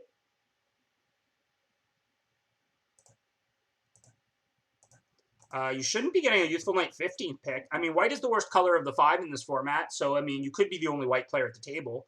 Obviously, in order to play it, I would have had to play that extra land from my hand, which I didn't want to shrink Sir Eleonora, because against a control deck, when I'm holding counters in Searing Barrage, Sir Eleonora, they might not have an answer to. I mean, it turned out they had melee, so they ended up paying 3 and sacking a land and removing it, and then I would have played the land the turn after that. They just conceded. But the previous turns, I didn't play the land, because Sir Eleonora's power and toughness is equal to the number of cards in your hand. I don't know, find a good limited streamer to watch, avid Magic player. No, but in all seriousness, don't freak out. Magic is Magic. Grand Prix are not different than PTQs, except they're bigger. They're not different than F&M, except the players play a little better. But Magic is Magic. So if you've been playing Magic your whole life, you're ready for any level of tournament. If you're brand new to Magic and you've never been to a Magic tournament, it's a big show. Just try to take it in and appreciate it and enjoy the ride. But I wouldn't worry about the level of competition. Yeah, your opponents are going to play a little better. But it's not like it's chess or fighting or something. All them playing better means is you have a little lower chance to win because they make less mistakes. Like, that's not scary. Is it scary to be 46% to win your match instead of 58%? Like, who cares if the opponents play better? So just go play your game. Mull if you think it's right to mull. Make the same plays you would make at F&M or at your kitchen table. Okay, so we have Shield Breaker, so we're definitely going to let that resolve. I mean, look, a few people cheat. It's not that bad these days. If your opponent does anything you suspect at all, call a judge and tell the truth. If you're wondering how to handle rule stuff, that's a very simple formula that works 100% of the time. And you know me, I'm always looking for corner cases. But anytime you're in a tournament and you're not sure what to do, call a judge and tell the truth. It works 100% of the time. That's all you have to do. Call a judge and tell the truth. You can never go wrong. If you're wondering if you should call a judge, you should. If you're thinking about calling a judge, call them. Just call a judge and tell the exact truth, and you can never go wrong.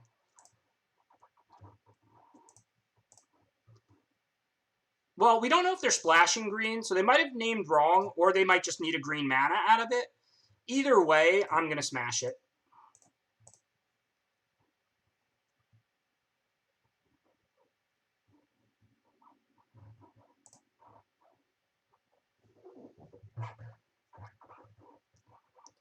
It's seriously one of the only things that's 100% in Magic. If you're thinking about whether to call a judge in a scenario or not, you 100% should call the judge.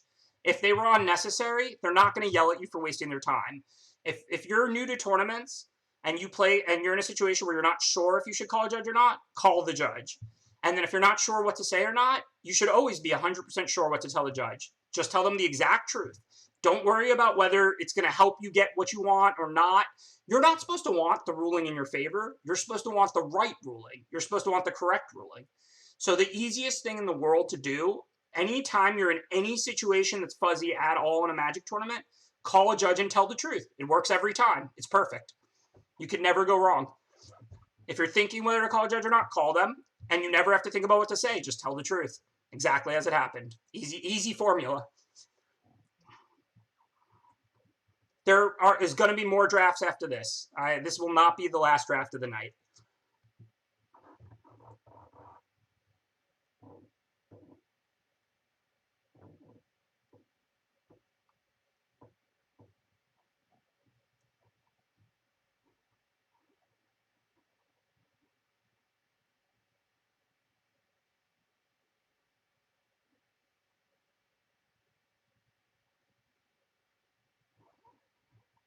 One of my favorite little stories along those lines. So this is not a knock on the judges. If anything, like I wasn't, being over the top with it, but if anything, I should have just, because they're following proper procedure and they should do this, but it was kind of amusing. One time I played Kibler in a Pro Tour, and we had a situation where, he played, the instant that destroys all enchantments to kill my, Chain to the Rocks on his pull-up Runos or something important. I had, 5 instants in hand or whatever, and it was just the most complicated thing. It was mid-combat. So we both forgot that it also killed, my 2/2 random enchantment creature that was, not irrelevant, but not particularly important, and not why he was playing the spell. We finished combat. I make my decisions. The next turn, he realizes it, calls a judge. He tells the judge what happened. Then the judge asks me, okay, what's your version of the story? I'm like, what he said is true, right? And the judge was like, okay, but I still want to hear it from you. And I'm like, okay, and I just told them exactly what Kibler did, what Kibler said. But I just thought it was funny because one of the things that happens a lot in judge calls is people exaggerate how long or short something was and things like that to try and win rulings and stuff like that. And that's just wrong. You should never want to win a ruling. You should want the correct ruling.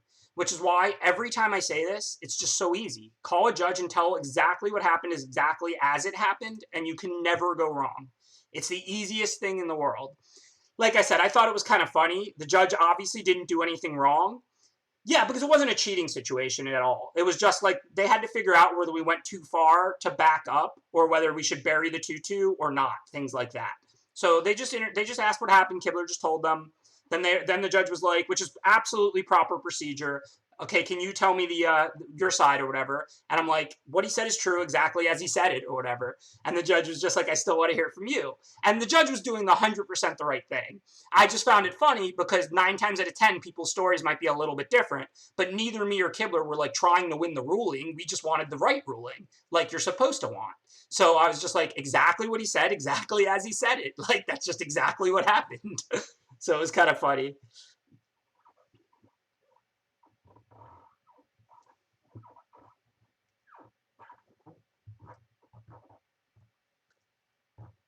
I mean, if someone's mean to you, call a judge. If they're not excessively mean, then nothing bad is going to happen to them, but they could use a caution if you feel like they're being mean to you anyway. Again, I'm going to move back to Magic strategy here, but anybody who's new to Magic tournaments, doesn't play a lot of big tournaments, it doesn't matter if you're playing a Mythic Championship, a Grand Prix, a PTQ, or an FNM. Anything that happens, if you're thinking about calling a judge, call the judge and just tell the exact truth exactly as it happened. It's the easiest formula in all of Magic.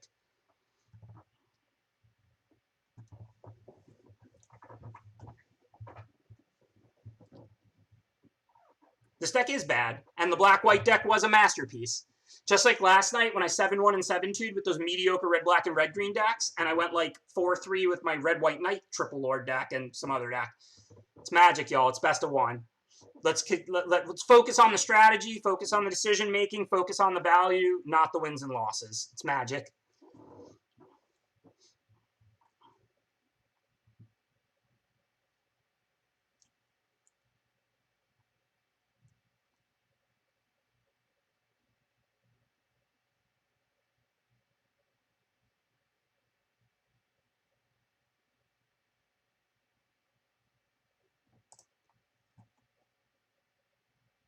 So pretty clear keep. If they're an aggro deck, I'm not sure what I'll do with the Secret Keeper. Okay, well, we drew an island, so now we'll just mill them for 4 and then be ready to put our 0-4 out. If we didn't draw an island this turn, I would definitely have to rummage. The question is, oh, haggle, by the way, this instant. I call that ability rummaging. I think that was one of the first times Red had like discard, draw a card or something, so I've heard people call it that. I don't even know the origin, to be honest. But when I say I'm going to rummage, that's what I'm talking about. I'm talking about like discard a card, draw a card, or whatever. Draw a card, discard a card is generally called loot. Discard a card, draw a card is generally called rummage. Okay, so for now, if I put out the Wolverine, I'm a little more mana efficient, but I can't block the Youthful Knight, and they're an aggro deck, so I think I just want to put out the Secret Keeper here. Plus, we can always rummage away a mountain, since we have 2 more in our hand, and we don't need that many red anyway. So we can still use all our mana this way.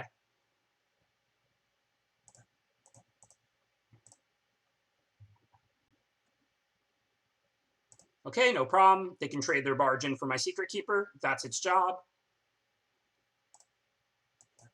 And then end of turn, we're definitely going to discard a mountain now.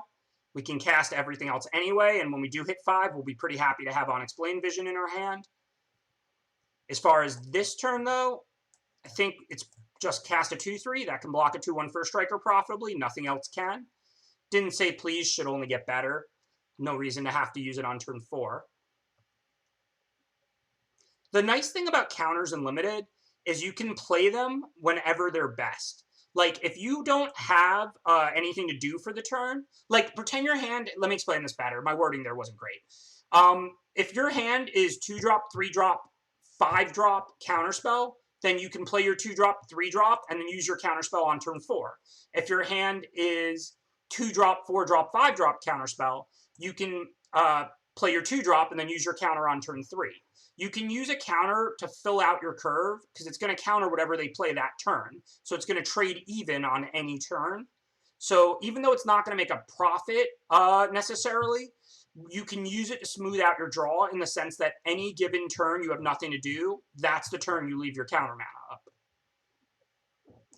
All right, so we don't have triple blue, but that's okay. Next turn, we can play Hengewalker and Didn't Say Please. So I think we just Visions here for 3 cards. The important thing is draw 3. Scry 3 is relevant, but not that relevant. We're on an even board. We already know we can spend 6 mana next turn. So I think that's a pretty easy play. And then we can always attack with Wolverine. I'm happy to trade it for Youthful Knight. We're not that good at triggering it. And we still have the ground covered, of course, with a 2-3 and a 1-4. Yes, I would definitely have blocked if they attacked with Knight. I don't care about this Merchant. There's nothing they can really play that would own me. If they want to spend a trick to kill Merchant, I'm cool with that. I'm a control deck. I'm looking to trade off with their tricks, keep my life total up, and get to the late game. Like now, we're pretty much exactly where we want to be.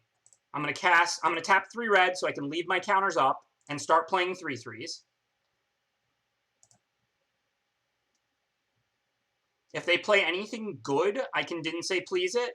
If they play small creatures, I've got that covered with all my 3/3s and 2/3s. So now we're pretty much exactly where we want to be.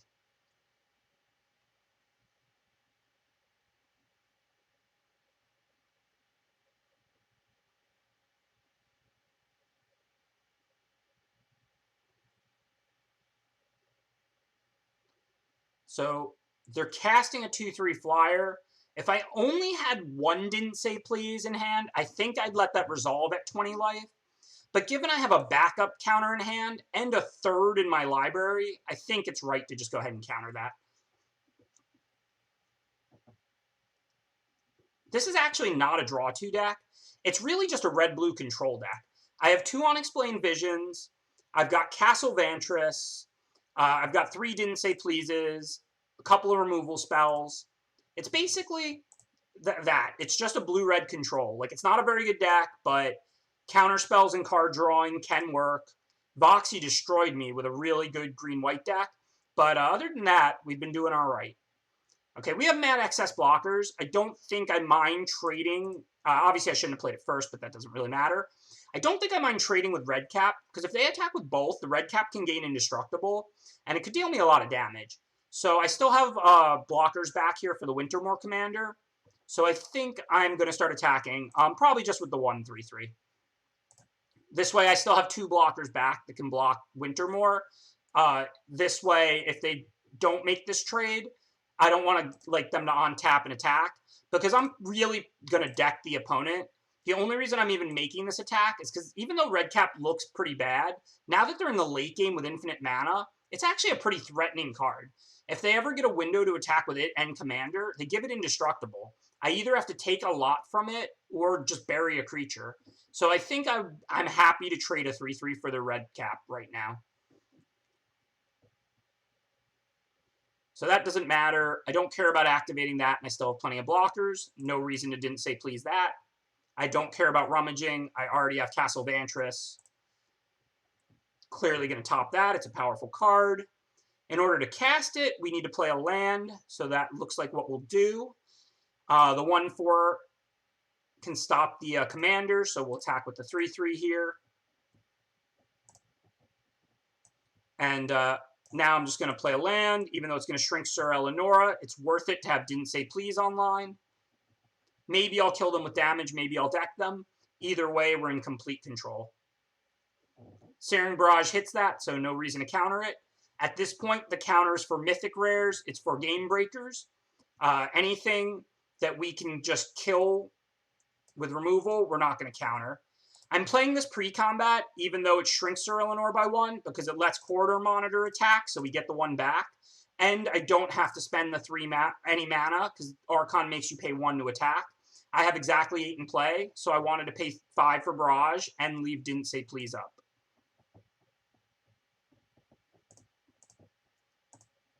So we're pretty much good here. Just keep playing creatures, holding lands, keeping up our counter. We even have Castle for a turn if we don't draw anything we want to play. It's better to get the creatures in play, of course, and it's better to leave Didn't Say Please up in case they have some bomb rare. But let's say we draw a land, then we'll red Castle and still have Didn't Say Please up. Hey, Diamond! We're almost at Mythic. And by almost, I mean like 20 wins away.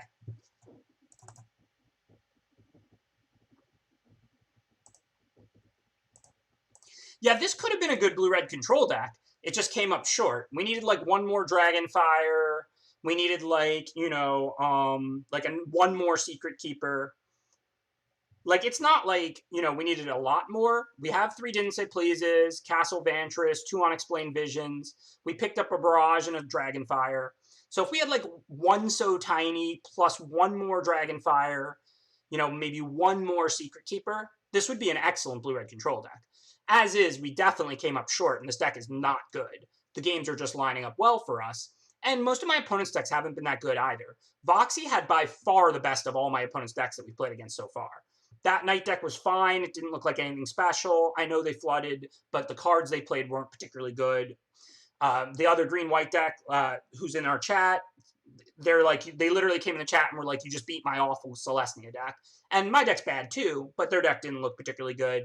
So for the most part, we're playing other bad decks and the draws are lining up well. Voxy had a good deck, and I actually drew well against Voxy. She played a turn 2 Jousting Dummy, and I had the Ember's Shield Breaker and smashed it. And then I didn't miss land drops. I played things every turn, and she crushed me because her deck was just way better.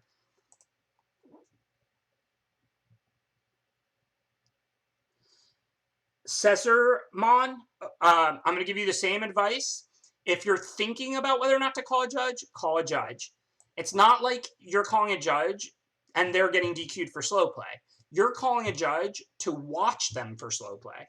So your job is not to determine whether or not they're playing too slow. If you even suspect there's any shot they're playing too slow, call a judge and let the judge make that determination.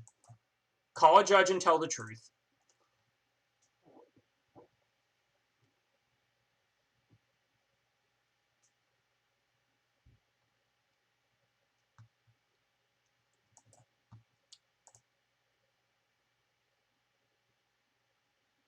Thanks, Spooty Puffs. Yeah, I appreciate it if anybody who can afford to will donate anything to Toy Box. This is a charity fundraiser. No donation too small, in my opinion. Like I said, crowdfunding is really, really powerful. If you don't have a lot of money, but you want to help the charity, feel free to donate $1 or $2 or $5, just something really small. It's very appreciated. Nobody's going to think like, oh, wow, you only donated $1. Just anything that you can afford, it's appreciated. Like I said, I grew up in a middle-class house with virtually no money, like not poor, not struggling, but I just didn't have like a lot of money when I was a kid. So, I mean, I know what it's like to, you know, be like, yeah, like I only have, you know, $100 or whatever. Don't donate $1. You know what I mean? Just donate, do your part. Crowdfunding is powerful. Don't feel compelled to give a lot if money is tight for you. But there's no donation too small. If you feel like you can give $1 or $5 and that's all, please do, and it will be appreciated. Okay.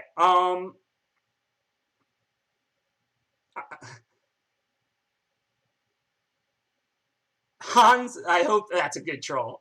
Bernie wants to end that because he wants the government to pay for all of everybody's medical treatment. I'm assuming you're trolling. All right, we'll scroll these spells to the top and lands to the bottom. We already have 6 lands. Pass back to them. Relax, Magic Spoon. Hans made one joke because he knows I'm a Bernie supporter. Take it easy. Not a politics stream. It's a Magic stream. We're focused on Magic strategy. I'm talking through every turn and every game. Hans made a joke. Relax.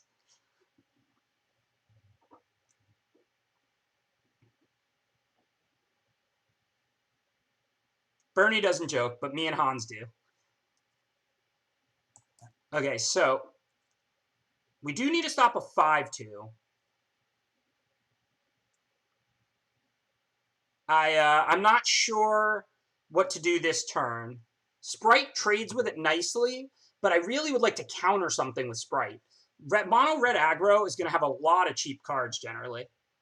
Thank you for subscribing, Claire Morgaine. Very much appreciated. So I don't want to play Sprite. I think I'll just play Tome Raider and take one more hit. This does help me make land drops so that hopefully I can start casting things and leaving counters up. Plus the 1/1 can trade with this 1/1. If they play anything big, I can always block with Tome Raider and run away together and bounce whatever big thing and Tome Raider after Tome Raider blocks Paladin, and I won't take much damage. If they play something that costs 3 or less, literally anything that costs 3 or less, I'm going to Hypnotic Sprite it. The reason being, I want to get the Sprite in play, basically, and out of my hand, and I don't want to have to keep leaving mana up against an aggro deck, but I don't want to miss that value. And that definitely falls in the camp. No reason to let them give trample to all their attackers for the rest of the game, so we'll Sprite that ferocity.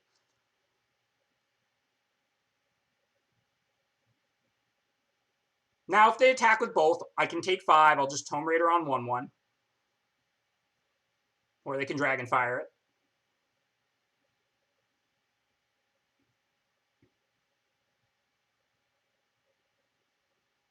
Okay, this looks pretty cool. I want to have Runaway up, if possible. Sprite can trade with Paladin.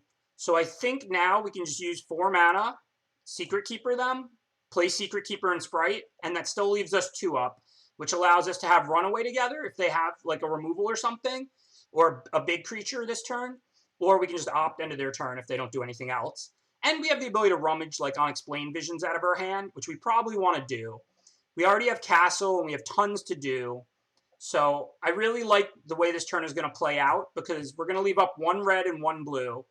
And that's going to give us access to either Runaway together if we get a good opportunity to use it, or we'll make our draw smoother for the rest of the game by using Haggle and Opt end of their turn.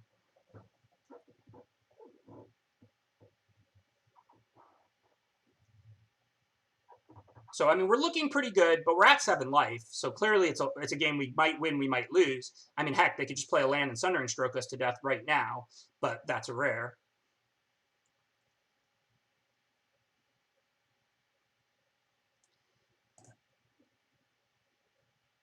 So this is one of the more interesting of the possibilities. Well, they chose not to pay 1. So I guess they're trying to clear the way for Embereth Paladin, but I'll happily trade Sprite for Gingerbrute. That Gingerbrute could have been a problem with 1 damage a turn with me at 7. I can put out another 2-power creature to trade with Paladin. So I think they probably should have paid the 1. I'm assuming they might have Searing Barrage or something, some reason that makes them want to leave 5 up. But I don't care if they Searing Barrage the Secret Keeper. So we can, either way, we can tap out into their turn, and then we'll figure out on our turn how to mitigate Searing Barrage and make sure we don't just die to that plus Embereth Paladin or something like that. Yeah, so there's the Searing Barrage. Nothing surprising at all there, but I'm actually kind of happy about this because the 0/4 doesn't block the 5/2 anyway. That looks good enough to top, I'm pretty sure. So we're going to rummage Unexplained Vision out of our hand. If we're going to tap out for something powerful, it's going to be at least a creature that can block, not a card drawing spell. We're up against an aggro deck and we're at 4 life. Now let's see. If we play Merchant of the Veil and Corridor Monitor, we can still have 2 up for Runaway together, so that looks pretty good. Otherwise, we can play like Corridor Monitor and have just Barrage up. And we don't really need to Barrage that Paladin. Definitely not now. So yeah, this is the right play. We can play Merchant of the Veil. We can play Corridor Monitor. That puts us even on board. And if they play a big haste creature or removal, we have Runaway together.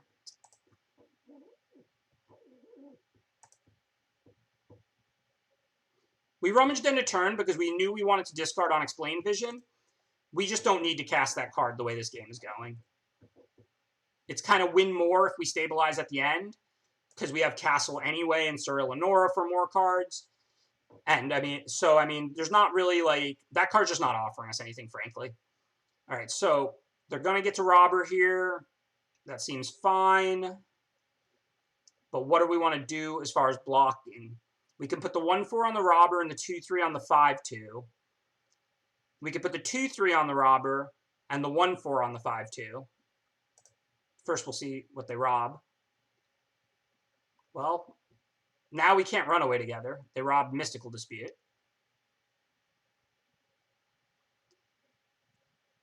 That was kind of ugly.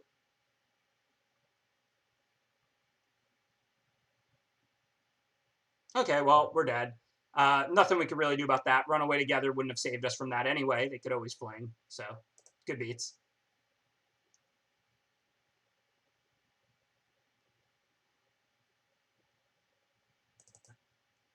I wasn't worried about them robbering. I mean, if they hit a land, it does nothing. If they hit some mediocre spell, whatever. I didn't even need to run away together. So even when they hit Mystical, if they had hit like a counter, I would have just blocked. Like I could have just put the 1/4 on the 2/2, the 2/3 on the 5/2, and took 1 damage. And then I had a handful of spells. So I mean, I wasn't happy about getting robbered, but it wasn't that big of a deal. Yes, there is another draft after this. We are going for Mythic tonight. We are doing a charity stream. Don't hold off on your donations to keep me on longer. Please donate to Toy Box. Check out the links. But I am going to try and make Mythic. It's not a Mythic or die trying night. I mean, I'm flying to California tomorrow. But it's not that late for me yet. And we're Diamond, so we'll see how the next draft or two goes. Have a good night, Socks for Champ. So I think this is a mulligan. I mean, we have 4 5-mana cards. We are on the draw, but, I mean, we can't keep this, right? This is a better hand. Don't know what to ship. This would be a pretty solid 7. We have our 3-mana 3/3, a 4-mana 2/4. Probably should just ship Mystical Dispute. We have plenty of counters, and if they're not blue, then we probably won't even get to fire that off early. There's definitely another draft after this. Definitely at least one more. Like, no question. Regardless of the outcome of this draft, I'm drafting again. If I lose this game and then, like, 1-3 the next draft, that might be the last one. If I, like, 7-2 the next draft and I'm continuing to work towards Mythic, then I'll do another one after that even. But this will not be the last draft. All right, so I'm not against Dragon Firing a 3/3, but I played the island because I wanted to play Hengewalker on turn 3. If they want to Cauldron it now and get me for another 3, who cares? I can play 2/4s, which will bounce with the 3/3, and I can save Dragonfire for some kind of flyer or utility creature that I actually need to stop. I'm not even sure, like, if I had the ability to cast Dragonfire for free right now, if I would do it. Because this 3/3 is getting stopped by my entire hand. 2/4, 2/4. That's what I have to play. Hey, Adam Bomb, thank you for subscribing. Super generous. Very much appreciated. Also, thank you, Schnizzleprinz. Appreciate that subscription. I know there's been a lot of subscriptions tonight. Thank you again, everybody supporting my stream. It's very much appreciated. So now we have a choice. If we don't think there's any shot they really have a counter, we slap down Sir Eleonora. If we do, we could always place the Scarecrow and just sandbag the Eleonora a little bit. It's not that important the Eleonora resolves, and they're down to 1 card in hand, so I think I just want to put it out. Just find out if their last card is a counter or not. I do have a YouTube channel, same name as my Twitter and my Twitch. Somehow, despite the whole world trying to lock up NSMTG, I've got it everywhere. So, same exact name, just you can search for me on YouTube, on Twitter, wherever you're interested in following me. My name is the same, literally everywhere. Okay, so that was a nice tempo play for them. Let's figure out if we're dead. I can play Sir Eleonora. It'll trade with the Scavenger, and then I take 3/5. Or I can block the Walker, and then I take 6, but then I eat the Walker. There is the risk that they'll draw a haste creature, though. But what's my other option? I can Scorching Dragonfire the Walker and have Didn't Say Please up. That doesn't seem great. So I think we just do it. I mean, if they draw a haste creature that N can pump, like, Gargoyle, we die. But all in all, if they brick this turn, if they draw a land or something they can't cast, and even if it's like something they have to tap out for, then we might not die. Of course, if it's trapped in a tower, we do die by Xaxes, so good beats. Sorry, the reason I'm talking about haste creatures when they're playing blue-white, which doesn't have haste creatures, is because of the Crashing Drawbridge. I'm well aware that, like, whatever they draw is going to have haste. Again, I didn't word that well. What I meant was if they draw a creature they can cast and give haste to, then I die if they can also pump the 0/3 that was already in play. But yeah, no, that was fine. I mean, we went 5/3 with a pretty bad deck. I think we ran pretty hot, if anything, over that run. I don't think, even including, like, play skill, I don't think I averaged 5 wins with that deck. That deck was bad. So now, let's do another Ranked Throne draft. Hey, the Magic Mirror, the unplayable mythic. Nobody knows why they made this card. Maybe it's some kind of inside joke. All 3 uncommons are pretty good and pretty close, in my opinion. Revenge might be the best. Order is probably the best to take pick one, pack one. I think Revenge is really good in black-green food, and but it's pretty bad if you're an aggressive black-red or black-white night stack. Order of Midnight isn't great in a blue-black control deck, but it's really good in those aggressive night stack, and it's really good in the food deck, and it's still playable in a blue-black control deck. So, I mean, I think Order is better than Revenge, but I do think Order, Revenge, and Archon are all pretty close. The commons in this pack aren't good. There's no Bacon, no Pie, no Fierce Witch Stalker, no Scorching Dragonfire, no Trapped in Tower Tactician. There's basically none of the best commons. So all we really need to look at with this pack is the uncommons. The Mythic Rare is unplayable despite being a Mythic Rare. The commons in this pack are quite bad. So all we really need to look at is the 3 uncommons. I'm not switching layouts tonight just because I had to add a bunch of things for the charity stream, and the charity stream is just tonight. So we're sticking in game mode. I apologize if it makes it slightly harder to see the draft portion. I think the cards are still visible from looking at my Streamlabs. But normally I switch back and forth, and normally I appreciate the reminders to switch back and forth. But tonight I'm sticking with this. Charm Sleep is fine. It's okay. I don't think it's great. I'm almost never going to cut it from a heavy blue deck, but I don't think it's amazing removal in this format. I think Order is the best one to first pick because it's good in any black deck. And Revenge, like I said, I don't like Revenge in my aggressive decks. And it's not even okay, but it's a strong sideboard card in an aggressive mirror. And if they're control, you board it out. We're playing best of one. I think Order of Midnight is just the best card to first pick here. I admit that we undervalued Revenge. It's better than I gave credit for. But I also still think people overvalue it, just because it does do something very uniquely powerful in a lot of games. All right, easy Reeve Soul here. Even if this was pick one, pack one, I think Reeve Soul is what I would take. Ferocity is really good in a few specific red archetypes, but it's kind of medium in some decks. Burning Arrow Trainer is weird because it's better than I think it looks and not as good as you would expect an uncommon night card to be or whatever. If you have an aggressive red night stack, this can be a pretty powerful 5-drop. But it's nothing special. Sir Farron, same thing. If you're heavy green, it's a good 2-drop. Tree Folking onto it is pretty nice, but it's nothing special. So, I mean, Reeve Soul is just the best card in this pack, and it fits with our black uncommon that we first picked. All right, so now we have a more interesting choice. There's some close cards. There's nothing really good. Barrow Witches, don't sleep on that card. I mean, if you're a heavy night stack, it's a 5-mana 3/4 Gravedigger. That's a good magic card. We don't know where we're going to end up. We don't have a night stack yet. We have 1 night and 1 removal spell. Otherwise, Rimrock Knight is excellent in a red-black aggro night stack. Lonesome Unicorn is a pretty good card in a black-white grindy night stack. So, I mean, and Tree Folk is probably better than either of those cards in black-green. Reeve Soul and Order of Midnight are both still good in black-green. We probably want to lean a little bit towards Knights. Yes, a few weeks ago, this probably was an easy Forever Young, but that was a very skewed format. They basically went too far with how much they, took out Mill, which is fine because we had to live in the Mill-dominated meta for the first, 2 months of this format. But now you, never see Mill. It's you basically never get it. I'm not going to take the Cabin. Tree Folk, I think, is the actual best card, but I think it goes slightly worse with our previous cards. So I think there's, I think basically Rimrock is, probably the one to take because it goes the best with Order of Midnight and Reeve Soul in a black-red aggro deck.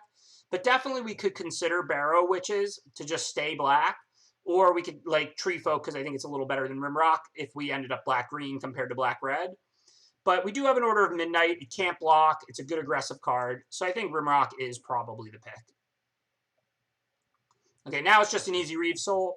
It's not a card that gets better in multiples, but every limited deck is going to have tons of creatures with 3 or less power. So until you start getting a lot of Reeve Souls, you're not really worried about it. So we'll definitely take another good removal spell here. It's not over much.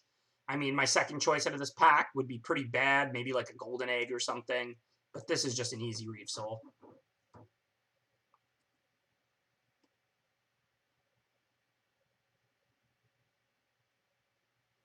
Well, that sounds totally reasonable, Tails. I mean, I've played a lot of games, and I haven't really played against Mill, ever. Maybe once. So that's why I said what I said. But it's anecdotal. I mean, the update was last week or something. So maybe I've played like 50 to 100 games since, and I think I've played against Mill like once or twice. So I don't know. Okay, Tournament Grounds is not particularly good in Knights. This card is good if you're like a 3-color, really high power level Knight stack. But if I'm a 2-color Knight stack, I don't even want this card. I want to be able to cast Reeve Soul. I want to be able to send Rimrock on its adventure. This doesn't do either of those things. So I would only really look at Tournament Grounds for a 3-color Knight stack. If you're a 2-color Knight stack, you're just not super interested in that card. Sorcerer's Broom can be good or unplayable. It just depends if you get ways to trigger it. We don't have any yet, but we're 4 picks into the draft. Remember, we could take Witching Well. We could still play a blue-black control deck. We have 1 red card, and it's not even a particularly good one. Rampart Smasher is pretty much uncastable if we go red-black. I mean, we have a bunch of black cards, or mana's going to be split. Rampart Smasher is an incredible card in red-green or super heavy red, super heavy green decks. A lot of creatures in this format are knights, and there's even some walls. But I don't think we can take it here. Our first 3, I mean, we have 3 good black cards here. So I think we really, this is a bad pack for us. I think we just want Witching Well. I don't want to close the door on blue-black control when we have 1 Rimrock Knight. I think Tournament Grounds is not a good card unless you're already 3. I don't think you're looking to splash like a few random white knights into your black-red knight stack.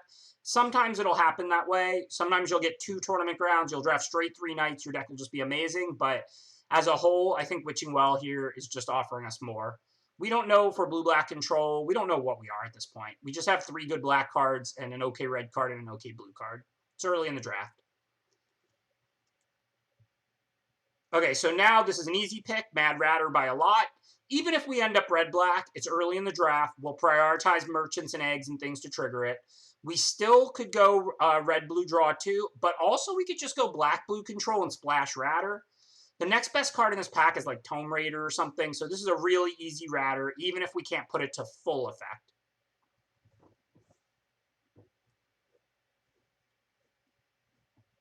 Three-color aggro is not somewhere you want to be in this format. That's awesome. I'm really happy to hear that, Jacobson. Nice work.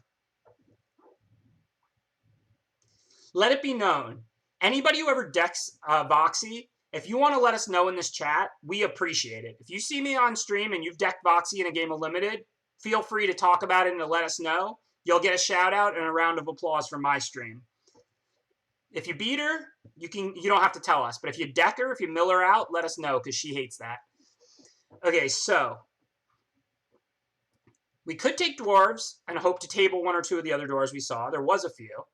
We could take Rampart Smasher. That would be our 3rd red card now, and it does seem like we're seeing red.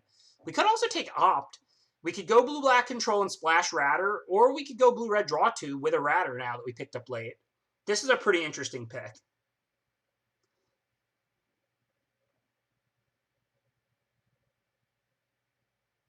I mean, I don't think she'll do that because I don't even know if she'll draft Mill because I know she really hates it, but still always great. Okay, so what should we take?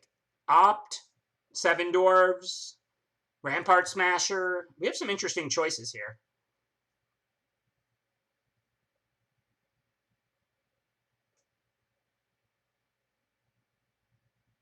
Smasher does probably have the most actual upside if we do wheel the other one, but it was only like a couple picks ago, so it's not that likely we're going to wheel it.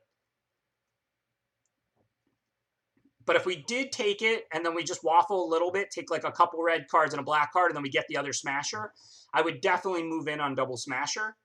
But I don't think it's that unlikely. I don't think it's that likely that we're going to end up tabling it because it was only a few picks ago.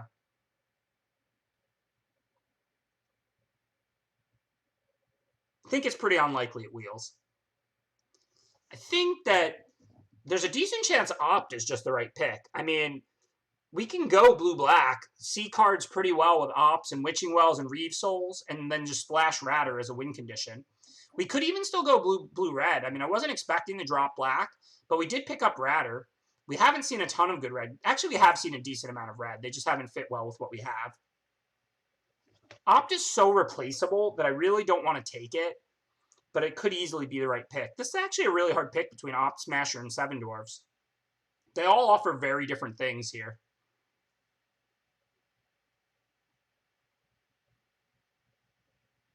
I'm not going to take Brute. Brute's not the right pick. Opt, Smasher, and Seven Dwarves all offer different things, so it's hard to evaluate, but you should be deciding between those cards. Well, nothing's coming back out of this pack, because there's 8 cards in it, but I agree we have plenty of time to get Opt.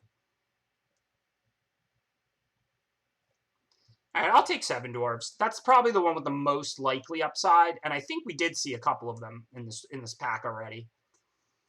So, Black-Red Knights, Ogre Errant here. Pretty easy pick. We can move to the next. I guess Dwarven Mine over virtually nothing. Just see if we do draft a red aggro deck from here. Same thing with Ferocity of the Wilds. Now we can just grab this because it's over nothing. I'm not planning to use it, but we're not super committed to colors. So nothing came back, but we could draft a red aggro deck. We'll see what happens. I don't think it's that likely that that's where I'm going to go. Our black cards are pretty good, and Mad Ratter makes you want to like be able to turn it on more. But we do have a couple of reasonable options and plenty of playables. So we have some reasonable choices from here. I like Escape to the Wilds. I think it provides a lot of card advantage, and the ramp aspect makes it pretty easy to use, but we don't have a single green card yet. Red Cap Melee seems like a pretty safe pick. It's a good quality removal spell, and red is the color we have the most stuff of, and I still think we're very likely to just play red-black here. Trebuchet is pretty good. I mean, Trail is probably the best card in the pack, but obviously we're nowhere near that, and we're doing anything with it. So yeah, this is just a pretty easy melee. Despite the fact that the bots just refuse to take these right now, this is a good quality removal spell. Even if your opponent's not red. If your opponent's not red, you can't really play this on turn 2 or 3, but on turn 6, you just kill their best creature and sack a land. Like, this is just a good quality removal spell, all in all. Okay, second Ratter. I think that'll pretty much lock us towards trying to trigger our Ratters. Ironcrag Feet is a constructed card. Never put this in your draft deck. It's similar to Fires. It might be an interesting card to build around at some point in Constructed, but this should never go in your draft deck. That said, Mad Ratter is awesome. Bake is good. I mean, we could draft a black-red with a lot of removal, but given it's only the start of Pack 2 and it's a second Ratter, how do we not just take that and then take all the ways to trigger it, right? I mean, Mad Ratter is better than Bake. I mean, assuming you can trigger it consistently. Like, if we go blue-red, draw 2, I mean, Mad Ratter is definitely better than Bake. Bake is good, of course. Best common in the set. But I think that given we already have a Ratter and a Witching Well, I mean, I just think we take Ratter here. I think it's Ratter. I don't think it's that close. So now we want Turn into a Pumpkin for sure. That's a way to trigger those Ratters. You know I love Carriage, but if you're blue-red, draw 2, a bounce spell that draws a card when you have double Ratter, I mean, that's just exactly what you want. Thrill is good at triggering draw 2. So the only reason to take Thrill here would be because you can still play red-black and not red-blue. But we didn't really see much black. Even though we had 3 good black cards to start the draft, we took all 3 of these in the first 4 picks of the draft, and no black playables at all came late. Red-blue draw 2 looks like where we're supposed to be this draft. We got red cards late. We had ops late that we didn't take. I think Turn into a Pumpkin is right. I think we should look at a red-blue draw 2 now that we have 2 Ratters. If we only had 1 Ratter, it would be different. But with 2 Ratters, I mean, I think we really want to look at red-blue draw 2 here. Searing Barrage, great removal spell. We're definitely drafting an aggressive, not a controlling red-blue draw 2. Which means Tome Raider is probably a better way to trigger our Ratters and add to the board than Opt. They're both good in this deck, and we would play both. But here we'll grab Tome Raider. We're obviously not using 7 Dwarves. We haven't gotten any others or seen any in this pack, I don't think. However, Steel Gaze Griffin is fine for an aggressive blue-red draw 2 that can keep triggering it. Easy Tome Raider here. Now we have a pick between Wolverine and Thrill. Like I said, we're looking at an aggressive blue-red draw 2, so we might want Wolverine. We do want to be able to trigger those Ratters. Let's check out how many ways we have to do that. 2 Tome Raiders turn into a Pumpkin, and it's only Pack 2 and Witching Well? Yeah, we'll be fine. So I think we want the Wolverine here. We're going to try and draft like a pretty aggressive blue-red draw 2, like I said. I hope we don't use Skullknocker Ogre, but if we need playables, really happy to pick up second Wolverine. That's a strong pickup for our deck. These cards don't matter. Ogre and some moderate playable if we get Knights. Okay. Regardless of whether it fits synergy or not, a 4-mana 4/3 flyer that kills a creature is basically just a broken rare. It's not expensive. It's good for an aggro deck. This is an easy pick. We're not going to table anything meaningful. Maybe Red Cap Raiders to have a 3-drop or a Golden Egg, which is a good card for a deck because it triggers the 2 Ratters. But here we take Dragon, and then we see what's in the next pack. So now we got to do some looking and some thinking. If we can trigger Clockwork Servant consistently, that's awesome. But our mana is going to be pretty split. Even though we have more, it really kills more than it steals. Because if you're not sacking it, the creature can't attack or block and loses its abilities. So it's really more like it kills it. If you have a way to sack it for profit, then yeah, then it's more like you stole it. We are pretty heavy red, but how many islands are we going to play? We have blue card drawing and stuff. So, I mean, I think we'll probably end up like 10-7 or 9-7 or something like that. I'm not considering Visions. We're looking at Joust. We're looking at Servant. We're looking at Wolverine. I think I can probably table it because I tabled 2 last pack. But we are trying to draft an aggressive red-blue, make these Wolverines and Rimrock and Ferocity good, and Mad Ratter with Ferocity. So we do want red aggressive cards. I don't think we can use Joust. We don't have anything really until you get to 4 mana that can fight and live. And I don't even really want to play these Ogre Errants unless we happen to pick up a bunch of Rimrocks this pack. I think it's probably Servant. It can trigger draw 2 in the late game. Maybe we'll get lucky and be able to cast it. All right. I think it's a pretty easy Rimrock for us here. We still can't cast Smasher. Our mana's not going to be there. I wish that we had drafted Mono Red. We would have 3 Rampart Smashers in the greatest deck in the history of Magic. But I think we're just going to draft an aggressive red-blue draw 2. Ratter's a sick card, whether you're control or aggressive. It doesn't matter. And we have Ferocity, which works really well with Ratter. Rimrock Knight works well with Tome Raiders. I'm pretty sure we just want Rimrock here. Now I'll go and pick up a Merchant. It's better than Egg. They both trigger the draw 2, the 2 Ratters, and we're more of an aggressive deck. I agree. I want Merchants. I just didn't want it more than I wanted that Rimrock. Look at our 2-drops. We're an aggro deck. We have 4 2-drops, including the Rimrock I just took. All right, another Barrage. If we were mono red, we would literally have the greatest deck in the history of Magic. That said, our deck's still pretty good.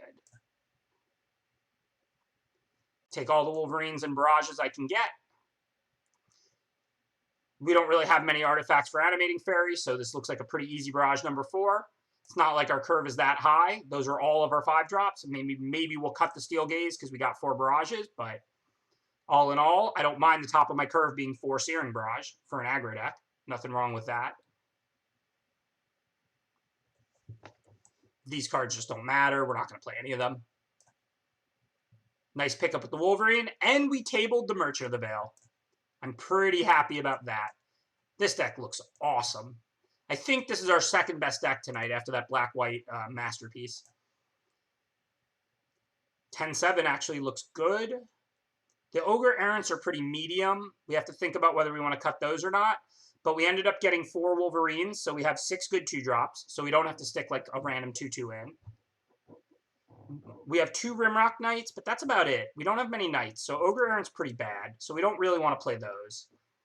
So I think, even though it's another 5-drop, I'd rather have a Steel Gaze. It's a pretty good card. Other than that, this looks right to me.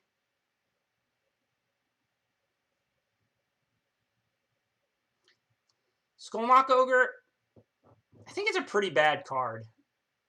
A lot of times, they have lands left in their hand at that point, and you're, like, upgrading for them. I mean, we could play, like, a mine. Would we want to cut, like, 1 island for 1 mine?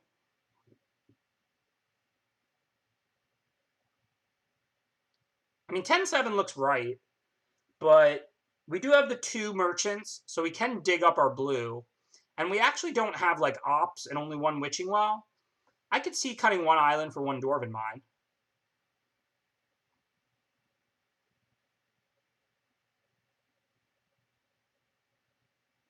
We can pump it with these. We've got the Ferocity.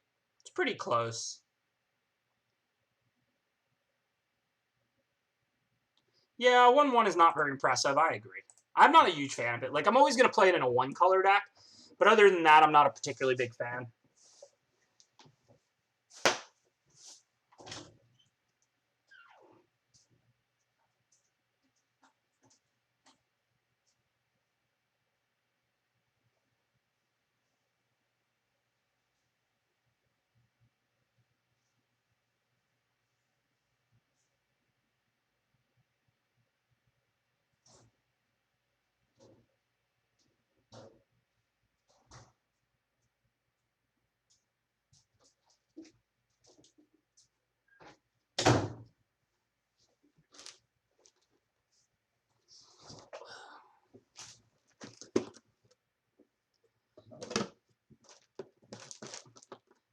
Which is funny, because I pretty much would never vacuum, but Rachel's mom gave us a good vacuum. She probably gave us both those vacuums, to be honest.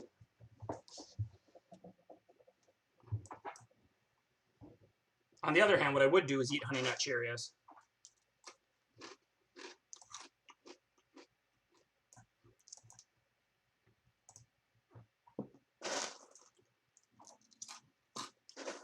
You've never had cereal without milk?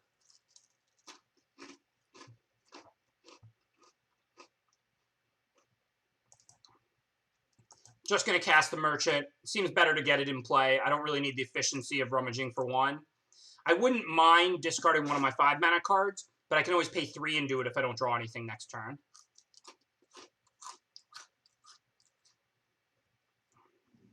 Okay, King Cole. You're playing Constructed here. Come on. Turn 3, you have Improbable Alliance, Fairy Vandal, and an Opt. What is going on right now?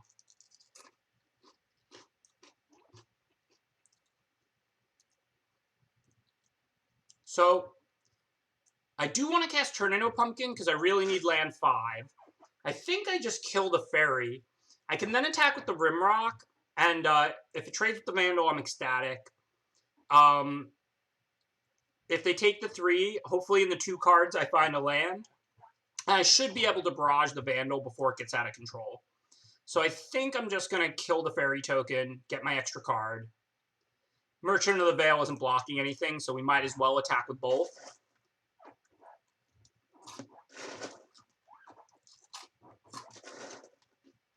Honey Nut Cheerios are amazing.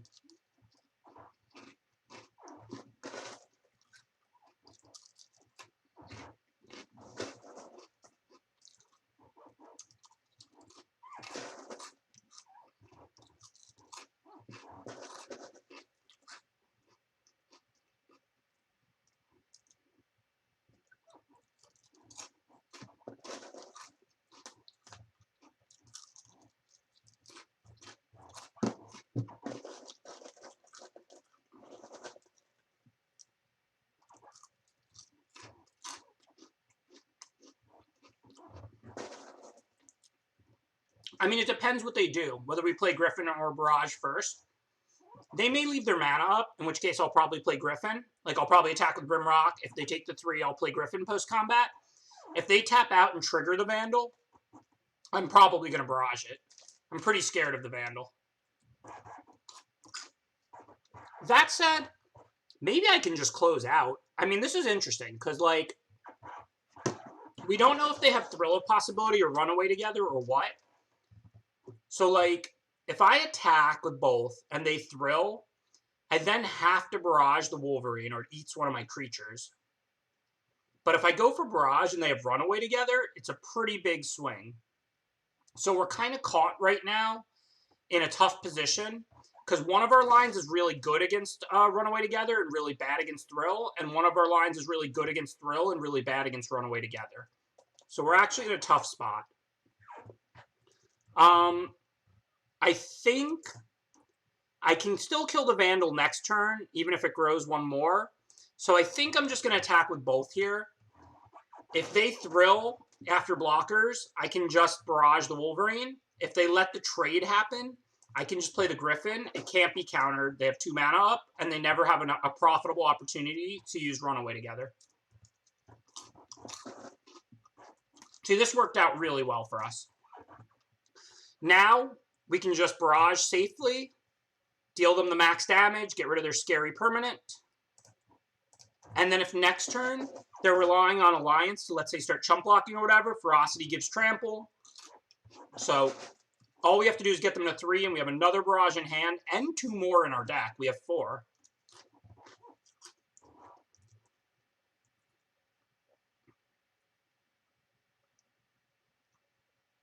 I'm feeling pretty good. What's up, Want Wings? So what did they do? They killed my creature with melee and played a Wolverine. So that's a nice turn for them. Now I don't have any creatures. I still have to draw another one. For now, though, what are you going to do? I guess let's just play Ferocity and melee, right? Ferocity is really important to get in play because it trumps Improbable Alliance pretty nicely. And any creature we draw is a really good threat. I mean, if we don't draw any creatures, we could certainly lose. Right now, I'm not eating Lay's. I'm eating Honey Nut Cheerios. It's another Ben S staple. I don't have many humans, right? Wolverines are non-human. Rimrock Knight is non-human. Tome Raider is non-human. So yes, it only gives +1/+0 and trample to non-humans, but I don't think I have many humans. Merchant of the Veil is human.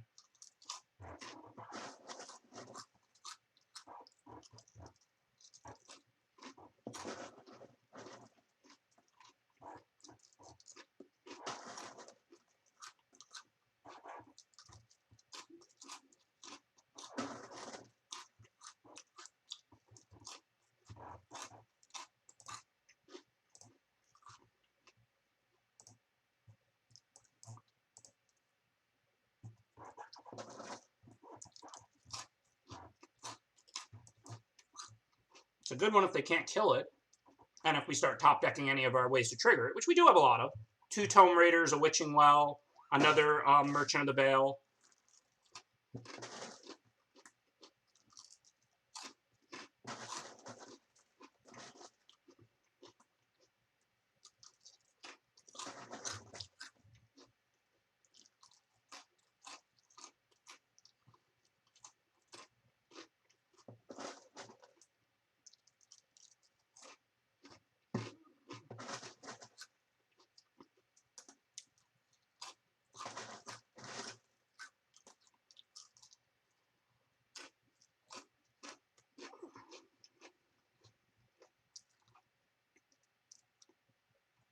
This is not going well now. That said, we can always attack Mad Ratter here. We don't have ways to trigger it anyway. If they want to trade Lock Dragon for that, I'm comfortable with it.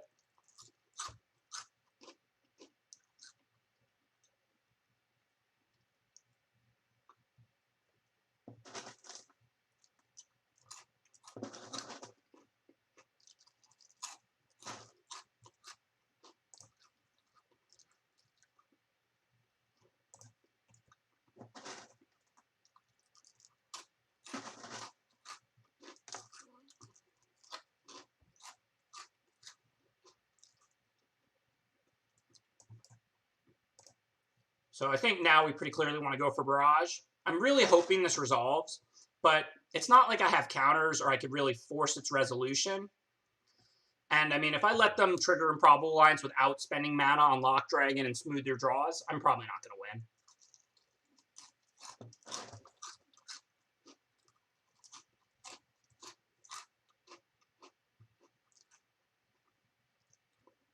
Hopefully we'll top deck a Tome Raider.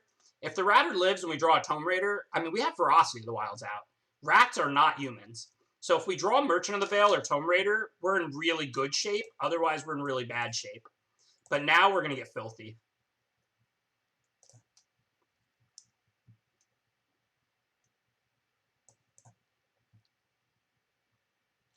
Wait, I might be dead, though. Oh, no, they have 6. So if they have a +1, I'm dead.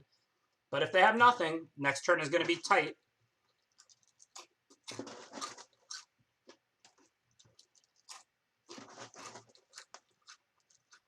Well, that's not a point of damage. So I have 9 points of trample, and they're at 5. I also have the ability to activate the Merchant. So they have 6 points of flyers. So if they can deal me 1 damage, I'm just dead.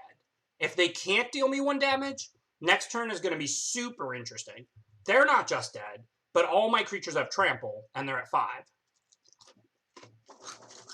Merchant's a human. -1 point. You are right.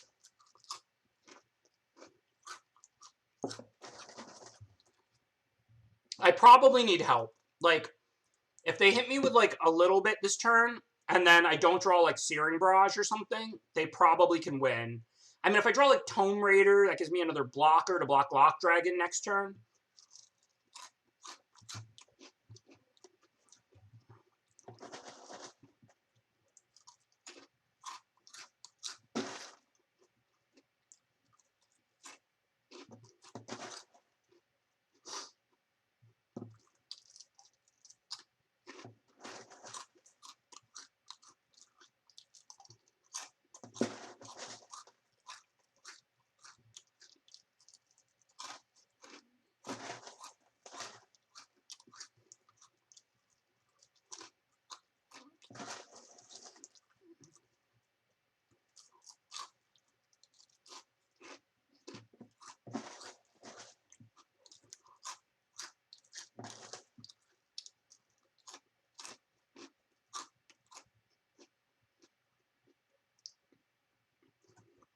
What's up, Newmont?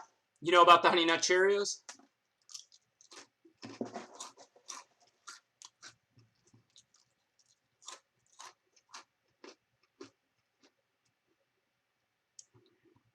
I'll be done eating in a second. I apologize. So we might as well dig. I don't think we're really representing anything, and we're definitely not presenting lethal. I think Barrage would have been lethal. I'm not sure now if we really have outs or not. I mean, we probably have some, but either way, we have to, like, just see what we draw, I think.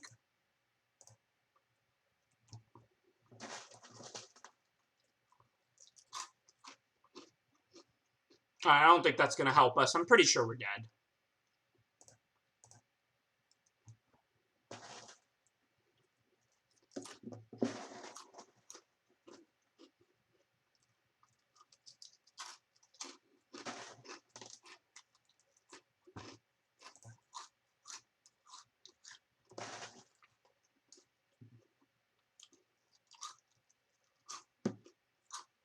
I mean, this is just a waste of time.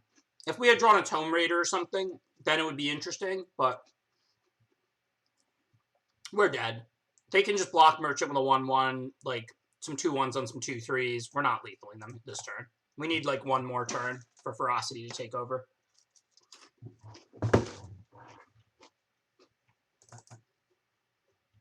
I already used melee. I only have one, right?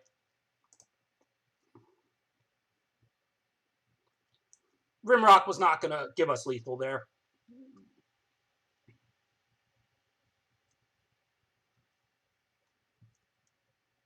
I know I had a Merchant out, but we already used our only melee. Rimrock was not going to be lethal.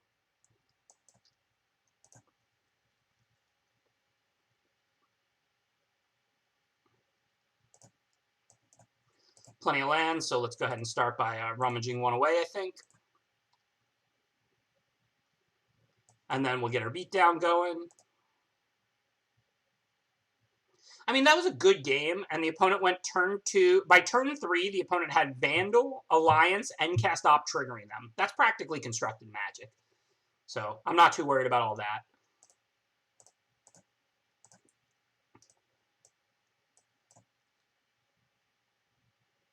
Thanks to everybody tuning in for this Toy Box charity stream. This is a special Tuesday night stream to help raise money for them. So if you are checking it out, if you see those like flags and you're considering donating, please do. No donation too small. Go ahead and click on the link, see what they're about, see if it's something you want to support. Well, I guess my opponent didn't get the memo. There's a Fires. This is honestly not a card you should ever play with. Like, if you draw it once you're empty-handed, it does nothing. And playing 2 spells on turn 5 and then being empty-handed is just not that big of a swing when it lines up perfectly. Like, it's really just a bad card in Limited, honestly. I'm all about trying to make stuff work. But unless my deck is, like, mono on Explain Visions and removal spells, and I feel like I'm just going to keep drawing and drawing and drawing cards and never run out of ammo, I'm not putting Fires in my deck.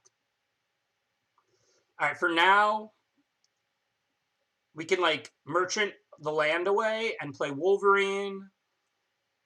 I mean, that's probably our best option, but I kind of want the land with Barrage. Plus, I might need to melee a non-red creature, so I don't really want to get rid of the land. But I'm not going to get rid of Ferocity when I have two non-human creatures. Maybe I can get rid of Ferocity right now. I don't know. This is actually really hard.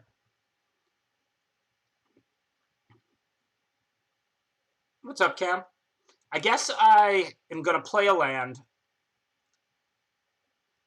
And then maybe I'll just rummage away Ferocity. See what we draw.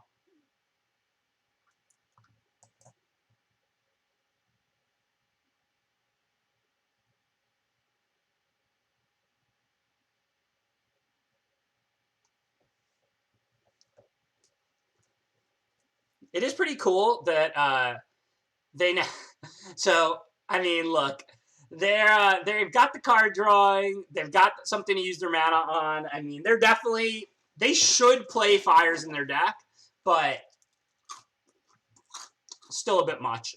Hopefully we'll draw a land. If we do, we hit them for 8 this turn.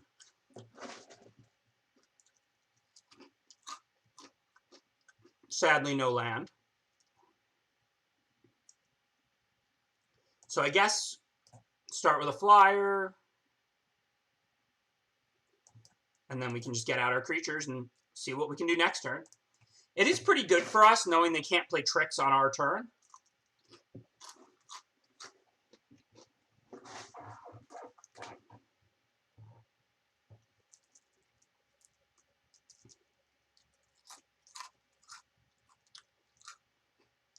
I mean, if they didn't have Unexplained Vision, they would have totally ran out of ammo. I mean, obviously also, like I said, what is this really doing for them, putting their cards in play for free? They could just tap their mana and cast whatever they have. Fires is going to perform okay in this game, but this is the upside of Fires. There's all the other times it's just basically a mulligan. So please don't see it perform well here and put Fires in your deck. All right, so we can't just Barrage the Prophet because then they'll sack it to Noble. We could Barrage the Noble, but that seems like a pretty bad use of 5 damage. So I wonder if for now we want to, like... What happens if we red cap melee the Noble? For to live, they have to sack 3 things. That seems near impossible. So I think we should start by Witching Welling, and then we can sack an island and red cap melee the Noble. We also haven't played a land, so we can also sack the Witching Well if we see a land. Yeah, so what we can do now is leave those both on top. This way we have 5 lands for Barrage next turn, even after we sack one. So then we can go like... Well, I should go to combat first, because they might not tap Tome Raider, even though that's all I'm planning to attack with. So yeah, I think the right play now, let's go to combat.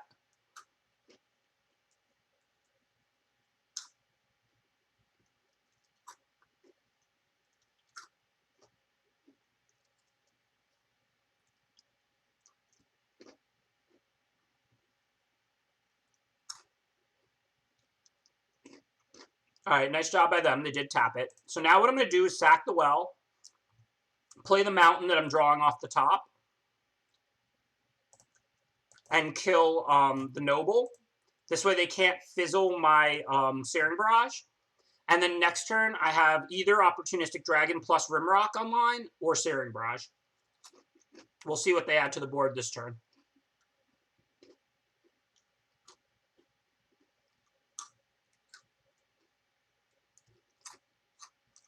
That card's a little bit of a problem.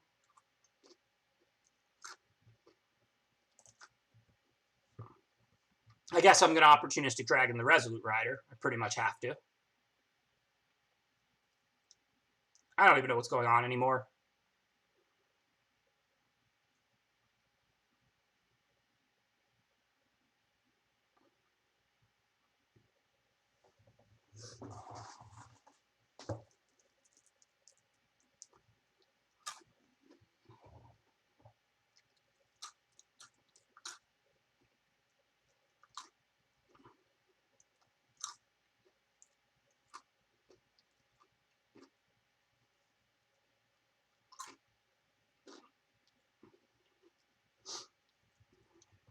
So now we have to think about what we could talisman for.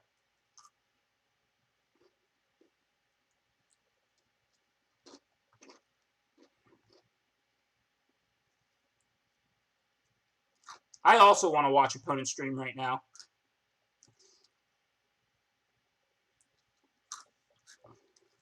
Hey, I get the Wish Claw.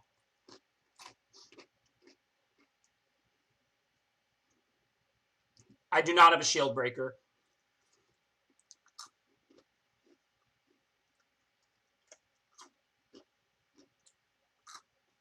I think their plan is just to fires every game. They probably figure they have Wish Claw to search it out. Stuff like Unexplained Vision and Prophet of the Peak to help find it. I don't know that we really have removal for the Resolute Rider other than Opportunistic Dragon.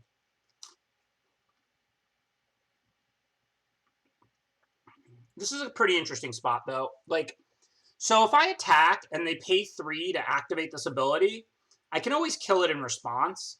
They can't pay 3 again because they have a mountain. So they only have 5 black and white sources. So the 4/2 is not actually stopping anything at the moment. I'm not really dying to play Opportunistic Dragon right now because they just tutored. I'm not saying I won't play it. I just don't really know.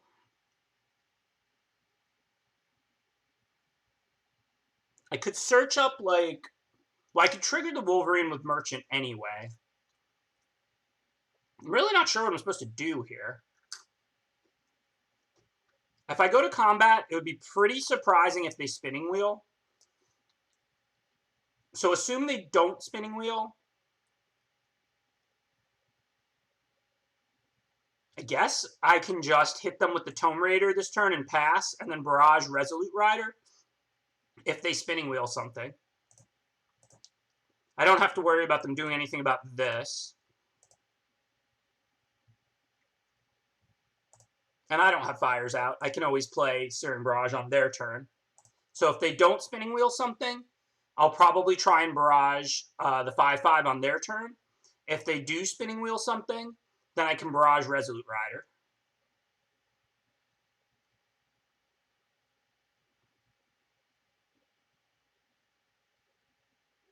Search Alliance, Steal Fires. What is the alliance you're talking about?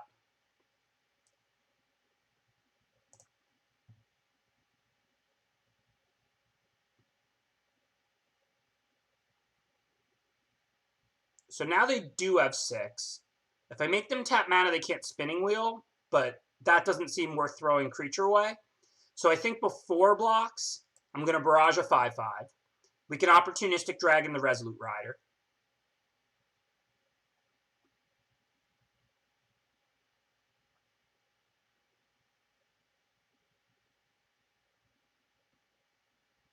I'm doing this before blocks because if they have like a pump spell, like +2/+2, I want to throw like a 2/1 in front of it and still kill a giant creature.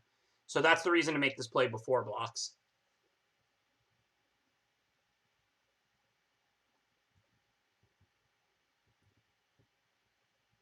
So they're doing something. It looks like a Squire. Wouldn't really complain about that, given that's one spell to put it on adventure, and then if they just want to add a 2/1 or whatever their last card is. I don't know what they have. I really have no idea. So yeah, there's the Squire, but that's okay. We did this before blocks. So now we can always just put our 2/1 on the 7/2.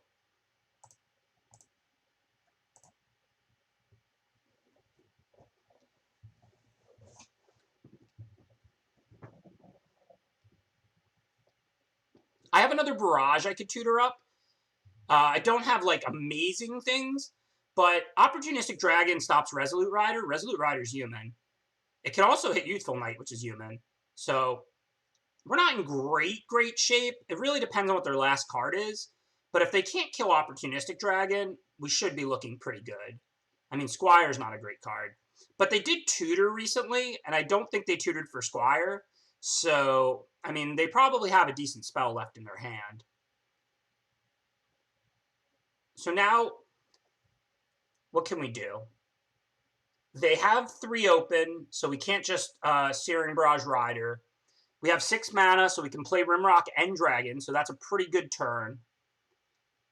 So I feel like we're probably just attacking and then playing our creatures, right? They're not threatening lethal on board. We want to trade blows if we can, because we can tutor up Searing Barrage and deal another 3. So, and they can't even do anything really on my turn. So if we get them anywhere near lethal, we could just like alpha and let them eat a Rimrock Knight and finish them with a barrage or something.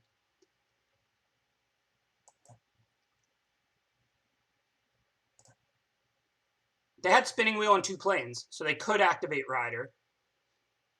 Now they can't because I control it. I assume they'll probably kill Opportunistic Dragon, but the Rider will still like go back to their side of the board and be summoning sick. So it won't attack and it won't gain 4 this turn. So it's still a pretty big swing either way.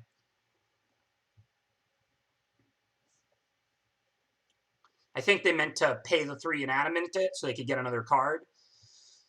But they ended up playing it for free off fires on accident. Right, we have Ferocity. That's an option to lethal them.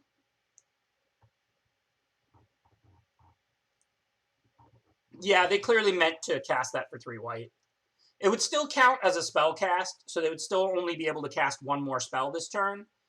But it definitely is unfortunate for them.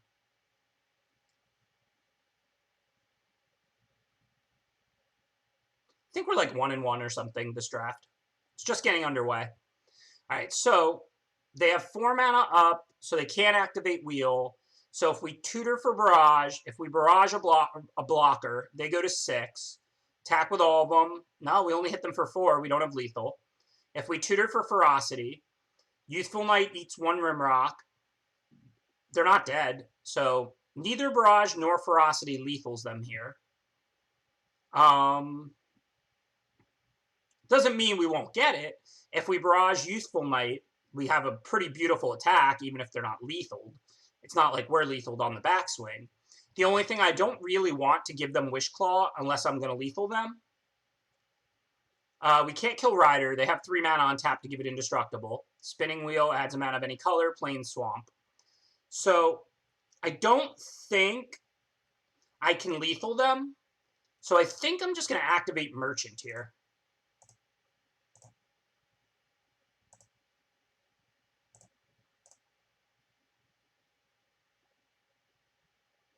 No problem, no problem. And then no help there. So what do we have?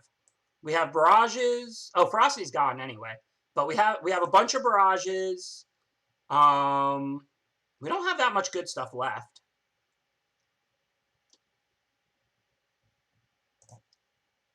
I don't even have a Scorching Dragonfire, right, to get and kill Youthful, but I don't want to give them Wishclaw Talisman. I think I'm just going to have to chill. I'm not happy about this, but I'm going to activate Merchant. We'll see where we're at next turn. The thing is, if I get Ratter and play it, they get to untap with Talisman, so they'll most likely at least just tutor up a removal and kill Ratter. So that's not really helping me, right? Now, if I find Ratter off my Merchant, then I'm good. That's why I decided to start activating Merchant. Even though this was a bad turn sequence, I mean, maybe they'll just draw a land. We get to use Merchant and dig for a bunch of new cards. Yeah, you remove 1 counter each time. They get to wish twice, you get to wish once. That's how Talisman works, if you wish and give it back to them. Okay, so now it's a little more interesting. We could turn into a Pumpkin the Youthful Knight. That opens the door for our 3/1s to attack. Or we could turn into a Pumpkin the Resolute Rider. We could also like block the Resolute Rider, make them pay the 3 mana, then turn into a Pumpkin it. They'll play it again for free. They won't gain life. It'll tap some of their mana. We're probably better off just turning the Youthful Knight, especially if they let us attack first. So I think what we want to do is start with Servant, because if we draw an island, I wouldn't mind a food. If not, I can always play the mountain anyway.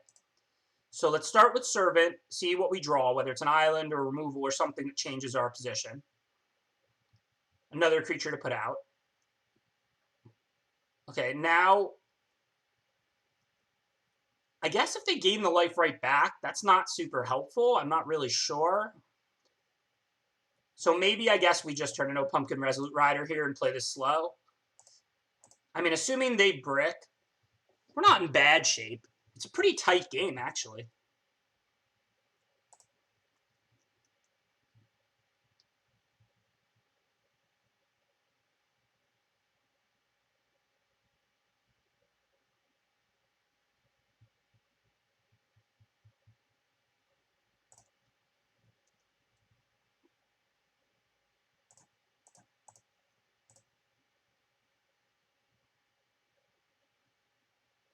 Yeah, I mean, this isn't great. Like, they have plenty of mana. They can replay the Rider for free because of fires. I don't mind cycling and going deeper into my deck. Since I have Merchant out and Tome Raider to play and stuff, like, every turn that goes by I feel like is better for me because, like, this deck has, like, 2 or 3 Barrages left and 2 Mad Ratters left. So, like, if I can find those cards, then I can take over this game, especially Mad Ratter. We have 14 cards left in our deck, and we haven't seen either Mad Ratter yet. But nothing good, nothing bad really just happened. It's kind of an irrelevant turn cycle.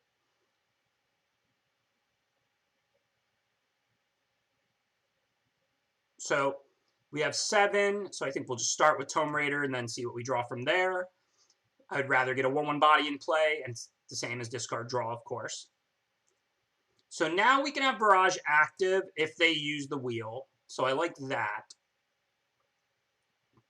Let's say they use the wheel on Tome Raider, and we Barrage out Youthful Knight and put them to 10, and then we attack with all of these. What happens? Nothing great. They only have 5 black and white sources up, so I can attack now, and they can't activate Rider, or I'll Barrage it. The problem is that my 3/1s are getting stopped by Youthful, and of course if I Barrage Youthful, then they can just block with Rider. So I think we're just in this weird little stalemate-ish scenario.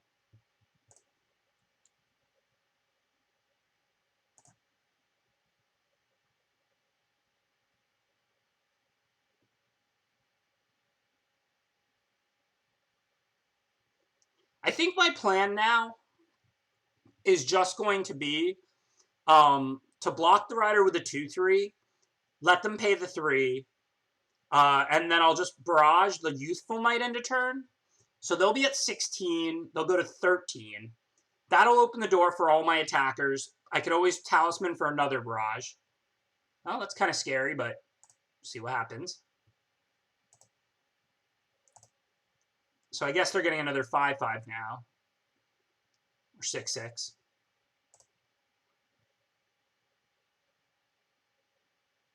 Yeah, ELD is pretty fun. I like this format. Heck, look at this game. I have no idea who's going to win. Awesome game of Magic. It'd be nice to have found the Mad Ratters at some point, but what are you going to do? So if they pay 3 out of 8, they still have 5 to use Wheel, so it doesn't accomplish a ton. If I block and they pay 3, I can't Barrage in response. They'll just pay another 3. Think I got to just throw away a 2/3 here.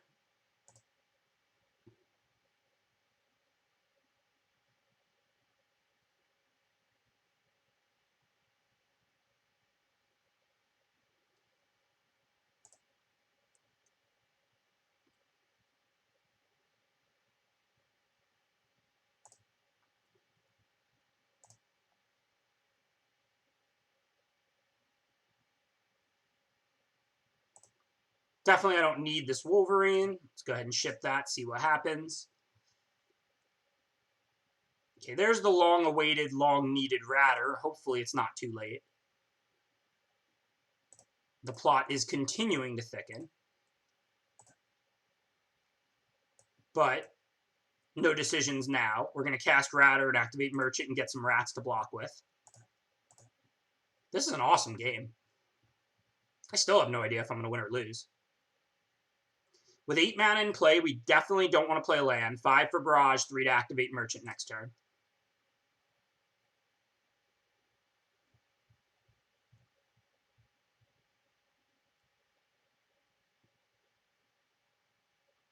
Right, I might get decked. I mean, the Ratter is going to make rats constantly, but I'm down to 9 cards. Well, there goes that. But it was a great game.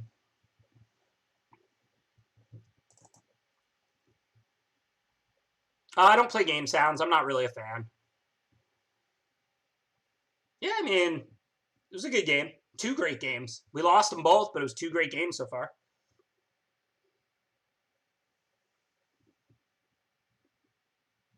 The deck is very good, but I mean, we just lost 2 really close, good games to good draws. Hopefully we can get hot. If not, we got another draft. We'll see what happens. Thanks again to everybody tuning in tonight for the special charity stream. Whoa, what just happened? Anonymous gifter? What is that? Somebody just gifted $1,600 to hit the 2,500 goal? I don't know what just happened.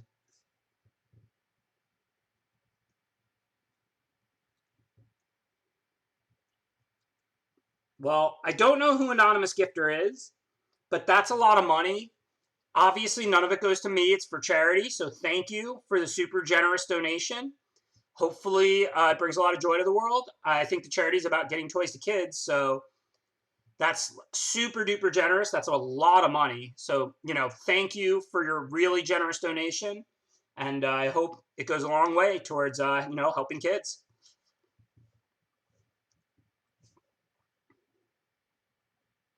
They're not flexing. It's an anonymous gift. If somebody wanted to flex, they would use their name. I mean, that's the most generous person in the world right there, donating $1,600 and doesn't even want credit for it.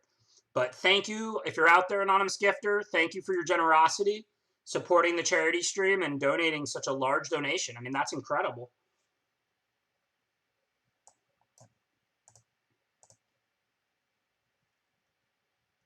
Yeah, I mean, that's just a ton of money,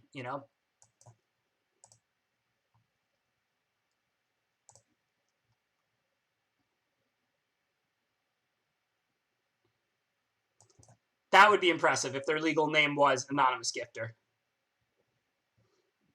Well, if it's Quad Jacks, thank you, Quad Jacks. If it's somebody else, thank you to whoever you are. Everybody has every right to remain anonymous. It's still super generous. Thank you for your donation. I mean, that's an incredible, incredible donation.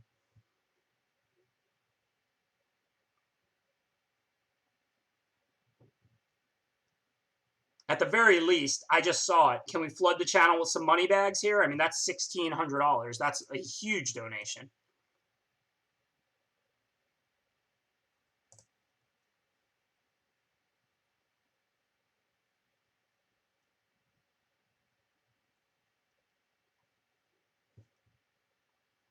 Show some support, for such a generous donation. Awesome. Stacks of lettuce, y'all. Thank you again, Anonymous Gifter. All right, so I blocked last turn on Jousting Dummy because it takes their turn if they pump it, and it's only a small trade up.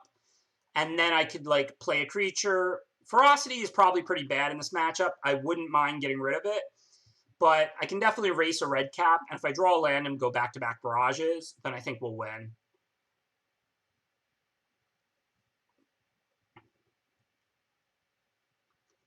So, what are we going to do now?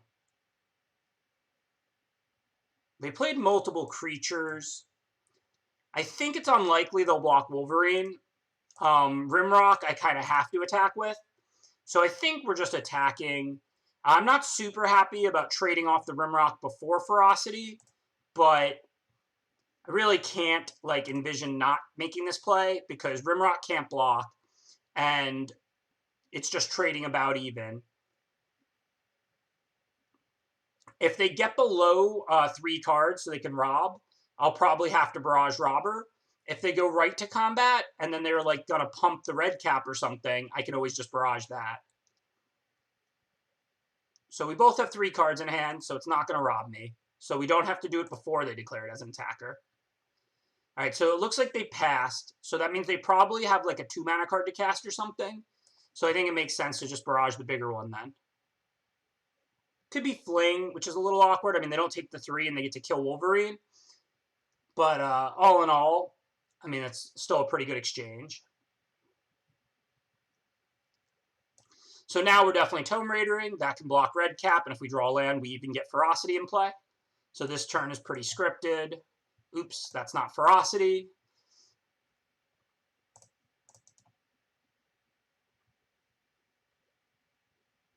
Oh, if I had drafted mono red instead of red blue, and my deck is good. I lost 2 very close games against opponents who had good draws, regardless of whether I win or lose this game. Like I said, I think this is the second best deck I've had tonight. But if I had drafted mono red in this seat, like if I had hindsight bias and I could just go draft mono red from the start, I would have the greatest deck in the history of Magic. I could have had 3 Rampart Smashers, a handful of 7 Dwarves and 2 drops, like four or 5 Barrages. Like I could have literally had the greatest mono red deck ever. Ferocity, it depends on your deck. The more aggressive your deck, the better it is. I mean, it can vary pretty greatly. So if we barrage the Trebuchet, they're at 8. We hit them with the Tomb Raider, they're at 6. If we attack with the Wolverine, if they take it, they're at 5. They can hit us back for 2, 5, and +6 if they pump. But then they would die, so they can't attack and pump us all the way out. So the question is, do we attack with Wolverine or not? We're going to barrage Trebuchet here. It's going to ping us every turn, and it's stopping Tomb Raider for attacking for 2, because Tomb Raider's definitely not a human. But the question is, do we send the Wolverine or not? I think we do, because they can't lethal us on the backswing outside of like Fling or something unexpected. Even if they play a land, they can pump this +6. Every mountain just does 1 damage because it's 2 mana for +2. So you're talking about 11, but 11's not 14. And if they attacked and pumped all the way out, the end result would just be us on-tapping, killing them. The downside of this line, though, if they have nothing else to do, they can hit us back for like 8, and then we have to hold the Tomb Raider back if we brick. But I assume they have spells in hand because they haven't been playing lands. So that's why I'm attacking, because we're way ahead in life. And if they want to cast the cards in their hand, then they can't also pump the red cap. So it makes them have to choose. So obviously we're losing the race in theory, but I'm assuming that they're going to hit back for 2 or 4 and then cast some things, and then we'll evaluate again next turn. Okay, well, now there's no decisions. If they take this 2, then we can potentially just lethal them. If they have removal, we can't stop them from doing that, of course.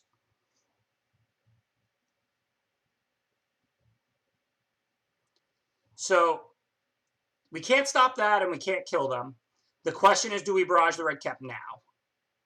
I think that they're only going to sink mana into it if they have nothing else to do anyway. And you never know if they're holding Fling or something like that. And now that they have 6 mana out, this is like an 8-1. So I think it is right to just barrage the red cap while they're tapped. Obviously, I wasn't going to barrage the red cap before attacking, because if they took the 2 and went to 3, they would be dead. But sadly, they had a barrage. But red cap right now is like a scarier creature than Ogre Eric, for example. 1 barrage left. Some card drawing. I mean, this was a double Mad Ratter deck that was like the prime purpose, and we've practically never seen Mad Ratter, so that is why we're losing. But hopefully we don't draw land here. Just on time to throw in front of red cap. Oh no, we can't even block red cap. We're dead. Well, that was a fun 0-3.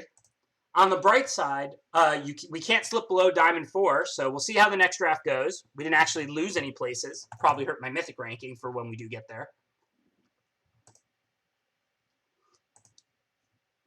Interesting night. What are we, 7-1 with one of our worst stacks? 5-3, 1-3 and 0-3, or 2-3 and 1-3? It's a night. Ogre, it was going to get menaced when they attacked.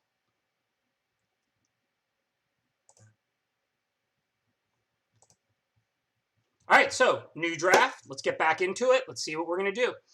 Once Upon a Time, like I said, better than it looks. Not great, not broken. Just because it's a modern card doesn't mean it's broken and limited. But it is more of like a 3rd pick quality card, but it is a good card. It's just a really good fixer. It's a land when you need it to be a land. It's a spell when you need it to be a spell. Carriage is probably about equivalent in power level, but it's an artifact, so I would always take Carriage over it. I think Sir Eleonora, pick one, pack one. Once you're green, then it could be close. Sir Eleonora, worse than Carriage or Once Upon a Time. The commons in this pack suck. So pretty easy Carriage, I think, with Once Upon a Time in 2nd and Sir Eleonora in 3rd. I'll be right back. I need to get something to drink.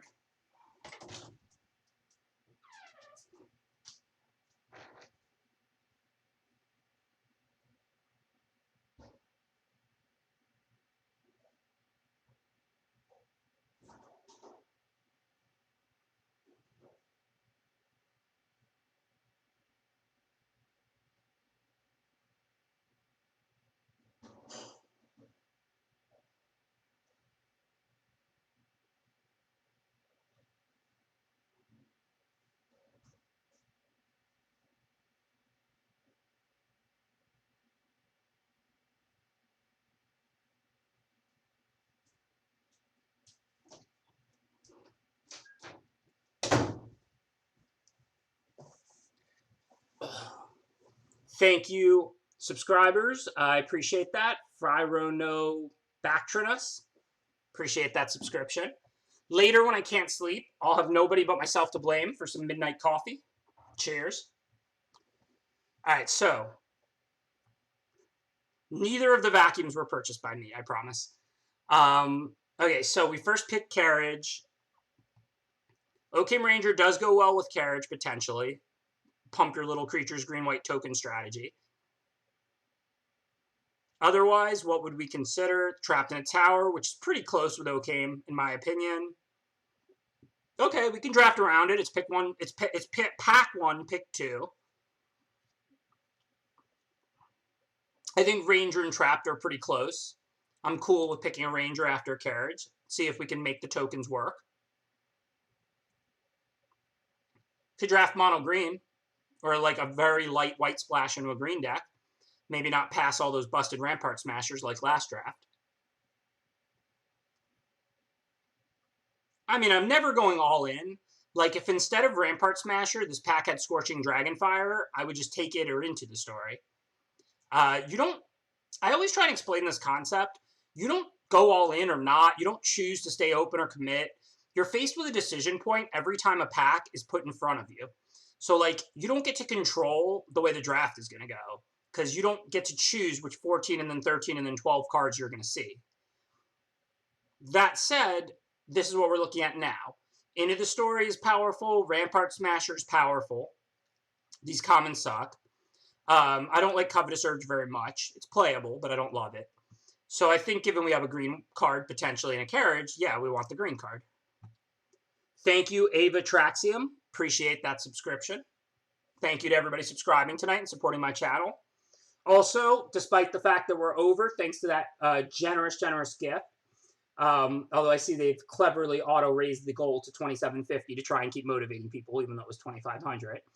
Thank you again, Anonymous Gifter, for your incredibly large gift. And if you do want to donate, just because we've hit our goal, does not mean you should not donate to charity. So check out the Toy Box Drive. Okay, so now, though, what do we want to do? We could play red-green. We could just drop Ranger. It's not even that great a card. Shieldbreaker is the best card in the pack. We could take Clockwork Servant. We could play mono green, and then we get to use Ranger, Smasher, and Carriage. Seems like Shieldbreaker's probably not enough better than Servant to look at a colored card when we could take a artifact that can go into mono green or any color deck. It is hard to keep passing these good red cards pack by pack. Obviously, I'm going to draft what's there, but red does seem wide open right now on Arena. Because now we're facing a pick between Redcap Melee and Marrowleaf Rider. Redcap Melee is substantially better than Rider. Yeah, I mean, we could play red-green, we could play mono-red, we could play mono-green, whatever. We have two artifacts. We have a red-green gold card that's really good, and a green-white that's, like, medium. But I can't imagine I want to take Marrowleaf Rider over Redcap Melee. So I'm going to take the Melee, and then we'll see what's in the next pack. Again, now there's Searing Barrage. It's like they're forcing us into these red aggro decks. Like, I don't want to be forced into red aggro. I want to stay open. But 5th pick, first pick quality removal spell. 6th pick, first pick quality removal spell. It's like, what am I supposed to do?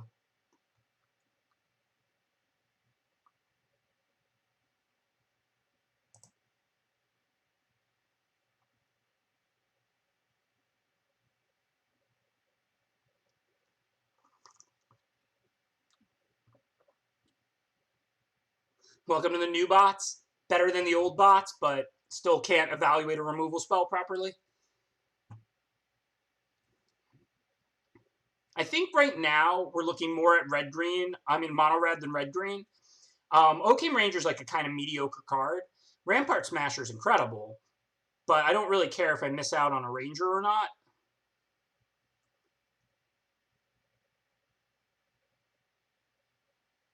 Yeah, the green-black food deck was sweet. And I did 7-1 with that too, or whatever. It's not like you have to play red. But they're making it hard to not play red because there's a 5th pick Redcap Melee and a 6th pick Searing Barrage.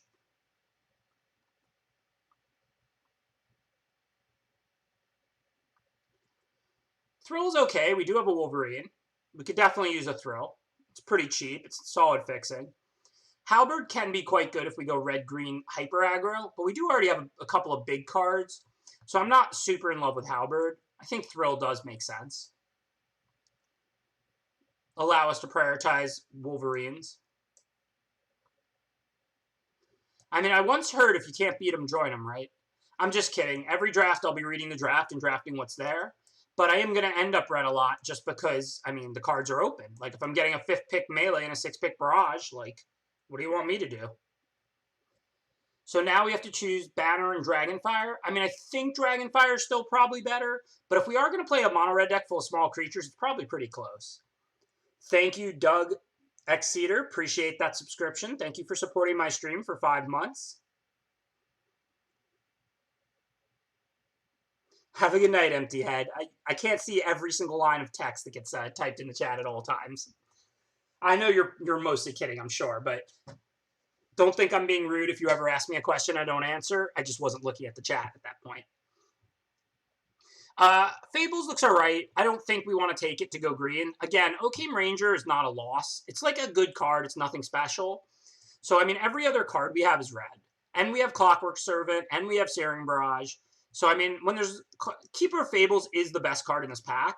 But when there are cards as good as Scorching Dragonfire and Heraldic Banner for you, there's absolutely no reason to go into another color.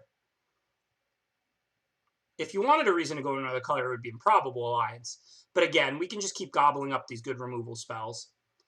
More often than not in my red decks, I would probably take Barrage over Dragonfire, because red decks tend to be full of small creatures and need that powerful removal and that finisher. But we actually have Enchanted Carriage, a Barrage already, and Smasher, plus Clockwork Servant drawing cards. So I think our deck wants Dragonfire over Barrage by a little bit. I do want to be clear. Every time I talk about this concept, I'm talking about how to decide between Dragonfire and Barrage or between Shock and Outrage. There is no red deck I'm cutting Shock or Chandra's Outrage from. There is no red deck I'm cutting Scorching Dragonfire or Searing Barrage from. I'm just talking about whether the card is a little bit better or a little bit worse. Shock, Chandra's Outrage, Scorching Dragonfire, and Searing Barrage are all going to be good in every single draft deck. They're good, efficient removal. Good, efficient removal is good in every draft deck. But because we have Smasher, Servant, Barrage, Carriage, I think we want the Dragonfire a little bit more. Don't want to let the curve get too high too early in the draft.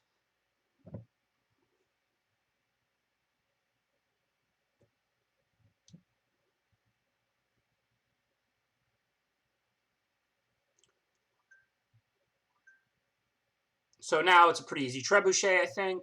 This is not a deck that wants eggs. We're one color. We don't use food, and we don't need to gain life. 7 Dwarves or Red Cap. We don't have a lot of 2-drop creatures, but we do have Dragonfires. As far as 7 Dwarves, we're probably not going to end up with that many, but we may need the playable 2-mana 2/2 for this deck. Do we have ways to pump the Red Cap? We have 0. So, okay, we'll speculate on Dwarves. Wow, second Improbable Alliance. We could have, like, the greatest red-blue deck this time. I am not hitting well tonight. Granted, this deck is very good. We do need to prioritize Knights. We now have 3 Trebuchets for our aggro deck.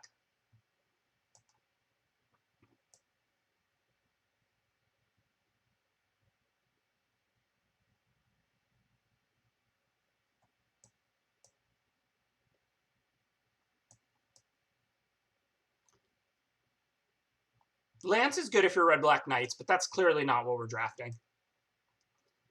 I mean, I understand we have a 1-color deck, but every Swamp I toss in makes it harder to cast Rampart Smasher, and there was good stuff for us anyway. So no, I basically wasn't considering Lance there. I will play Weaselback, though. It's a Knight, it triggers our Trebuchets.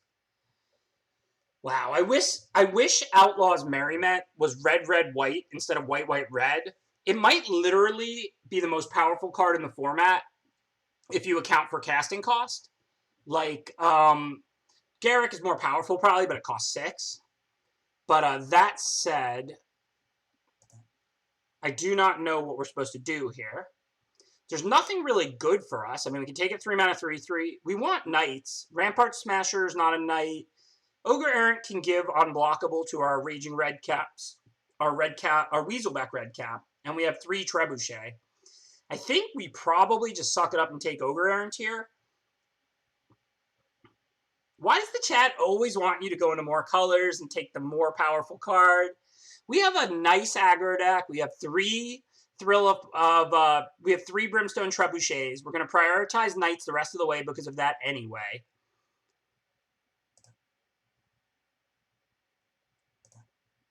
Chat is greedy. Well, Ben S is not greedy. Ogre Errant it is. Sorry, chat. Okay, so easy Searing Barrage here. It's not over anything. I don't know. It depends on how this draft goes. I am drinking coffee. It is my last stream for the week because I'm leaving tomorrow for Mythic Championship 7. So we'll see. I was hoping to make Mythic, but it's not going super well. We're just at Diamond 4. I mean, I started like Platinum 2 or 3 or something, so we've worked our way up a little, but still have a long ways to go. Can we trigger Wolverine? Not really, right? We have Servant. We have a Thrill, which I don't even necessarily really want to run. We do need 2-drops pretty badly, though. So I guess we pretty much have to take it. Okay, easy Weasel back here. We need our early drops. It's a Knight. We have 3 Trebuchets. We have Ogre Errant. We actually really want this card. It's never a great card unless you're playing Standard. But in our deck right now, it's definitely a card we're looking for. I think we're going to take Jousting Dummy for similar reasons. It's a Knight also. Triggers all our red caps and all of that. I mean, all our Trebuchets and all of that. Dwarven Mine for the 1-color deck, clearly.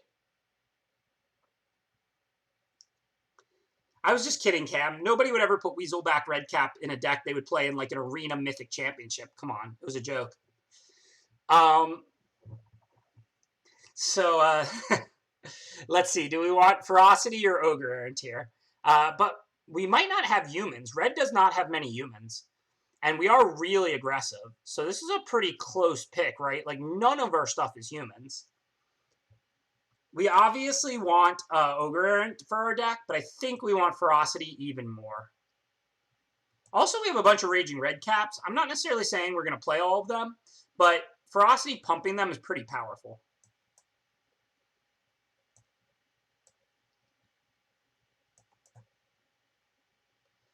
I also think we can get away with a pretty low land count in this deck. It's a 1-color deck, and we have Thrill of Possibility if we choose to run them.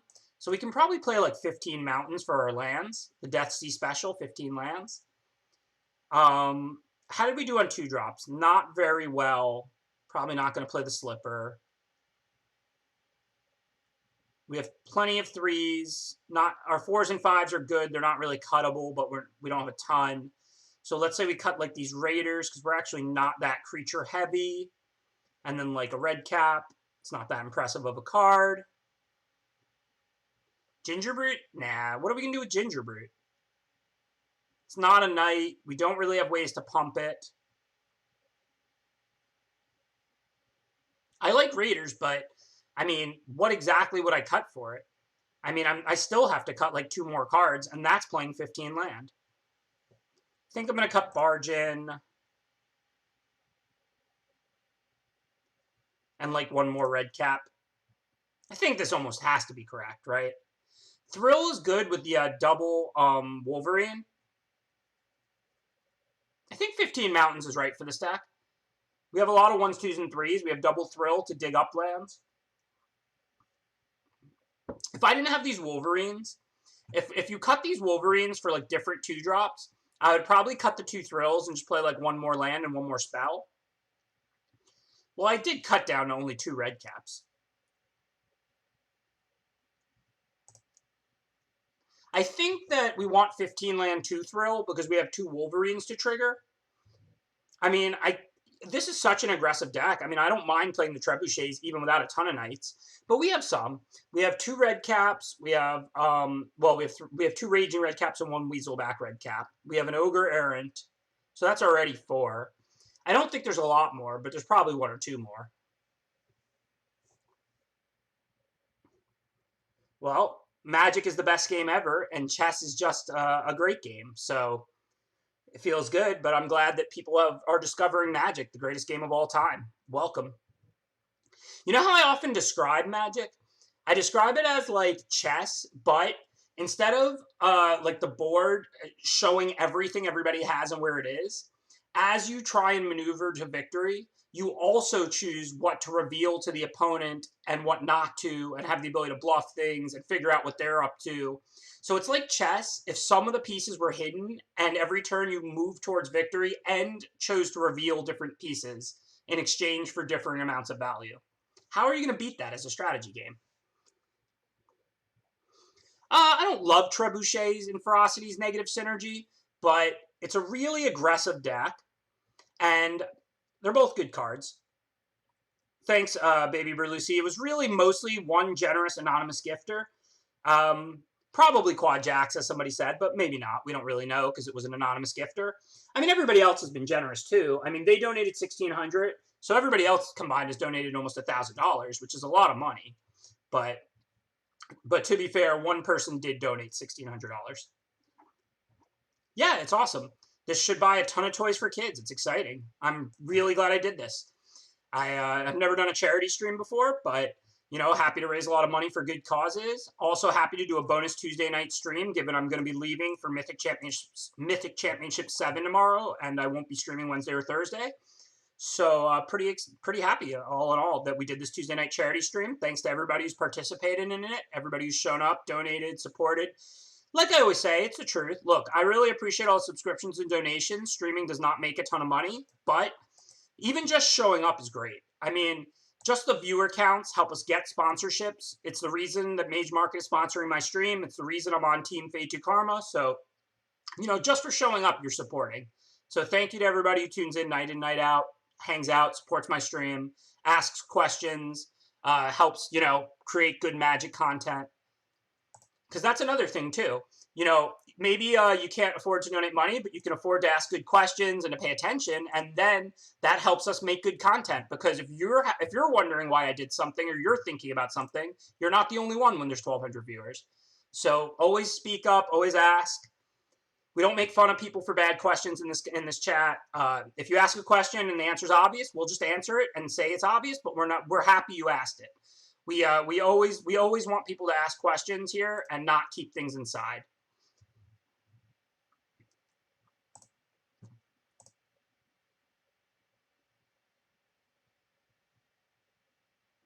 So no land, but that's okay. We can play Red Cap and Dragonfire. Seems like a pretty easy turn. We're definitely going to Dragonfire Red Cap. It's a cheap removal spell. It doesn't hit bomb rares or anything anyway.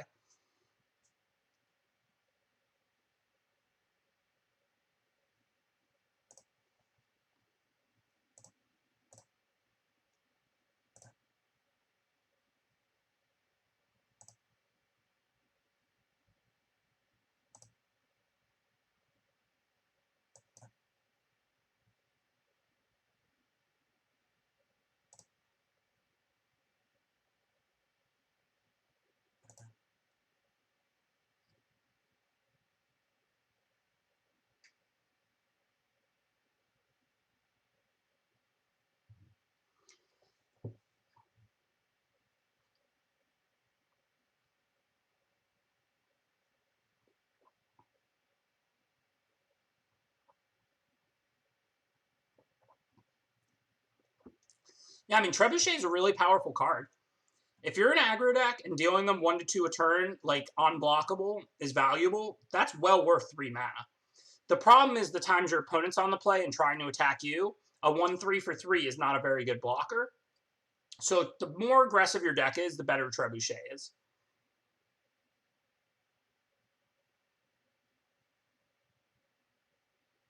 I don't think we need more land. As you can see, we're now in a pretty good position where, like, if we draw land, we have good stuff to do with it. And if we draw cheap spells, we can cast those. I mean, we have a decent amount of 4s and 5s, so I could end up really stuck on 3 and glutted. But I would rather be stuck on 3 with too much to do and things like in the waiting than I would be stuck on 7 lands and not enough spells and pinging them from 12 to 11 with Trebuchet. I mean, don't get me wrong. If I didn't have the thrills, I would have played 16 land. But like I said, I feel pretty good about 15 double thrill in a 1-color aggro deck like this.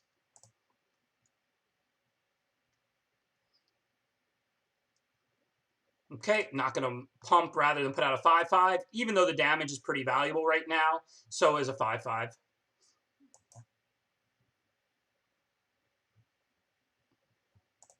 Well, yeah, if I didn't have the 2 Wolverines, I wouldn't even have played the 2 Thrills. I would have cut the 2 Thrills for, like, 1 land and 1 other card and just played 16. But I wanted the ability to thrill, because if I have a thrill in hand, that means I can keep attacking with Wolverine and they may not be able to block. So I wanted the Thrill Wolverine synergy. Maybe that was a little greedy, but Thrill can also help prevent Flood and do good things. And it can turn on our Wolverines. Why not just win? How did I have a win? There's no way I had a win. I mean, if I pump and they have nothing, they could still have sacked the egg potentially. But, I mean, they also could just have removal or something. We're in a really good position. I'm pretty happy to put out a 5/5. The 5/5 is not a knight. It's a giant. I did not miss 2 damage with Trebuchet there. No problem. Good questions. Like I said, if you were thinking that, some other people were. If there's 1,200 people in the chat, I mean, look, maybe only 7 people were thinking it, but you're not the only one. So we're about learning. We're about getting better. Better to say things and find out you're wrong than leave things unsaid. People always ask me why I like arguing so much, why I debate so much on Twitter and in person and stuff. I don't care if I'm right or wrong. I always argue in good faith. I listen to what the people I'm talking to say, and I like think about it, and I make what I consider to be reasonable responses so that I can learn, right? If you debate things, if you listen, if you think, if you ask questions, that's how you learn, right? If you keep things inside, you don't say what you're thinking, you don't ask questions, how could you ever find out when you're wrong?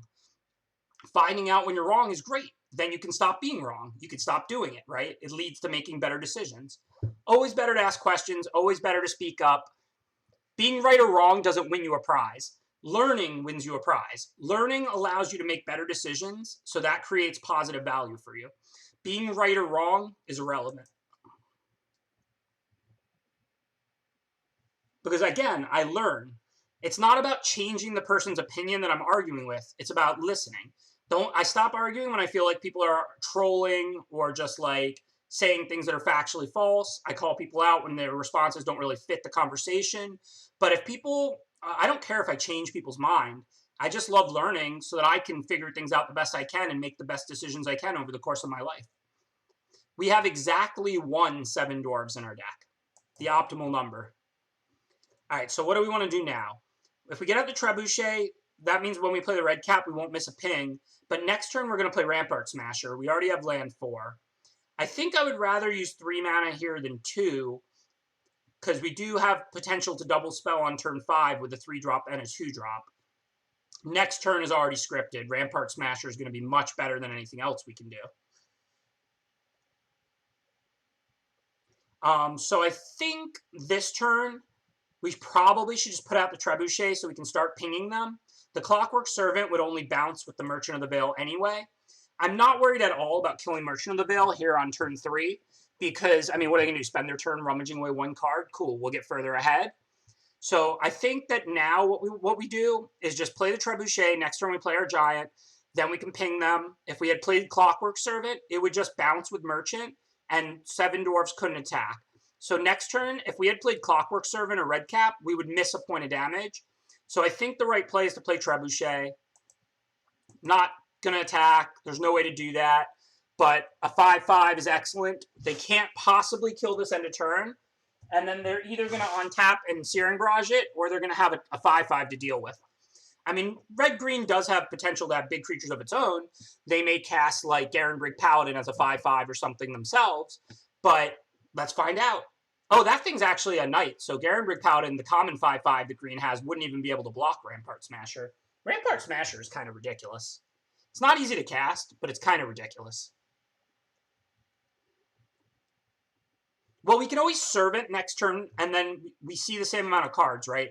Like, we don't need 5 lands at the start of the next turn, so we can always play Servant, and then we get our card, and then if we find land 5, then we can play our Scorching Dragonfire. So we have the same chance to hit 5 lands next turn, whether we played Servant over Trebuchet on turn 3 or not. And by playing the Trebuchet, we get in this point of ping right now. So we can send 1 damage at them. All right, so we don't know if they have Searing Barrage. We can't do anything about it if they do. But if they have a pump spell, it gets interesting. If we attack with Smasher and they block, and play a pump spell, we blow them out with Dragonfire.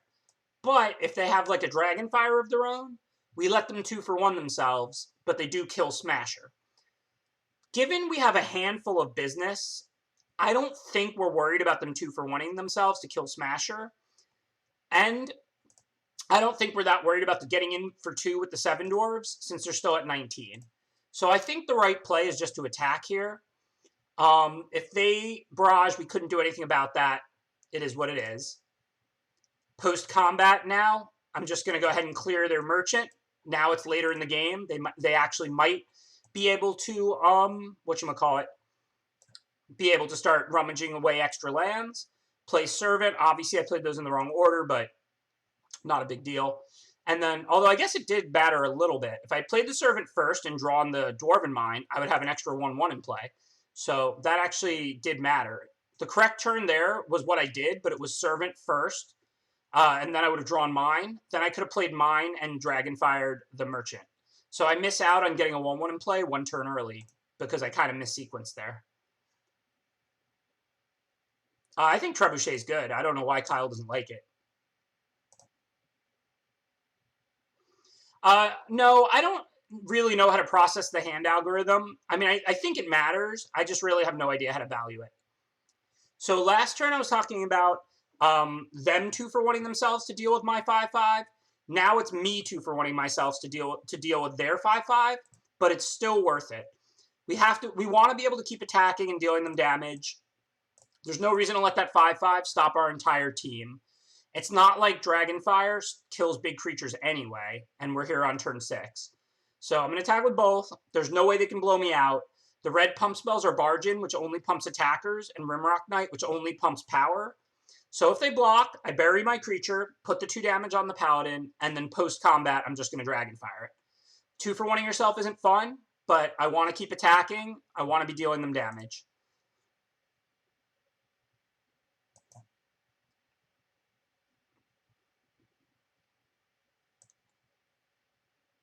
Now, I need to hold a land because I do have double Thrill of possibility in my deck, but obviously I'm not going to hold Dwarven Mine since it makes a 1/1. And with Red Cap Melee, I can attack with the 1/1 even into the 5/5 next turn. So we'll see what they do here. I've got some removal in hand, and I'm pretty far ahead on board. Assuming they don't have some kind of crazy turn, I should be looking pretty good.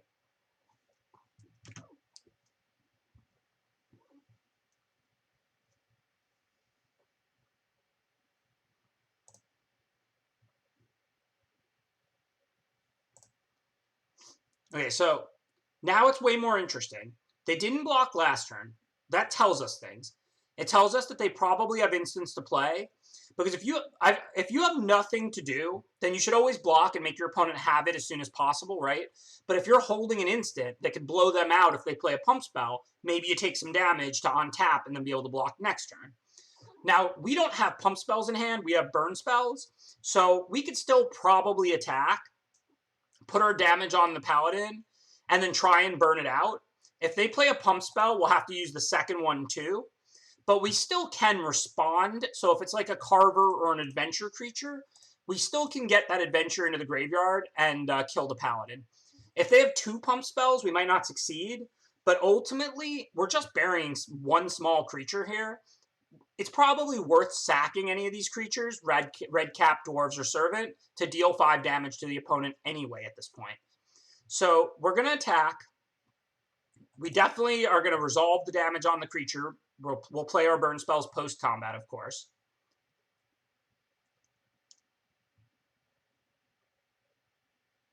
Yeah, I mean, people are always going to disagree, Tolkien. That's why Magic is the best. Magic is the only game, well, I don't know if it's the only game, but Magic is a game where I've seen top pros, I've seen there be 6 in a room, 3 think one play is right, and 3 think the other play is right. This is why I don't understand why people are so hard on each other for misplays and things like that. Magic is so hard. It's so challenging. That's why it's great. All right, so we put the damage on it. Now we can definitely kill it with Red Cap Melee, so let's finish it off. This is why I got mad on Twitter over the weekend for anyone who saw that when people are like, oh, the variance is good and stuff. No, hidden information is good. Hidden information lends a lot of strategy to the game. So also, there being not a foregone conclusion is good. It would be less fun if I beat every single person I was better than and lost to every single person better than me. But less variance is better than more variance. As long as people have some reasonable chance to win, so like at the start of the game, they're into it, it would be better if the better player won in Magic 75% of the time instead of 65% of the time. If they won 100% of the time, that would suck. Then it wouldn't be as good. Just my opinion, but all right. So now, same thing. I'm happy to sack one of these to deal them 2 and then finish off their 6/5 with Dragonfire. We keep pushing damage through.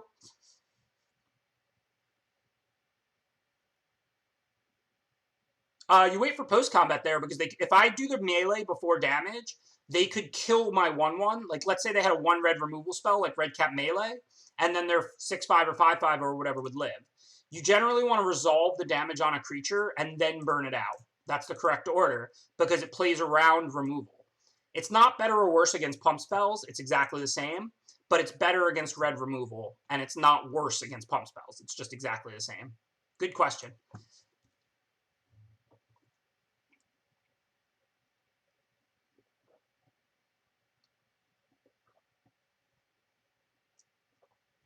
I don't know the answer to that, Mooch Master. I mean, that is the correct interpretation of what I'm saying. I am saying that.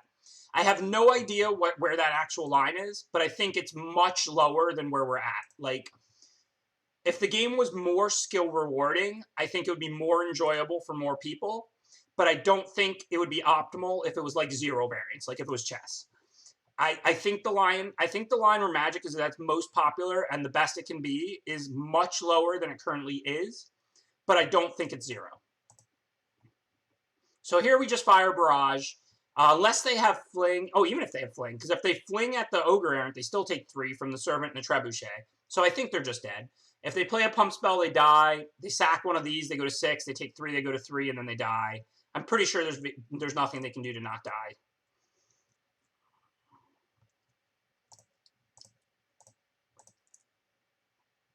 Hello, Lethal. Nice to meet you.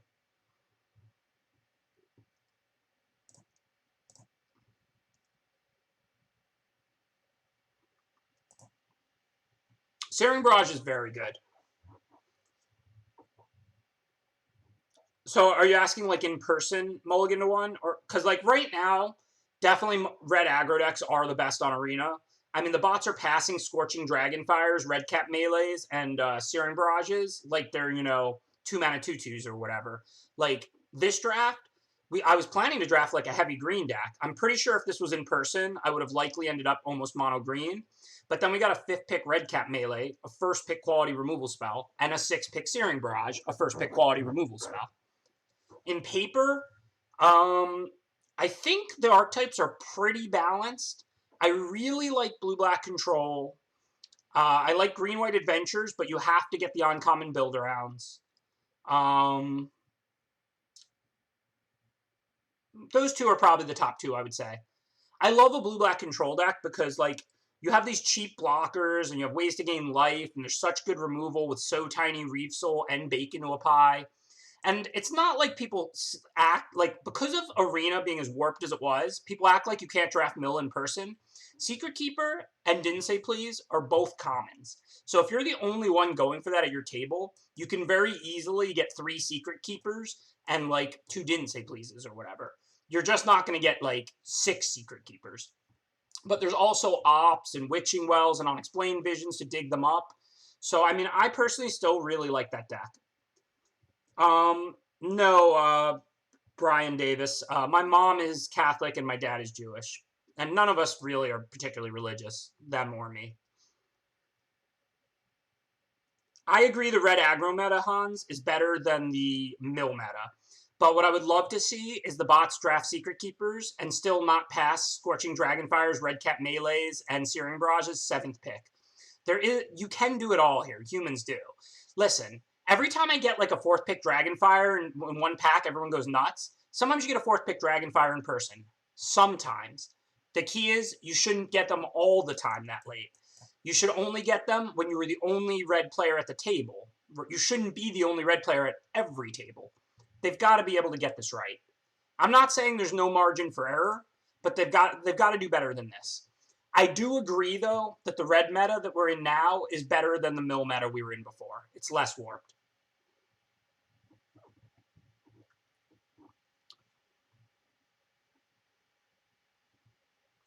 Hey, no problem. If they sink their mana into their red cap, they're not playing things. We're winning this race. I'm not that worried right now.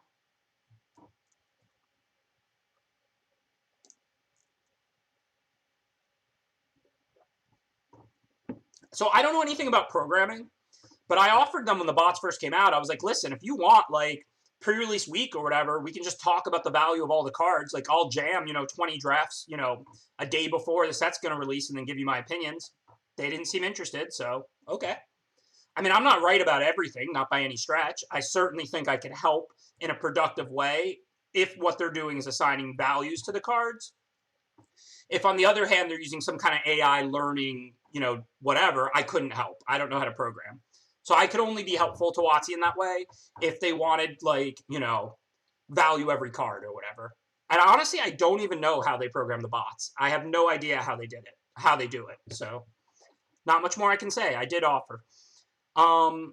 Okay, so we have Scorching Dragonfire. I kind of like Stormfist Crusader right now. I don't have a lot more business in hand. I can burn them out.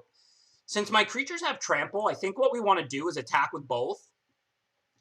Obviously, I can't discard Scorching Dragonfire to Thrill, so Wolverine is not at its best at the moment. But if they put like Red Cap in front of Ogre Errant, which is the most likely block, then they're going to double pump it. I can then Dragonfire the Red Cap, and the Trample, I'll deal the full amount of damage, the same as if I had killed it pre-combat, but I also make them spend their mana. Ferocity of the Wilds gives +1/+0 and Trample, so it's pretty sweet in spots like this. And Stormfist dealing damage to both of us and giving us both cards is good. If you remember all those times where at the start of the night when I had Rankle and I was like, oh, I don't want both players to draw a card because they'd have to find an answer to Rankle. Well, now it's the opposite of that. I want us both to draw cards so that I can find barrages and burn them out. So I feel like Stormfist Crusader is actively helping me at the moment.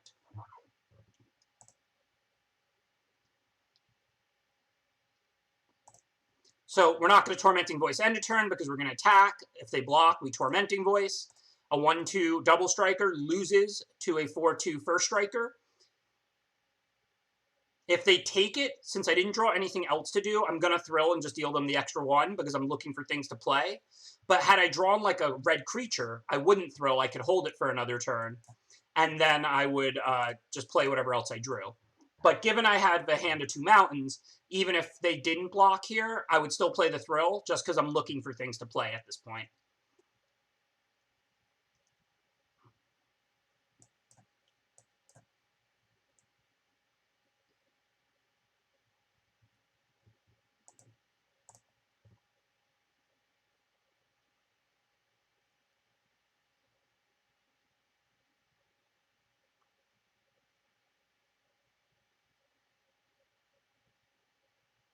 Yeah, Trample goes over a blocker's toughness, and so if you remove the blocker, you don't have to deal any damage to it because it's no longer there, and they take the full amount. So anytime you have instant removal and Trample, you can attack and let them block. If you have non-Trample, you may want to consider killing their creature first so that they take more damage. Then it becomes a close decision. Even though we drew Scorching Dragonfire, again, I really like what the Stormfist Crusader's doing, so I'm going to take another hit. Okay, well, now they're rimrocking it. It's not that I care that much whether I take 4 or 2. If I Dragonfire the Stormfist Crusader now, the Rimrock goes to the graveyard and the adventure fizzles. So now that's good enough. Now I'm going to Dragonfire the Crusader in response, kill the Crusader and the Rimrock, and save 4 points of damage.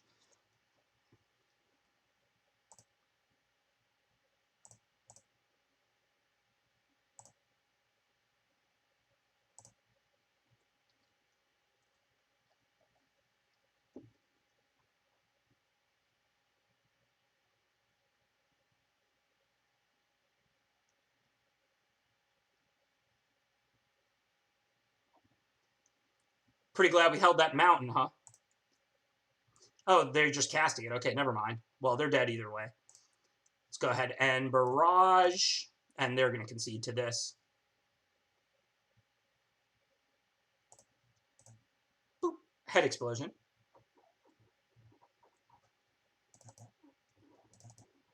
Stormfist Crusader is an okay to good card in a black-red aggro deck. It's not an excitingly good card, but it's still, if you assumed both players drawing a card on your upkeep, which means you get to play the spell first, at least sorcery speed spells like creatures and sorceries, is break even, it's still a 2-mana 2/2 menace for 2, and it's a knight. So if you're a red-black aggro deck, Stormfist Crusader is always a good card, but it's never a great card. It looks better than it is, but you should never be cutting it from a black-red aggro deck. It's a B card. It's a good card. It's a third pick. It's a weak first pick. I think that, there's a little bit of where we expect more from rares, especially 2-drop gold rares, and so we tend to undervalue them when they're not all powerful. If Stormfist Crusader was like a common, you'd be like, oh, okay, this is a sweet common for my black-red aggro decks. Like, it's a card I'm happy to third pick. I take Scorching Dragonfire and Bake Into a Pie over it, but I take it over most of the other common creatures, right? Like, that's how I feel about that card. I think it's a third pick. I think it's, once you're black-red, I think it's a third pick. I think it's worse than Dragonfire, worse than Barrage and Bake, but I think it's a good card. Like, I'm not, like, cutting it from my black-red decks.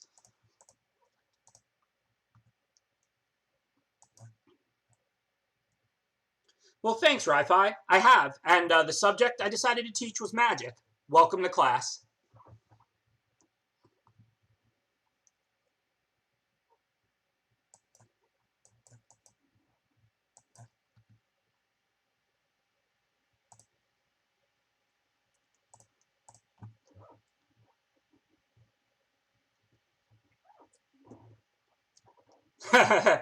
If you want the exams, you got to go to Spike's Academy. We did actually make quizzes there. No, that's a compliment. I appreciate it. I'm not trying to be sassy. And teaching is a profession I always considered. My mom's a teacher, and I have the utmost respect for teachers. I don't think I'm truly an expert in anything like I am in Magic, so I think it makes the most sense with how popular Magic has gotten for me to make Magic content. If I ever retire from this completely when I'm old or something, I would love to teach game theory or philosophy or just something that thinking oriented, basically. Because I love, I was very fortunate in high school. I had, some of those classes where you sat around and talked and thought and learned and stuff like that with good teachers. And I would definitely want to give that back. Like, I would love to teach, a high school philosophy class or something like that. Haha, I am old. I can't argue that. Well played. So, you're not going to do better with Scorching Fire than a 3/3 flyer. It's definitely better to add a Wolverine to the board than it is to deal them 2 damage. So, we just attack here and play Wolverine.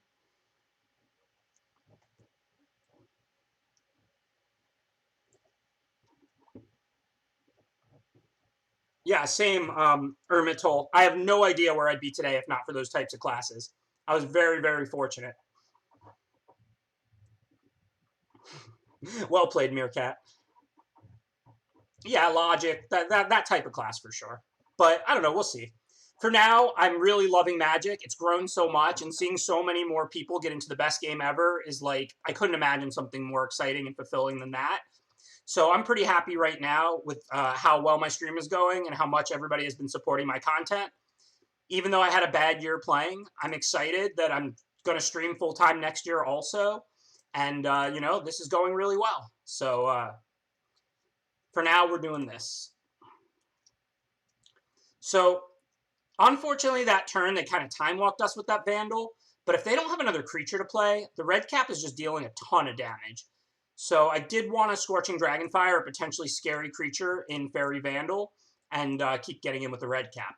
Because remember, if they block the red cap, I'm forced to pump or just bury it, and then I can't cast my better cards anyway.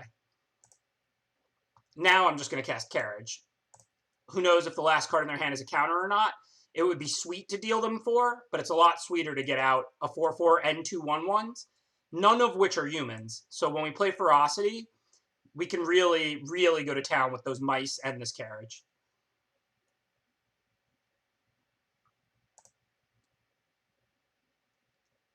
Well, so I would have had to play the Ferocity pre-combat, and if they didn't flash in Fairy Vandal, I was going to play Ogre Eric post-combat. So that's why that worked out the way it was. That's why it worked out the way it did. Oh, you're saying why not play the Ferocity post-combat and miss the 2 damage? I would have gotten 1 back this turn, but that assumes they don't play something that can block red cap or kill it and soak up the damage.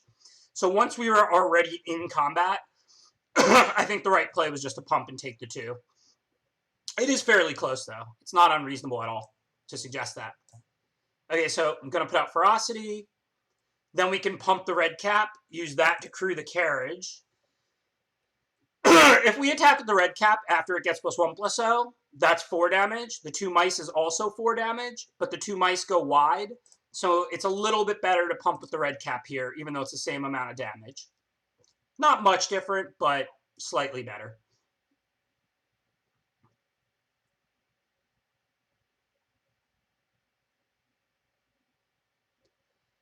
So I don't think that would have been like bad, Hans. I think it was a close play.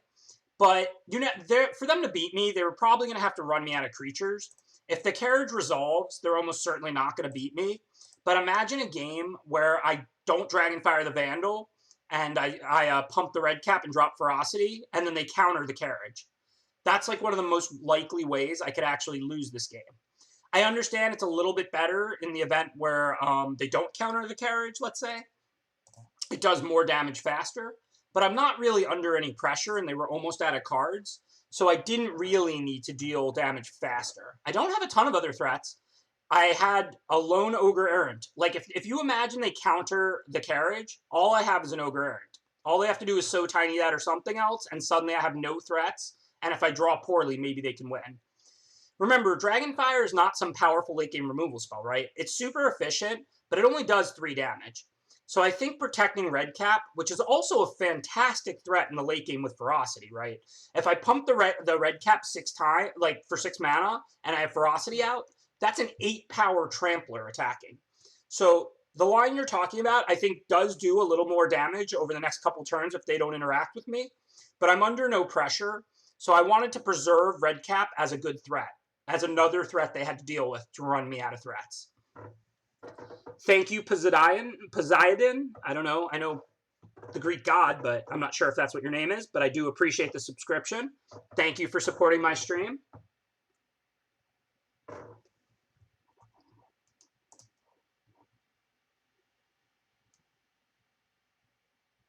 Oh, Magic has become like 100 times more popular. Like, I don't actually know the numbers, but when I was playing on the Pro Tour from like 2000 to 2004, never one time did I bump into anyone who played Magic like outside of a Magic tournament. Now, like, I'll be sitting at Starbucks drafting, and like people will just come over, oh, you play Magic? Or I'll be at the casino wearing a PT shirt, and like over an 8-hour session, like more than one person on average will be like, oh, Magic, like when they see my shirt. It is truly awesome how much Magic has grown. So I didn't Dragonfire the Youthful Might there because Trebuchet stops it. They'll probably attack and probably have a pump spell, but I'm still on the play with a really aggro deck, so I wasn't that concerned about removing it to save 2 damage. Now what'll happen is I'll play a 5/5, and if they do have the pump spell, which we're going to assume they have, or a Dragonfire or something, since they attack Youthful Might into Trebuchet, we know to play around that with our Rampart Smasher. So what just happened was we kind of picked up some useful information, assuming they didn't bluff us, to not like... If they attack with Youthful Might here, for example, we can't just block with Smasher. Well, if they have Giant Killer, then our Smasher's gone anyway, and now we have a game. If I untapped with Giant Killer here on turn 4, I would have felt like we pretty much won the game. And there's almost nothing that kills it. There are a few cards, but they did have one of them. Okay, so we're not dying to Searing Barrage, either of the creatures in play. Searing Barrage costs 5. We'll draw another land sooner or later, presumably. So I think we want to start this turn by thrilling away Mountain. See what we get. Only 1 thrill left in the deck, so we could definitely play this other mountain if we want to. But I think I would rather just have Ferocity up here than, have Dragonfire up here than cast Ferocity. They did attack Youthful Might into Trebuchet. They very well might have like a pump spell or a Squire. If they do, they probably want to attack with both here. It's a lot of damage. So then I might be able to get them with this Dragonfire. We'll see. No clue if they're going to play around it or not. They might. You know, people generally don't want to get full-blown blown out. But not the end of the world either way. Although that, on the other hand, is pretty scary. So, I guess now into turn we'll Dragonfire the Flutterfox, ping them for 1. We're probably going to go on to lose to the Merriment. Like I said, this is like the best card in the format. But we'll see what happens. I guess at this point I can play land 5, because if I draw the other Thrill, I'll just discard Ferocity of the Wilds now.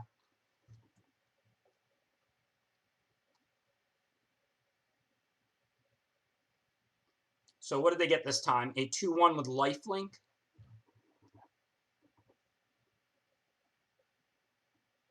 Oh, Merriment, like I said, is probably the best card in the format, casting cost aside. Is it lifelink until end of turn or just lifelink? It's just lifelink, so that's going to have lifelink again next turn. Yuck. But I'll have my barrages up next turn, so I guess we have to take it here.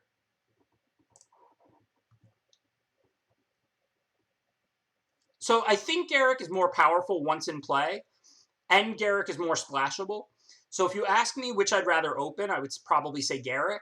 But if you could have a Outlaws Merriment in play on turn 4 out of a red-white deck, or Garruk in play on turn 6 out of a black-green deck, you'll win more games with a turn 4 Merriment out of a red-white deck, I think.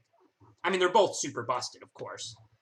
Debating which is the most busted and which is the second most busted is not particularly useful.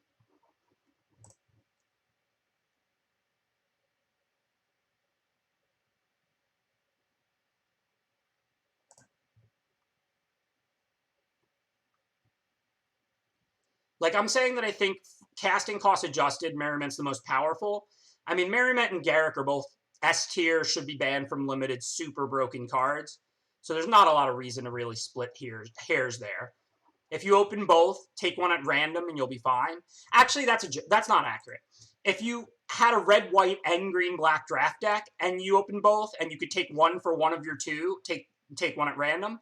But you should take Garruk over Merriment if you open both somehow, because it's splashable.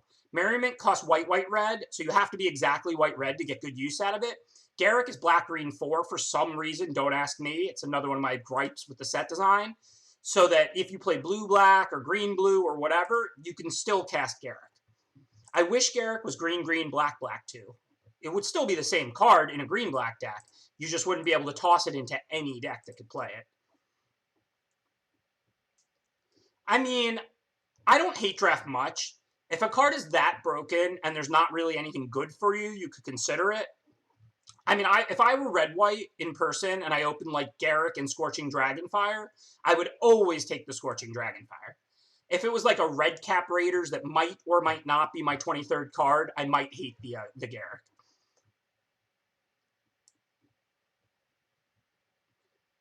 I mean, their creatures have lifelink. Are we just dead? Well, I guess for now I don't have to just concede. I'll barrage the lifelinker, take 3, and see what I draw next turn. I mean, we do have a Thrill of possibility in there. So if they don't gain any more life, maybe there's some chance we can burn them out. I doubt it, but who knows?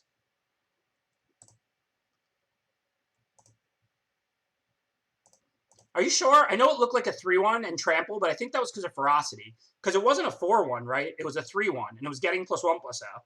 So I think it might have been lifelink. I'm probably just wrong since everybody's saying it. I know it said 3/1 trample. Oh, they're humans. So, okay, so it was the 3/1 trample. Okay, my fault. My fault, you're right. As usual, chat is right. Ferocity only works when attacking, right? So I don't need to put that in play. But yeah, we're super dead. This game is not winnable. All right, good beats. Turn 4 Merriment. We have a good deck and a good draw, but turn 4 Merriment will do it. There's a reason Merriment is on my ban from limited list. Doesn't show up that often. They made it a mythic. It's hard to cast. You can't splash for it. But if you play that card on turn 4 out of a red-white deck, good game.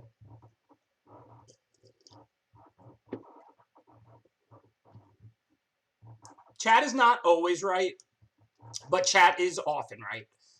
If multiple people from the chat are saying something, the odds are certainly well over 50% that they're right and I'm wrong. I don't know the actual percent. It would be pretty cool to track. I've been right. I've had times where there was like 10 people from the chat saying something, and I'm like, no, it's this for this reason, and I was right. But it's probably like 90-10. Like, let's say there's like 5+ people from the chat saying something, and I'm disagreeing. I would say the odds the chat is right is probably about 90%.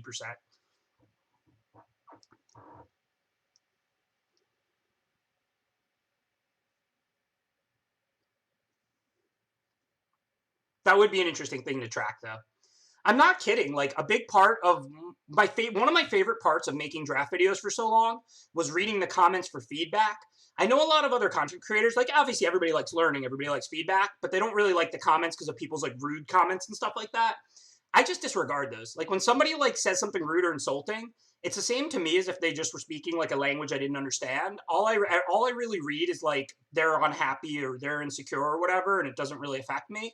Meanwhile, on the other hand, I've gotten so many good suggestions, so much good feedback over the years.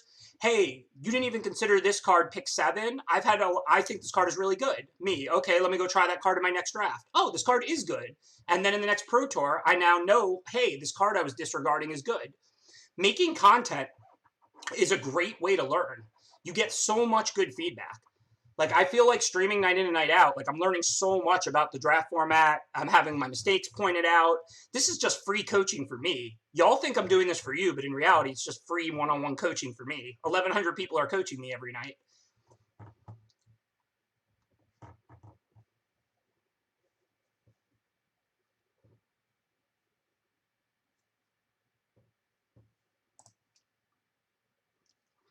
You think playing my favorite thing in the world for a living is a good job? How about having people pay to coach me?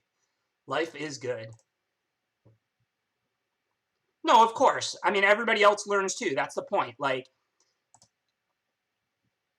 we all learn together, of course. All right, so I'm totally willing to melee a red cap, but I'm never going to do it instead of taking the one because we'll see what they drop if they're not pumping it. Now we do have an interesting choice. I mean, they're probably an aggro deck. I don't really want to fall behind, so I'm going to melee the 7 dwarves. If I knew they had no other 7 dwarves in their deck, I probably wouldn't make that play. But usually if somebody has 7 dwarves, they probably have at least several of them. And I have a handful of spells in a 15-land deck. So not falling behind on the play seems like it's probably right. We'll just keep killing their stuff.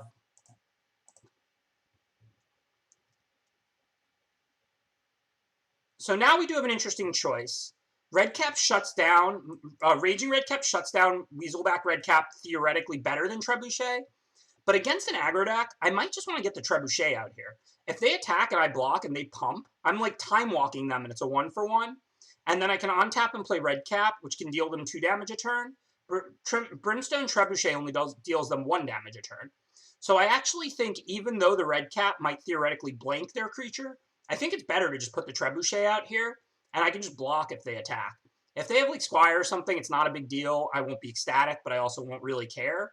But if they have nothing and they want to spend their turn trading it for my Trebuchet, I'm pretty happy with that. Also, we might pull their removal, and now the creature that blanks their creature might live.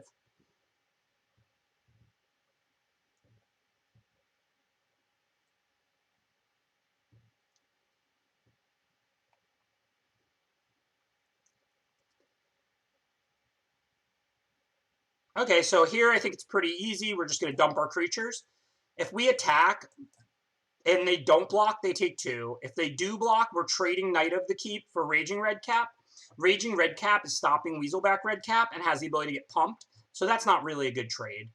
So we can just dump out our 2 creatures and reevaluate next turn. Now it's a little bit more interesting and complicated. If we want to attack at all, we have to Searing Barrage Fireborn Knight. That's a good target for Searing Barrage. I don't mind doing it. The question is, where does that leave us? Redcap still can't attack. It would just trade with Knight. Jousting Dummy can trade with Redcap, and that leaves us up a creature. So I would happily trade Jousting Dummy for either of their creatures. On the other hand, what happens if I pass and they attack with Fireborn Knight? I can't provoke them to use a trick or anything. My creatures don't stack up well against Fireborn Knight at all. So I think that's the right play. We're going to barrage the Fireborn while they're tapped. It's pretty scary. And then we can attack with Jousting Dummy.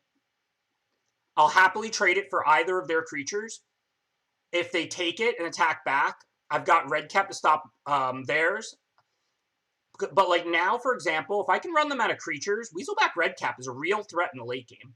Don't sleep on Weaselback Redcap in the late game. The reason Weaselback Redcap is not great is because it's not great on turn 1. It's because you're only dealing them 1 damage a turn in the early game. But once you have a lot of lands out, I mean, it's a 6-1 or whatever. That's not like an amazing card, but it's a fine card. Okay, so what are we going to do now? We need Raging Redcap to trade with Veteran, potentially. Weaselback Redcap with Knight. I think we're just going to chill. If they don't have anything else to break this board open, I don't really want to discard Thrill to Thrill. If I draw any land, I can just discard that, and then I might draw another land in the next 2 cards. If I draw a spell, I can just cast it. And right now, we're in a pretty even board.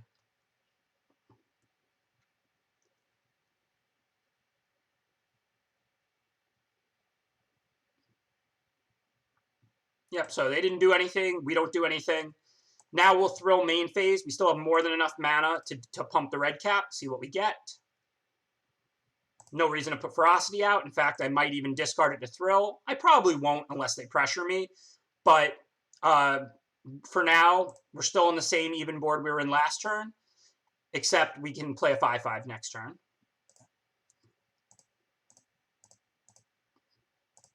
I'm assuming they're going to have something, but I also just don't really care. I want to pull their tricks now and then have my 5/5 blank all their stuff. So I'm totally happy to make even trades right now. And then if they do things like use their bargain, cool. Like, this isn't a bad play by them or anything. But now they don't have that bargain, and hopefully my 5/5 can blank their team. End of turn. Do we Thrill away Ferocity? I don't think there's a reason to. We already are going to want to play Rampart Smasher next turn, and we're not going to draw something better than that. We can always Thrill the Ferocity the turn after that. So that gives us... So if we untap and draw and we play Rampart Smasher, then the next turn we untap and draw. That gives us 2 more cards to find a mountain to discard to Thrill, and I would rather discard a mountain to Thrill than Ferocity of the Wilds. So I think we just untap here. Now, I'm not going to discard this mountain instead of playing Rampart Smasher and hope to find another one, because Rampart Smasher is the biggest creature in play right now. I will just cast Rampart Smasher, hold this mountain, and then next turn we can discard this mountain to Thrill. Blank means, like, their creatures can't attack or block profitably. Like, if your opponent has out 2 3/3s and you have a 5/5, the 5/5 just blanks their 3/3s, basically. Like, their 3/3s can't attack. All right, so now we have a mountain to discard to Thrill. So let's go ahead and do that, see what we get. Now we've used both our Thrills, so we don't have to hold mountains. But for now, I think we can't really attack. Even though we have the Dragonfire, that's protecting Rampart Smasher if they draw like a pump spell or something like that. And when we draw another creature, we'll reevaluate the board. But right now, if we attack and then they attack back, even if we Dragonfire the Veteran, we're hitting for 5 and they're hitting back for 5, and they're way up in life. So that doesn't favor us. Now it's more interesting.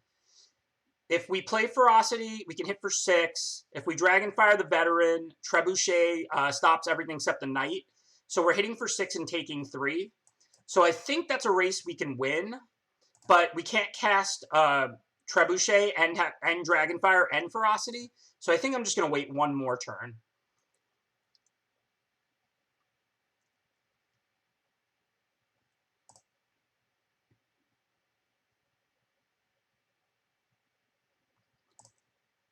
Okay, so now I think we can cast Ferocity and attack with Smasher. Assuming those 2 cards in their hand aren't tricks, this should work out like pretty well for us. If they are, it could be really close, but we can't really just wait around forever. That's not what a mono red aggro deck does.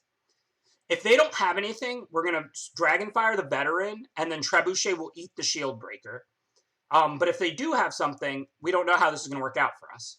That said, I can only take so much damage. So we have an interesting choice now, whether to Dragonfire before blockers or after blockers. If I Dragonfire the Veteran before blockers and they have nothing, I'm then going to put the Trebuchet on the Shield Breaker and eat it and take 3. If they play like a pump spell, I can then go and put the Trebuchet on the Veteran to finish it off. But if they have like a removal for my Trebuchet, I might take a lot of extra damage. That said, a removal is going to be much harder to beat than a pump spell. So I think we want to Dragonfire before blockers. This way, if they save that Veteran, like if they give it +2/+2 with Squire or Bargain, I could then put Trebuchet on it and finish it off. Now, they didn't do anything, so now we'll just try and eat their Shield Breaker with our Trebuchet. They might have like a Rimrock, because that doesn't pump toughness. So we'll still trade, but they couldn't use that Rimrock to save their Night Lord. Before protects from outflank too. Good point, Ryan Tucker. Okay, so they have 6. We have 6 plus 3, so we're a point short of killing them this turn, but we're easily winning the race right now. So we're definitely just attacking and passing. There are ways they can win this game, but hopefully they just don't have much. On board, I mean, we definitely win. I'm not worried about letting them attack first. Ouch. Well, that's one of the last cards I wanted to see. Looks like they top-decked a barrage. We're not dead right now. I mean, we can barrage one of their creatures and go to 1 or 2. And then if we top-deck barrage, we win. If we top-deck a point of damage, we win. If we draw a land, we lose. Yuck. Pretty gross. Good game, though. That doesn't feel like one we were supposed to have lost, though. I mean, it's a 15-land deck, and one of them even makes a 1/1. So with the 2 in the yard, that's 11 of the 14 mountains. Kind of a little ugly. I feel like that was a game I was supposed to win. More than that, Teho Gwilly. I discarded 2 lands, the 2 tormenting, 2 thrill of possibilities also. And if we drew the dwarf land, we would have gotten a 1/1, which blocks Rimrock Knight just fine. So we really had 14 lands for the purposes of losing that turn. Like if we draw the dwarf land, we make a 1/1 that can block the Rimrock. Yeah, I know. I think I played that game well. I was kind of disappointed with the conclusion because if I had thrilled earlier and stuff, I would have almost certainly lost if I discarded thrill to thrill or anything like that. Definitely got max value out of virtually all the cards, but they got there in the end.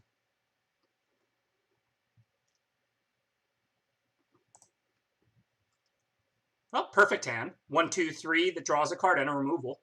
Can't complain about that, right?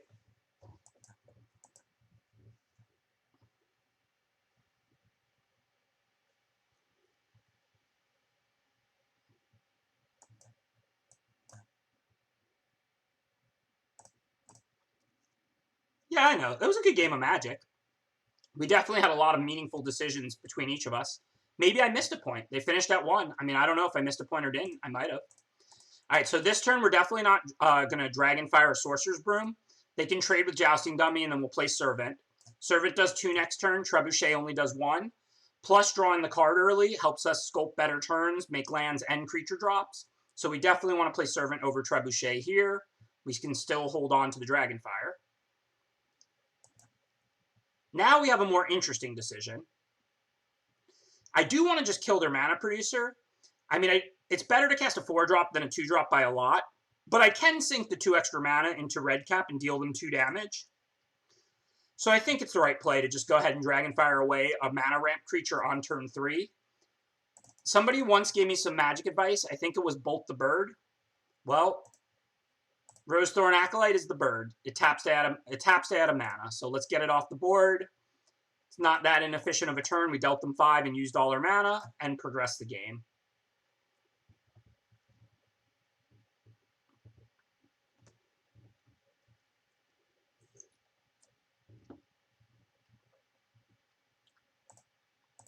And even though it doesn't look wonderful, this isn't bad for us. They're taking 2 a turn, so we're breaking even, but we're dealing damage every turn.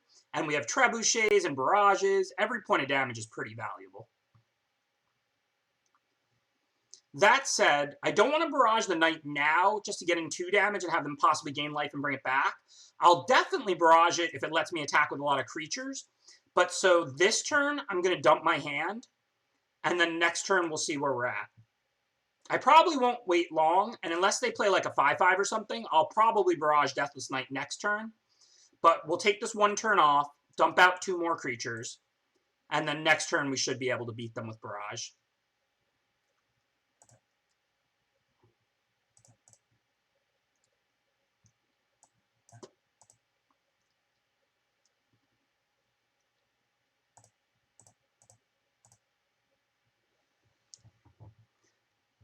Treb over Redcap, because if I play Redcap after, since it's a Knight, it does 2 damage anyway to Trebuchet, the same amount the Redcap would do. But there's not really a guarantee the Redcap's going to be able to attack, and the Trebuchet is guaranteed to be able to tap to ping. So I thought it made more sense to put the Trebuchet out first in that situation, because it basically guarantees the 1, and there's a chance the Redcap can't attack, and if I play the Redcap, I get the extra 1 anyway. So I get 2 either way. Yeah, late, Cam. Sorry, I forgot to message you about it. I fly out tomorrow at about 7 p.m. and I arrive in LA at like 9:30 or 10 p.m. or something.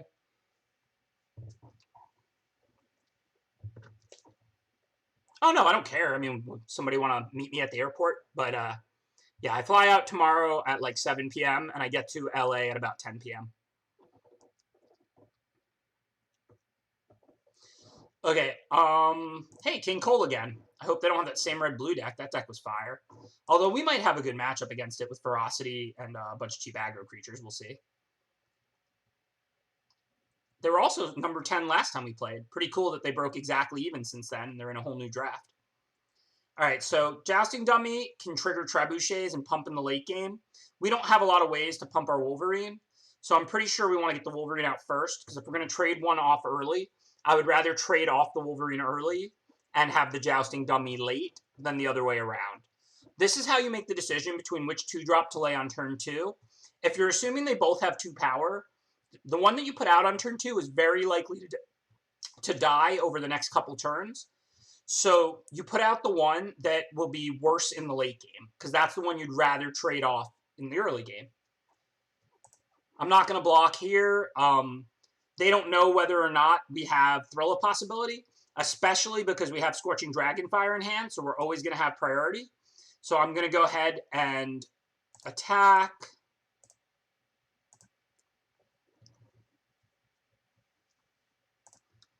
And then post-combat, just play the dummy.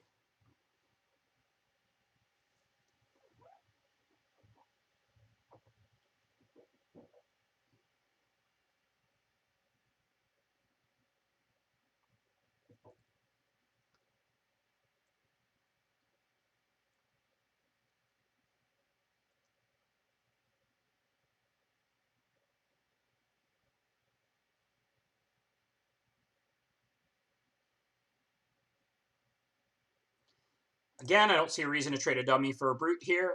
They can't really blank dummy right now. We have Ferocity and Dragonfire. Let's just see what else they're up to. I do want to try and race if I can. They're going a little bit wider than me, faster than me, though, so this is kind of interesting. I don't really care if they sack a Ginger Brute to provoke something to block.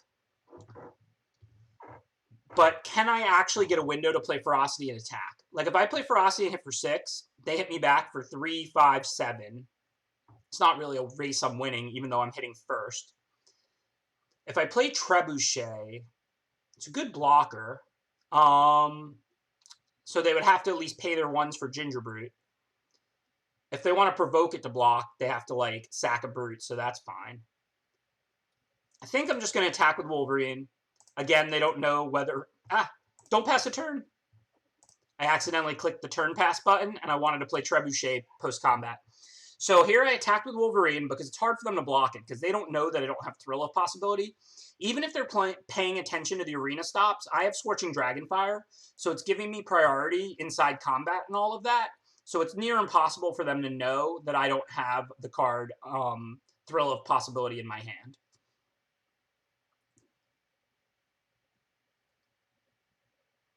Now they're going to probably sack and provoke the Trebuchet to block, because it's the only way they can attack with these Ginger Brutes. But this isn't that bad of an exchange. We're trading Trebuchet for the Rider, and we got rid of a food token. I'm going to put the dummy on the tracker. The tracker's never going to be smaller than a 2/2 in this game. And then we'll take our 2 points of damage. We're still not looking great, mostly because they have a 4/4 trample now. I mean, if we draw 2 straight lands, then we can potentially get back into it.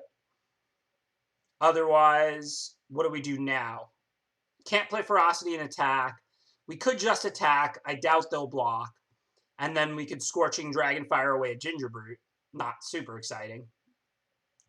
Might have to switch gears. I think what I'm going to do is put Blaze Wolverine on a Ginger Brute if they don't pay 2. If they do, I'll probably just put the Wolverine on the Witch Stalker and then finish it off with Dragonfire.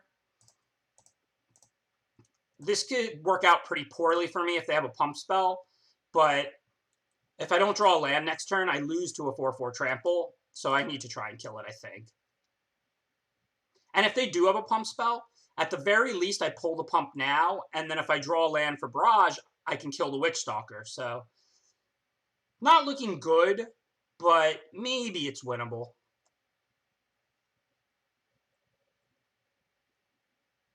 So hopefully we'll top deck a land. We need a land. Cool. So now we'll barrage Witchstalker. We take 2 and go to 7. If they don't have anything else, then we can play Carriage. They can hit us for 2 more down to 5, but then we can play Ferocity. So this is definitely a game.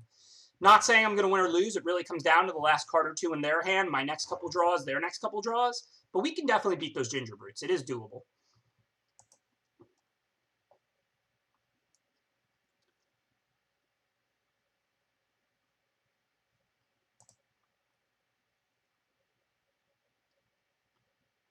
I mean, if these 2 cards in their hand are forests, we're in a very favorable position.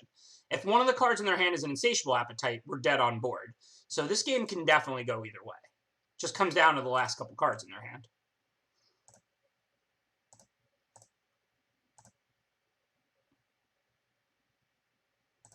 It's a good one, but we can kill it with melee. That said, it's another 3 life if we're trying to race. But I don't know if we really have choices here. I mean, we can slow the clock down to 1 a turn instead of 2 a turn if we take out a Ginger Brute instead of Fierce Witchstalker. Maybe we have to do that, but if we trade Carriage for Witchstalker, it's pretty bad for us. The bad thing, though, is Ferocity doesn't pump our creatures until they attack, so we're only hitting for 5 right now. So it's a pretty close call whether we want to melee the Witchstalker or the Ginger Brute. I think it's the Witchstalker, because then we have a lot of burn, but... And if we draw a creature, we can use that creature to crew the Carriage. So, I mean, we could get a lot of damage in pretty quickly. I think we're an underdog in this race, like, for sure. But I do think the game is winnable. So if we crew the Carriage and attack, we deal them 5. If we attack with both mice, we deal them 4. Sounds better to crew the Carriage. 5 is better than 4. Math, right? But yeah, so if we have to hold the land in case we draw one of our Thrill of Possibilities. So we're pretty much hoping they're completely out of ammo. Let's say they don't do anything this turn besides hit us for 2. They have 6 more life, but if we draw like a creature to crew the Carriage, we're hitting them for 9. So then it's a race we're winning pretty comfortably. Of course, if they have Insatiable Appetite, we're just dead.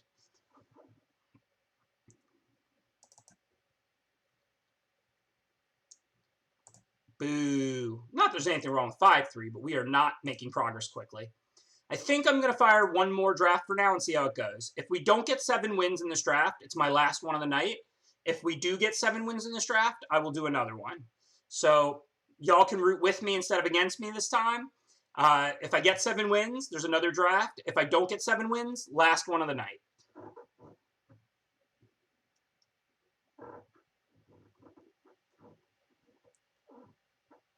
Throne of Mildrain, start with the Vantress Gargoyle, take all the Secret Keepers, hope we play against Foxy. Is that the strategy tonight? Oh, I'm very capable of 7 wins or 0 wins. I mean, it's Magic, you know? Yeah, I don't think you really want to consider Broom here. Vantress Gargoyle and Fierce Witchstalker are the 2 cards I'm considering the most. I think they're pretty close. Gargoyle's probably a little better, but it feels like you just don't see blue cards now on Arena. I don't want to draft that way, but I feel like they went pretty far overboard with their cutting of all the blue cards. Yeah, I like Godmother too. I wouldn't take it here over Witchstalker or Gargoyle. I do think Gargoyle is the best card. I think Gargoyle is quite good. I mean, it can block early and attack late. That's generally what you want if you're a blue control deck. And it helps mill people. I think Gargoyle is the right pick. It's definitely the pick I would make in person.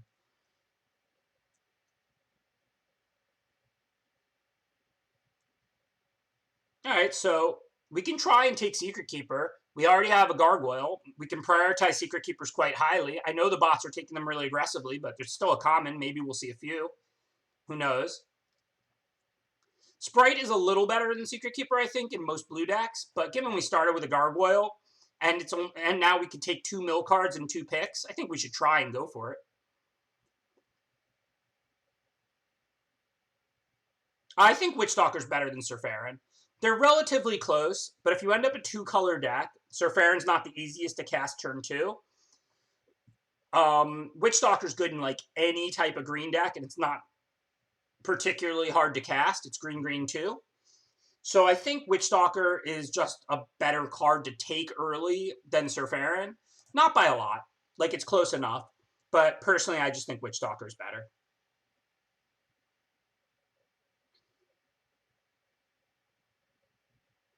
All right. They should have said please. 3 picks in, 3 mill cards.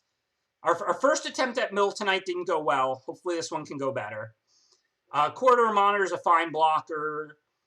Trapped in a Tower is good removal. Plus, we could audible into an Artifacts Matter blue deck. Vantress Gargoyle is an artifact, so I think Trapped in a Tower here is just a pretty clear choice.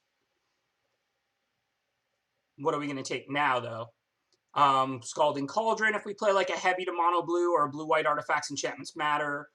Wintermoor Commander, but I don't see us drafting a Knights deck. So yeah, Cauldron. Not a great card, but a safe pick. It feels like they did go a little too far with their cutting of blue, but what are you going to do? We'll try and make it work this draft. Okay, so Fairy Guide Mother is like pretty medium, even if we do go blue-white Artifacts Matter. I mean, you can see our deck is not going to be that aggressive. Outflank might be fine, but I think Corridor Monitor is just a good 2-drop blocker. Now we can grab a Moonlight Scavengers. We have several ways to trigger it already. And a little Ginger Bee for the Artifacts Matter deck. So can we trigger a Broom? We have Ginger Brute, we have Cauldron. That's already 2 ways and we're in pack 1. That looks fine. So, all right. I think Broom works out pretty well now.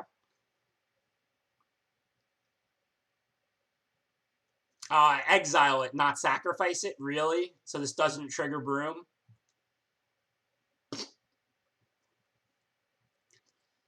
Scarecrow it is.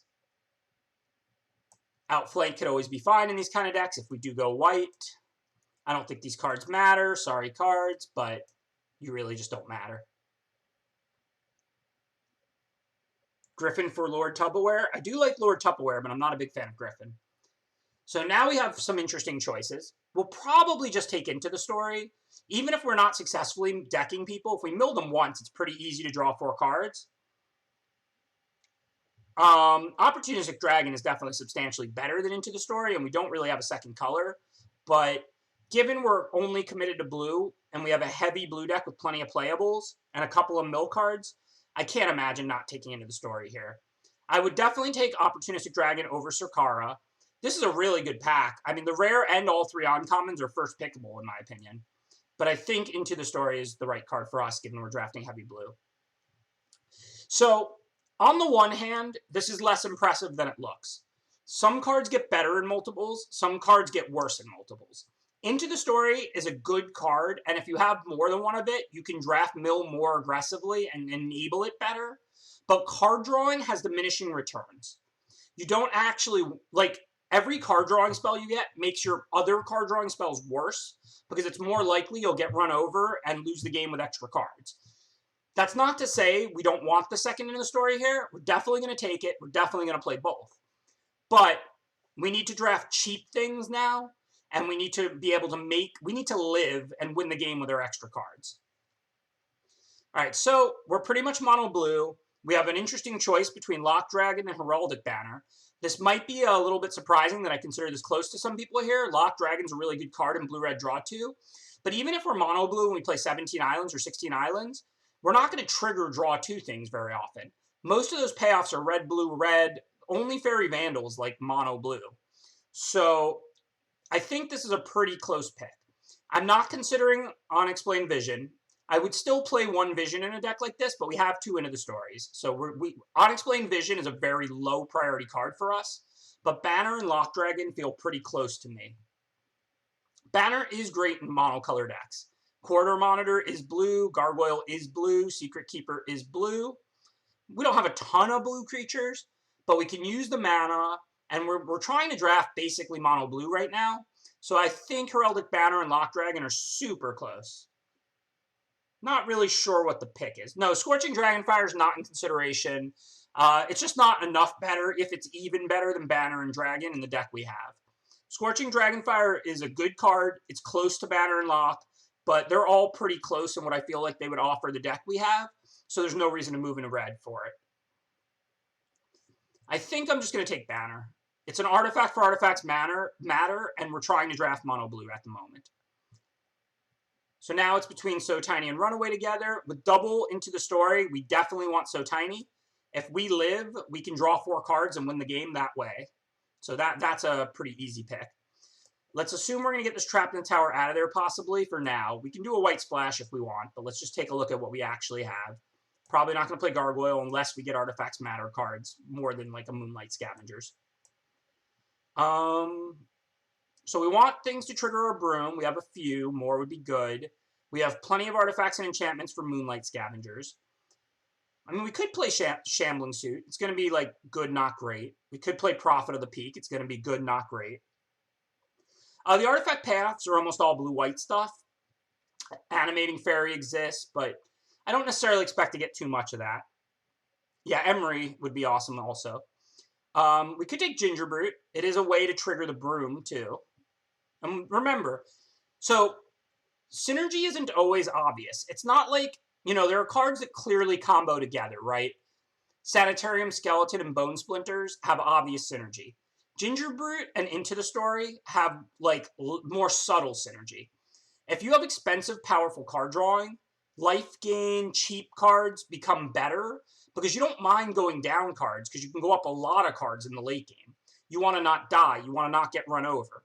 I'm not saying Gingerbrute is great in our deck. I would rather probably have, like, a Golden Egg because that replaces itself and gains 3 life. But cards like Gingerbrute do get better when you have multiple Into the Stories. Artifacts that are blue, I believe, are still blue. So I think Heraldic Banner will pump Vantress Gargoyle and Corridor Monitor. It just won't pump like Gingerbrute and Broom. Yeah, I agree. Ryan. I think Shambling Suit is the right pick here. And we also could still play white-blue Artifacts Matter. It just depends on what we see the rest of this pack and next pack, right? We have it Trapped in the Tower. It's a pretty good white card. If we don't get any of the 4 blue to cast cards, we'll probably play Trapped in the Tower. Like, why not, right? And then if we open, like, you know, like the Owl, the 4-mana 3/3 flying blue-white hybrid card, that card is fantastic. So we still have the option to go blue-white or heavy blue, basically, at this point. Okay, so what do we want here? I think it's Didn't Say Please because we have double Into the Story. But Didn't Say Please is, like, substantially worse than a lot of these cards more of the time. Yeah, this is what I'm talking about with the red cards. They're almost forcing you to play red now. I hope they can get this right. I hope this adjusts. But I think Didn't Say Please here, given we have double Into the Story, is the right pick. I like Well, I like Vision, but we already draw cards pretty well. Like I said, I'll definitely play 1 Unexplained Vision in this deck, even with 2 Into the Stories. But if we mill them for 3, we're going to then turn on Into the Story for 4 mana a lot of the time. So I think Didn't Say Please is the right pick. Now we have an interesting choice. Corridor Monitor is pretty good in our deck. It's blue, it works with Banner, it's an artifact that works with Suit. But Mad Ratter would also be quite good. I mean, we could easily play a couple red cards. That's one of those payoffs. I think I'm going to stick with the mono blue here. Not sure if it's right or wrong. Witching Well now. Runaway Together is fine, but not exciting in a deck like this. I would definitely rather have Witching Well. So it's Opt or Mystic Sanctuary. What do we have to put back on top? Didn't Say Please, but we are playing a 1-color deck. So Mystic Sanctuary is going to be a lot better than usual if our lands are just 16 islands or something. So I think we should go with Mystic Sanctuary over Opt. Nothing wrong with the 3-mana 3/3 artifact creature. Pretty fortunate table of Unexplained Vision and a second Mystic Sanctuary. Okay, so this is about as good as a mono blue deck is going to get on Arena right now. So we'll see how it does. Obviously, like I said, you do win or lose way more with draw quality than deck quality. But we can evaluate the games. We can use our mind and see how they go. Nothing exciting for us here, but Charm Sleep, if you're playing 16 Islands, is easier to cast than usual. Blue also wants to grab its removal where it can. It's not like we're pairing it with black or red, and we have access to all this good removal here. So Charm Sleep, a pretty clear pick out of this pack. Not what we were hoping to open, but a pretty good card. All right, now we have to decide between Covetous Urge and Lock Dragon. They're two different 4 blue to cast, and we're going to play mono blue, so they're going to be easy to cast in our deck. We're not going to do Draw 2 synergy, but that doesn't mean Lock Dragon isn't still a good card. It's a 4-mana 3/2 flyer that loots when it comes into play, or rummages anyway, and rummages when it attacks. Everybody's saying Urge. Y'all love Urge, huh? I think it's, like, close, and I think Dragon might be better. I don't know. I mean, we have all these 1/4s to guard the ground, so we're not going to get run over very often either way. Synergies with Mill? Yeah, there's a little. Not super heavy synergy with Mill. I think it's, like, a close pick. Witching Well, I don't really want to play this Ginger Brute, so hopefully we find a few other ways to trigger Broom. We did pick up Scalding Cauldron and Witching Well, so we currently have 2 things to sack. Yeah, I guess we do want powerful spells where we can get them with 2 Mystic Sanctuaries. Alright, I'll go with Urge. I think it's close, though. Speaking of close, Charm Sleep and So Tiny. They're both pretty good in this deck. I don't know which is better. It's probably So Tiny, given we have double into the story, Unexplained Visions, and Urge. We really need to just make sure we don't get run over. So I think it's So Tiny in this deck. Now we can grab a Runaway together. Always a nice trick to have one of. 4-mana 3/3 flyer. Don't mind if I do. Pretty happy to grab another Witching Well. That gives us another way to trigger our Broom. Mystic Sanctuary number 3 I would play, but there's still diminishing returns on those, even in a 1-color deck. Don't get me wrong, I'll definitely play the card if somehow we table it or get another one, but I do want it less. This deck is good.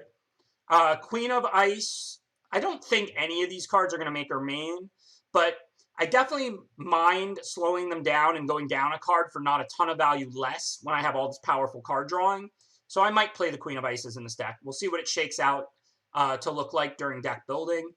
Henge Walker's just a 3-mana 3/3. Nothing special. Totally playable. Whoa, we got a raid from Voxy. Thank you after the beatdown you gave me earlier for raiding. It is appreciated. I was really, really excited when I got paired against you, Voxy, because I had a mill deck there, but I didn't draw any mill cards, and you just stomped me with your awesome Green-White Adventures deck, so it really wasn't much fun, even though I thought it was going to be.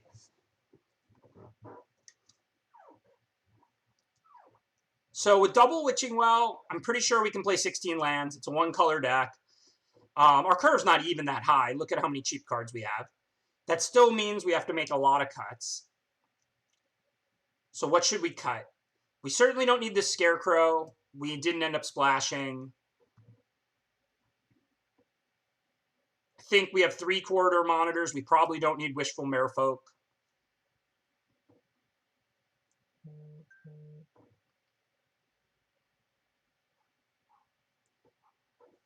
Yeah, we do have a lot of 3s. I mean, what's better, Queen of Ice or Henge Walker in this deck? We don't actually have any artifact synergies, so that except for Suit. So we have 1. So Henge Walker's always a 3-mana 3/3. Our land count is going to be 16 blue. We do have the Heraldic Banner to turn the Queen into a 3/3. And slowing them down does have value, because we do have 2 into the stories, so our late game is pretty good. I think Queen is a little bit better. Not a lot better, but a little bit better. Hey, Voxy just gifted out 5 subs. Thanks, Voxy, for supporting the stream. Appreciate it. Continued generosity, making 30 in the channel. Queen is not a 2-for-1. I mean, Queen can gain you a few points of life or deal a few points of damage and then be a 3-mana 2/3. But Queen is never a 2-for-1. It doesn't kill a creature when you tap it. It untaps the turn after. You should view Queen as like a split card that does a little damage, gains a little life, and then is a 3-mana 2/3. You should not view Queen of Ice as a 2-for-1. Queen of Ice is not a 2-for-1. We're not going to 15 lands. This deck has a lot of card drawing. 16 is definitely right. I wouldn't even have played 15 in that red deck if not for the 2 thrills. Oh, 1.5 to 1? No, it doesn't trade. The first half of Queen does not kill anything. It gains you a few points of life, or it does you a few points of damage. Look, you only get 20 life in Magic, right? If the half of this does 3 damage, that's 15% of your opponent's life total. I'm not saying that that's irrelevant, but it's a 1-for-1. Queen of Ice won't even always get you 1 for 1. It's a 2-3. It's not a really powerful card. I would not consider Queen of Ice more than a 1 for 1. Thank you, Corey. Appreciate you gifting out 4 subs. Not quite as many as Voxy's 5, but well worth it to make it an even 50. Thank you for your generosity, Corey, even if you're a little less generous than Voxy. We're not going to cut any into the stories, and the story is great. We do have to cut one more card.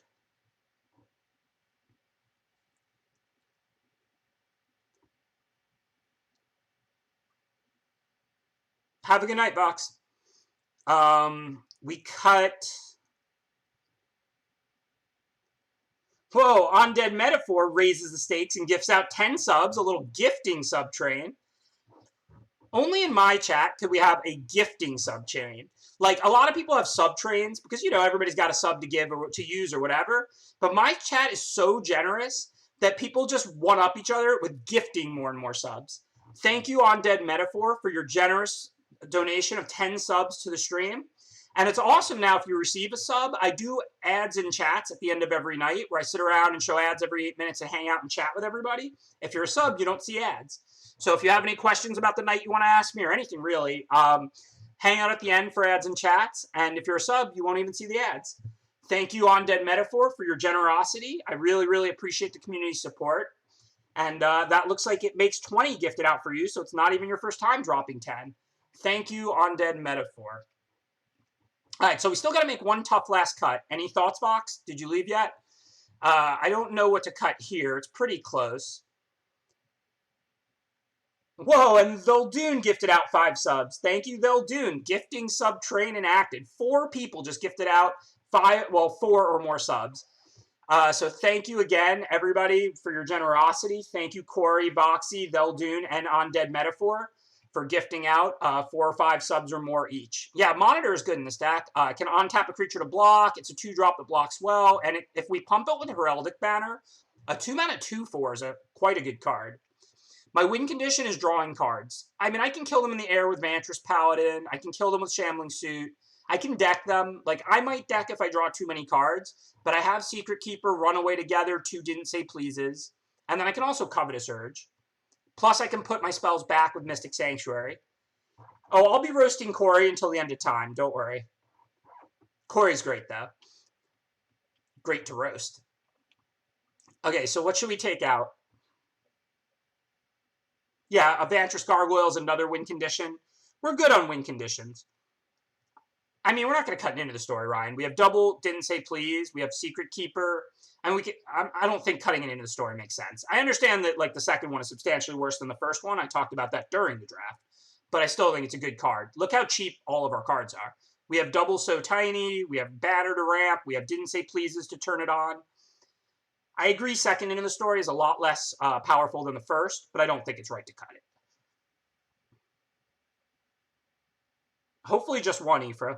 Ifra, what should I cut? What's my last cut? So many stars in the house tonight. Newmont was lurking and hanging out for a while. Voxy, Fro, Andrew Cuneo. This is a celebrity stream tonight. The Broom is a totally reasonable cut. We have 2 Witching Wells and a Cauldron to turn it on.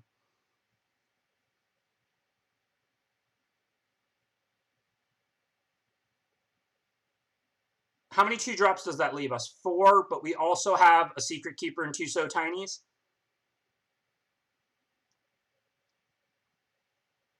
Yeah, I think a Queen or a Broom, those are reasonable cuts for sure.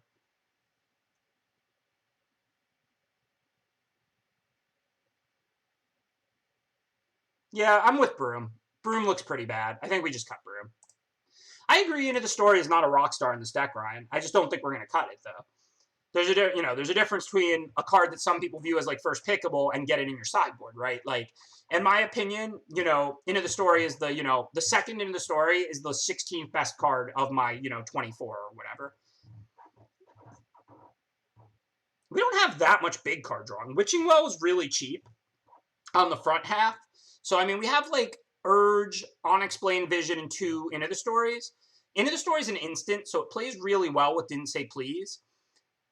So I really don't think we're looking at cutting Into the Story. I think Unexplained Vision was a little more cuttable because it doesn't play as well with instant speed counters. but I don't think we're really looking to cut the card drawing here.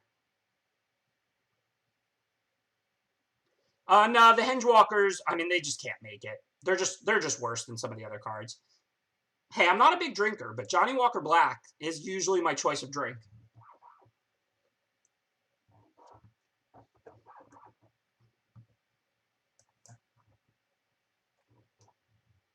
Yeah, for anybody who doesn't see, we're doing a charity stream tonight. Please consider donating something to Toy Box. No donation too small. Like I said, we're crowdfunding here. Even if you can just slap a buck or two on it, it is appreciated. I know my stream has been incredibly well supported by the community, and I thank you for that. Tonight, I'm asking you to consider donating to Toy Box so we can hopefully raise some money for some kids. Well, we're definitely going to didn't say please that. So now we have an interesting choice this turn. We can leave up didn't say please again. I don't mind taking 3, and then if they play something good, I counter it. If they don't, I cauldron it. We could also Covetous Urge them. The problem is we fall a little further behind, and they might still have more than one good spell left in their hand. But we also don't want to wait until they have no spells left in their hand to urge them. If that does happen, though, we can always go get, like, Arcanist out from their graveyard. It's a pretty good card. So, not 100% what to do here. I don't really want to put any spells on top yet, so I think I'm just going to play Island and pass the turn. We're playing a control deck. I think what I want to do here is counter anything good, cauldron away the Squire, end a turn if they don't play something good, and then maybe we can try and urge in a turn or two when they might be down to one last good card in hand. Well, that's a pretty interesting one. I mean, we really don't need to counter that at all. If we cauldron the Squire, we're just taking 2, and then we can always Queen of Ice later, so I think there's no way we're going to counter that. So they should pump the Guide Mother, but that means we'll go ahead and cauldron the Guide Mother, because they're both 3 power now. Rather kill a 3/3 flyer than a 3/2 ground creature, of course. And that actually went pretty well for us. Now we have a choice. We can Covetous Urge them this turn, and then we can decide whether to put back on top with Sanctuary based on what we see, and then we take 3. We could also play like Heraldic Banner and Queen of Ice, and then we don't take any damage. But I think we want to use our Urge now. Even though we might fall a little behind, and if they have 2 spells in hand and top deck a spell, we might lose. I think it's important to get value out of this card where we can, and I think now is the time. Okay, so we'll take Trapped in a Tower. If they cast Fireborn Knight, we can always just Trapped in a Tower it, right? So I think we'll definitely take Trapped here. And then I'm going to play the land. I'm not going to put anything on top. Even though the counters could be strong in the late game, we already have another counter spell. I don't think I actually want to draw a Didn't Say Please next turn. So I think we'll just submit 0. If you can. You have to target and then you can submit 0. Oops, what's going on here? All right, I'm going to target the Didn't Say Please if I can. View browser, target Didn't Say Please, decline.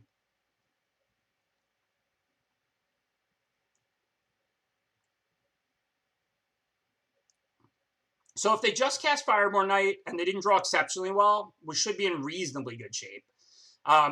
If we draw a land, that's why I didn't put it on top, then we can play Banner and then play Trapped in the Tower and Queen of Ice, tapping their second creature. So we won't take any more damage. They chose not to play Fireborn Knight to play around Trapped, but I mean, we have so many cards in the hand. I really don't like this play by them, unless they're going to have like ability to protect it later. For now, we'll just play Heraldic Banner, develop our mana more, and then we can always Queen of Ice the Squire. I didn't put Covetous on top, and I'm confident on that one, because if they were to play the Fireborn Knight, they might just have no cards in hand for us to Covetous. And even though we could pull an owl out of their yard, I mean, that's just not very efficient. We're going to win this game if we can sit behind our counter and our card drawing. We're just trying not to die at this point. Putting Didn't Say Please on top or not was a much closer decision, but ultimately, I kind of wanted to draw a land next turn, so I'd have 7, because if they did play the Fireborn Knight, which more than likely they're going to, if we draw a land, we can go, we actually had 5 lands in play, so if we draw a land, that gives us 6, then we can tap 3 for Banner, and then we still can use the Banner immediately. So then we have 4 mana, and then we can Trapped in a Tower, the Fireborn Knight, and Queen of Ice, the Silverflame Squire, so we don't take any damage. So because a land was a pretty good draw for me on the following turn, and if I don't draw a land, I'm drawing some spell. Maybe worse than Didn't Say Please, but I'm still drawing a spell. So if a land is a better draw than a card you're going to put on top from your graveyard, you probably don't want to put something on top from your graveyard. It's similar to Scry, right? If a land is a better draw than a spell, you probably want to Scry that spell to the bottom. 40% of your deck is lands. Have a good night, Cam. Hey, it's a charity stream. I gotta go long on charity night, right? And remember, I already declared before this draft even started, if I don't get 7 wins, this is the last draft of the night. If I do get 7 wins, there will be another draft, regardless of what time this one ends. So, I can't go all night tonight, but this was Mythic hunting. I mean, I only started like Platinum 2 or 3 or something. It's not like I expected to get Mythic tonight. But every draft I get 7 wins for the rest of the night, I will do another draft until I hit Mythic. If I ever don't get 7 wins, that's my last draft of the night. All right, 2 lander, but we have 2 good 2-drops to play, so we're going to keep it.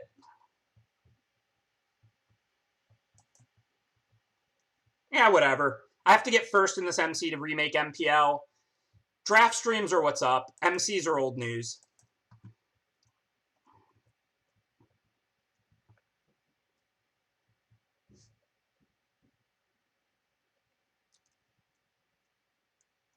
Somebody asked me last night during the ads and chats, they said BBD said he feels kind of off it, and they asked me how I felt about it, and I said, I've never enjoyed making Magic limited content more. I love live streaming, I love Arena, and the sets have been really good for limited lately, but I've also never felt less motivated for standard tournaments. Like, I just don't care about the Mythic Championships that much. I test my decks, I try and play my best, I try and win, I'm not trying to spew a good opportunity. But I just don't have that much motivation to go jam 50-50 standard coin flippy matches, whereas draft streams are honestly just awesome. Like, these are just so fun. Clackbridge Troll is absolutely a good first pick. That card is fantastic, and I would take it over Bacon to a Pie every time. So, we can't attack yet. We can block as long as we have 4 or more cards in hand. I think we just cast Shambling Suit. Corridor Monitor, Didn't Say Please is only going to get better later. We can always So Tiny the first night they put out. And we already have 2 artifacts in play. Monitor makes 3, So Tiny makes 4. So Shambling Suit looks like it's going to grow pretty big.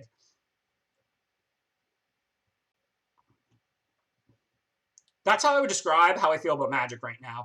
Like, I've never had more fun day in and day out making limited content, streaming drafts, and playing on Arena in these good limited formats.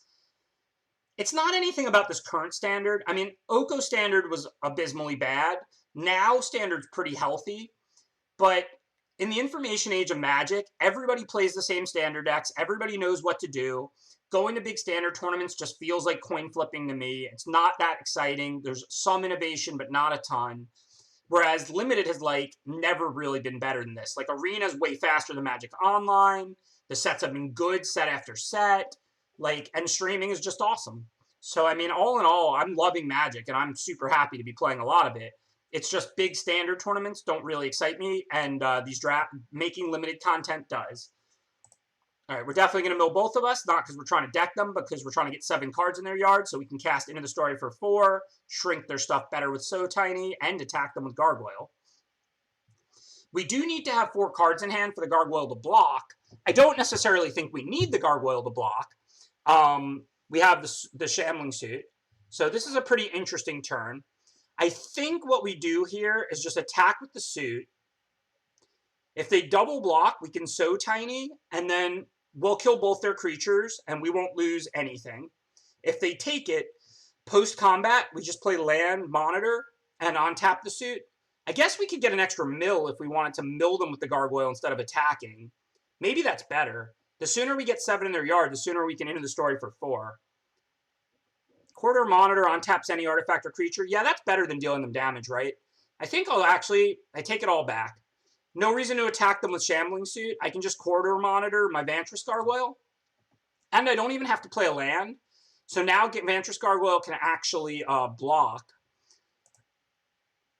which means I guess we'll just attack with the suit after all. If they double block post-combat, I can play a land because I don't need to block with the Gargoyle. If they take it, then I'm just going to pass the turn. Because now I have exactly 4 cards in hand, so the Gargoyle can block. And I have So Tiny, so I'm not afraid to block with it. If they have any sort of a trick, I'll just get them with So Tiny.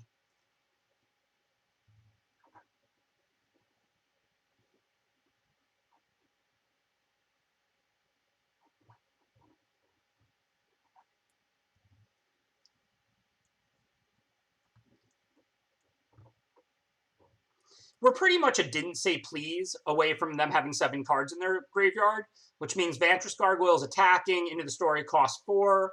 So, I mean, this game is looking really good. They're going to have a very impressive turn here. And that's definitely not it. We can block with Gargoyle and So Tiny the Paladin, and then it's not going to kill the Gargoyle, and life is good. We put another card in their yard. We get through this turn profitably. I would say this game is pretty much over. So now, as soon as we cast Didn't Say Please, the Gargoyle can attack. Right now, though, we have to hold 4 cards for it to be able to block. If they play something that I need to counter, I don't need to block with the Gargoyle. But for now, I still think it's right to just hold 4 cards in our hand this turn. If they do decide to Steel Claw Lance something or whatever, I might just trade Gargoyle off. We can win this game as a control deck very easily. They're already at 4 cards in their graveyard. So like I said, if we keep the board clear, I mean, we're going to end the story for 4 cards soon. I'll start playing lands very soon, I promise. But right now, I think the right play is just counter virtually anything they play as long as it's a good card. And if they go for Steel Claw Lance, then I'll just trade Gargoyle for, like, Robber or whatever. The only downside, I guess, of this play is they get to rob me, but in order for them to attack with Robber into Gargoyle, they have to Steel Claw Lance it. And then if I trade it off, they probably don't have any more rogues. So unless they hit a spell they can play this turn, they're not going to be able to cast the card anyway.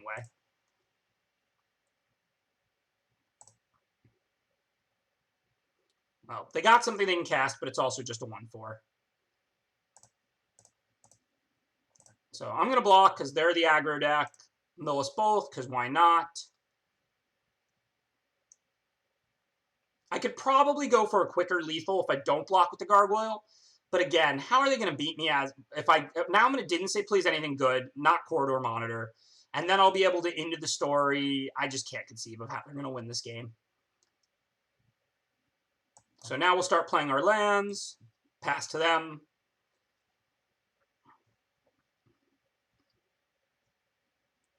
They have 6 cards in the yard, so even if I have to, like, 2-for-1 myself to trade off with a creature, that puts their 7th in the yard, and then I can just end the story, end of their turn.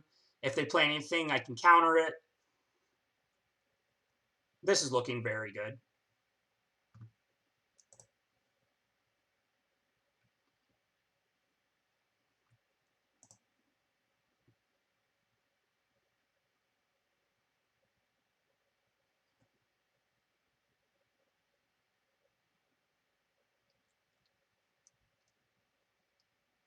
Which is going to be the plan now.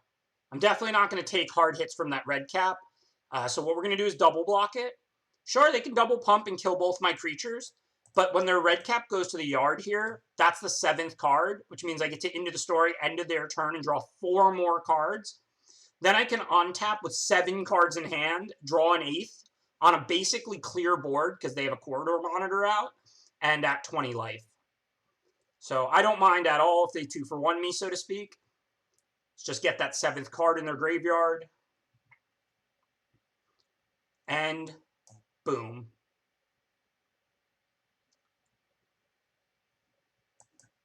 All right, so what are our options now?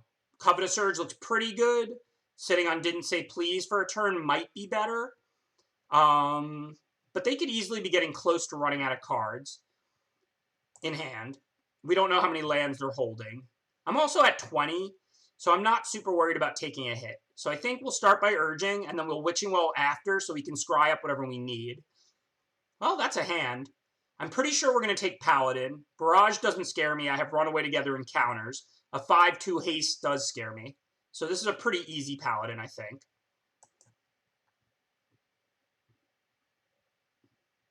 And then I do want to make land drops forever, so I think I'll top both. Didn't say please first, because we already have an island for next turn, even though we already have a didn't say please. And if they attack here or don't, we can always Moonlight Scavengers the Corridor Monitor, and then it'll go back to our hand, not theirs. Yeah, I know we can't Adamant it. I took this mostly so they couldn't just play it and hit me for like 7 this turn with it in Steel Claw. I mean, I can't, like I said, really imagine a game we're going to lose here. But they do have a barrage. I think I'm most likely going to Scavengers back the Monitor. So ultimately, I just want to make sure I don't accidentally take 20 somehow. Like, they do have barrage. So if I Moonlight Scavengers back the Monitor, they barrage the Scavengers. I take 3, I'm at 16. And then 3 from the bell puts me to like 13. I still have near infinite life. I could also play the Paladin, but I can't run away together it, or it'll go back to their hand, kind of the opposite of what I was just talking about. So yeah. This isn't like, this is going to look like a good turn for them, and it is. But ultimately, we're at 19. Who cares if we take some damage? We should be in a position to stabilize pretty easily.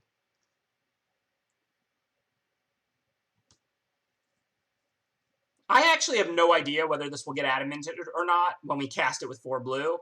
But again, I don't think it particularly matters.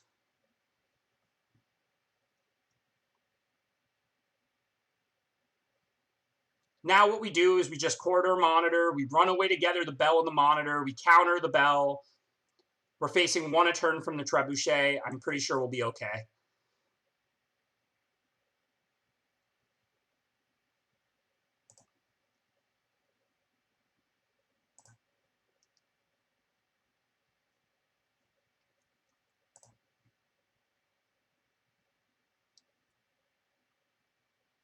Thanks, Raz. Yeah, I actually haven't had that come up yet, but I don't get a lot of Covetous Surges. It's a card I'll generally play, but I think most people value higher than me, so I just don't get a lot of them in general. Let's see what this pre-combat knight is. I hope it's not a Embereth Paladin. This is starting to get close. I guess I can still put Corridor Monitor on Paladin and then run away together, Bell and Paladin. And then I can still counter the Bell, so I don't take any damage here. So it's acceptable. It is another thing we have to work through. Like I said, this is getting a little tighter. Kind of need a little bit of a reprieve for at least 1 turn at some point. But for now, it's pretty comfortable. We're not, like, taking any damage or anything. Run away these. I guess I get an extra ping, but good beats. What are you going to do?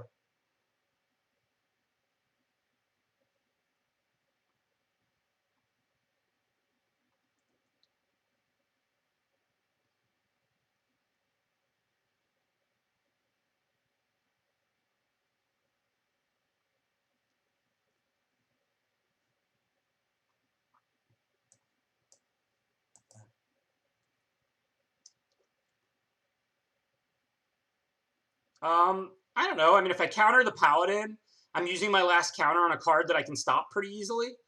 Like, Embereth Paladin blocks their Embereth Paladin, even if they put Steel Claw on it. So it seems like pretty unnecessary for me to counter that, right? It doesn't have Menace. If they equip it, it's a 7/4. I can still just block it with my 4/1. Doesn't seem like a good use of a counterspell there. Bell on the Brawl with Menace is much scarier. I can't always have 2 creatures out because I don't have a ton of creatures in this deck, and if they draw like a removal at the right time, they might kill me with Bell of the Brawl. Embereth Paladin, my Embereth Paladin is just stopping. Well, we found out the answer. It does not trigger Adamant. I don't know if it's a bug or not, but Raz seemed pretty confident that it's not red. You're spending it as though it's red, but it's still not actually red.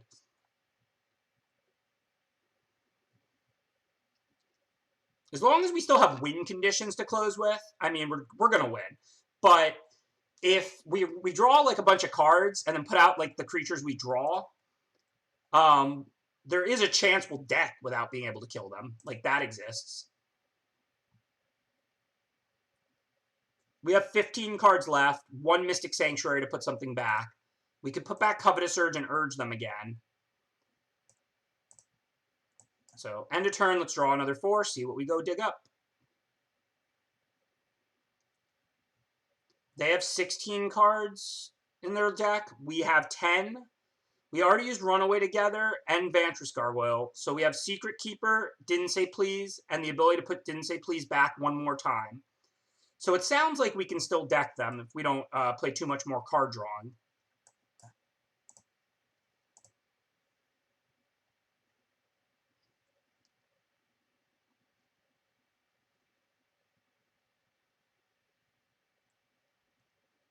And then I guess let's develop our mana sooner rather than later. We have 6.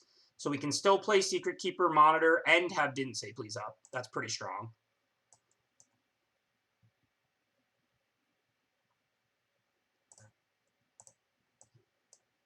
Oh, wow. We could actually untap our Heraldic Banner and have 1 extra mana. Not that that matters a ton, but it's not a bad thing. I don't know if I actually want to sack Witching Well to draw 2 cards. So I think the right play actually is just to play Witching Well now, because we want to scry our spells to the top, but I think we need to deck them. So I really need to just, like, draw spells, and I don't know if I can draw too many more extra cards. We're at 10, they're at 12. We have Didn't Say Please, and we have 1 more Mystic Sanctuary. We also could get pinged out, but it shouldn't happen, I don't think. If we slow it down, like, I think I have a Charm Sleep in there somewhere. So if we Charm Sleep the Trebuchet, I mean, then it can't deal that much damage. If they draw a Knight, they can deal us 1, but it kills the 1 a turn. So I think, even though that's not that impressive of a card, I think I want to Didn't Say Please it. If now I can just sack a Witching Well, I think. And then I still have, like, the Mystic Sanctuary to put back Didn't Say Please or Runaway Together. And then I can bounce the Secret Keeper and mill another 4 or counter another card. So let's start here by drawing 2 once. I think we can do that. We'll see what we get. All right. I guess we could try and sneak in Lethal also. If we go Queen of Ice on their only on-tap blocker here, hit them for 7. That's a lot of damage. And this is good because there is a chance we would either deck or get pinged out if we go all the way to the wire. It's a pretty fun game.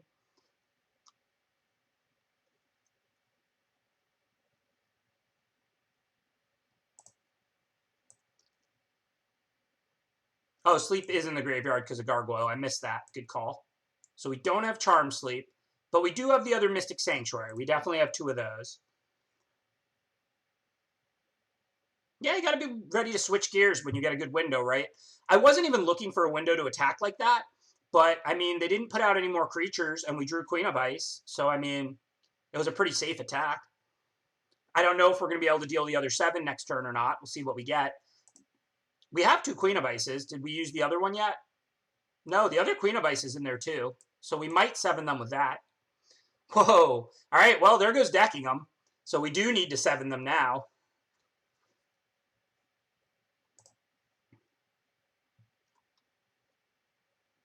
But we know the bottom card's a land. There's another Queen of Ice in there. There's also a Mystic Sanctuary in there. So if we untap, draw 1, and then sack Witching Well, we see 3 of the 6 unknowns. Yeah, now we're no longer decking them. Although I still think we're looking pretty good. I mean, a 3/5 is a little tough to attack through, but if we draw, like, the Queen of Ice, which is we're going to draw half the remaining unknown cards in our deck next turn, we can tap, like, the Ogre or the Trebuchet, so tiny the other attack, and play the Queen of Ice. After they're done figuring out this order, we'll know what they're up to. We don't get to see the order? Oh, that's weird. I thought you did. Okay, well, I guess we don't know what they're up to. But if I do draw the Queen of Ice, I want to tap down the Trebuchet. I mean, there aren't any Flash Knights, right? They don't have Black Lance Paragon unless it's the one unknown card. But they didn't just put it on top or anything, right? So let's untap and draw, see what we get. We're definitely sacking Witching Well now because we need more business now, and we're no longer worried about decking them. Okay, so we found Vantress Paladin, but we didn't find Queen of Ice. So what happens if we attack? We have So Tiny to stop Embereth Paladin. So we're not worried about any attackers except for ones with haste. They have the potential to play another Embereth Paladin. So if they Trebuchet and eat our Paladin and they take 6, they die next turn to the Vantress. But, I mean, they're probably going to die next turn anyway if they don't kill the Vantress and we Alpha. So I'm not really sure what to do right now. It's pretty interesting.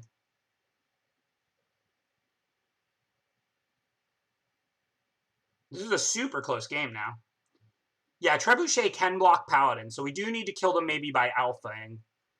If we put them to 1, I mean, we're going to have 4 creatures left. So they'd have to play 2 things to stay alive. It is doable, though.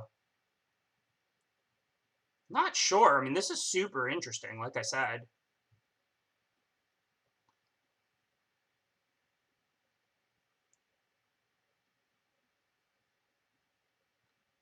I don't know if I can leave back a 1/4. I think I need to have 4 lethal attackers, potentially. Yeah, we have to assume gas. I agree. So I think we got to go for it.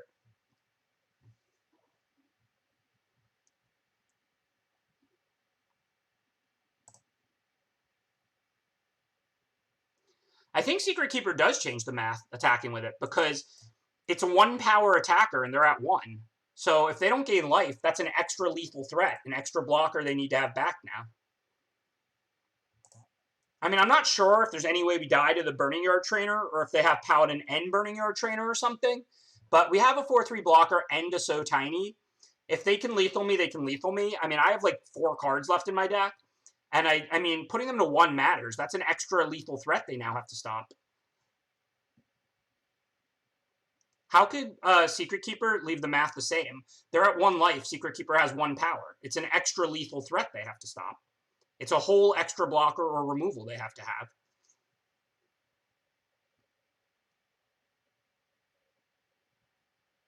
So there's the Burning Yard Trainer. I think there's almost no way that lethals us. Now, if this last card in their hand is another removal, haste, or damage card, we might die.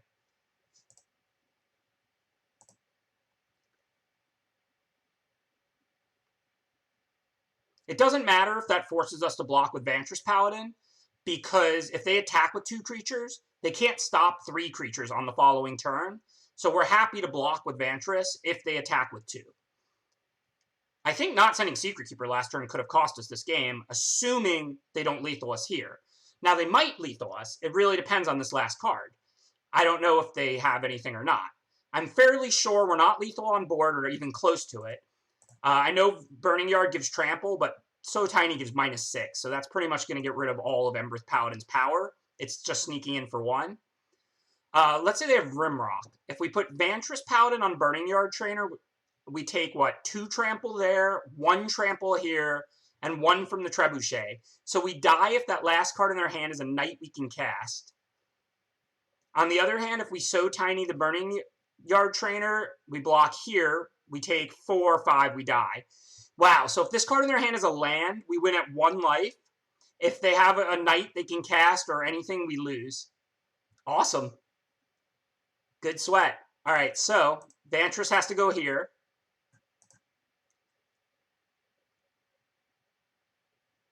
We have to So Tiny the Paladin. If they have nothing else to do, they're 1 short. If that card is a Rimrock, or if that card is any basically Knight they can cast, we lose. What a game. Don't do anything. Don't do anything. Don't do anything. What a game.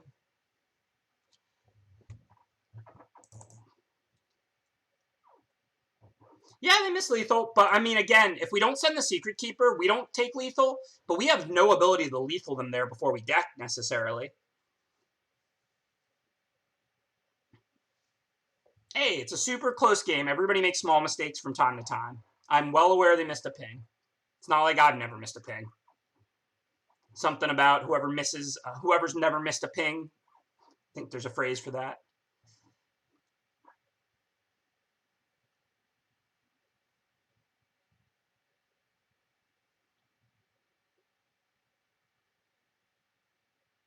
They had a Trebuchet that could block Vantress Paladin.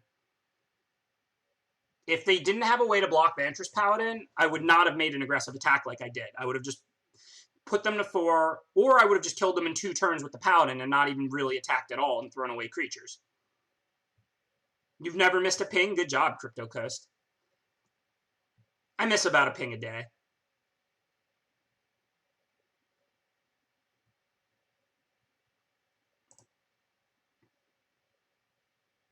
I believe MC7 lists come out tomorrow, but I cannot confirm that.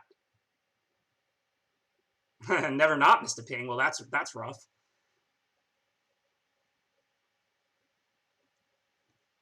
All right, so an 04 stops at 3-1. So first, let's find out if they have anything or not.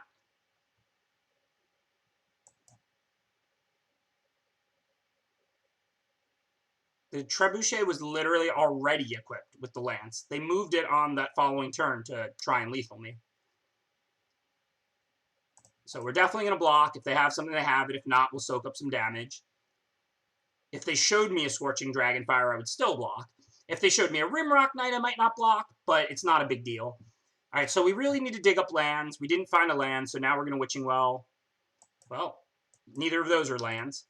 At this point, it's pretty much any non-land to the bottom, any land on top. We have 2 So Tinies plus a bunch of business in hand. So I don't mind So Tinying a Rimrock here. Just slow them down, and hopefully we'll draw some lands.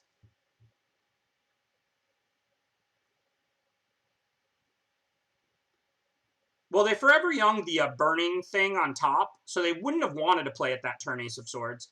It has haste and pumps a creature until end of turn. Don't get me wrong. They missed a ping. I got lucky. I'm not saying they couldn't have won. But I don't think they actually wanted to play anything that turn. Assuming the last card in their hand was just a land or whatever, the creature they put back on top was Burning Yard Trainer. Yeah, sometimes we'll deck them. Sometimes we'll kill them with Vantress Gargoyle and Vantress Paladin and whatever. Covetous Urging their stuff. This is a deck that can deck them, or it can win through card advantage and finishers.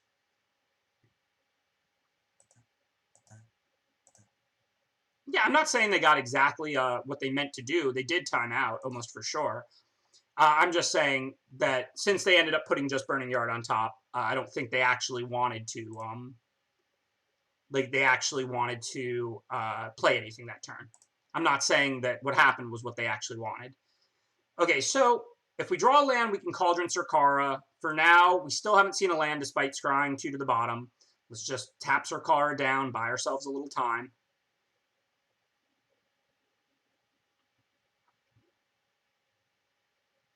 I prefer control decks. A lot of times these days, I don't play control decks because aggro decks are just better, I think. But my personal preference as far as play style would be to play control decks in every tournament. All right, so unfortunately, we couldn't kill the Surkara when they were tapped out. We can now, but if they have a pump spell, it's pretty bad for us. I'm not sure what we should do here. I mean, we could still just Cauldron Surkara. I don't care about taking 1 hard hit from Red Cap. Like, if they pump it and deal me, like, 8, and then I get to on-tap at 9, with the board being just Red Cap and Rimrock Knight, I'm happy with that. My concern is that I spend my turn Cauldroning the Surkara right now. They play like Carver. Then they on-tap, hit me for a bunch, draw an extra card off Surkara effectively, cast Carver and something else, and I just can't win. On the other hand, I could play, like, what? Corridor Monitor and, like, So Tiny.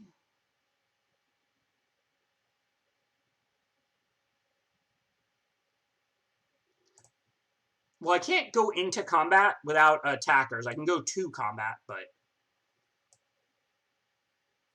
yeah, the other plays don't seem great. I'm going to go ahead and remove Surkara, hopefully.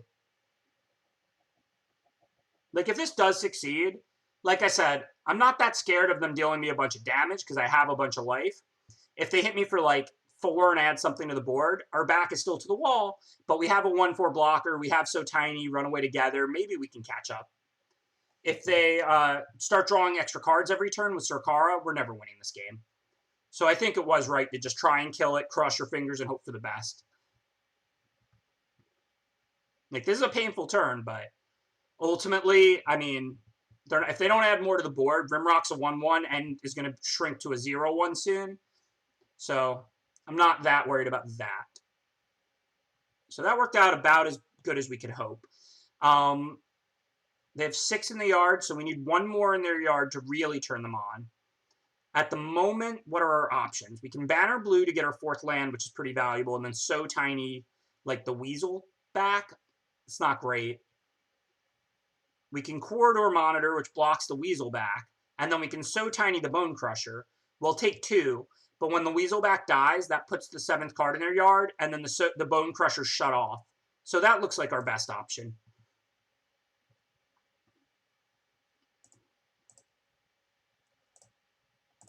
And if they Searing Barrage or something, we're going to take a decent amount of damage, but that actually turns on our 2 so tinies, so we might be okay. They have exactly 6 in the graveyard right now.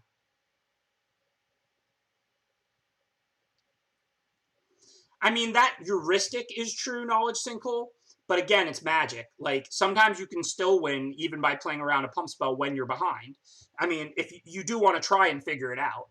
But that is the guideline. The further you are behind, the less you should play around and the more risks you should take. Okay, so now we don't really have a great block. I think I just want to put Corridor Monitor on red cap here, and then if they pump, we so tiny the red cap. The monitor will live. Then next turn, we can hopefully draw a land, in which case Vantress Paladin can stop Bone Crusher.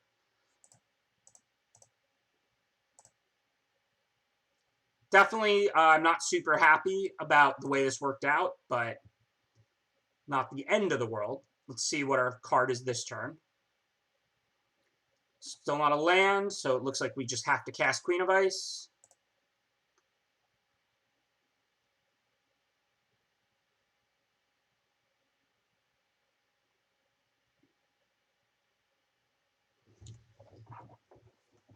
Where are my lands? I scribed 2 spells to the bottom with Witching Well. This is like turn 8 or something. But hey, what are you going to do? It's a close game. If we draw a land and we have creatures out, we can play Banner Blue and still have Runaway Together available. So again, that's not good for me, but it's not as rough as it looks. It turns on both so tinies. That said, do I chump block or go to 2 here? If I go to 2, I can never target the Bone Crusher, but that doesn't matter a ton. I guess a 2/4 here isn't stopping much. If I draw a land, I play Paladin. If I don't draw a land, I take the same 4 next turn as if I chumped it on the following turn. I don't want to run away together the Bone Crusher, because then I take 2, and then they can use the Stomp again. So I think a chump is right here. All right, it's a decent draw. I guess we have options. I could Covetous Urge, but no, if I go to 2 and they put out a 6/5, they're going to have 2 good threats I have to deal with. So I think we're at the point where we put out a 3/3 to trade with Bone Crusher and hope they don't have anything. Well, if they pump the red cap all the way, no, I just take 3. I don't die. It's -3. So that's fine.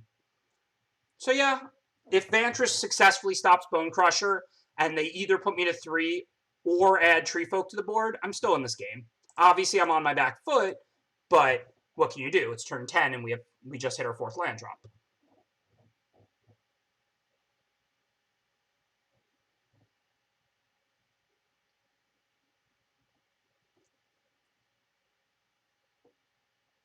So if I had 1 more land, I could Covetous Urge Bone Crusher, and then I could Stomp with it. I guess right now, if I Covetous Urge... Oh, can I make a 1/1? And then I get Lovestruck and the Adventure? Does that all work? Like, if you Covetous Urge an Adventure creature, then can you send it on its Adventure, or do you have to have a green mana to do that? Does anybody know the answer to that? It all works? Right, but can I cast the Adventure for 1 green, for 1 blue?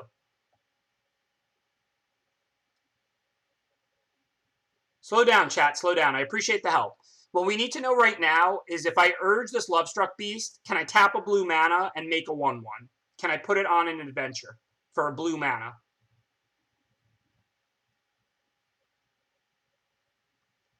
Oh, then it's no longer Covetous Urge, so in order to cast the 5/5, I need a green. Okay, I see what y'all are saying. I mean, I don't really have any other choices, because I die to the red cap, right, if I just pass the turn. I can also play Heraldic Banner on green and then cast the 5/5. So I think I don't have other choices, really.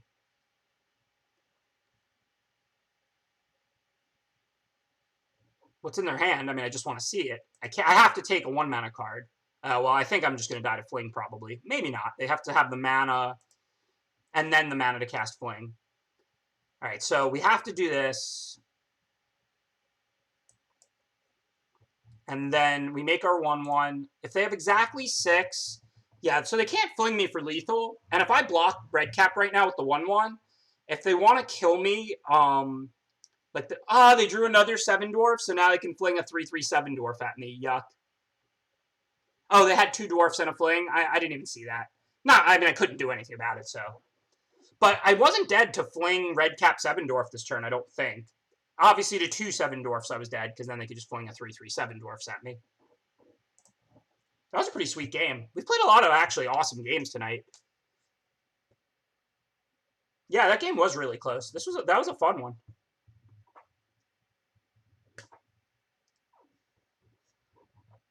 I mean, I don't know my total record tonight. It's not great. I mean, we've advanced, so it's over 500 for sure. I went like 7-1 in one draft, 5-3 in 2 drafts, 1-3 in 1 draft, 0-3 in 1 draft. So, I mean, a 7-1, 2 5-3s, a 1-3, and an 0-3 or something like that. So what is that, like 20 wins and like 1 and 12 losses? So like 20 and 13 or something, if I'm not forgetting any drafts. I don't really even know. Hey, no problem. It was a good game. I enjoyed it. Good games.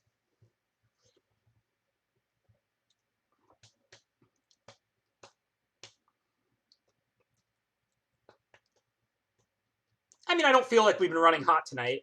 Like, you saw what it was like to run hot if you watched me stream last night. At the end of the night, we just went 7-1 and 7-2 with medium decks just drawing really well. Today, I feel like we've ground out our, like, 20 and 13 or whatever, because it's been our opponents drawing pretty well. Oh, yeah, I forgot 2-3 with the Nuts Knight deck. So it's actually, there's an additional 2-3. Wow, I've done 6 drafts, not even counting this one. But, so that makes 22 and, 16 or something. Basically the same difference. Just thanks for reminding me that I 2-3'd with the best deck I've drafted all night. Hey, we're all in it together now. We're sweating it out. 7 wins, there's another draft. If not, then I'm calling it a night. So we're sweating it out. I'm going to try and go 7 wins, 7 wins, 7 wins, 7 wins into Mythic. If at any point I even get 6 wins, I'm done for the night because it's 2:30 a.m.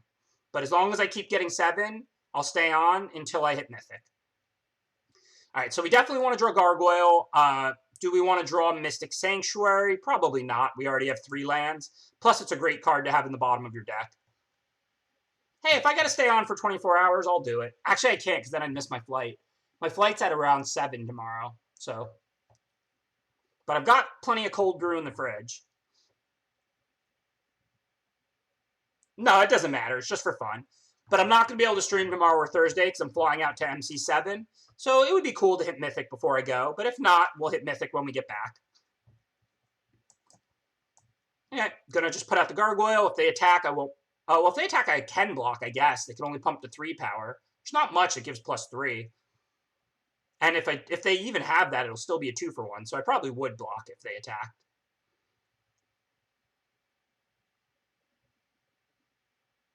If I was right about everything before, I don't think you added the additional 2 wins, just the 3 losses, Moochmaster.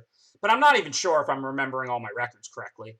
But I said I went 7-1, 5-3, 5-3, 2-3, 1-3, 0-3. Yeah, that is 20 and 16. Yeah, you're right. I'm wrong.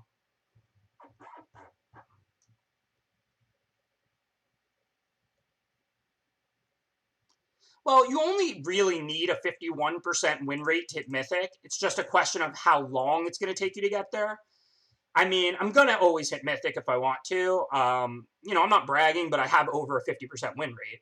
It's just a question of how long it takes and how hard I grind.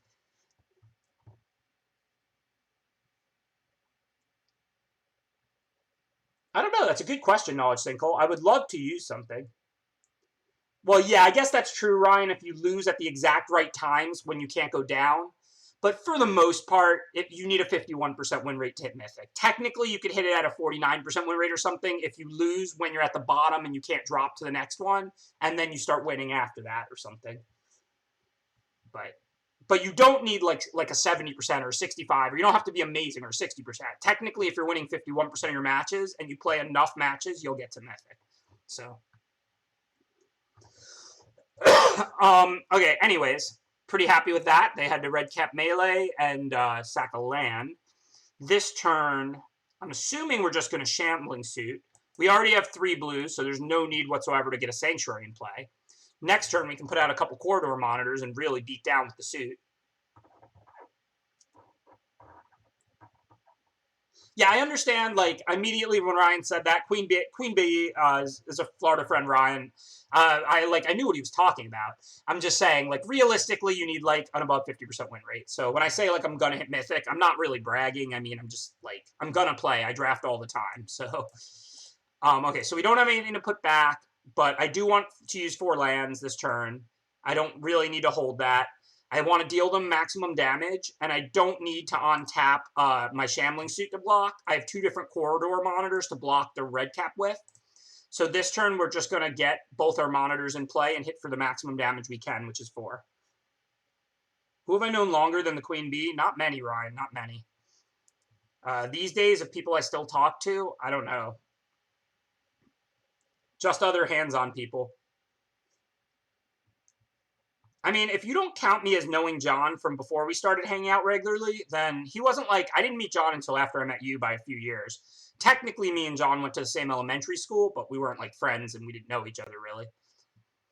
Okay, so looks like we can Cauldron Bone Crusher and just attack, huh? Pretty easy turn. This is a race we're winning handily. I'm even going to send the monitors. If they want to hit back with the red cap, be my guest. I mean, if they want to pump it, it looks like a close race, but then they're not adding to the board. So, I mean, I don't think I need the monitors back to block. Just go ahead and beat down. Mono blue beat down. Like, I know he was there, you know what I mean? But, like, we weren't friends. Like, I didn't know him. I'm not, like, counting you from elementary and stuff, too. Like, I'm saying, like, I'm counting me as knowing you from hands-on when I was, like, 13 or 14. So what we're trying to do now is just like race and pressure them the best we can. Shambling Suit can be tough to deal with. We could tap Trebuchet to get in 2 extra damage, but I don't think that's a good play. If they play a blocker that can actually stop Suit, or they leave up all their mana in red cap, we can tap that. So I think what we want to do now is just attack with just the Suit. They don't have a block on it. We can put them to 6. Post-combat, I'm going to sack the Witching Well. This way we can play a land if we draw one. I'm not doing it pre-combat because that would just cost us a point of damage with the Suit and the Witching Well. No, I remember that you went to that school. I'm just saying, like, since we weren't really friends then, I don't really count that as knowing you just because we happen to be in the same school.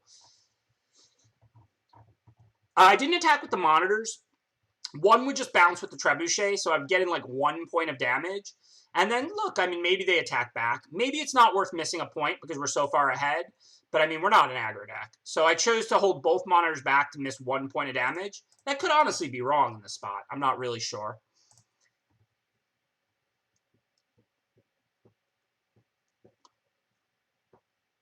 So now we're going to Queen the Ogre Errant.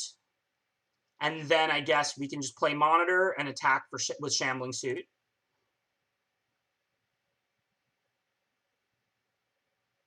That was actually 6th grade, Mikey.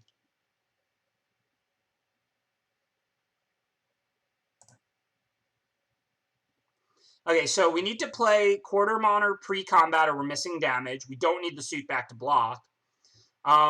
So let's start by... Well, I guess I'd rather play Queen than Monitor possibly, though. So this is actually kind of close. So let's start by Queening the Ogre Errant.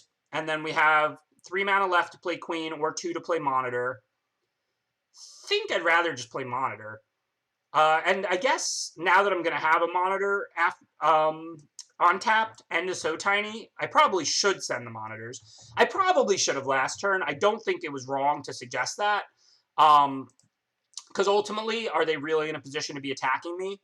I mean, I understand I'm on the aggressive here, but I'm still like a mono blue control deck, and they're a red trebuchet aggro deck, so it didn't feel intuitively right to tap both monitors to deal 1 point of damage, but honestly, it probably was. It was probably a mistake not to attack with both monitors. Oh yeah, but now we can deal exactly 6 if they put trebuchet on a monitor and take 5, so this attack is very valuable. Very astute, chat. Y'all never miss anything.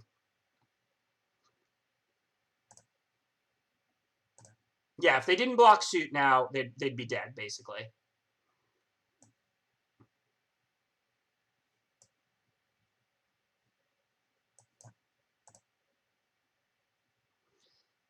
As is, they're in really bad shape here.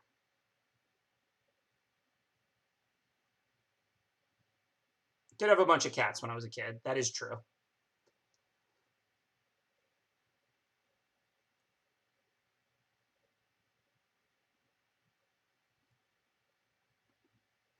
No, that was actually right. By attacking with all 3 of these, if they didn't block the Shambling suit, if they just put Trebuchet on monitor, then we could have lethaled them with So Tiny.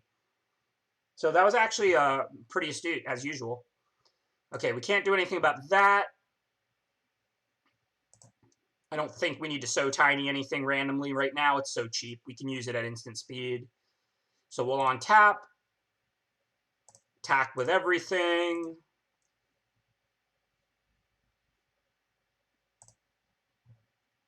Guess just drop another 3/3 flyer and ship back to them, right? Just cruising now. Yeah, I do think the chat was right. Whoever suggested that I should have sent the 2 monitors the turn before when I missed a point, I think you were right. I do think I missed a point, and I do think it was right to send both monitors, even though one would have just bounced with Trebuchet. I think I was far enough ahead for that play. There might be plays they could make to flip the race back. I'm not really sure. Like I said, it was literally tapping 2 corridor monitors to deal 1 point of damage. But I think it was close, and I think I probably should have sent it. I think I probably did miss a point. Not sure if they would have been dead with that missed point. Since they're at 2, they would just be at 1, and everything else would be the same, potentially. But nonetheless, I was probably far enough ahead to send it. All right, so they have eggs to sack, but if they spend their mana on that, they're not spending it on other things. We really just don't need to So Tiny this Ogre Errant, though. It's only bouncing with a monitor. It's not even killing it. So first, let's just attack and see what they're up to.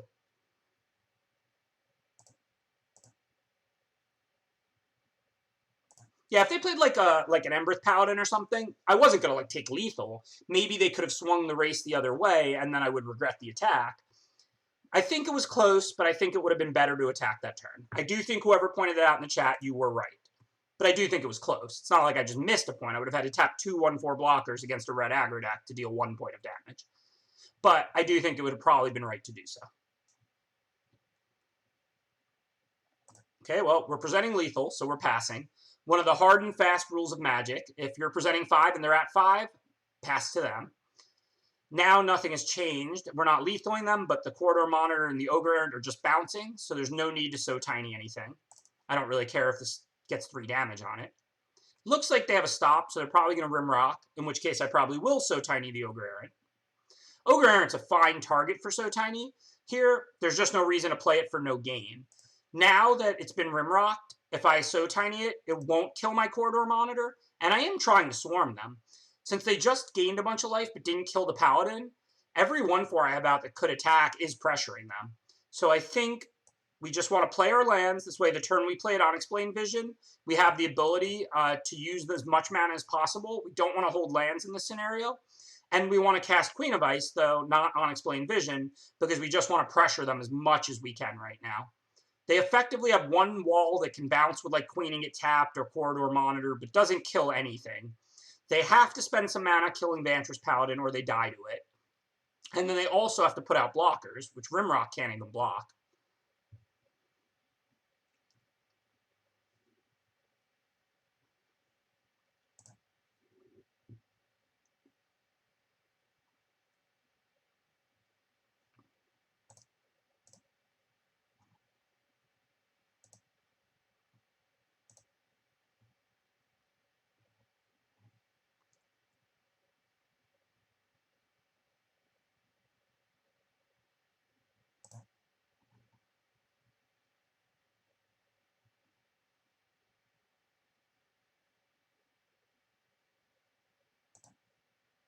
All right, so we have nothing else to spend our mana on, so pretty easy start with Unexplained Vision. Don't know if they're going to be able to survive or not, but no reason not to do that. Think we'll bottom Island, probably draw. Well, let's look at their graveyard. I don't know if we want to draw Covetous Urge or a Counterspell first. I guess, even though they probably aren't going to have anything in hand, if we Covetous Urge like Bone Crusher or Bacon to a Pie or Redcap Melee, we're probably going to kill them. So probably should draw Covetous Urge and then didn't say please. But we didn't draw anything else to do here, so I assume we'll just attack. We have a Secret Keeper for post-combat. I mean, there's no way we're going to die. I don't know if they're going to die or not, but there's no. If they kill the Paladin with like a Scorching Dragonfire, they can go like block, block, and go to 1. So they're not going to die, but one of their blockers is going to stay tapped next turn thanks to Queen of Ice. They're going to be at 1 life, and that's if they have the removal. If they don't have the removal, they're dead to the Paladin no matter what we do.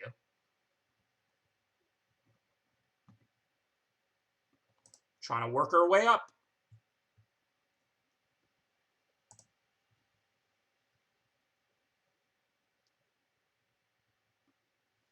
Just going to grab a cup of water while we queue up for the next game.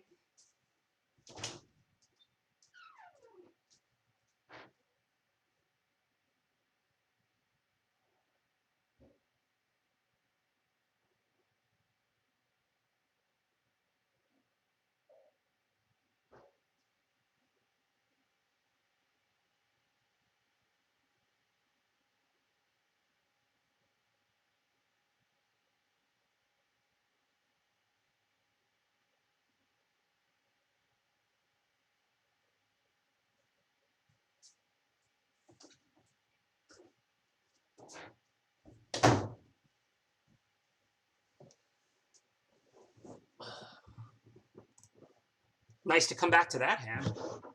On the play, 3 lands, 4 spells, lots of cheap cards. Don't mind if I do. I assume we can just Witching Well, because we are just looking for 1 land. Then we can sack Witching Well. And it's only a 16 land deck, so I'm pretty happy to go ahead and top a land. Obviously, we can do it in that order because we have lands for the next couple turns.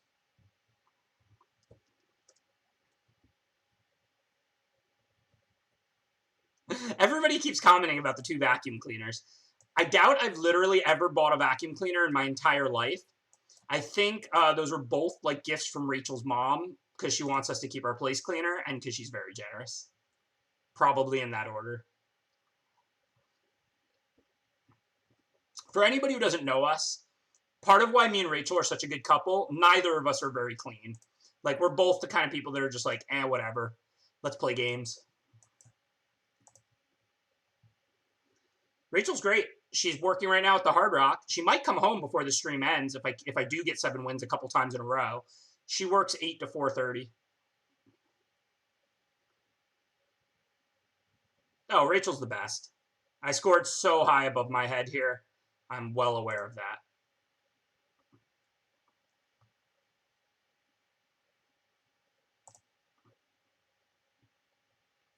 All right, so we definitely don't need to Cauldron that. Let's just go ahead and attack.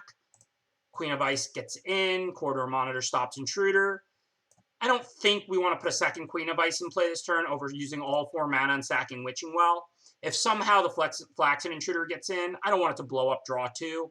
Our deck has double into the story, Unexplained Visions, and another Witching Well. So assuming we pop this Witching Well for 2 cards, there's a pretty good chance we'll find more card drawing and can kind of just go into control mode easy here, since we're not really under any pressure.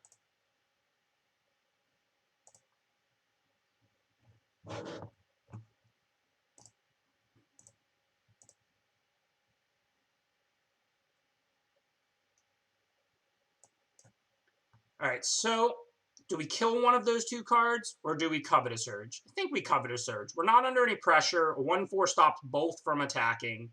We can always kill them later. Pretty glad we cast Covetous Urge. Hello, Clackbridge Troll. I'd rather have that than have them have that. Clackbridge Troll is fantastic.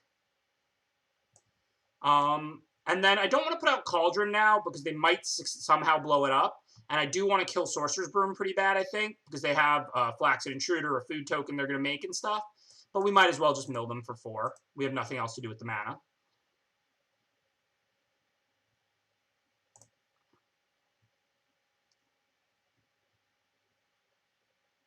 Yeah, I should have probably milled first, just in case their hand was like all garbage or all lands or whatever.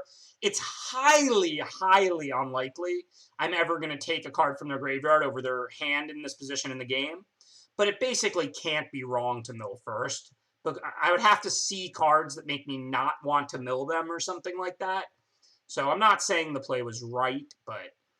So with Clackbridge Troll, if they sack a goat, they can trigger Broom, but they don't have mana for that this turn. And next turn I can play Cauldron and Cauldron off Broom pre-combat. So I think we just slap down the Troll. If they take 8, that's great. If they sack them, we're drawing a card and gaining life, and that's great.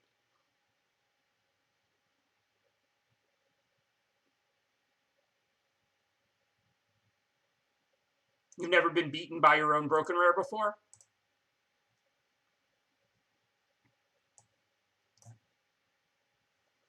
And I'm going to play the Secret Keeper, of course. It's a useful blocker. I'd rather play the Cauldron during my next turn, give it no shot to get blown up by the Intruder. Now, like I said, when they sack goats to this Broom, they could then pay 3 and make copies of Broom, so we don't want to let that happen. So pre-combat, we'll play Cauldron, blow up Broom now. Then we can just go to combat. We know every card in their hand and in play, so they can't do anything. After they do tap the Troll here, we're not attacking. Post-combat, not much reason to Queen of Ice anything, I don't think. Probably just play Witching Well, dig a little deeper, see what we can find. Yeah, if we draw 4, we'll find lands. I'm going to bottom the island.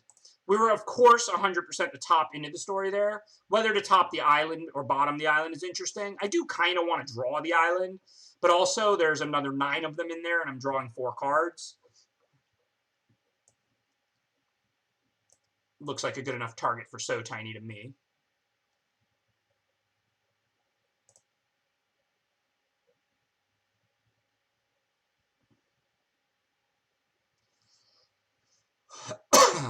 Nothing we can do here. In combat, they have 6 cards in the yard, so if they play anything to the graveyard, we can into the story. That's probably not going to happen this turn.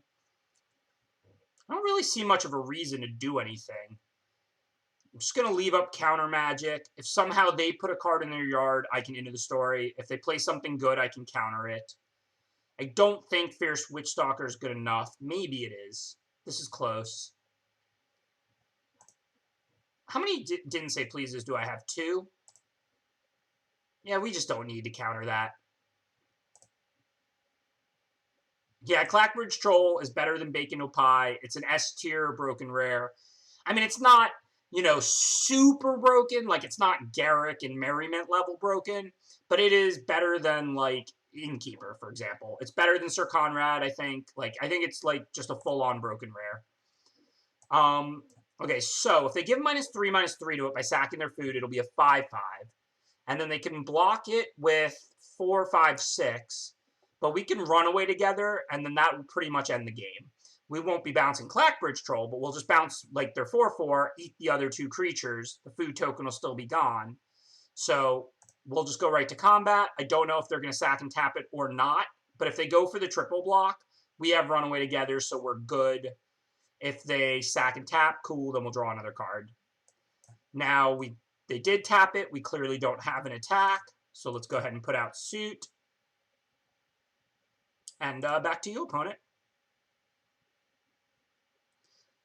Hey, what's up, Ton Machine? Yeah, long stream tonight. Charity stream. Consider donating some money to Toy Box. Help raise money for kids. Other than that, we're at an interesting point where it's gone not especially well, but not horrible tonight. So I declared that every draft I do, if I don't get 7 wins, it's my last draft of the night. If I do get 7 wins, I'll do another. Because I am trying to make Mythic tonight, but it's not a Mythic or die trying night. It's just my last stream of the week, charity stream. I don't mind going late. So we'll just do our best. All right, they still have 6 cards in the yard, so we can't into the story right now. There's no way I would ever counter a 2/2 in this position, so let's just untap and draw.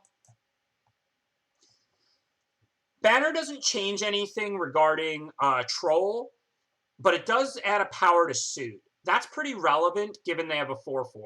So I think pre-combat we want to play our banner. Of course, we're still naming blue.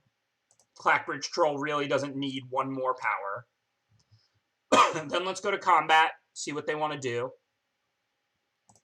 If they don't do anything, we're definitely attacking with those two. I think we send Corridor Monitor also. I mean, they could eat it with Witch Stalker, potentially. But then what are they doing about Clackbridge Troll? Are they taking 8 and going to 1? Yeah, I'm going to send Monitor also.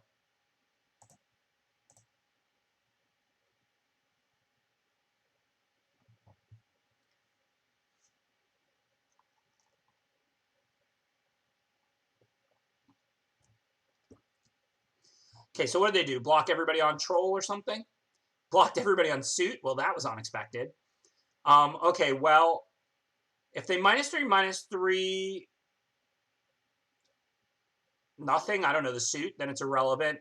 I guess we're just putting Witch Stalker first. They can't kill any of my other artifacts or enchantments to shrink the Suit. I mean, they're not going to die. They can sack their food and gain 3 or give -3/-3 or whatever, but I mean, this doesn't look bad for me. I'll happily trade Suit for Witch Stalker and deal them a bunch of damage. Well, it looks like another Death Before Dishonor opponent. I mean, don't get me wrong. If they sack the food and gain 3 life, then they just go to 2 instead of -1. Suit trades with Witch Stalker, and I still have this massive board. I think they just gave up, which is fine. They weren't going to beat Troll. I drew a million cards. I had like 6 cards in hand. That, if I was the opponent, I'd probably have conceded in that spot also.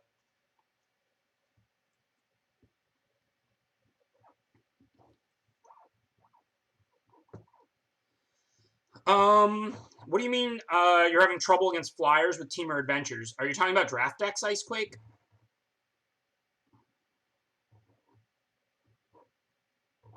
Yeah, Troll is very good. Standard? I mean, what Flyers? Like, Standard is more about specific cards. I mean, if it's going to be that fancy of a toy, Tab Eater. I mean, I'm not going to take, like, you know, rinky-dink run-of-the-mill toys, but if somebody wants to show me a Troll, I mean, I'll take and play with that. I am going to the MC this weekend. I'm leaving tomorrow night, so this is my last stream of the week. I will not be streaming tomorrow or Thursday on my usual schedule because I'm flying out to LA to compete in Mythic Championship 7. So thanks again, everybody who tuned in tonight. We're currently on 9 hours and counting. We're 4-1, so as long as I get 7 wins before 2 more losses, so 3 more game wins before 2 more game losses, there's going to be another one.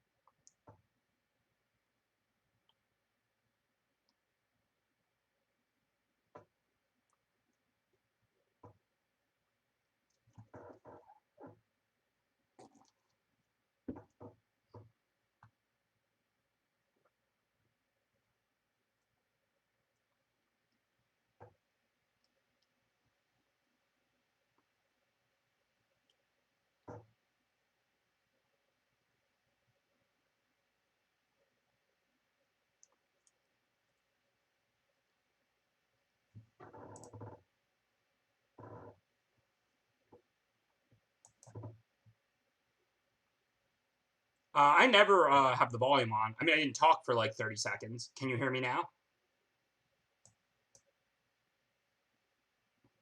Is it muted? Can you hear me or no? It's pretty weird. I don't know why we lost sound for a little bit. I mean, I didn't talk for like maybe 30 seconds, which I know is rare. You're just shocked by the silence since I normally flap my gums nonstop. Oh, haha. I think I started thinking about something, so I moved my mouth a little bit, like, just because I was thinking and I didn't actually say anything. I'm one of those people that talks to myself sometimes. Sorry to confuse you. Okay, so do we want to tap Rosethorn, or do we want to just play Queen of Ice? I think given it's a mana accelerator, it's probably right to tap it down now. I'm not really that concerned about getting into damage or not at all. But we don't have a lot to spend our mana on that much here, and tapping down their mana accelerator is kind of like bolting it at least for a turn.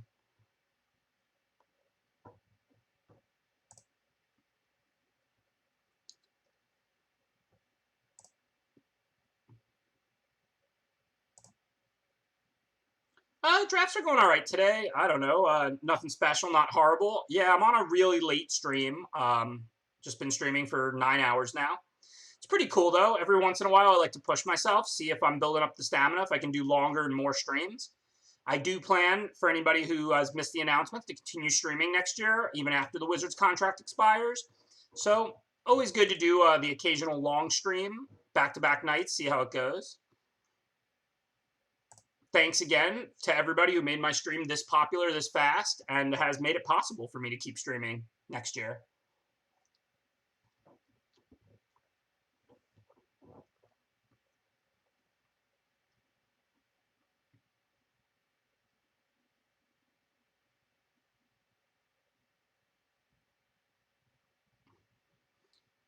I mean, Wizards has never needed to pay me. I've been playing Magic for long, long before I ever made $1 from Wizards.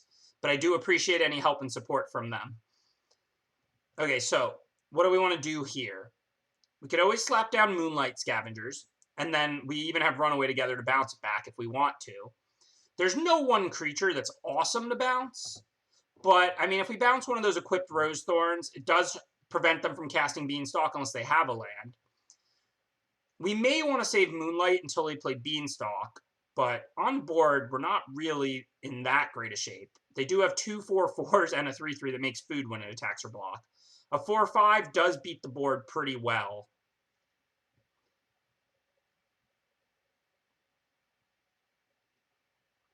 So I think I just want to play Moonlight Scavengers here and attack with Queen of Ice.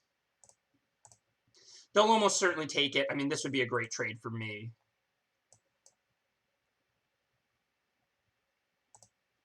And, I mean, Rosethorn is really expensive to equip, so this almost kills the Rosethorn. I'm not going to play Mystic Sanctuary now because I might want to Runaway Together an additional time. Mystic Sanctuary and the Runaway Together here could be extremely valuable. We can Runaway Together Queen of Ice and like their Beanstalk or some or Rosethorn or something. Then we can Queen of Ice another one of their creatures and be able to attack with Moonlight Scavengers, Shambling Suit.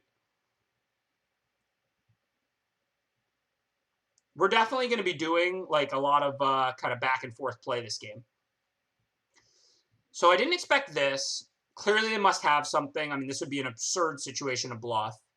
So I think I'm just going to take it and try and race and swing back. Definitely an unexpected turn of events. I mean, I can't imagine they're attacking just to bury one of these good creatures. So, I mean, I was planning to try and tempo them out anyway. So I guess we got a race on our hands.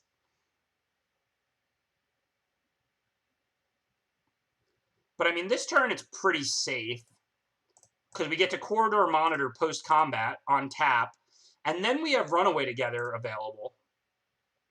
We have, let's see, 7 mana. So we can Corridor Monitor and Unexplained Vision, or we can Corridor Monitor and have Runaway Together.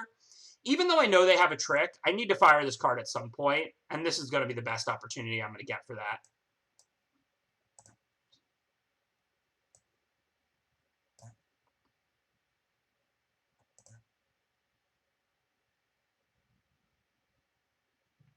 I mean, I understand, but if they're spending their mana gaining 3 life to stay alive, then I'm getting further ahead. And remember, I can always throw blockers at the Savvy Hunter when I want to later. It's not like any of their creatures have evasion.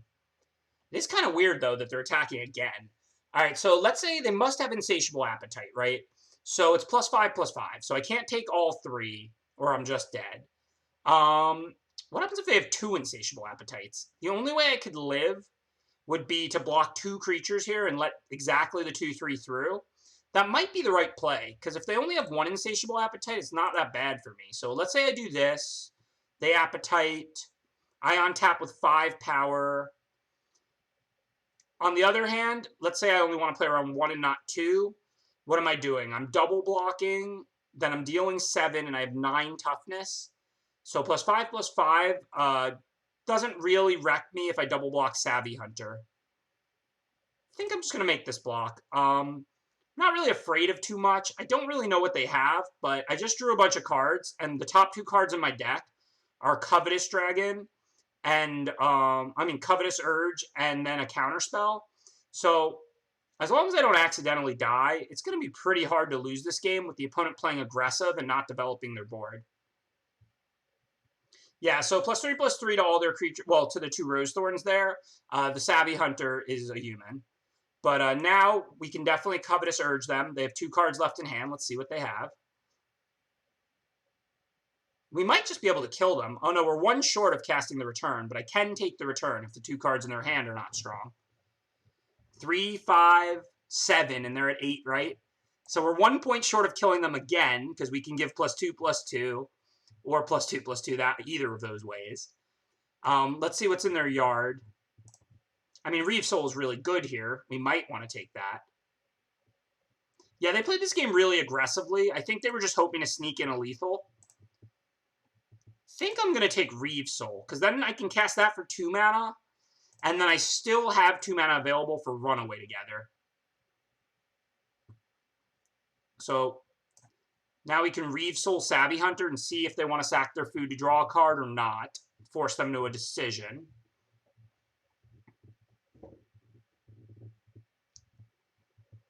Okay, and now the question is, do we need both back, 1 back, what? I think we need both back. If they go for any sort of an attack, we can blow them out with Runaway Together. Double block, make them use Carver, Runaway Together. If they just cast Beanstalk, I mean, we could always just tap it with Queen of Ice or something. If they try and Tree Folk onto something, we can Runaway Together in response to that, probably. So they're in pretty bad shape now, I think. Let's say we Runaway Together. Actually, we don't even need to Runaway Together in response to that, right?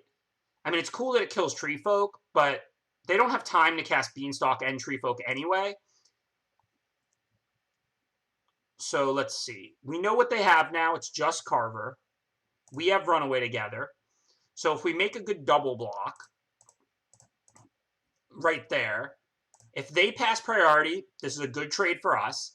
If they Carver the Rose Thorn, we can just bounce like, I don't know, it or this other Rose Thorn or whatever we want.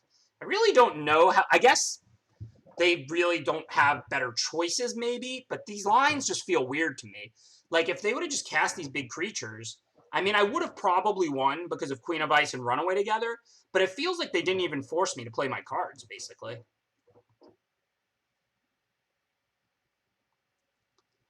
So they're passing. Okay, I guess we just take 4. I mean, this is a very positive trade.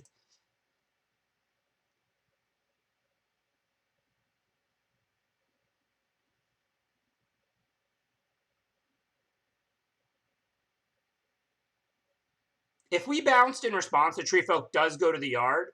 Just don't even think that was really worth it. Now we have 8 mana, potentially 9. 2 for Queen leaves us 7 because we want to tap down that Rose Thorn.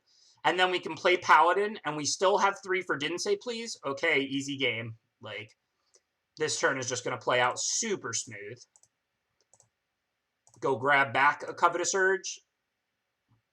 And we can play...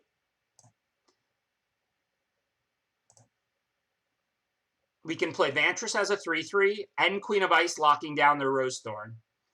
And then we still have Didn't Say Please mana up.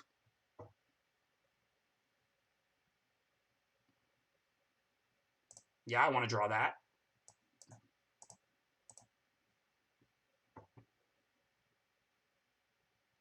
Definitely not going to cast Queen of Ice here over just having Didn't Say Please up. I mean, their turn should be slap down one of these fatties, and then we can counter it for the win.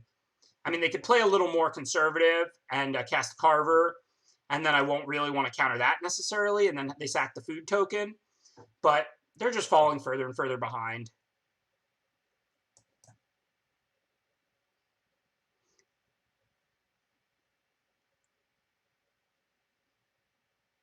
So now if we Covetous Urge, we have, what, 9 mana, which means we have 5 left to play the return and give +3/+3 to both our creatures, because neither are human. I'm pretty sure that's lethal.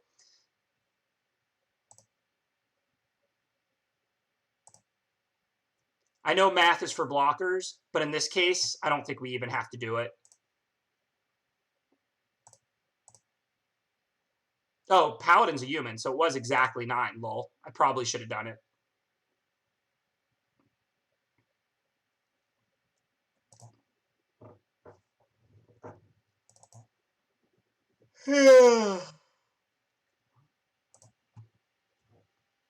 Almost punished. Never punished. Come on, there can't be justice in the world. Take it easy. Well, it would have been a minor oops, because I would have realized it when I looked at the creatures and saw that it didn't grow. In which case, if I was like a point short, I would have hit them for 5 and held the Paladin back. It's a 4/3. It could trade with the Rose Thorn, so wouldn't have been that big of a deal. But yeah, it's not the line I would have took, of course. But yeah, I didn't know Paladin was a human. Doesn't come up much in blue. Blue doesn't really have human, non-human synergy or anything.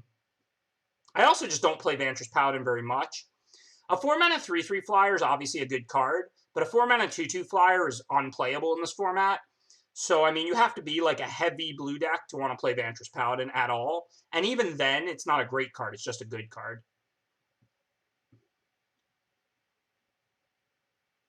That's all right, Fluffy Face. You get some sleep. I'll keep drafting and playing. Also, the VODs are all being uploaded now to YouTube, every single one. So you can always catch the replay on YouTube nice and easy. They're obviously on Twitch too, but we started doing that because people said that it was hard to watch VODs on Twitch and YouTube was just way better. So all the VODs go up on YouTube now. Hey, what's up, Deathsea? You still streaming and hanging in the stream at the same time? Pretty impressive stuff. All right, so do we want to play Mystic Sanctuary or Island turn 1? If we play Island, we can Witching Well. Then on curve, we can play like Gargoyle and Shambling Suit.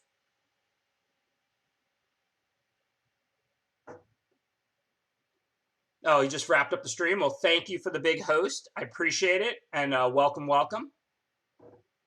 So what should we do here? Island, Witching Well, or Mystic Sanctuary is pretty close.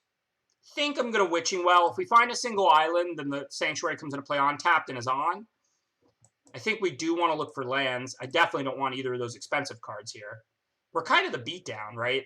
Like if we go turn 2 Gargoyle, turn 3 Suit, mill them a couple times with Gargoyle and Monitor, all 4 of our cards are artifacts and enchantments, and we're on the play.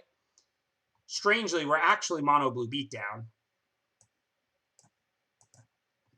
Sadly, we do need an untapped island, not the second Mystic Sanctuary, but what are you going to do? Can't really complain. Thanks, though, for the raid, Deathsea. Yeah, it's cool, because you usually stream after me, so it's pretty rare you get to raid me, but staying up late tonight. But this is an early night for you, 3 a.m. Are you going to sleep or something? Are you sick?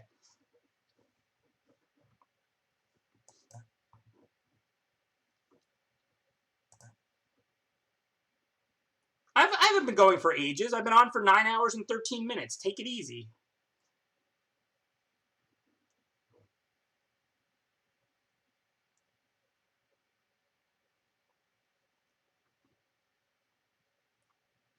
Infinite streams? I don't know about all that. Part of why we're doing tonight is because it's a charity stream. So I wanted to stay on as long as possible to raise as much money as possible for Toy Box. So please consider donating some money to the charity. Also, because it's my last stream of the week, I'm going to be traveling tomorrow to MC7 to compete. So I won't be able to stream again this week. Okay, we have 3 cards in hand, so we can't block, but no big deal. They're only hitting us for 3. Well, this is now just a sweet turn. We're not at the point where we're going to be attacking with a Gargoyle yet, unfortunately. But I will happily draw a counterspell next turn, I think. And it looks like now, if we just go... What am I doing? I had to mill before because I wanted to play Corridor Monitor. But I did kind of want to draw that counter, so obviously I just messed that up. This is what happens late at night, y'all. But I'm going to attack the Gargoyle, untap the Gargoyle for an extra mill. And then we play everything first. We get in our damage. Yeah, I did get too excited about how sweet this turn was going to be. We get a 5-power attacker, the banner in play pumping everything, and we get an extra mill because of the corridor monitor gargoyle interaction. Oh yeah, hit the punt counter. That was just a blatant punt.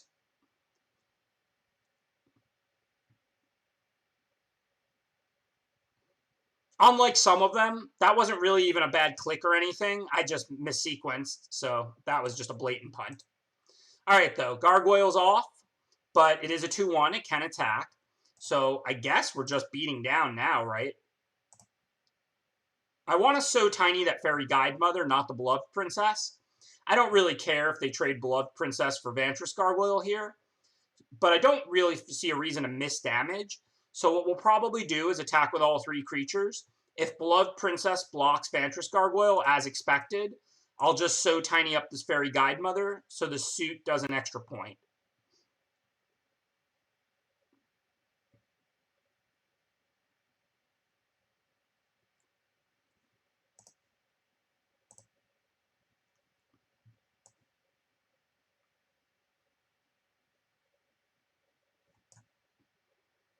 If they don't block, I've got to assume they're up to something. So I think I probably won't So Tiny for the extra point. I'm just going to pass to them and see what they do for now. This is a lot of damage. So, I mean, I think they might run away together or do something. I guess not, but all right. Post-combat, I'm going to sack Witching Well. See what we draw.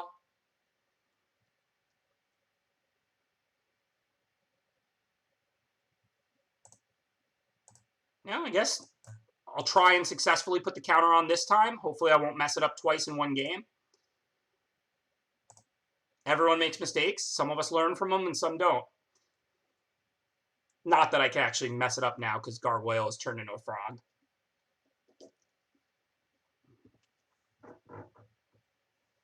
But I mean, their back is definitely to the wall here. So I find it pretty weird they didn't put the princess in front of the Gargoyle. I'm not sure what they're up to. I'm sure there is an explanation like that. All that glitters on the princess gives them a big lifelinker, so that's why they chose to race. Now we're, of course, going to So Tiny the lifelinker.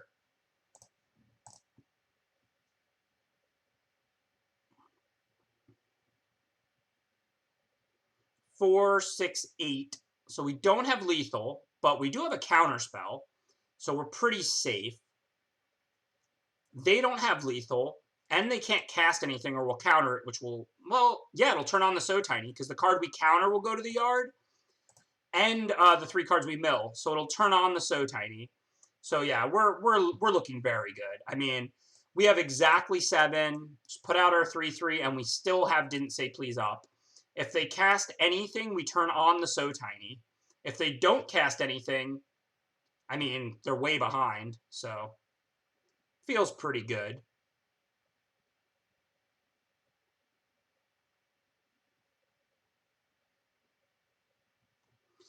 If they're running away together end of turn, I mean, I don't know what they're even going to bounce. I don't think I'm going to have to counter that. If they bounce Fairy Guide Mother or Beloved Princess, they lose the All That Glitters is on it. I just have to make sure I don't somehow take 8, but through a blocker and a counterspell, it's going to be near impossible.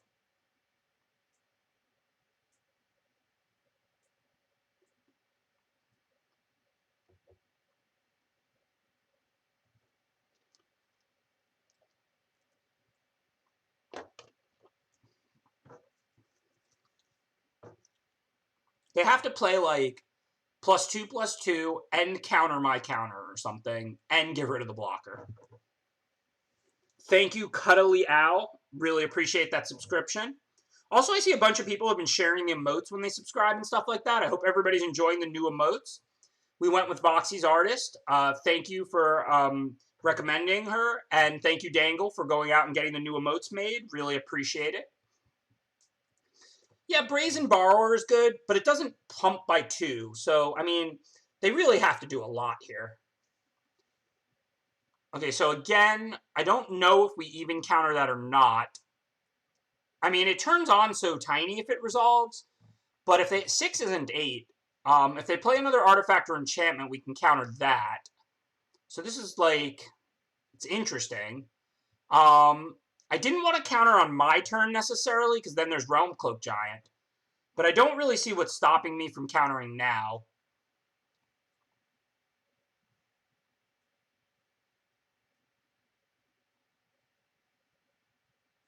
I mean, I guess 6 isn't 8, so I should just let this resolve, right?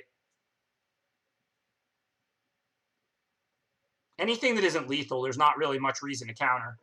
Whoa, I just saw a bunch of gifted subs. Undead Metaphor gives out another 10 subs, making 30 in the channel. Thank you, Undead Metaphor, for your incredible generosity. I really appreciate the support, staying up late here, and thank you for supporting my stream.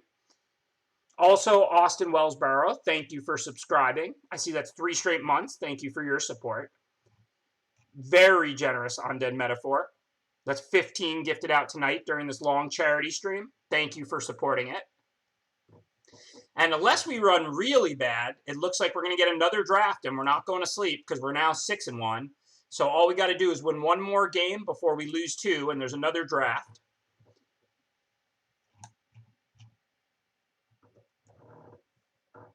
My challenge now, Deathsea, because I do need to sleep at some point, 7 wins every draft. If I keep getting 7 wins, I draft again and try and get to Mythic. If I ever don't get 7 wins, I throw in the towel and call it a night.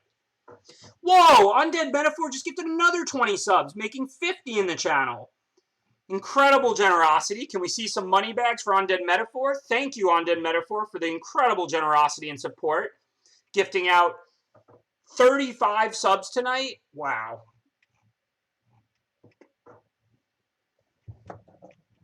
Really, really appreciate it. Super generous.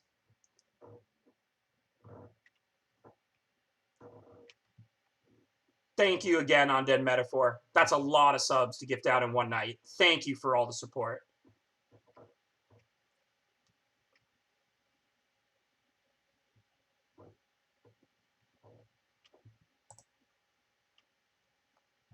All right, so we got a good opener. Hopefully we can win this, and then we get right back in the draft queue. We don't know when they're going to put out creatures, so I think we want to start with Secret Keeper. Put out a blocker next turn.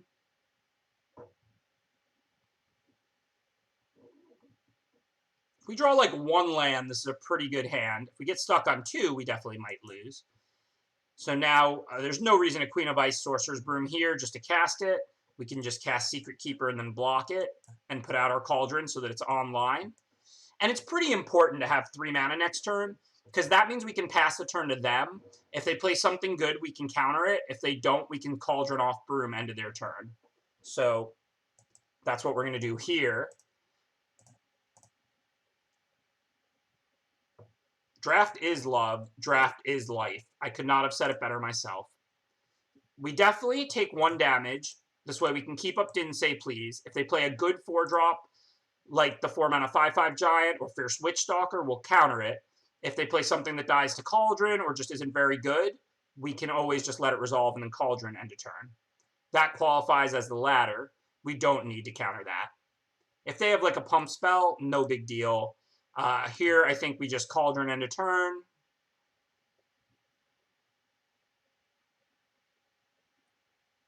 And again, we're a control deck. So if we're taking 1 damage a turn and we're making our land drops against a green-red deck, we're happy with that. We could always cast things later. Counters only get better later. And we're 1 mana away from a powerful card-drawing spell. Sooner or later, we'll be able to start casting things and leaving Didn't Say Please up. So, I mean, we're not really afraid of what's going on now. Sure, they can make another Broom, but ultimately, I mean, we can always just play a 2/3 and stop their Brooms. For now, though, it doesn't get much better than Runaway Together in response to an adventure creature bouncing Secret Keeper. We put that Tree Folk in the yard, we put the Broom back in their hand, and the Secret Keeper back in ours. And just get right back to business.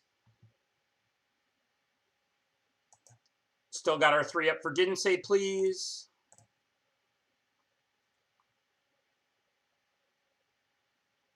But I'm not going to just Didn't Say Please a 2/1. That doesn't scare me at all.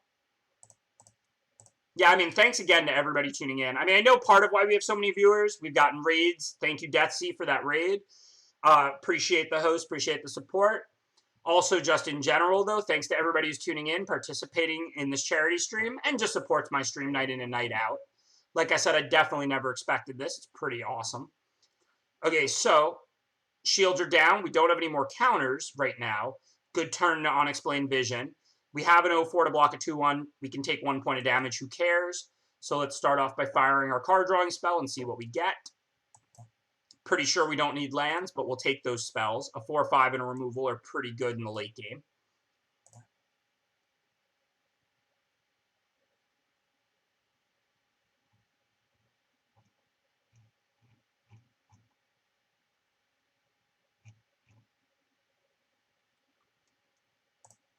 So they have way over 7 cards in their graveyard. So that looks kind of scary, but in reality, we can just so tiny it. Sorry, Sorcerer's Broom, you have no power. I guess we could have Scavengers it, so maybe I should have just took the hit and I got a little feisty there too. Because it would be nice to get the 4-5 in play, but we're also just not in a rush. This is totally fine.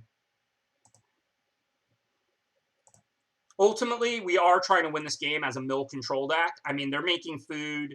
We're not going to kill them with a 4-5. We've already milled like 1 million cards. They literally have like 15 left in their deck. So I don't mind. We just sit back now, play defense, try and deck them. Yeah, we would have had to take 2 hits because we didn't have an artifact or enchantment out. That's true. We would have had to cast the Monitor or the So Tiny first. So it was probably right to So Tiny. We could also have Queen of Iced it and then played like Monitor and then Scavengers did after that. Again, I mean, I don't really think it was a big difference either way. I'm not sure which play was optimal. I just didn't even think about it. Undead Metaphor. Undead Metaphor gifting on another 10 subs, making 60 in the channel. Quickly becoming one of the biggest sub gifters out in this channel. I think 60 puts you right into the top 10, and thank you for the incredible generosity and support tonight. Really, really appreciate it, Undead Metaphor. Thank you for the generosity, gifting out, what, 45 subs tonight? That's a lot of money. Thank you, Undead Metaphor, for your incredible generosity. All right, so I think there's nothing worth Charm Sleeping, but we can go ahead and Queen of Ice. We don't need this 4-5 back to block. It's just literally not stopping anything for at least the turn where the suit is going to stay tapped.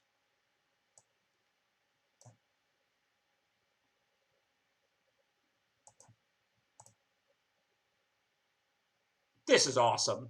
Thank you to everybody throwing those money bags and showing support for Undead Metaphor, and thank you, Undead Metaphor, for the incredibly generous support of my stream. Undead is their own sub-train. Well said. Okay, well, let's start with an end of the story. We've got 16 cards left. They're going to deck way before us.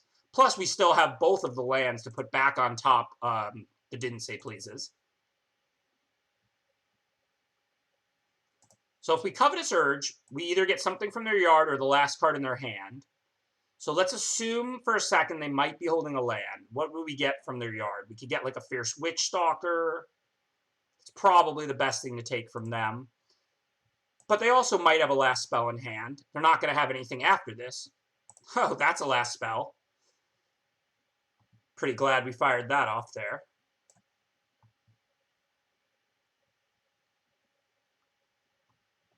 Pretty happy to draw both of those, I think.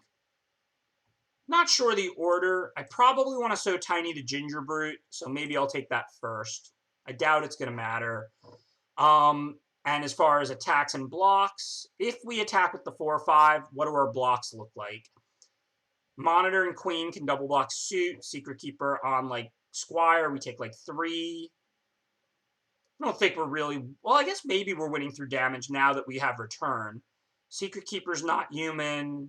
Monitor's not human. Scavengers is not human. Queen is human. So yeah, I guess actually we might sneak in the damage or force them to play D because of the return. Previously, I thought we were exclusively going to deck them, but our deck is almost all non-humans. So I think now it makes sense to deal 4 damage to them because we could force them into some awkward blocks or to make some plays that they at least don't want to make by giving +3/+3 to all our creatures. Also, this card is an instant, so we can attack, then they have to make bad blocks. Then we don't have to play this as +3/+3. We can just go end of turn, draw 4 cards with Moonlight Scavengers. So this double block still works. They have 6 power. We have 7 toughness. Then we just put an 0/4 on one of the 2 power creatures. This looks scary. We're really just taking like 5 damage here from 17. In fact, there might even have been blocks we could make where we would just lethal them with return. I didn't bother count. Probably should have, but not too worried about it.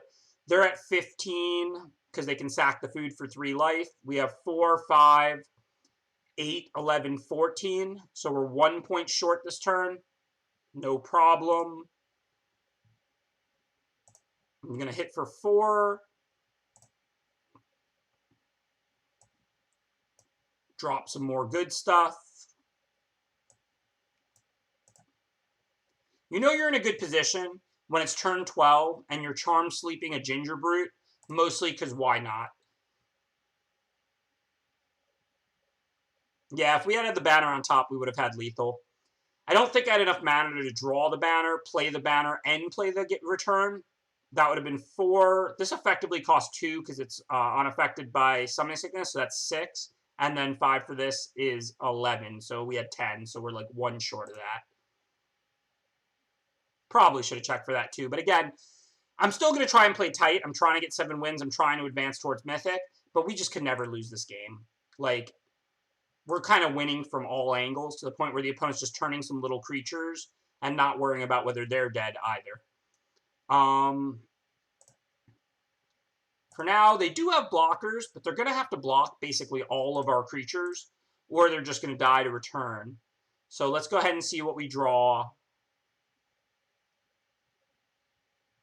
Okay, well, again, math is for blockers. Just going to tap their best creature and attack. Not exactly too worried about how this can work out. Pretty inconceivable that they can win.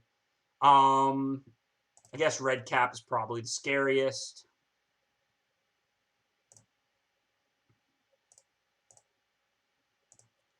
All of my creatures are not human, so we can give +3/+3 to all of them at instant speed with this return that we stole from them if we want to.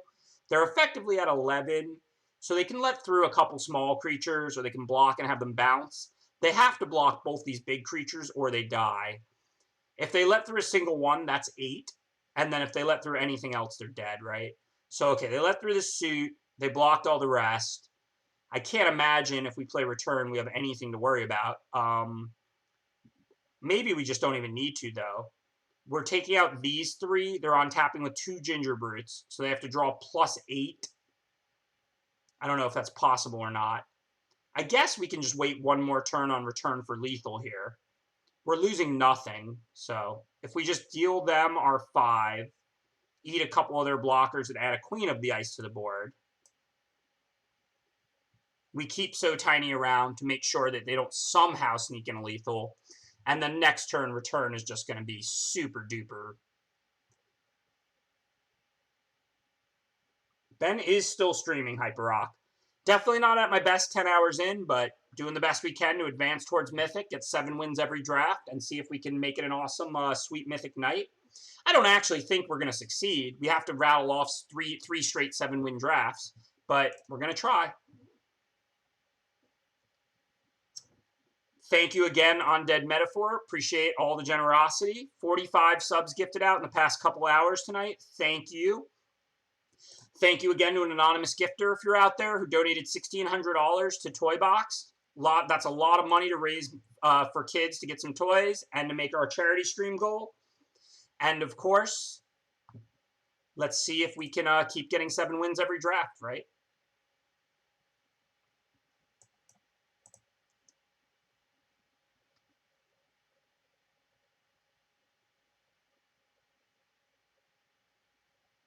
So we did it this draft. We got the 7-1 with the mono blue, advancing up through diamond, and we'll get to another draft now. Thank you, Hyper Rock. Very much appreciated.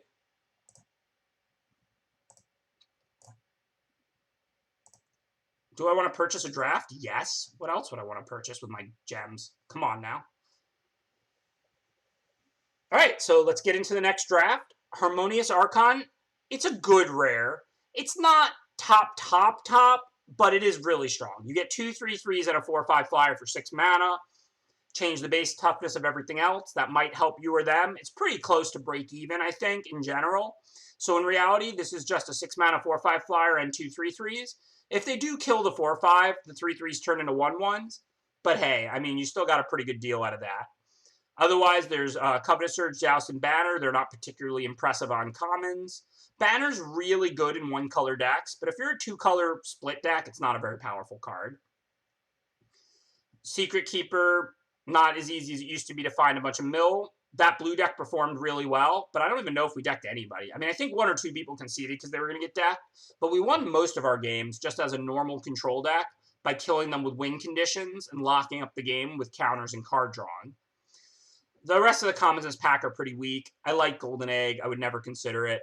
I mean, this is just an easy Archon.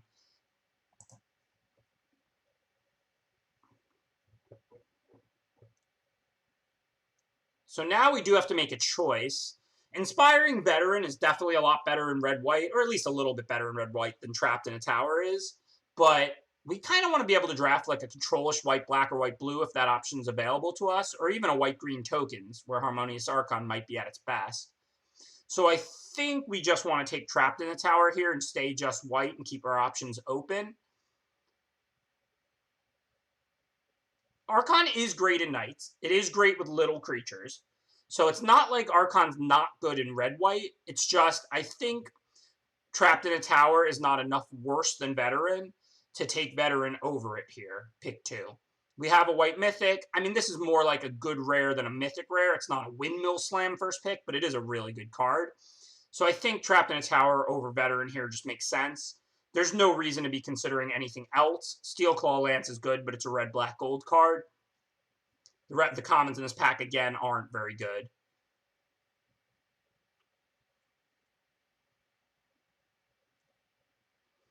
Right, so what are we looking at? Pick 3.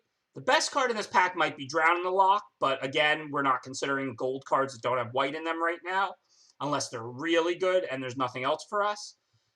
Lonesome Unicorn's a very solid white playable. Flutter Fox is a very solid white playable. They're not cards I really want to be third picking.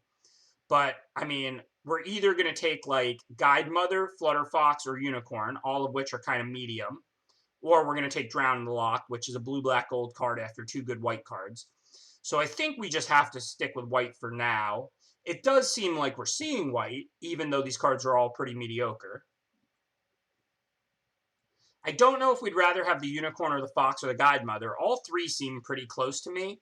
But for some reason, I'm also feeling kind of hot. So I'm going to turn down the AC a bit. I'll be right back.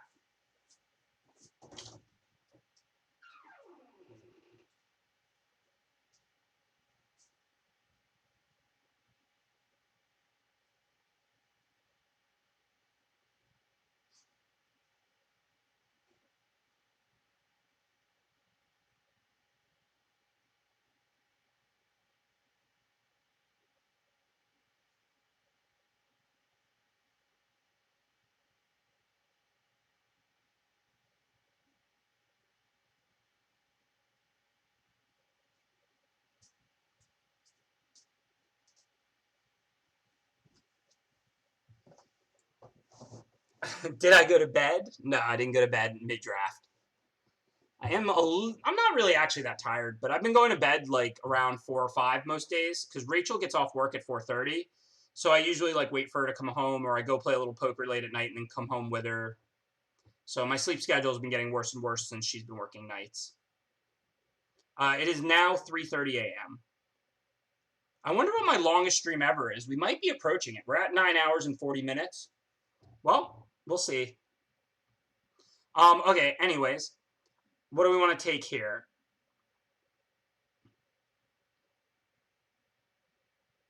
Guide, Fox, Unicorn. I think it's all pretty close.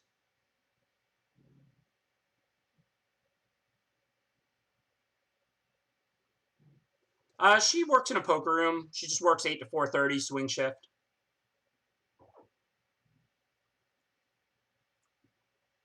I do think we want to take one of the white commons. I think they're all pretty close. I don't think it really matters which. Say hi, Reptar. You're never on the stream. Reptar's a little shy. Guide Mother does have good synergy with Archon. It turns into a 3/3 flyer. All right, I could see Guide Mother here. I think all three of the white commons there are super close. I really don't think any of them really stand out at all. Now we'll definitely take Carriage. Carriage works incredibly well with Archon. Make your mice into 3/3s. Don't mind if I do. Also, if we didn't take Carriage, we'd be taking like Unicorn or Paladin or something. So this is a super easy Carriage.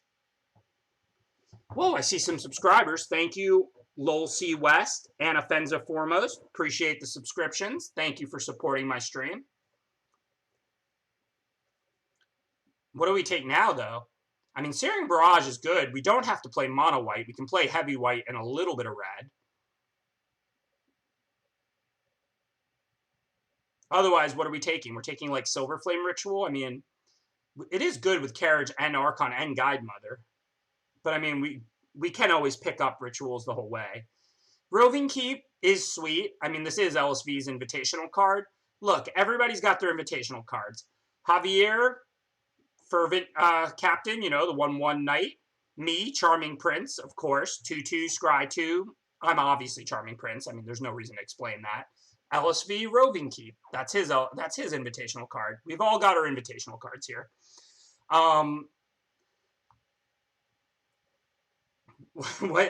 What should we take, though? I do like Shieldbreaker and Barrage. I think they're pretty close in general. But if one of them's off the splash and we're mostly white, then we might want the single red late game card. Well played, Sarah, but I will get you back. I'll think of an invitational card for you, don't worry. So I think this is a close pick between Shieldbreaker and Searing Barrage. I don't know which one I want to take here.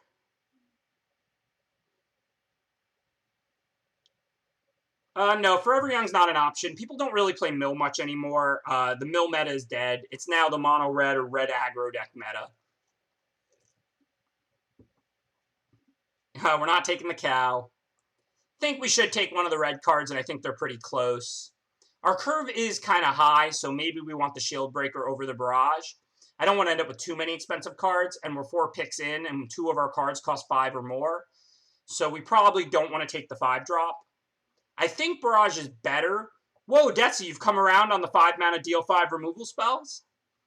Times are a-changing. But I think Barrage is better than Shieldbreaker in most red decks by a very small amount. But I think given we have Carriage and Archon, 4 picks into the draft, we need to take the cheaper card. I just don't want to end up with too many 5s. This is a really, really good rule that Martin Yuza coined. If you're debating between 2 cards early in a draft, you should almost always take the cheaper one, because if you end up with too many cheap cards, it's not really a big problem. Like, you might rather have a slightly more deep curve where you have a few more power cards, but your deck is not, like, bad because you have too many cheap cards. If you end up with too many expensive cards, you have no deck. Like, you can't not do something on turn 2 and 3 in Limited and win the game, but you can just have a ton of 2 and 3s and play a 16-land deck and not have, like, 5s and 6s in your deck. In a perfect world, you end up with a perfect curve. But if you have to take risks, it's much better early to take the cheaper cards over the more expensive cards. Because if you end up with a few too many cheap cards and not enough expensive cards, it's like a small negative. If you end up with too many expensive cards and no cheap cards, you have no deck. So that's something Martin Yuza coined. I can't take credit for it. Martin was the first person I heard just articulate. Early in drafts, if you're debating between a cheap card and an expensive card because they're close, take the cheap card, and that really mitigates the chance that you end up with too many expensive cards. So I call that the Martin Yuza rule. I think it's a really good rule, and he's the person who first coined it. Okay, so now these red cards are pretty unimpressive, so I think we just want to take Wintermoor Commander here. I'm not really going to care if I miss out on an Ogre Errant, but if I do end up white-black Knights, I'm really going to want this Commander.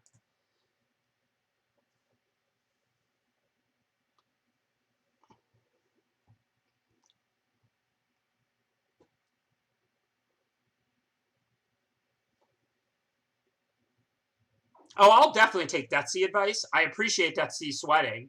And I do think that it's likely that Barrage would end up better in this white deck than Shieldbreaker. I took Shieldbreaker because of curve considerations. It's too early in the draft to get a third 5-drop.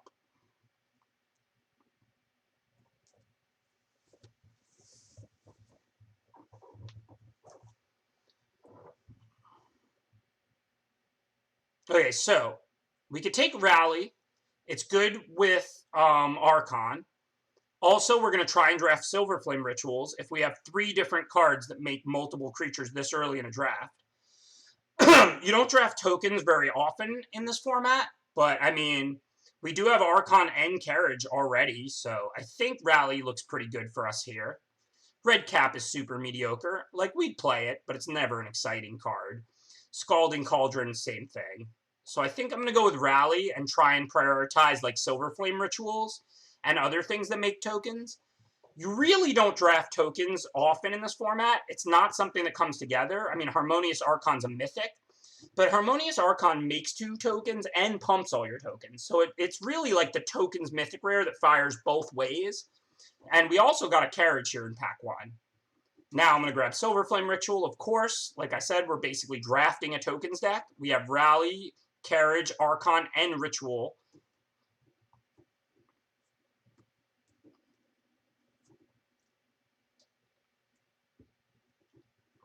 That's probably part of why I was kind of hot. I'm wearing like sweatpants and 2 shirts. My shirts are super soft. Like, I'm really big on soft shirts.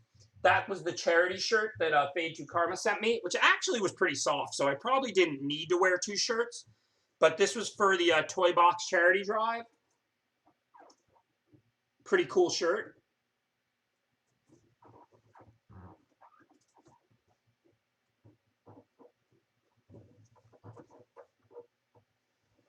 No, Red Cap is fine with Archon, but I think we can move in the tokens direction here. I mean, like I said, Archon is basically like a tokens rare. It's good in any deck. But if you're wide and you play this card, it turns all your stuff that's in play into 3/3s, and they can attack or block immediately. So that's pretty strong. And then also we got Carriage, which goes wide well as well, and Rally for the Throne here.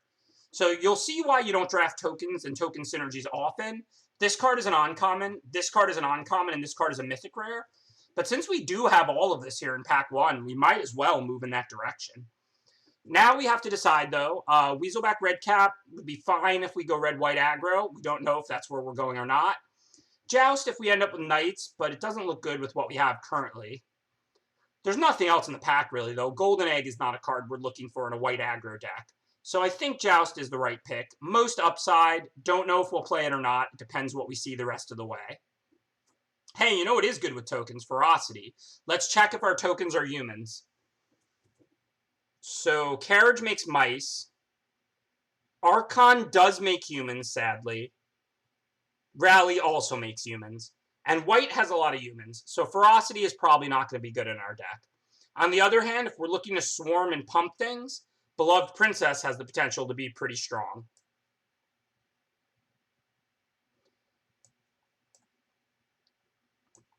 Second Ritual, don't mind if we do. So it looks like we're pretty clearly drafting like a red-white small creatures tokens type deck. Happily Ever After just does nothing, right? This is like a weird constructed build-around. Detsy, have you ever played this card in Limited? I know you love making the weird cards work. This card is just totally unplayable, though, right?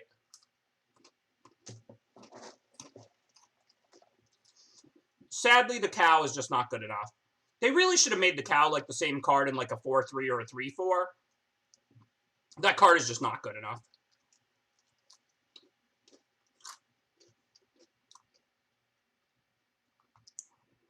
So, I mean, we're not committed to red, but we did see a bunch of mediocre red stuff late. Also, red has a lot of really small creatures that go well with our Silver Flame Rituals. So I think we just want second Shieldbreaker here.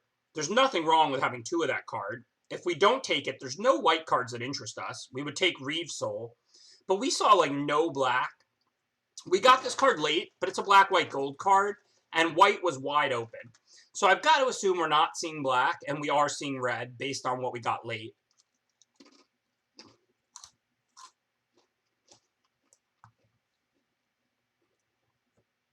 Alright, this is a pretty easy Shepherd. Shepherd's not way better than Guide, Mother, and Unicorn, but it's a little bit better. I really like the design of these adventure creatures, and Shepherd really embodies it, because turn 2, you didn't draw a 2-drop, you slap your Shepherd in play. If you have a different 2-drop, you get to hold it as a trick.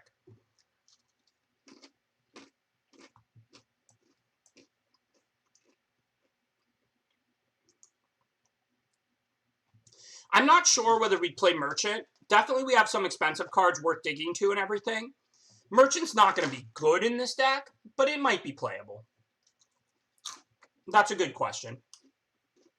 Honey Nut Cheerios are great. Is there anybody who legitimately doesn't like Honey Nut Cheerios? I mean, they're just great.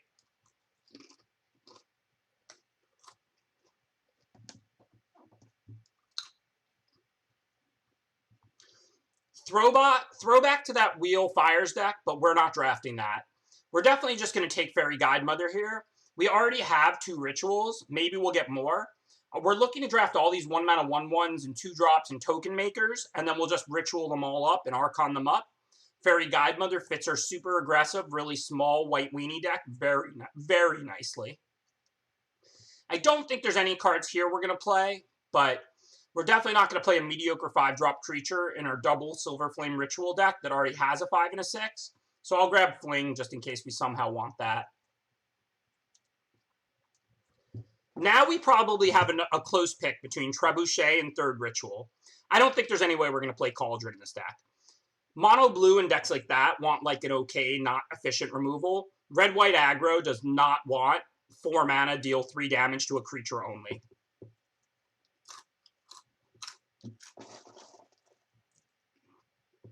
Corey, you think Moe's is better than Chipotle. Let's shelve the food opinions, shall we?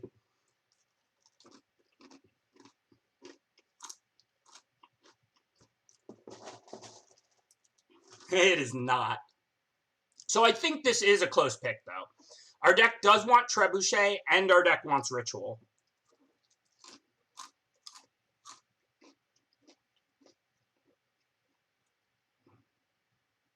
I think we might really get there on like a very heavy to almost mono white with all these white 1-drops and a bunch of rituals.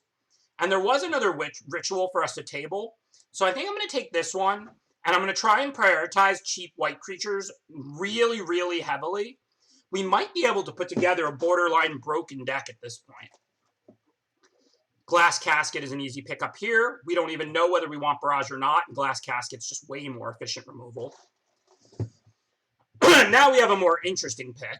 Let's look at Flutterfox and Youthful Knight and figure out which white 2-drop is better for us. We have Casket, Trapped in a Tower, Carriage. So we have some ways to get Fox flying, but Youthful Knight is probably just better. I would certainly play either one. Outflank looks like it's going to be at its best in our deck. We're going to swarm them. We're going to flood the board with cheap creatures. Rally makes 2 creatures. Carriage makes 3. Archon makes 3. Outflank is never getting better than it is in this white weenie deck. Similarly, I think we might end up mono white, or like we might end up like 11 plains and 5 mountains, in which case Idyllic Range should be pretty good. So I want to pick that up.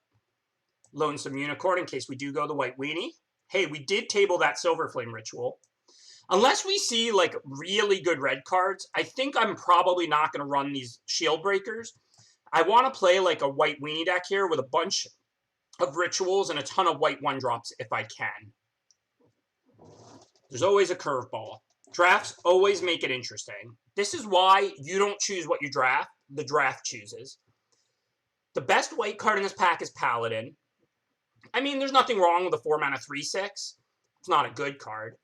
The best red card in this pack is like Ferocity, and we have a ton of humans. That card's not good in our deck. Clackbridge Troll is busted, and we do have a Wintermoor Commander. We don't have stuff that really makes us have to play all white mana. Clackbridge Troll is double black, but I mean, it is a 5-drop. So if we take Clackbridge Troll, we're looking at a mana base like, say, 10 plains, 6 swamps, or 10 plains, 7 swamps.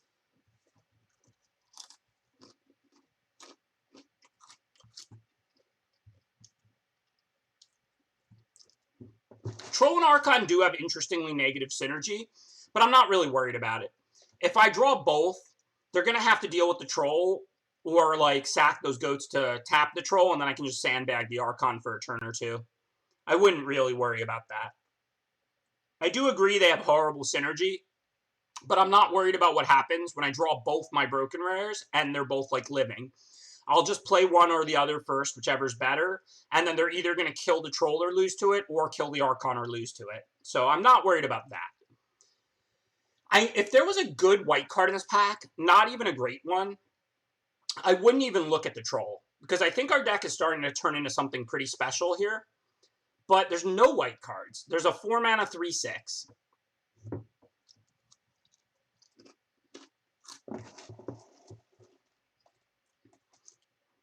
So I think for now, we just take the troll. If we draft a bunch of little white weenie cards after this, we don't have to play the troll. But at the moment, what are we missing out on? An Ardenvale Paladin? A Ferocity of the Wilds? So I think we do grab troll, because here's the thing. This is kind of drafting the hard way fundamental strategy. We're not deciding we're going to play black when we take this troll. We're taking the troll because it's not over anything, really. What if the next pack has another troll, or a Sir Conrad, or a Bacon Opie as by far the best card? Then we'll be happy we took this troll. Let's pretend we don't see any more good black cards this pack, and we get a bunch of cheap white creatures. We don't have to play the troll, right? So we're not missing out on anything. So let's take the troll, and then we'll just see what's in the next pack.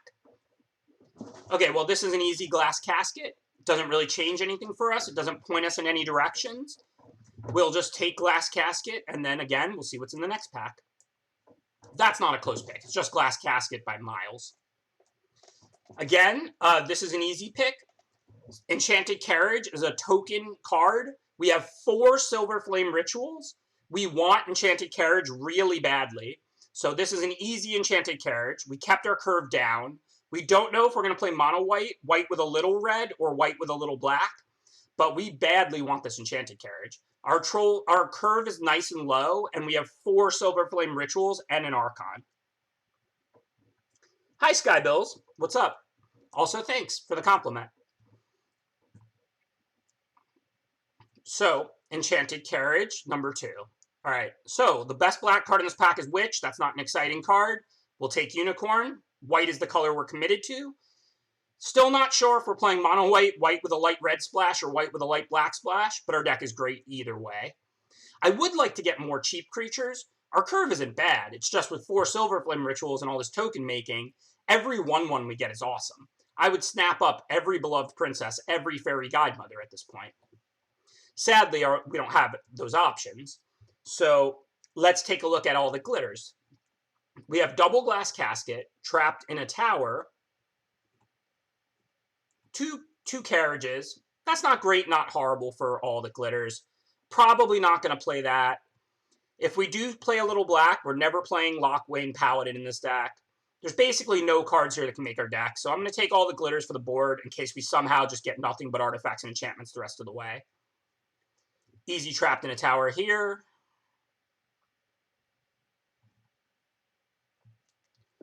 We might actually play Inquisitive Puppet. It's a little better than a 1-mana 1/1. You can block, sack it, and then get your 1/1 and save some damage, and you get the Scry 1. So I think with 4 Silver Flame Rituals, Archon in this token deck, I think Inquisitive Puppet is actually playable in our deck. Also, Outflank is okay in a deck like this. I mean, we do make a lot of little creatures, but we also have a ton of removal. We have 2 Glass Caskets, an Outflank, and 2 Trapped in the Towers right there already. So I actually think this might be an Inquisitive Puppet deck. Mostly just because once we pump that 1/1 into a 2/2 with one of these 4 Silver Flame Rituals, we just got a pretty good card at that rate. All right, so we didn't see any red this pack, so I think we're almost certainly not going to play these red cards. I don't know whether we're going to play Clackbridge Troll and Wintermoor Commander, but we have plenty of playables, and Clackbridge Troll is so much better than any of our red cards that there's no reason to even consider it, which means Trebuchet is off the table. So now it's Hengewalker or nothing. So Hengewalker it is. Don't think these cards can possibly matter.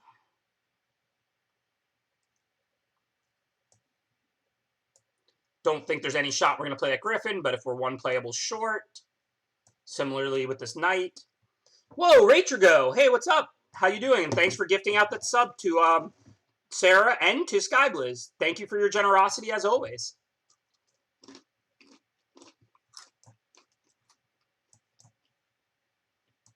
Thanks, Ritrigo. I need it. It's been a rough year in the Mythic Championships. It hasn't even been a bad year for me outside of Mythic Championships. Like, I won one of the 3 MPL league splits. I top 4'd the only Grand Prix I played in the past 6 months. But, like, I just done very poorly in almost all the Mythic Championships this year. Saving it up for that first place. Okay, so the big question is, do we play black? Deafening Silence is not even remotely playable, right? Are you asking as like a sideboard card for Constructed or something? So we don't have many Knights. We have a few, but not many. So Wintermoor Commander's not impressive. I don't think we want Clackbridge Troll. If we have enough playables, mono white it is. 16 lands. Prize Griffin is the card that's currently in that I like the least. All the glitters could be good in this deck. What do we have? Puppet, but that dies, and then we don't have an artifact. It makes a 1/1. 2 Caskets and 2 Trapped in the Towers could stick around. Hengewalker. Nah, I don't think this is an all the glitters deck. This actually just looks right to me. Our curve is fine. I would have liked some more early creatures. Our curve is not amazing, but it's not horrible. These Lonesome Unicorns are really 3 drops, remember. So these come out on curve before the rituals. They're actually 3 drops, not 5 drops. My problem with all the glitters here is, like, Puppet's never going to stay in play. Carriage might die. I don't think we want to play all the glitters with 2 Casket, 2 Trapped in Tower. I just don't think, like, +2/+2 sometimes to one of our creatures is good enough. We'll just pump our whole team with our rituals.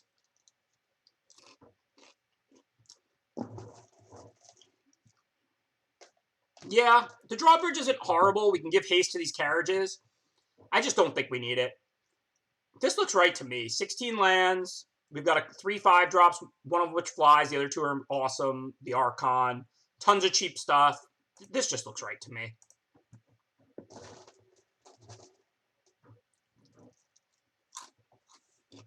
Once you move the Lonesome Unicorns to the 3-drop slot, I don't think we need to play a bad 3-drop like Knight of the Keep.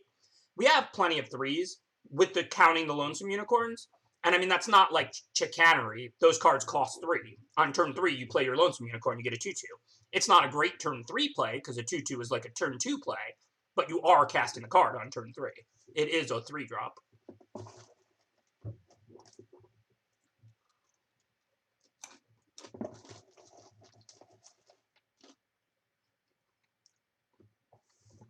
We have a lot more creatures than it looks like. Carriage is like 2 to 3 creatures. Rally looks like a spell, but it makes 2 creatures. Archon gives you 3 creatures. Again, I would have loved some more cheap creatures.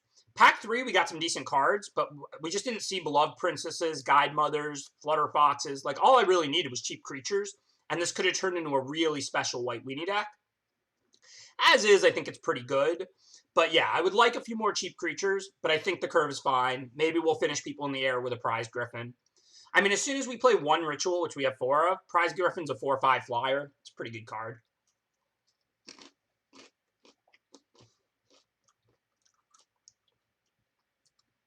Yeah, pack 3 didn't go very well.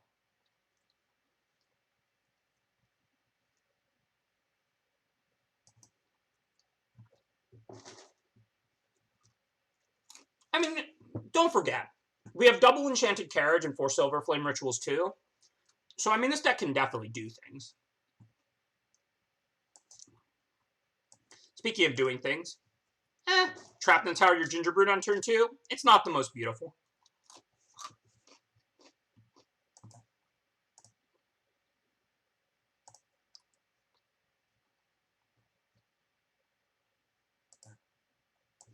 But let's get our beatdown going.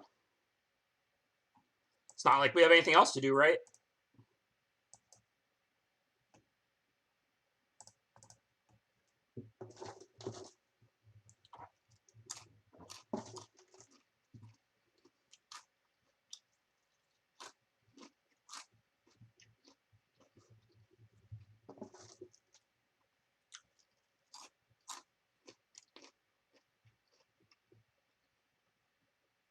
Come on, how many lands are we going to draw? We need to draw like a carriage here or something that would lock this game up.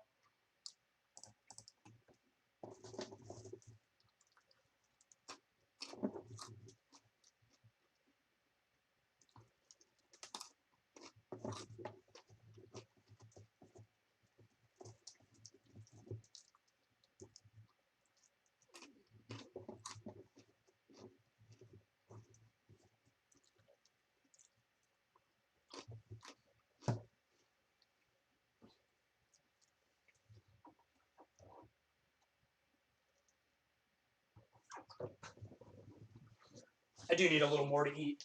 I'll be right back.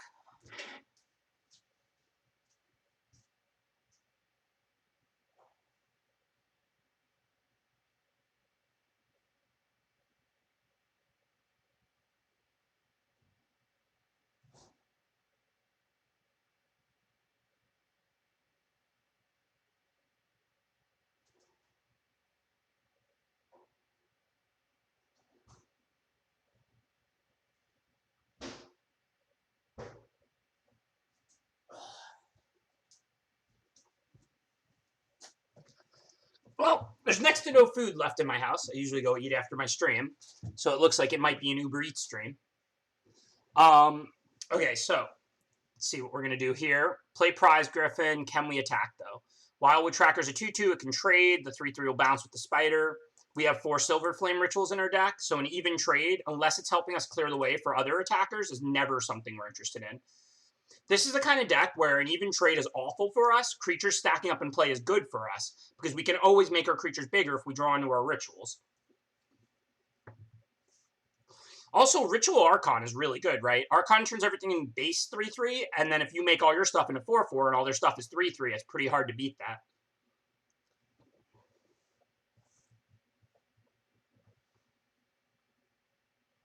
Ha! I am such, like, I don't know the word for this, like just a slob when it comes to stuff like that. Like, I'm a messy eater. Like, I just don't care. Like, honestly, I just don't know what else to say. I just don't care. I'm about doing it the quickest way, not the prettiest way when it comes to pretty much everything. So, if they have nothing, we do get in some damage with an attack now. Tracker would trade with 2/2, and 3/3 would bounce with 1/5, and they take 3. But again, they didn't cast Curious Parrot. They have spells probably 5 mana up. I don't think it's worth it. Eating is a scam. Wow. What happens if you don't eat, Detsy? Doesn't sound great. I'm not even super into food, but I've been streaming for 10 hours. The last time I ate a meal was right before the stream, so I'm starting to get pretty hungry. Honey Nut Cheerios, just not quite enough. But I'll order some Uber Eats, and we'll keep drafting. I'm a man of my word. If I keep getting 7 wins, there's another draft after this. If I get 6 wins, I'm done. I made a fair deal, I think. You know, if I get 7 wins, we keep advancing towards Mythic. If I get 6 wins, we call it a night. 6 or less. But if I keep getting 7 all the way to Mythic, we're going to try and do it. Hey, what's up, Robert? 10 hours indeed.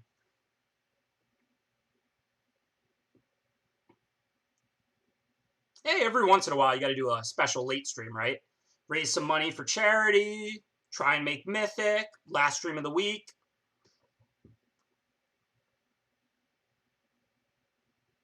Honey Nut Cheerios are the best, obviously. They're everybody's favorite. Try and say otherwise, I just won't believe you. Oh, yeah, we're probably not winning this game, but it's only the first game of the draft.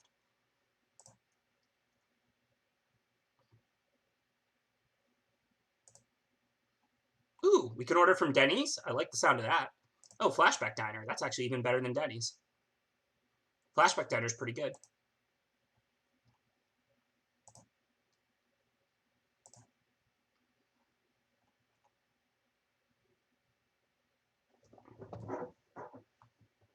Oh, y'all can't see it, but I'm Uber Eatsing right now.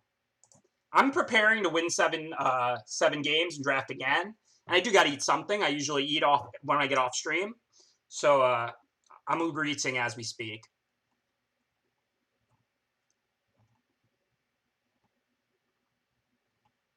You're missing out. Cereal's the best. I love cereal. I love all breakfast food. Like, I love eggs, bacon, cereal, pancakes.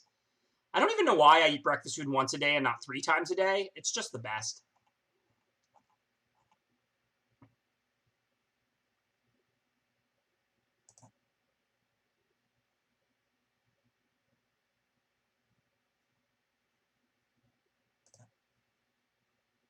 So they're attacking with a 4/4, but I can't block it with my small creatures. But I don't want to start taking damage, and I'm only trading off one creature, so seems like we can just double block it here. Are they tapped out? Like, why would they make this attack? They're trading a 4/4 for my 3/3? What is going on? This doesn't seem like a good play by them, but... Okay, well, I don't want trades, but I'm happy to bury a 3/3 for their 4/4 that's hard to block and keep my life total up. Alright, that's a good card. We still got a ways to go to claw back into this game, but we do have 2 glass caskets, which we can use to take out either the 9/9 here. Well, definitely the 9/9 here. But I was going to say, if they attack with it, maybe we'll hit Spider and hit them. But, I mean, this has reach too, and it's giant.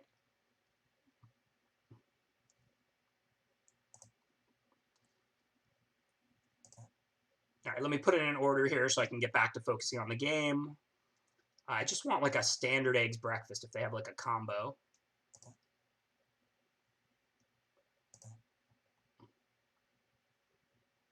Choice of side. Home fries over hash browns. Come on now. Wasn't born yesterday. Fruit. Ooh, I like that.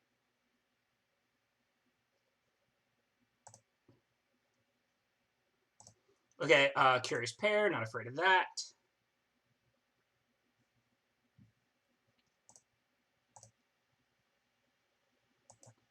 There's no possible way we can attack right now, so these turns are pretty easy. Just going to put out whatever we draw and pass to them.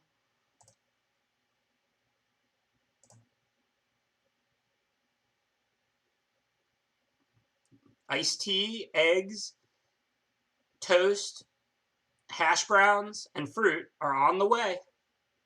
That's what I like to hear.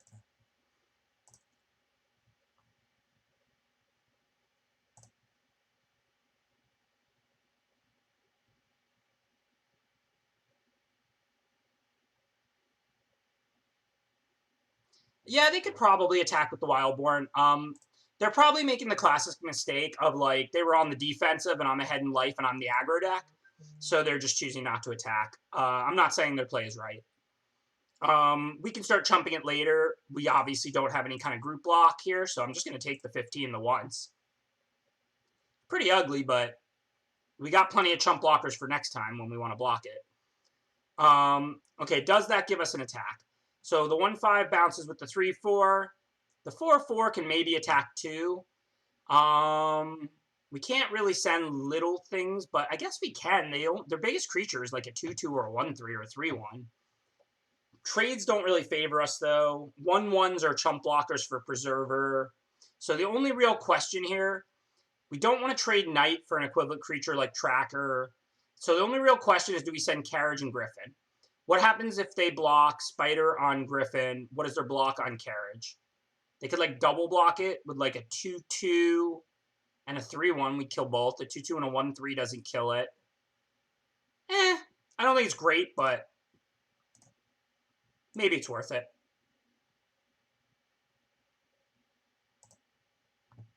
We probably can't win this game, but if we draw Archon, it might be possible, so I don't really want to scoop yet.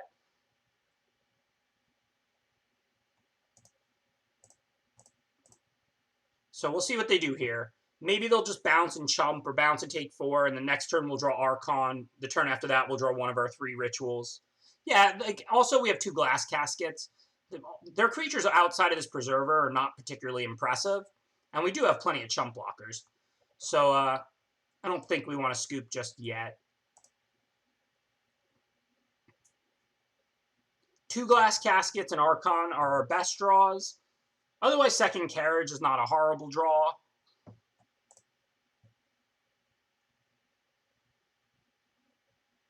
I don't think Outflank's really going to work on the 15/15. If we outflank away the Spider, then they might have to hold it back to stop the Griffin. Outflank actually isn't that bad if we draw that. Another Plains, not really what I was hoping to draw, but, you know.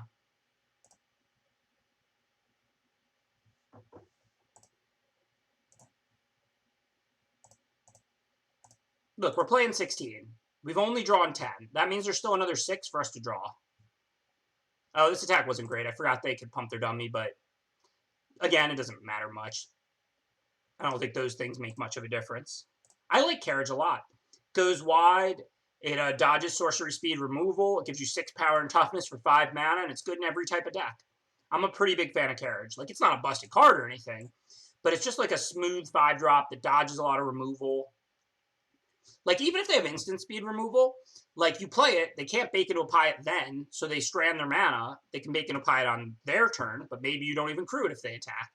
So I really like it. I think Carriage is a very sweet, flexible card that it's pretty easy to get good value out of.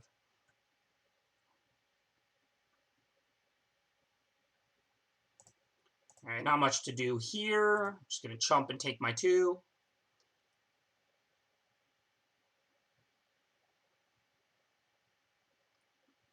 Well, it's not horrible, right? So if I Guide Mother like the Knight and then attack, they either lose the Spider or take 5. It's not bad. And then I can just play the Guide Mother. I could send the Prize Griffin 2 to ensure the 5, but I think I actually kind of need the 3/4 back to stop them from attacking at this point. But if they don't have anything, if this card in their hand is a land or whatever, now they're forced to go all the way down to 4, or they lose their Spider. I mean, we're losing, but I don't know if we're completely out of this game.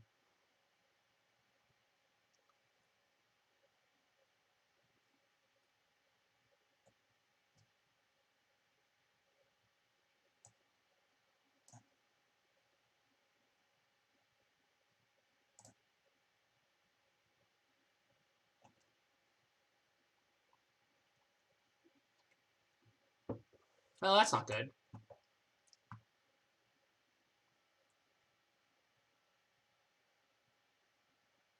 It doesn't shrink the Wildborn, but it is a big flyer. So, like, if they attack with the Wildborn, we can just chump it with, like, some of the tokens we get from the Archon and the tokens we have in play, basically, and then hit back in the air for 4 with the Archon. The Archon could definitely win us this game. If we off the top Archon this turn, I don't think we just lose. I don't know if we win, but I don't think we just lose. I actually think we're somewhat in this game. I'm not sure that Glass Casket is enough at this point. Maybe it still is. But I think Archon, we might actually go on to win the game. Also, even Carriage is not a horrible draw right now. It does give us 3 different creatures. So we do have to make blocks, though, which sucks because then we're losing our chump blockers. What do they provoke? They sack the food. What has to block this thing? Well, either way, we're going to have to put something in front of that. So 1/1, whatever. And then I assume we'd rather bury a 2/2 ground creature than a 1/1 flyer. I guess maybe I just have to block with both at this point. I know I need chumps for Preserver, but I'm getting to the point where I'm going to have to chump every creature because I'm at 4 life. So hopefully we'll draw Archon, Glass Casket, or Carriage this turn.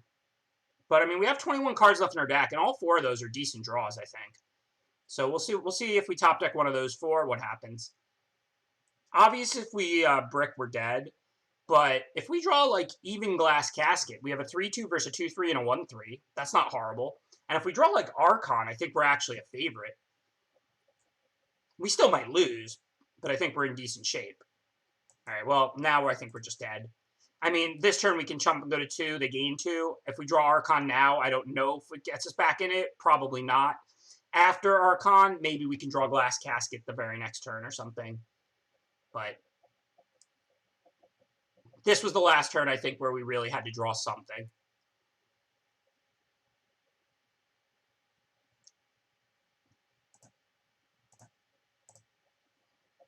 It's all right. This deck is sweet. It's just the first loss.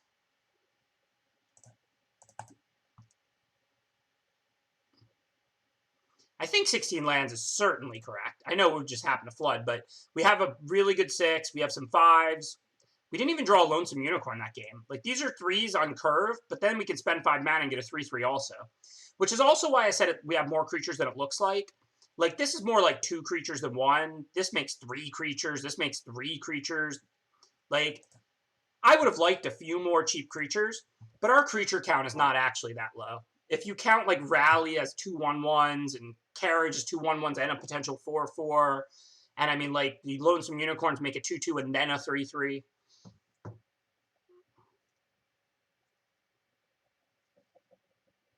Yeah, I mean, I got flooded. It happens. Let's hopefully get some good draws now. I just ordered food and everything. I'm trying to stay up, y'all. I'm trying.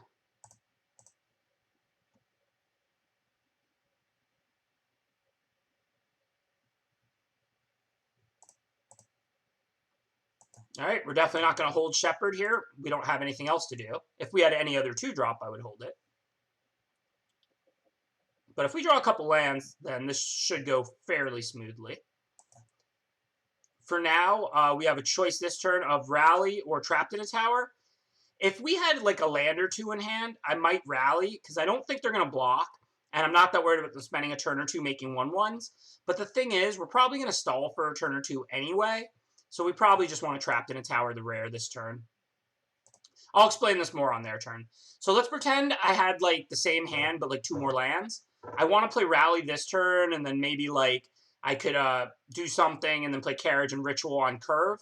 But I pretty much don't mind stumbling because I'm going to have to find lands anyway before I'm going to play like these Carriages and then the Ritual. So I might as well just spend this turn Trapped and Towering the Piper instead of rallying. And then we'll see what we draw next turn. All right, I don't want to trade a 3/1 for a 1/3. That's an even trade. And we have Ritual and 3 more of them in our deck. So now we'll just run our 3/3, see what they can do next. I didn't want the trade. Whoa, well, they did something next. All right, maybe we're going to 0-2. I thought we had a good hand and this game was looking good, even though we got stuck on 3 lands, but, well, all right, the game continues. So now we can take out Oko, so that was a really good draw. And then I don't want to send the other ground creature to trade, so just go ahead and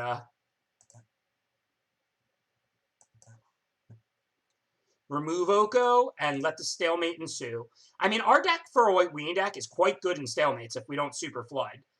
Look what's going to happen if we go Carriage, Carriage, Rally, gain 1,000,000 life, Ritual, give all of our creatures +1/+1 in Vigilance, right? Like, this is a deck that is not scared of a stalemate.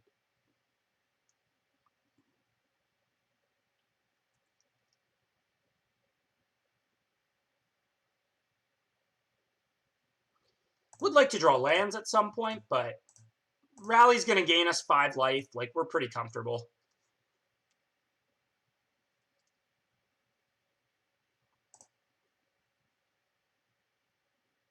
Okay, well, while I don't want to trade 3/3s, I will trade a 1/1 for a 3/1 to keep my life total up. So we'll gain our 5, put a 1/1 on the Merrily Frider, and see what they're going to do post-combat. And if we draw a land, I mean, we just get to slam this Ritual. I mean, their board is all tiny creatures. On the other hand, if we draw a Guide Mother, what are we going to do? We're going to jump our 3/1, I guess.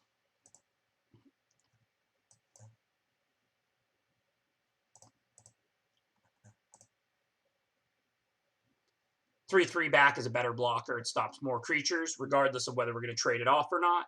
So we hit them in the air with the 3/1. Hey, we still have an Archon we can draw. Take it easy.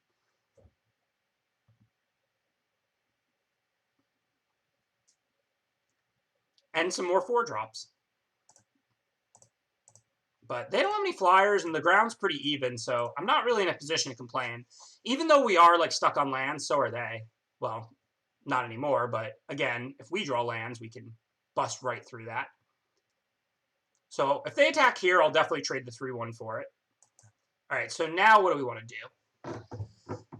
We have 2 rituals, so I'm almost certainly going to play one. But now that they played Revenge, if we make an even trade on the ground and they gain life, that doesn't really favor us. We have a pretty massive life total advantage. So I think I'm just going to hit them in the air here. Hits for 2 are basically 1 to me and 1 to them. I mean, that has to be worth it at this life totals, I think.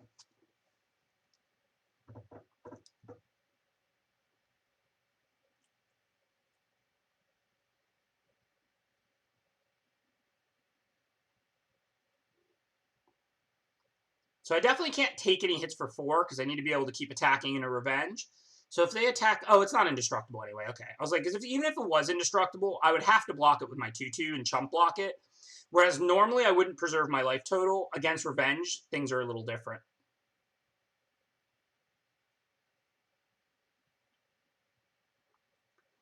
All right, so now it's getting really interesting. So we have Outflank, so we could take out their only 4/4.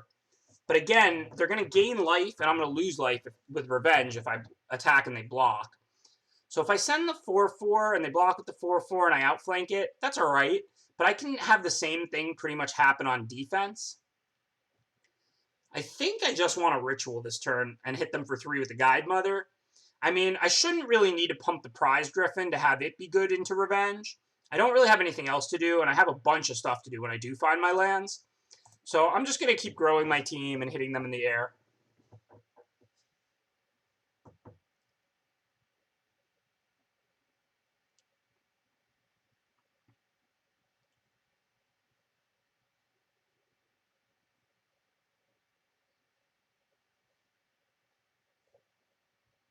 You think I'm out of flyers? I am not. Are you out of removal? That's the real question. Please don't turn my Griffin into a pie. Pies are supposed to be filled with delicious fruit. Nobody wants Griffin pie. Yeah, that's acceptable. I don't see a reason we would want to keep Outflank over a carriage from this position. Oh yeah, we underrated Revenge. In most formats, most cards like that have not been good. For whatever reason, in this one, it's excellent.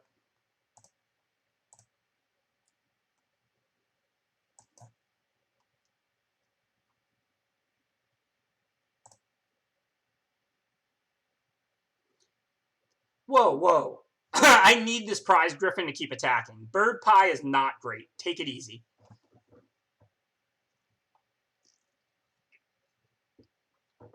Another out muscle? Cut it out.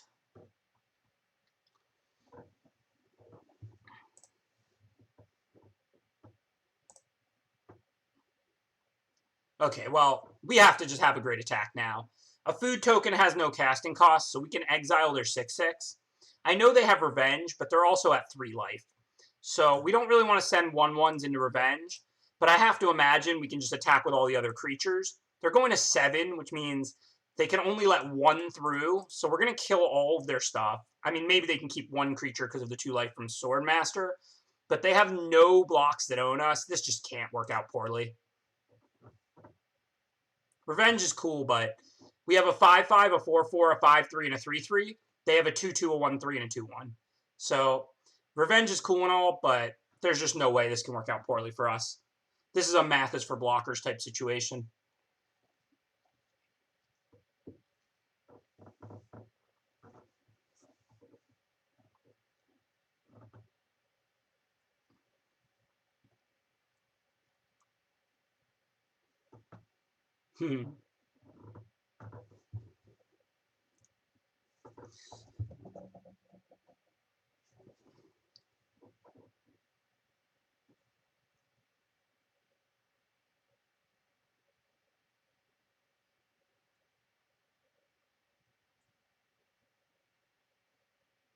Gotta do more blocking than that.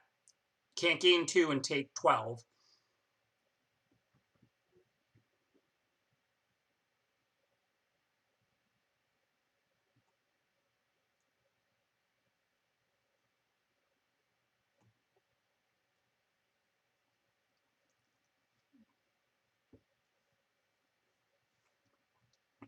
Yeah, that'll work.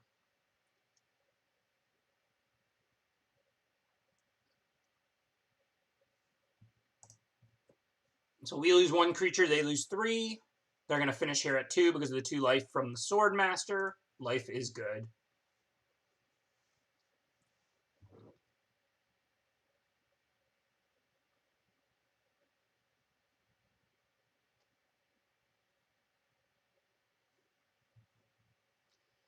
I mean, Revenge is scary. I'm not sure what they can really do here. They look dead. Like, if I send... There's not even cards for 1 black, right? The +2/+1 card gives Death Touch. It doesn't give Lifelink 2, does it?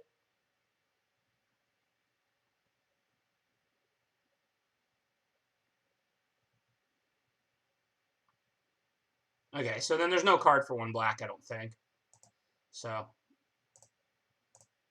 we can just send the 5/5 and the 4/4. They gain 2, they're at 4, and then one of them gets through and they're dead.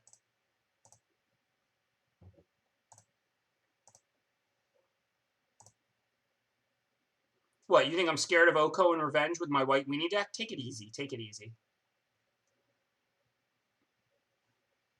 Thanks, PKMTG. Good game. That was pretty fun. I know we were both stuck on mana. Nice 3-out muscles, though. I was like, I'll just keep playing flyers. You were like, I'll just keep killing them.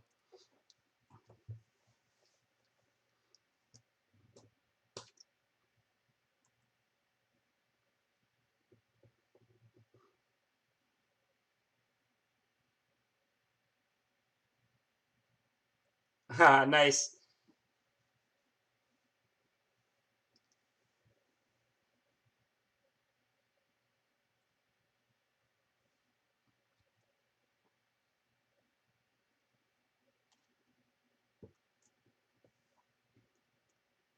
Oh, yeah. I mean, if I don't remove Oko that turn, I'm going to lose for sure.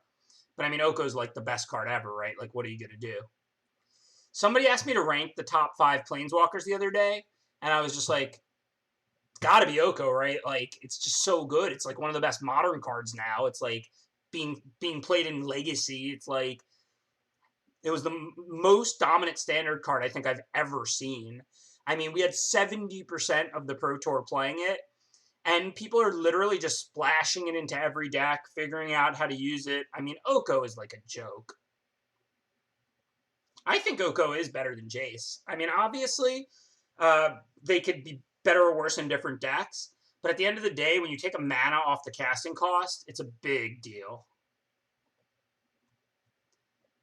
Me neither, Mobius. Me neither. I give them a lot of credit. They have a tough job, and Magic is awesome. I do not know how they thought Oko was okay. I got no defense. Smuggler's Copter had a lot. I don't know if it ever hit 70% in a Pro Tour. It might have, but I don't think so.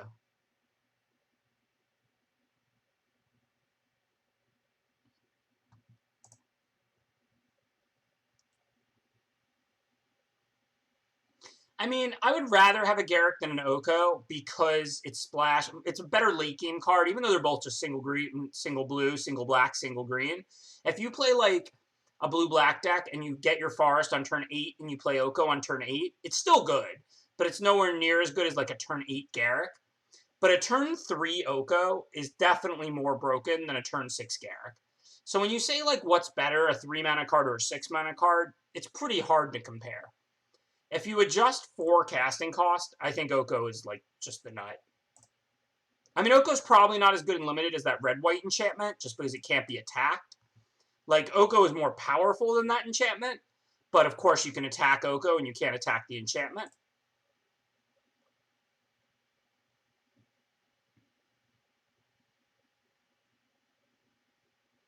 Well, it's complicated, Jordan, because yes, you're right, that is a key factor, but also everybody knew everybody was going to play Oko, and everybody tried to build decks that are good against Oko, right, and just failed. So, I mean, the information age of Magic cuts both ways. Like, I didn't used to metagame and brew nearly as much as I do, because before the information age of Magic, you could just show up with the best deck and be one of only like 20% in the room playing it. Now, everybody's playing it, or everybody's sitting around tuning against it. They know how they're going to sideboard. They're ready for you. Maybe your deck's still good, but they're ready for you. So that's why I do so much brewing and tuning and innovating these days, because it's like I know exactly what people are going to play. They're sitting around testing against those lists and tuning their decks against those lists. So usually you can attack a metagame. I literally spent about 4 or 5 days one week just building control and ramp and all the decks that I thought could go over the top of Oko. And then I messaged Defro and I was just like, it's hopeless. And he was like, he was just like, yep. Like, and then we started working on like the Bant and the Oko lists. It's just like, Oko is just like, you could literally tell everybody everyone was going to play Oko, and there's nothing you could do. The card is just too broken. But hey, it's gone now, so. Once in a while, I have to face it in limited, but other than that, we'll let Oko rest in peace. Okay, so here, I think we want a Glass Casket Spider. It's unlikely we're going to find something better than that to Glass Casket.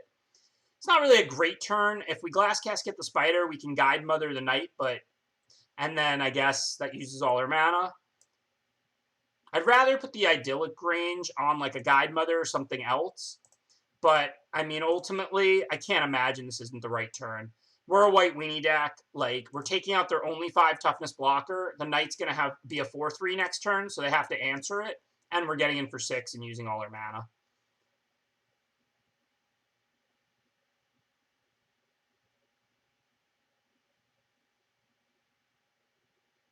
I don't know. I have no idea how that made it through play design. I really just can't tell you.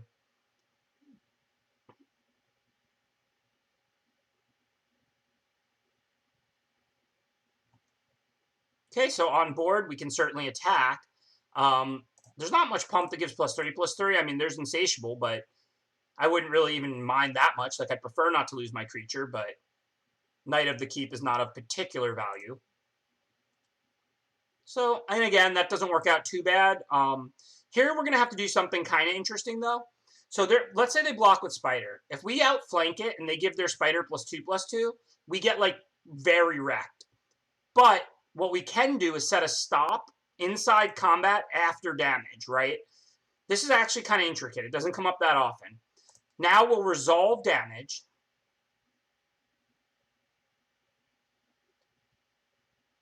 Now we can outflank it. If they do play a pump spell here, our Knight isn't going to die because damage has already happened. If they bounce the Knight in response, we'll rally. Or if they Carver in response, so they're going to raise it by 3. If outflank does 3, we're still going to kill it. So now we'll rally in response, get 2 more creatures, right? And now the Carver won't fizzle, but the outflank will still kill the Spider. How awesome was that? That was a sweet turn.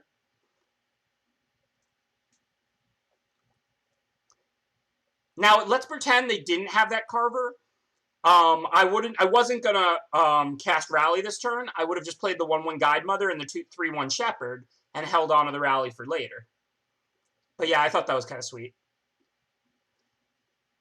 And if we had outflanked before damage, we would have lost the Knight of the Keep because the Spider would have gotten +2/+2. The Spider would have still died, but the Knight of the Keep would have died also. So that was max value. All right, we don't want to trade the 4/3 for the 3/2 before we start ritualing, and we don't want to start ritualing before we dump our hand. So for now, just going to put out the Flyer and the Knight. We can hold on to the Shepherd. And the next turn, we'll probably start ritualing and attacking unless they play something awesome here. We had to set a stop because we couldn't do it in the second main. Outflank can only hit creatures that are attacking or blocking. So if we go to our second main, the Spider would no longer be blocking. But we didn't want to do it before damage resolved because then their pump spell would kill the Knight of the Keep. So that's why we had to do it exactly there. I wasn't being fancy for fancy's sake. Okay, so now we have to decide if we're going to ritual this turn. They've got their mana up. So they've got their mana up, so I don't know if we want to slam ritual or not. If not, we could Shepherd back Guide Mother end of turn, and then we could just Guide Mother like Youthful or Knight of the Keep. We do have 2 rituals, though, and Shepherd could save a Flyer later or something, so I think we probably just slam ritual here. I mean, if this resolves, our board is massive, and we win. If they counter it, we get through a counter, and we have another one for next turn.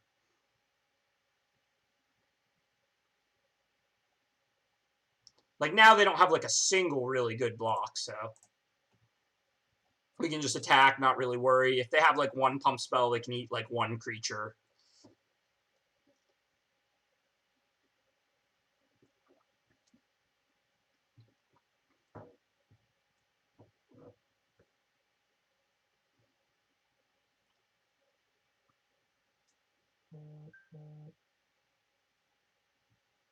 Ooh, I just got a message from Uber Eats.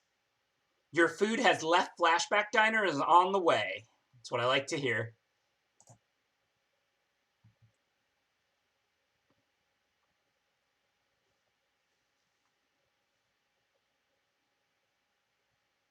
I got eggs, toast, fruit, and hash browns. And some iced tea.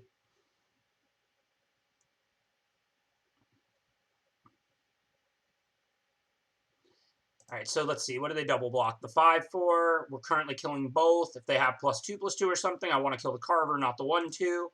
So we put the Carver first. Everything else looks good. If they have like one pump spell, then they can kill like Useful Knight and have Innkeeper live, or they can kill like Knight, who really cares.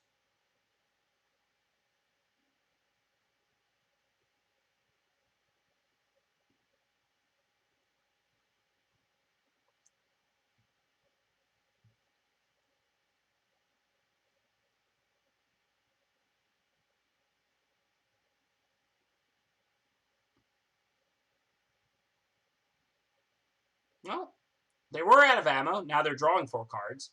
Hopefully we can ride our pressure to victory. Let's see if they can add anything else to the board. Still might have a game now that they have a bunch more ammunition.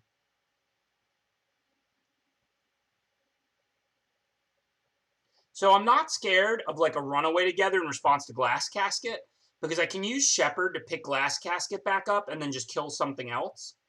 So I think with this kind of an advantage on board, I just want to start by Glass Casketing the Secret Keeper.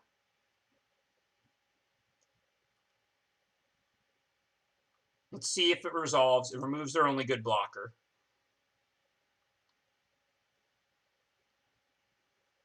Then if they want to run away together, okay. So we might as well jump the Guide Mother, I think. All 3 of our creatures are 2/2s. So if we jump one of these ground creatures, the Innkeeper can block the other one anyway if they have a pump spell. But if they have like a bounce spell, like run away together, I'd much rather them bounce Guide Mother to my hand than one of these tokens and have it go away. So I think we Guide Mother the Guide Mother here just for 2 extra damage. Hello, Stormbreath. I'm doing good. How are you? And then, of course, we'll attack. Like, I'm not, like, scared of them having a pump spell and eating a token. Maybe they have, like, a So Tiny or something. That could be a reason to have pumped one of the 2/2s instead of the 4/3. But, I mean, instead of the Guide Mother. But it's really not a big difference.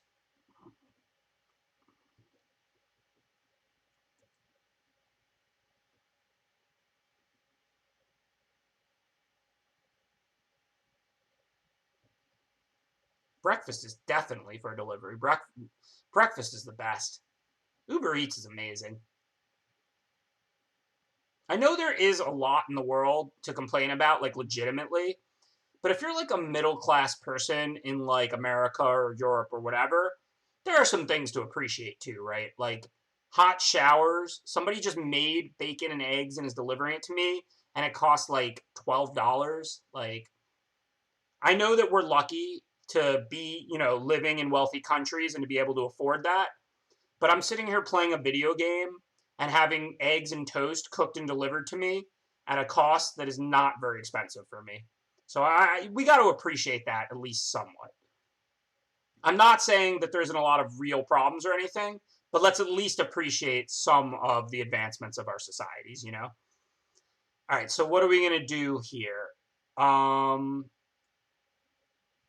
We could bounce the casket. They'll get back their 0/4, and then we could take out the flyer, and then they're dead if they don't have anything. They didn't have anything last turn, so they probably don't this turn. And I do want to get this other Guide Mother in play before I Ritual. So yeah, I think that play makes a lot of sense.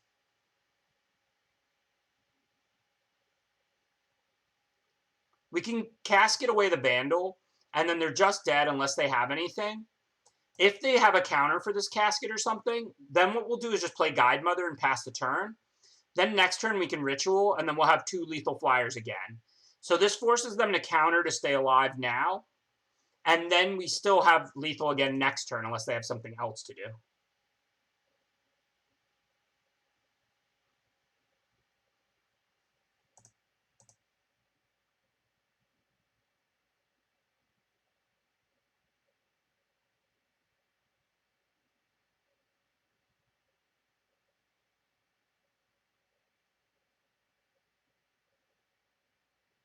Well, thanks, Serena and Callie. I agree, yeah.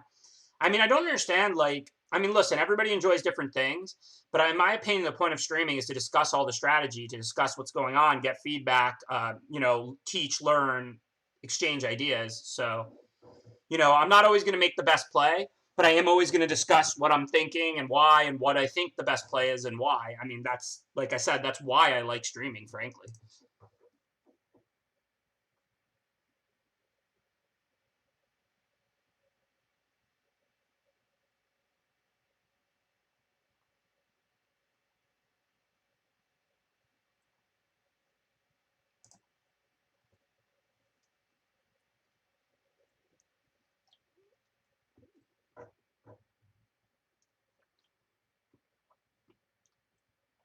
Well, thanks, Meerkat. Yeah, thanks everybody who's hanging out for this late charity stream. We've been on for 11 hours raising money for Toy Box. If anybody wants to make any donations, like I've been saying, no donation too small. Crowdfunding, there's 1,200 people here. You know, if everybody gave $1, that would be a pretty big deal for the needy kids all over the world. I don't see a dime of that. It's just charity money. So, you know, if you can't afford, I definitely understand. But if you can, no donation too small. Just click on those links and give something if you can afford to. Other than that, you know, thanks everybody for hanging out and hoping that we're going to make Mythic. What we're doing, if you've tuned in recently, is if I get 7 wins in a draft, I'm doing another one. If not, I'm calling it a night and throwing in the towel. We're currently around Diamond 3, approaching Diamond 2. So if we can pull off a couple 7-win drafts in a row, we can hit Mythic in like another draft, like this one and maybe one more or 2 more. If at any point I get anything less than 7 wins, even 6 and 3, I'm calling it a night because it's now 4:45 in the morning. Currently like 2 and 1 in this draft, so we're not playing elimination games yet, but we were hoping not to lose too many more games. If we don't draw one more land, we're probably going to lose this game. But we can definitely afford to get stuck on 3. We have 3 different 3-drops. So hopefully we'll draw land this turn. And then if we get stuck on 3 for a little while, we still have some stuff to do.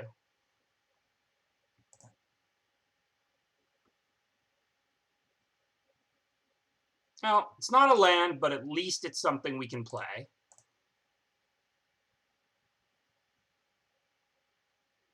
Squire here doesn't work. Beloved Princess can't be blocked by creatures with more than 2 power. So when they grow the Flutter Fox and untap it, it gets to 4 power and then it can't block the Princess. I don't usually play Beloved Princess, but I've got 4 Silver Flame Rituals. If you turn Princess into a 2/2, that's a good card. As a 1/1, it's not a good card. So given we're playing like a token strategy with Archon, even though we never draw it, and 4 Silver Flame Rituals, it seemed worth it to play the Princess because we have 5 ways to make it a bigger creature, basically for free.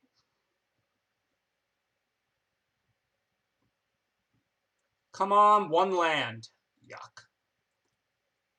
Okay, well, Princess can block Squire, and we have Outflank if they have a trick, so we're not attacking. I mean, if we draw 1 land, we have Knight, Unicorn, Unicorn, so that could buy us some time. So for now, just got to basically play defensive, hope for the best. It's not where we want to be, but we're not under a ton of pressure at the moment.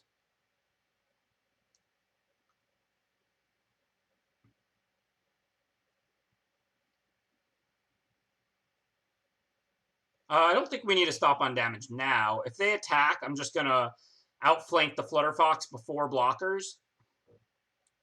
This way they can't blow me out with an outflank. White-green doesn't really have any instant removal.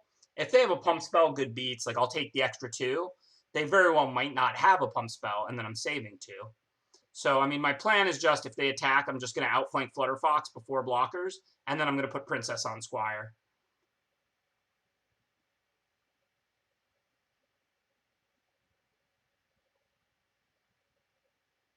Oh yeah, I forgot if we draw one of our 2 Guide Mothers, we can free up that Youthful Knight too. That's pretty strong.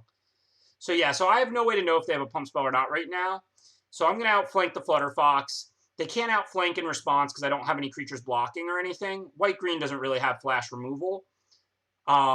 If they have a pump spell, their creature's going to live. Good beats. And then I'm just going to make this trade. It'll shrink back to a 2/2 after. So again, we just really need to draw a land now to stay in this game. If we draw a land, we're not out of it. Glass Casket, not a land, but something we can cast.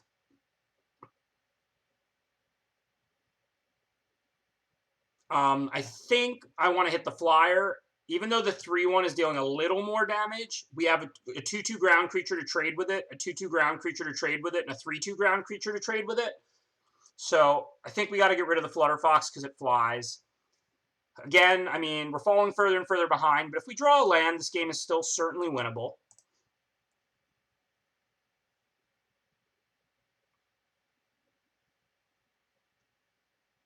The thing about that situation, if we block and they pass to us, what am I going to do, right? So, like, I think it was right to do it before blocks because I don't want to get blown out by outflank, and I don't really care about anything else. They're not going to pump their Fox and have me outflank in response. They're not going to try and deal me 2 extra damage. They might pump their Squire, and I would outflank it, but then who cares if I have a Princess in play? I'm really more interested in killing the Fox anyway.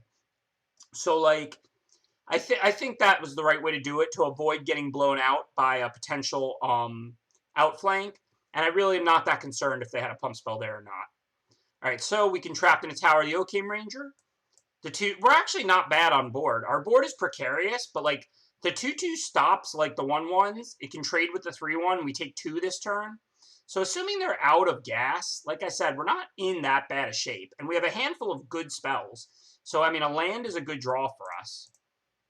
Obviously, if they have more gas, they might push in lethal. There's not much I can do about that. But if they just pass to us and we play a second creature here, they have 3 creatures to our 2. I mean, we're not in bad shape at the moment.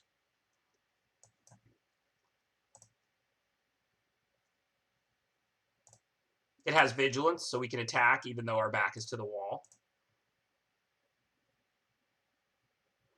And then our choice is a 3/2 or a 2/2. I think a 2/2 is a little better right now because we're probably going to end up trading it off. Hey, thanks to everybody who's sticking around. I'm sure there's plenty of people going to sleep and some new people tuning in. But thanks to everybody who's around, hanging out, supporting the charity, supporting my stream and my limited content. Y'all are the ones who make this possible, so thank you. All right, for now, all I really want to do is not take damage. But, I mean, I don't think they're holding a pump spell unless they just top-decked it. And even if they were, yeah, it's better to not die right now, but can we win? We actually could, because Carriage gives us 3 blockers. So, like, we have 2 real choices here, right? 2/2 on 3/1 is almost scripted. And then we can put our 3/3 on the 2/1, or we can put our 3/3 on the 3/3. If they don't have a pump spell, and we put our 3/3 on the 2/1 and go to 2, that's better for us, right? We eat a 2/1. We take 1 extra point of damage. The thing is, if they do have a pump spell, most of the pump spells give +2/+2. And if they use it on this 3/3, let's say, and kill ours, they have 2 creatures out and we're at 3, and one of them has 2 power. We're not in bad shape. If we draw planes, we can play Carriage. So I don't think we actually need the extra value. I think we actually can beat a pump spell. So I think I'm just going to block 3/3 on 3/3, 2/2 on 3/1, and let the 2/1 through. Because if they have +2/+2 here, we can still win this game if we just draw a land. All we need to do now is draw a land for Carriage, and we're actually still looking pretty good.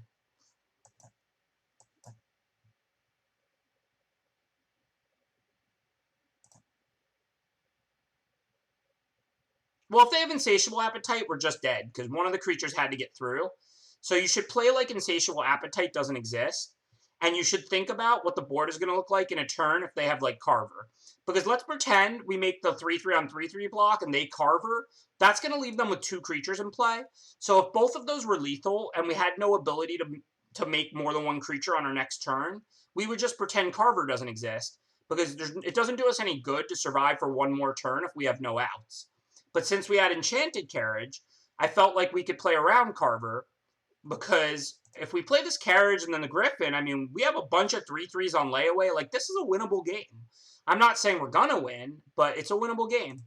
Well, not anymore, because they just top-decked Fairy Guidemother off trail, so now they can just lethal us, unfortunately. But it was a winnable game.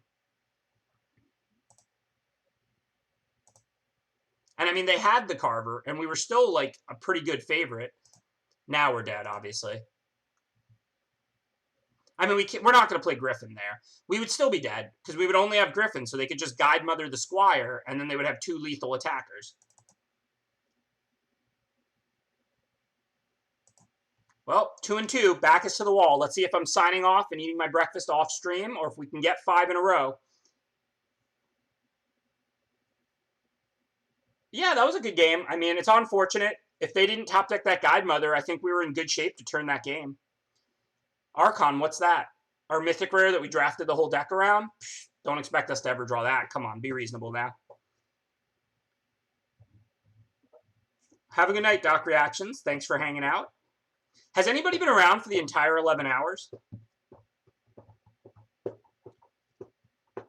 I mean, I know it's the middle of the night pretty much everywhere, so most people probably went to sleep. And then a bunch of new people woke up in Europe and stuff like that. Would be pretty cool, though. I wonder if anybody has been around since the start. You can eat breakfast at any time, you know. There's no rules. This is actually my dinner. Like, this is my third meal of the day. I ate breakfast and lunch. I ate lunch before the stream. 90% is good. I'll take it on an 11-hour stream. Haha. It is pretty funny that people probably could have watched last night, slept for 8 hours, woke up, and I'm still on. That's kind of cool. Oh, that's awesome. You've been here the whole time, Bad UK? That's cool.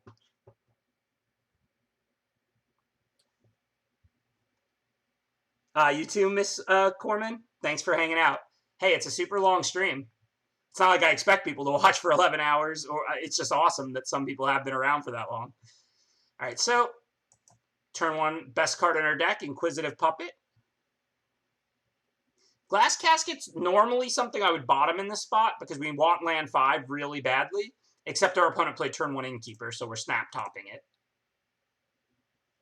But if they had played virtually any other card or nothing on turn 1, I would bottom even a good removal spell like Glass Casket here, because we have 2 really powerful 5-drops, so land is a good draw for us. So I would normally bottom Glass Casket, except turn 1 Innkeeper must be killed. Can't sit around watching them draw extra cards turn after turn.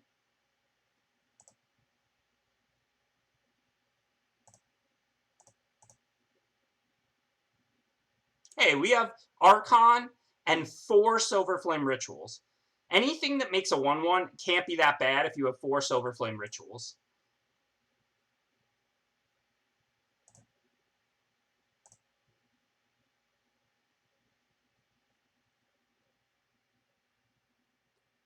Certainly not against trading a 1/1 for a 3/1. I know we could block, exile it, and then like on tap with our 1/1, but I don't think we want to do that. With a green mana open, they can't do anything. I think I'm pretty happy to just turn it into a 1/1 and trade the 1/1 for their 3/1, right? This is a good trade. Now we have Youthful Might to stop their other stuff if they can't kill it.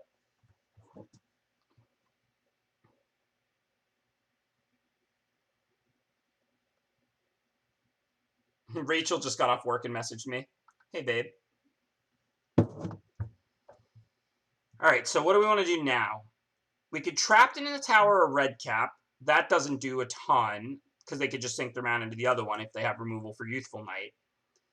We could play Shepherd, but Youthful Might is kind of stopping both their creatures, so I think I'm just going to chill. If they have removal, then I'll use Shepherd to save the Youthful Might. I can take a small hit. I don't think we want to do anything here. I think we just hang out.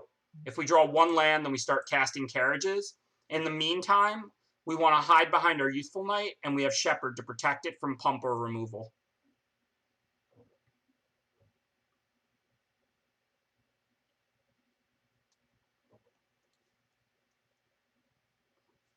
Another thing that's cool, if they play some awesome 3-drop, towards the end of the game, we could Shepherd back the Casket, because once they're empty-handed, Innkeeper's not a scary card. And then we could, replay it.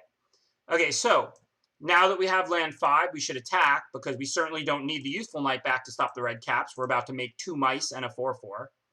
Can always slap a mice, each one of those mice in front of the red caps. That's a great trade for us.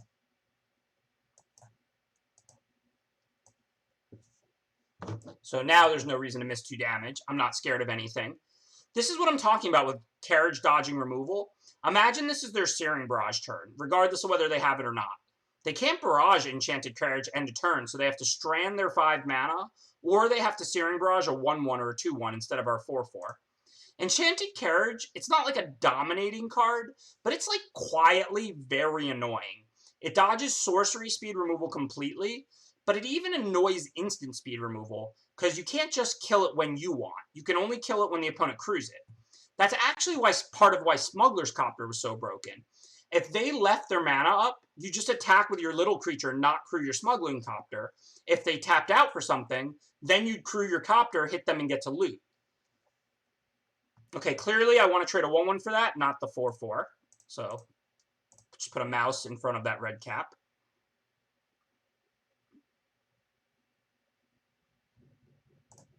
Oop, there's a knock on the door. I like this.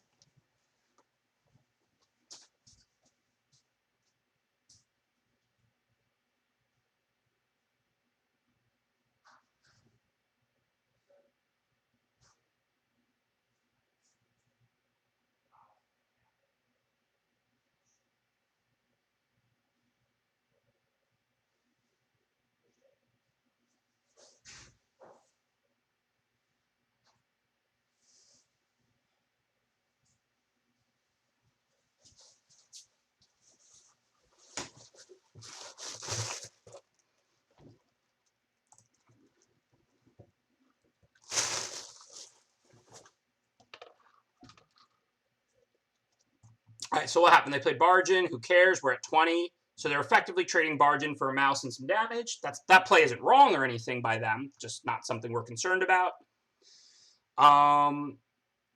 We're going to play another Carriage this turn, so I assume we can attack with whatever we want.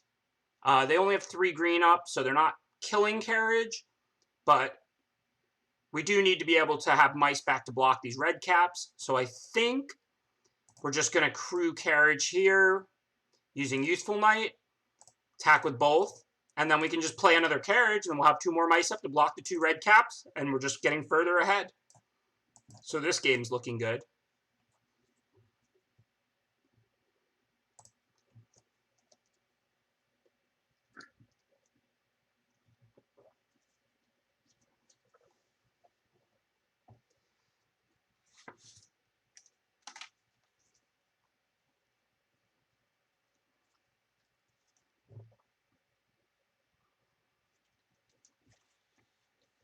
Well, Rampart Smasher is a really good card. It's super annoying, but we've got Trapped in the Tower, so this game is looking pretty much over.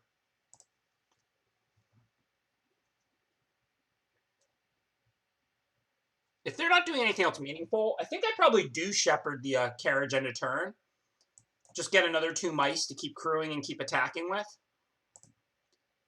Because this turn, if I draw a land, I want to play Trapped in a Tower on Smasher, and I'll just replay that Carriage. If I don't draw a land, I'm still going to Trapped in a Tower Smasher, but then I'll just play Shepherd and Princess. So, I mean, for now, it's Trapped in a Tower on Smasher. We're at a point where we can go full-blown aggro. We'll put out the Shepherd, crew the Carriage, and just attack with everything. I still have a Princess back, and I'm at 16 life, so, I mean, they're not killing me. And they can't even kill the Carriage right now with 3 open. I mean, they could double block, but then they would lose both of their red caps. So, I mean, this is like a pretty safe attack. Can't really work out bad for us. There's not going to be any surprise lethals on the backswing from 16.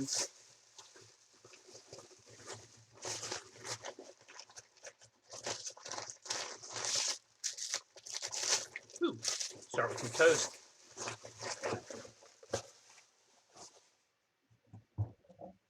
All right, head exploding. I'm going to be a man of my word. I know it's 5 a.m., so if we lose another game, we're out of this draft and we're done for the night. If we win 4 straight, there's a whole nother draft. So time for a hot streak. We're 3-2. The deck is really good. We had some rough draws. Time to see if we can get hot.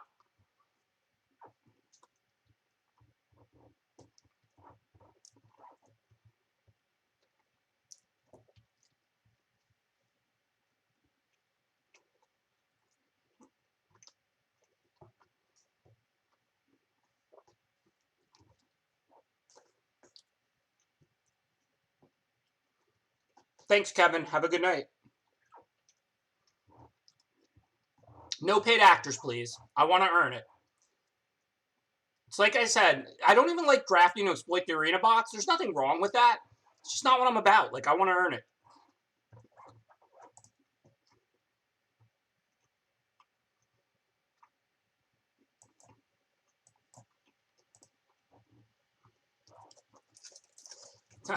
I hope to find out, Beacon Batu. If we cast Archon, then we'll find out what the animation is, but we have yet to draw the card.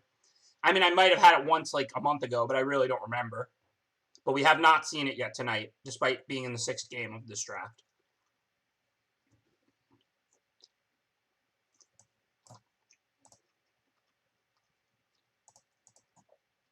We have a slow hand, but it's not a bad hand. We can always Glass Casket anything they play next turn, and then after that, hopefully we'll draw a creature or two. I mean, obviously we don't really want to ritual just Fairy Guide Mother, but we can pump Fairy Guide Mother Grange. So, I mean, we're not under pressure, assuming we draw like a creature to play by turn 4. Well, that's rough.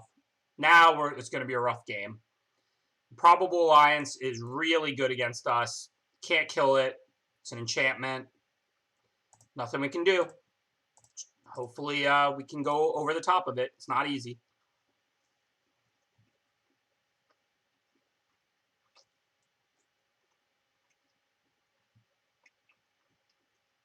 It's another card that doesn't match up well for us. We can't really kill it. We can trap in a tower it, but that doesn't stop its ability. So I think now, what can we really do? Let's play our puppet, see what's on top of our deck. We're really just looking for a land. I'm not going to take a 3/3. Land 5 gives us Carriage and Prize Griffin. Now I think we pretty clearly want to pump the flyer.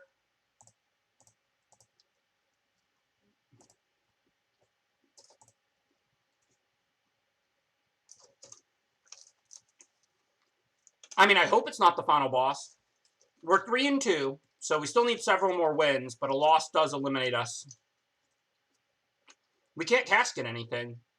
Three casting cost or less. Mad Ratter has 4 casting costs, and Improbable Alliance is not a creature. I would have casketed either of these permanents in a heartbeat if I could. On the bright side, though, they don't seem to have the ability to trigger their stuff right now, and I can casket Merchant of the Veil. So assuming they don't have Opt or whatever, they're not triggering these cards right now, and I can casket away the Merchant, so could be worse. So no-brainer here. Let's turn off their ability to activate their stuff, add a Princess to the board, and get in another 2 damage for this turn.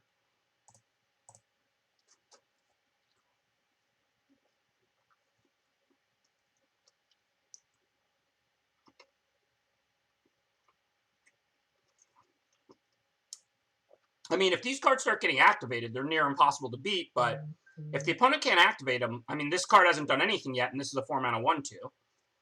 If we draw a land, we can go Carriage, and then the following turn, we can crew it and then ritual our team, so we still have a game. I mean, I'd rather be on their side than mine, but it depends what they have in hand, and we definitely still have a game. For now, I mean, we drew the land, so we're definitely going to attack with Guide Mother and then just play one of the 5-drops. I think Carriage should be able to attack profitably, so I think that's the one we want to get out first here.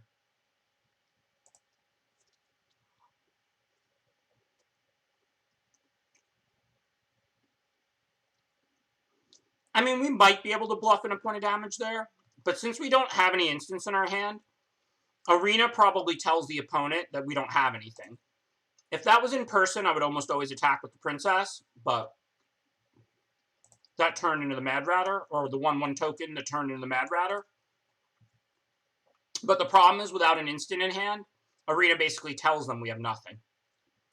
Okay, though, I think we have a really good turn now, right? Like, if we crew this Carriage here, we can then ritual. Everything is going to get pumped. They can't counter it. So, I mean, this looks pretty good for us. If they trade off the Ratter, that's great for us. The rest of their creatures are 1/1s.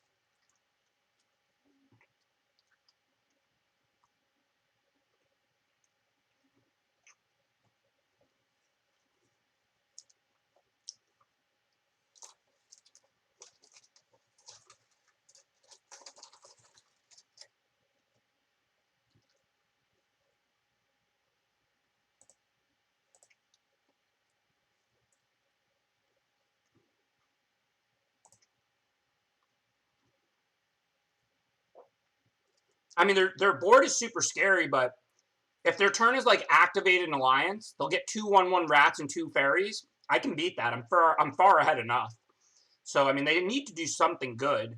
I mean, obviously, they still have a scary position. Like, if they opt, they still get to spend the rest of their mana doing whatever else, and they trigger everything. But I'm not scared of land 6, Activate Alliance. They pretty much need to have, like, a cheap way to activate the stuff, and then, like, a removal or a good card or something.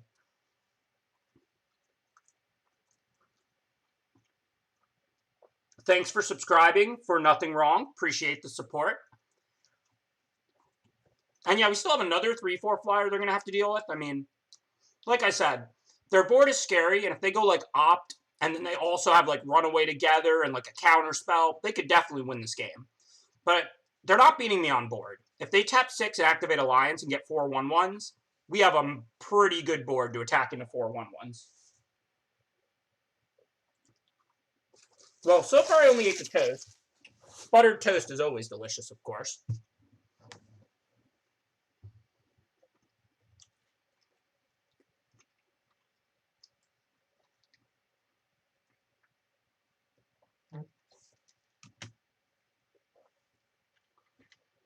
All right, that is what we wanted to see. I mean, not that it's great. I mean, they get 4 1/1s, but like I said, our board is good enough to attack profitably in a 4 1/1s. If we draw a land, we might even trap in a tower one of the rats just to make their blocks worse. Because if we force them to block with Ratter, that's awesome. But I mean, also we have a 5-drop that's pretty good to play. So let's take our draw step and see what we get. So our options now are trapped in the tower. We can trap in the tower 2 rats, or we can play Prize Griffin. So let's look at the 2 options, right? If we trap in the tower 2 rats, we crew the carriage with a 2/2, and then we attack. We have Guide Mother, a 2/2, Princess, and Carriage attacking into 3 blockers. So they don't have to block with Ratter, but they would have to double chump block then, take 4 and go to 2 and kill nothing of mine if they don't block with Ratter.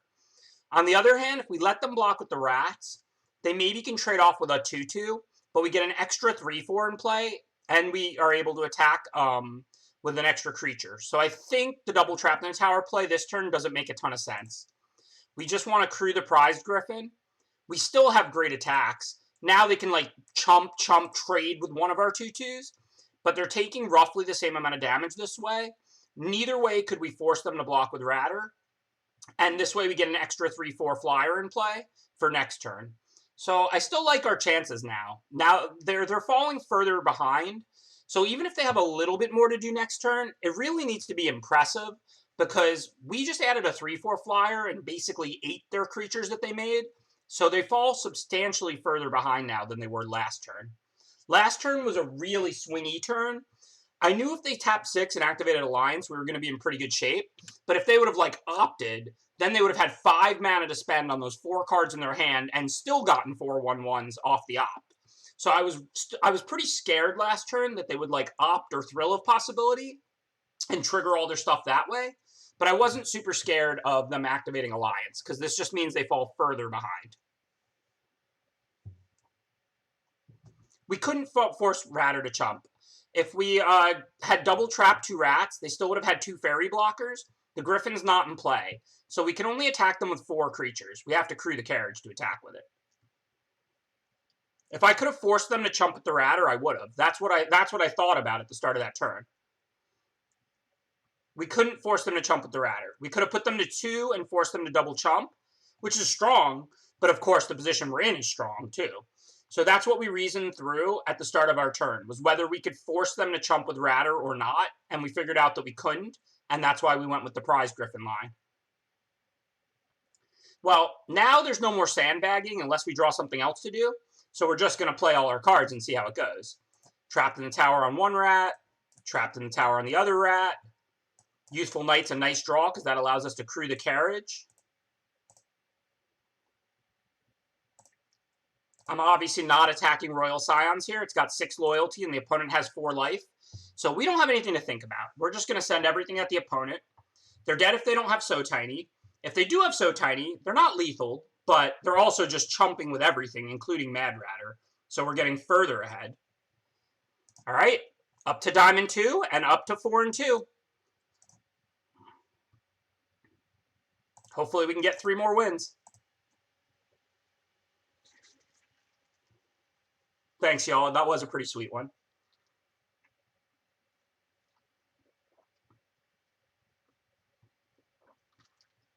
What's an Archon knowledge thing, Cole? I don't even know what you're talking about. Is that a magic card? Archon?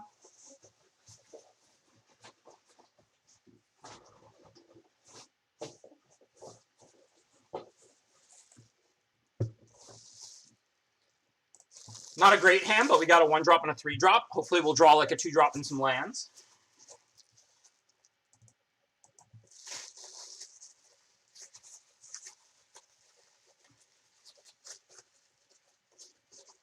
Well, turn 2 Clover's scary, but don't know whether they have stuff to copy or not.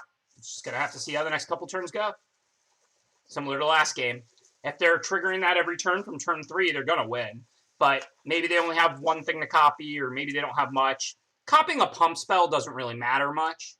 But, I mean, if they can, like, you know, start copying, like, knights and making multiple things, then we'll probably lose.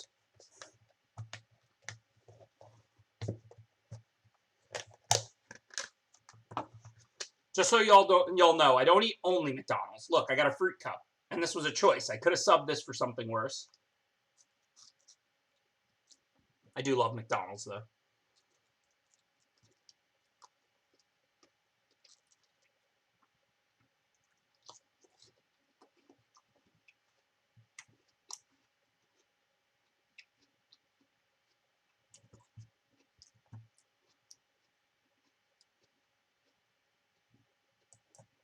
All right, could be better, could be worse. Jump that Hengewalker. Merrily Rider can't even block the Princess. And then we have the Guide Mother to trade off with the Merrily Rider if they don't have anything. Not the best, not the worst. We're 1 land away from the carriages, and if we don't get there, we've got the rituals.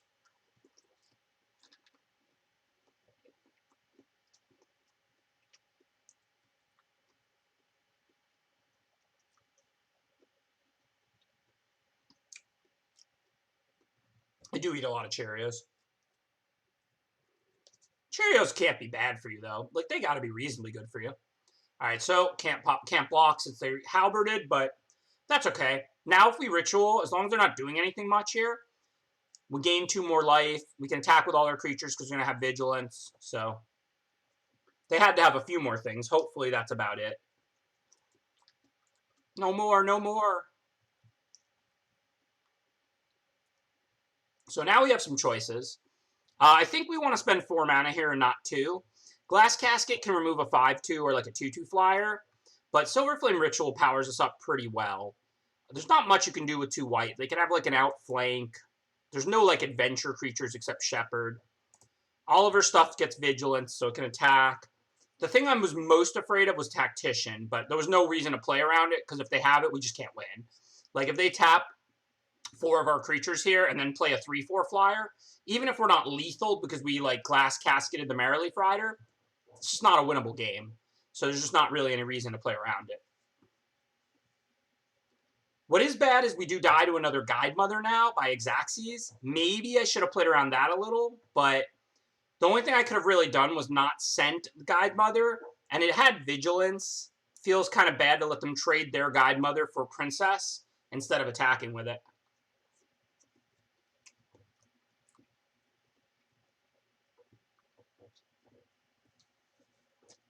I mean, they just had a little too much. Like I said, we're not going to win that anyway.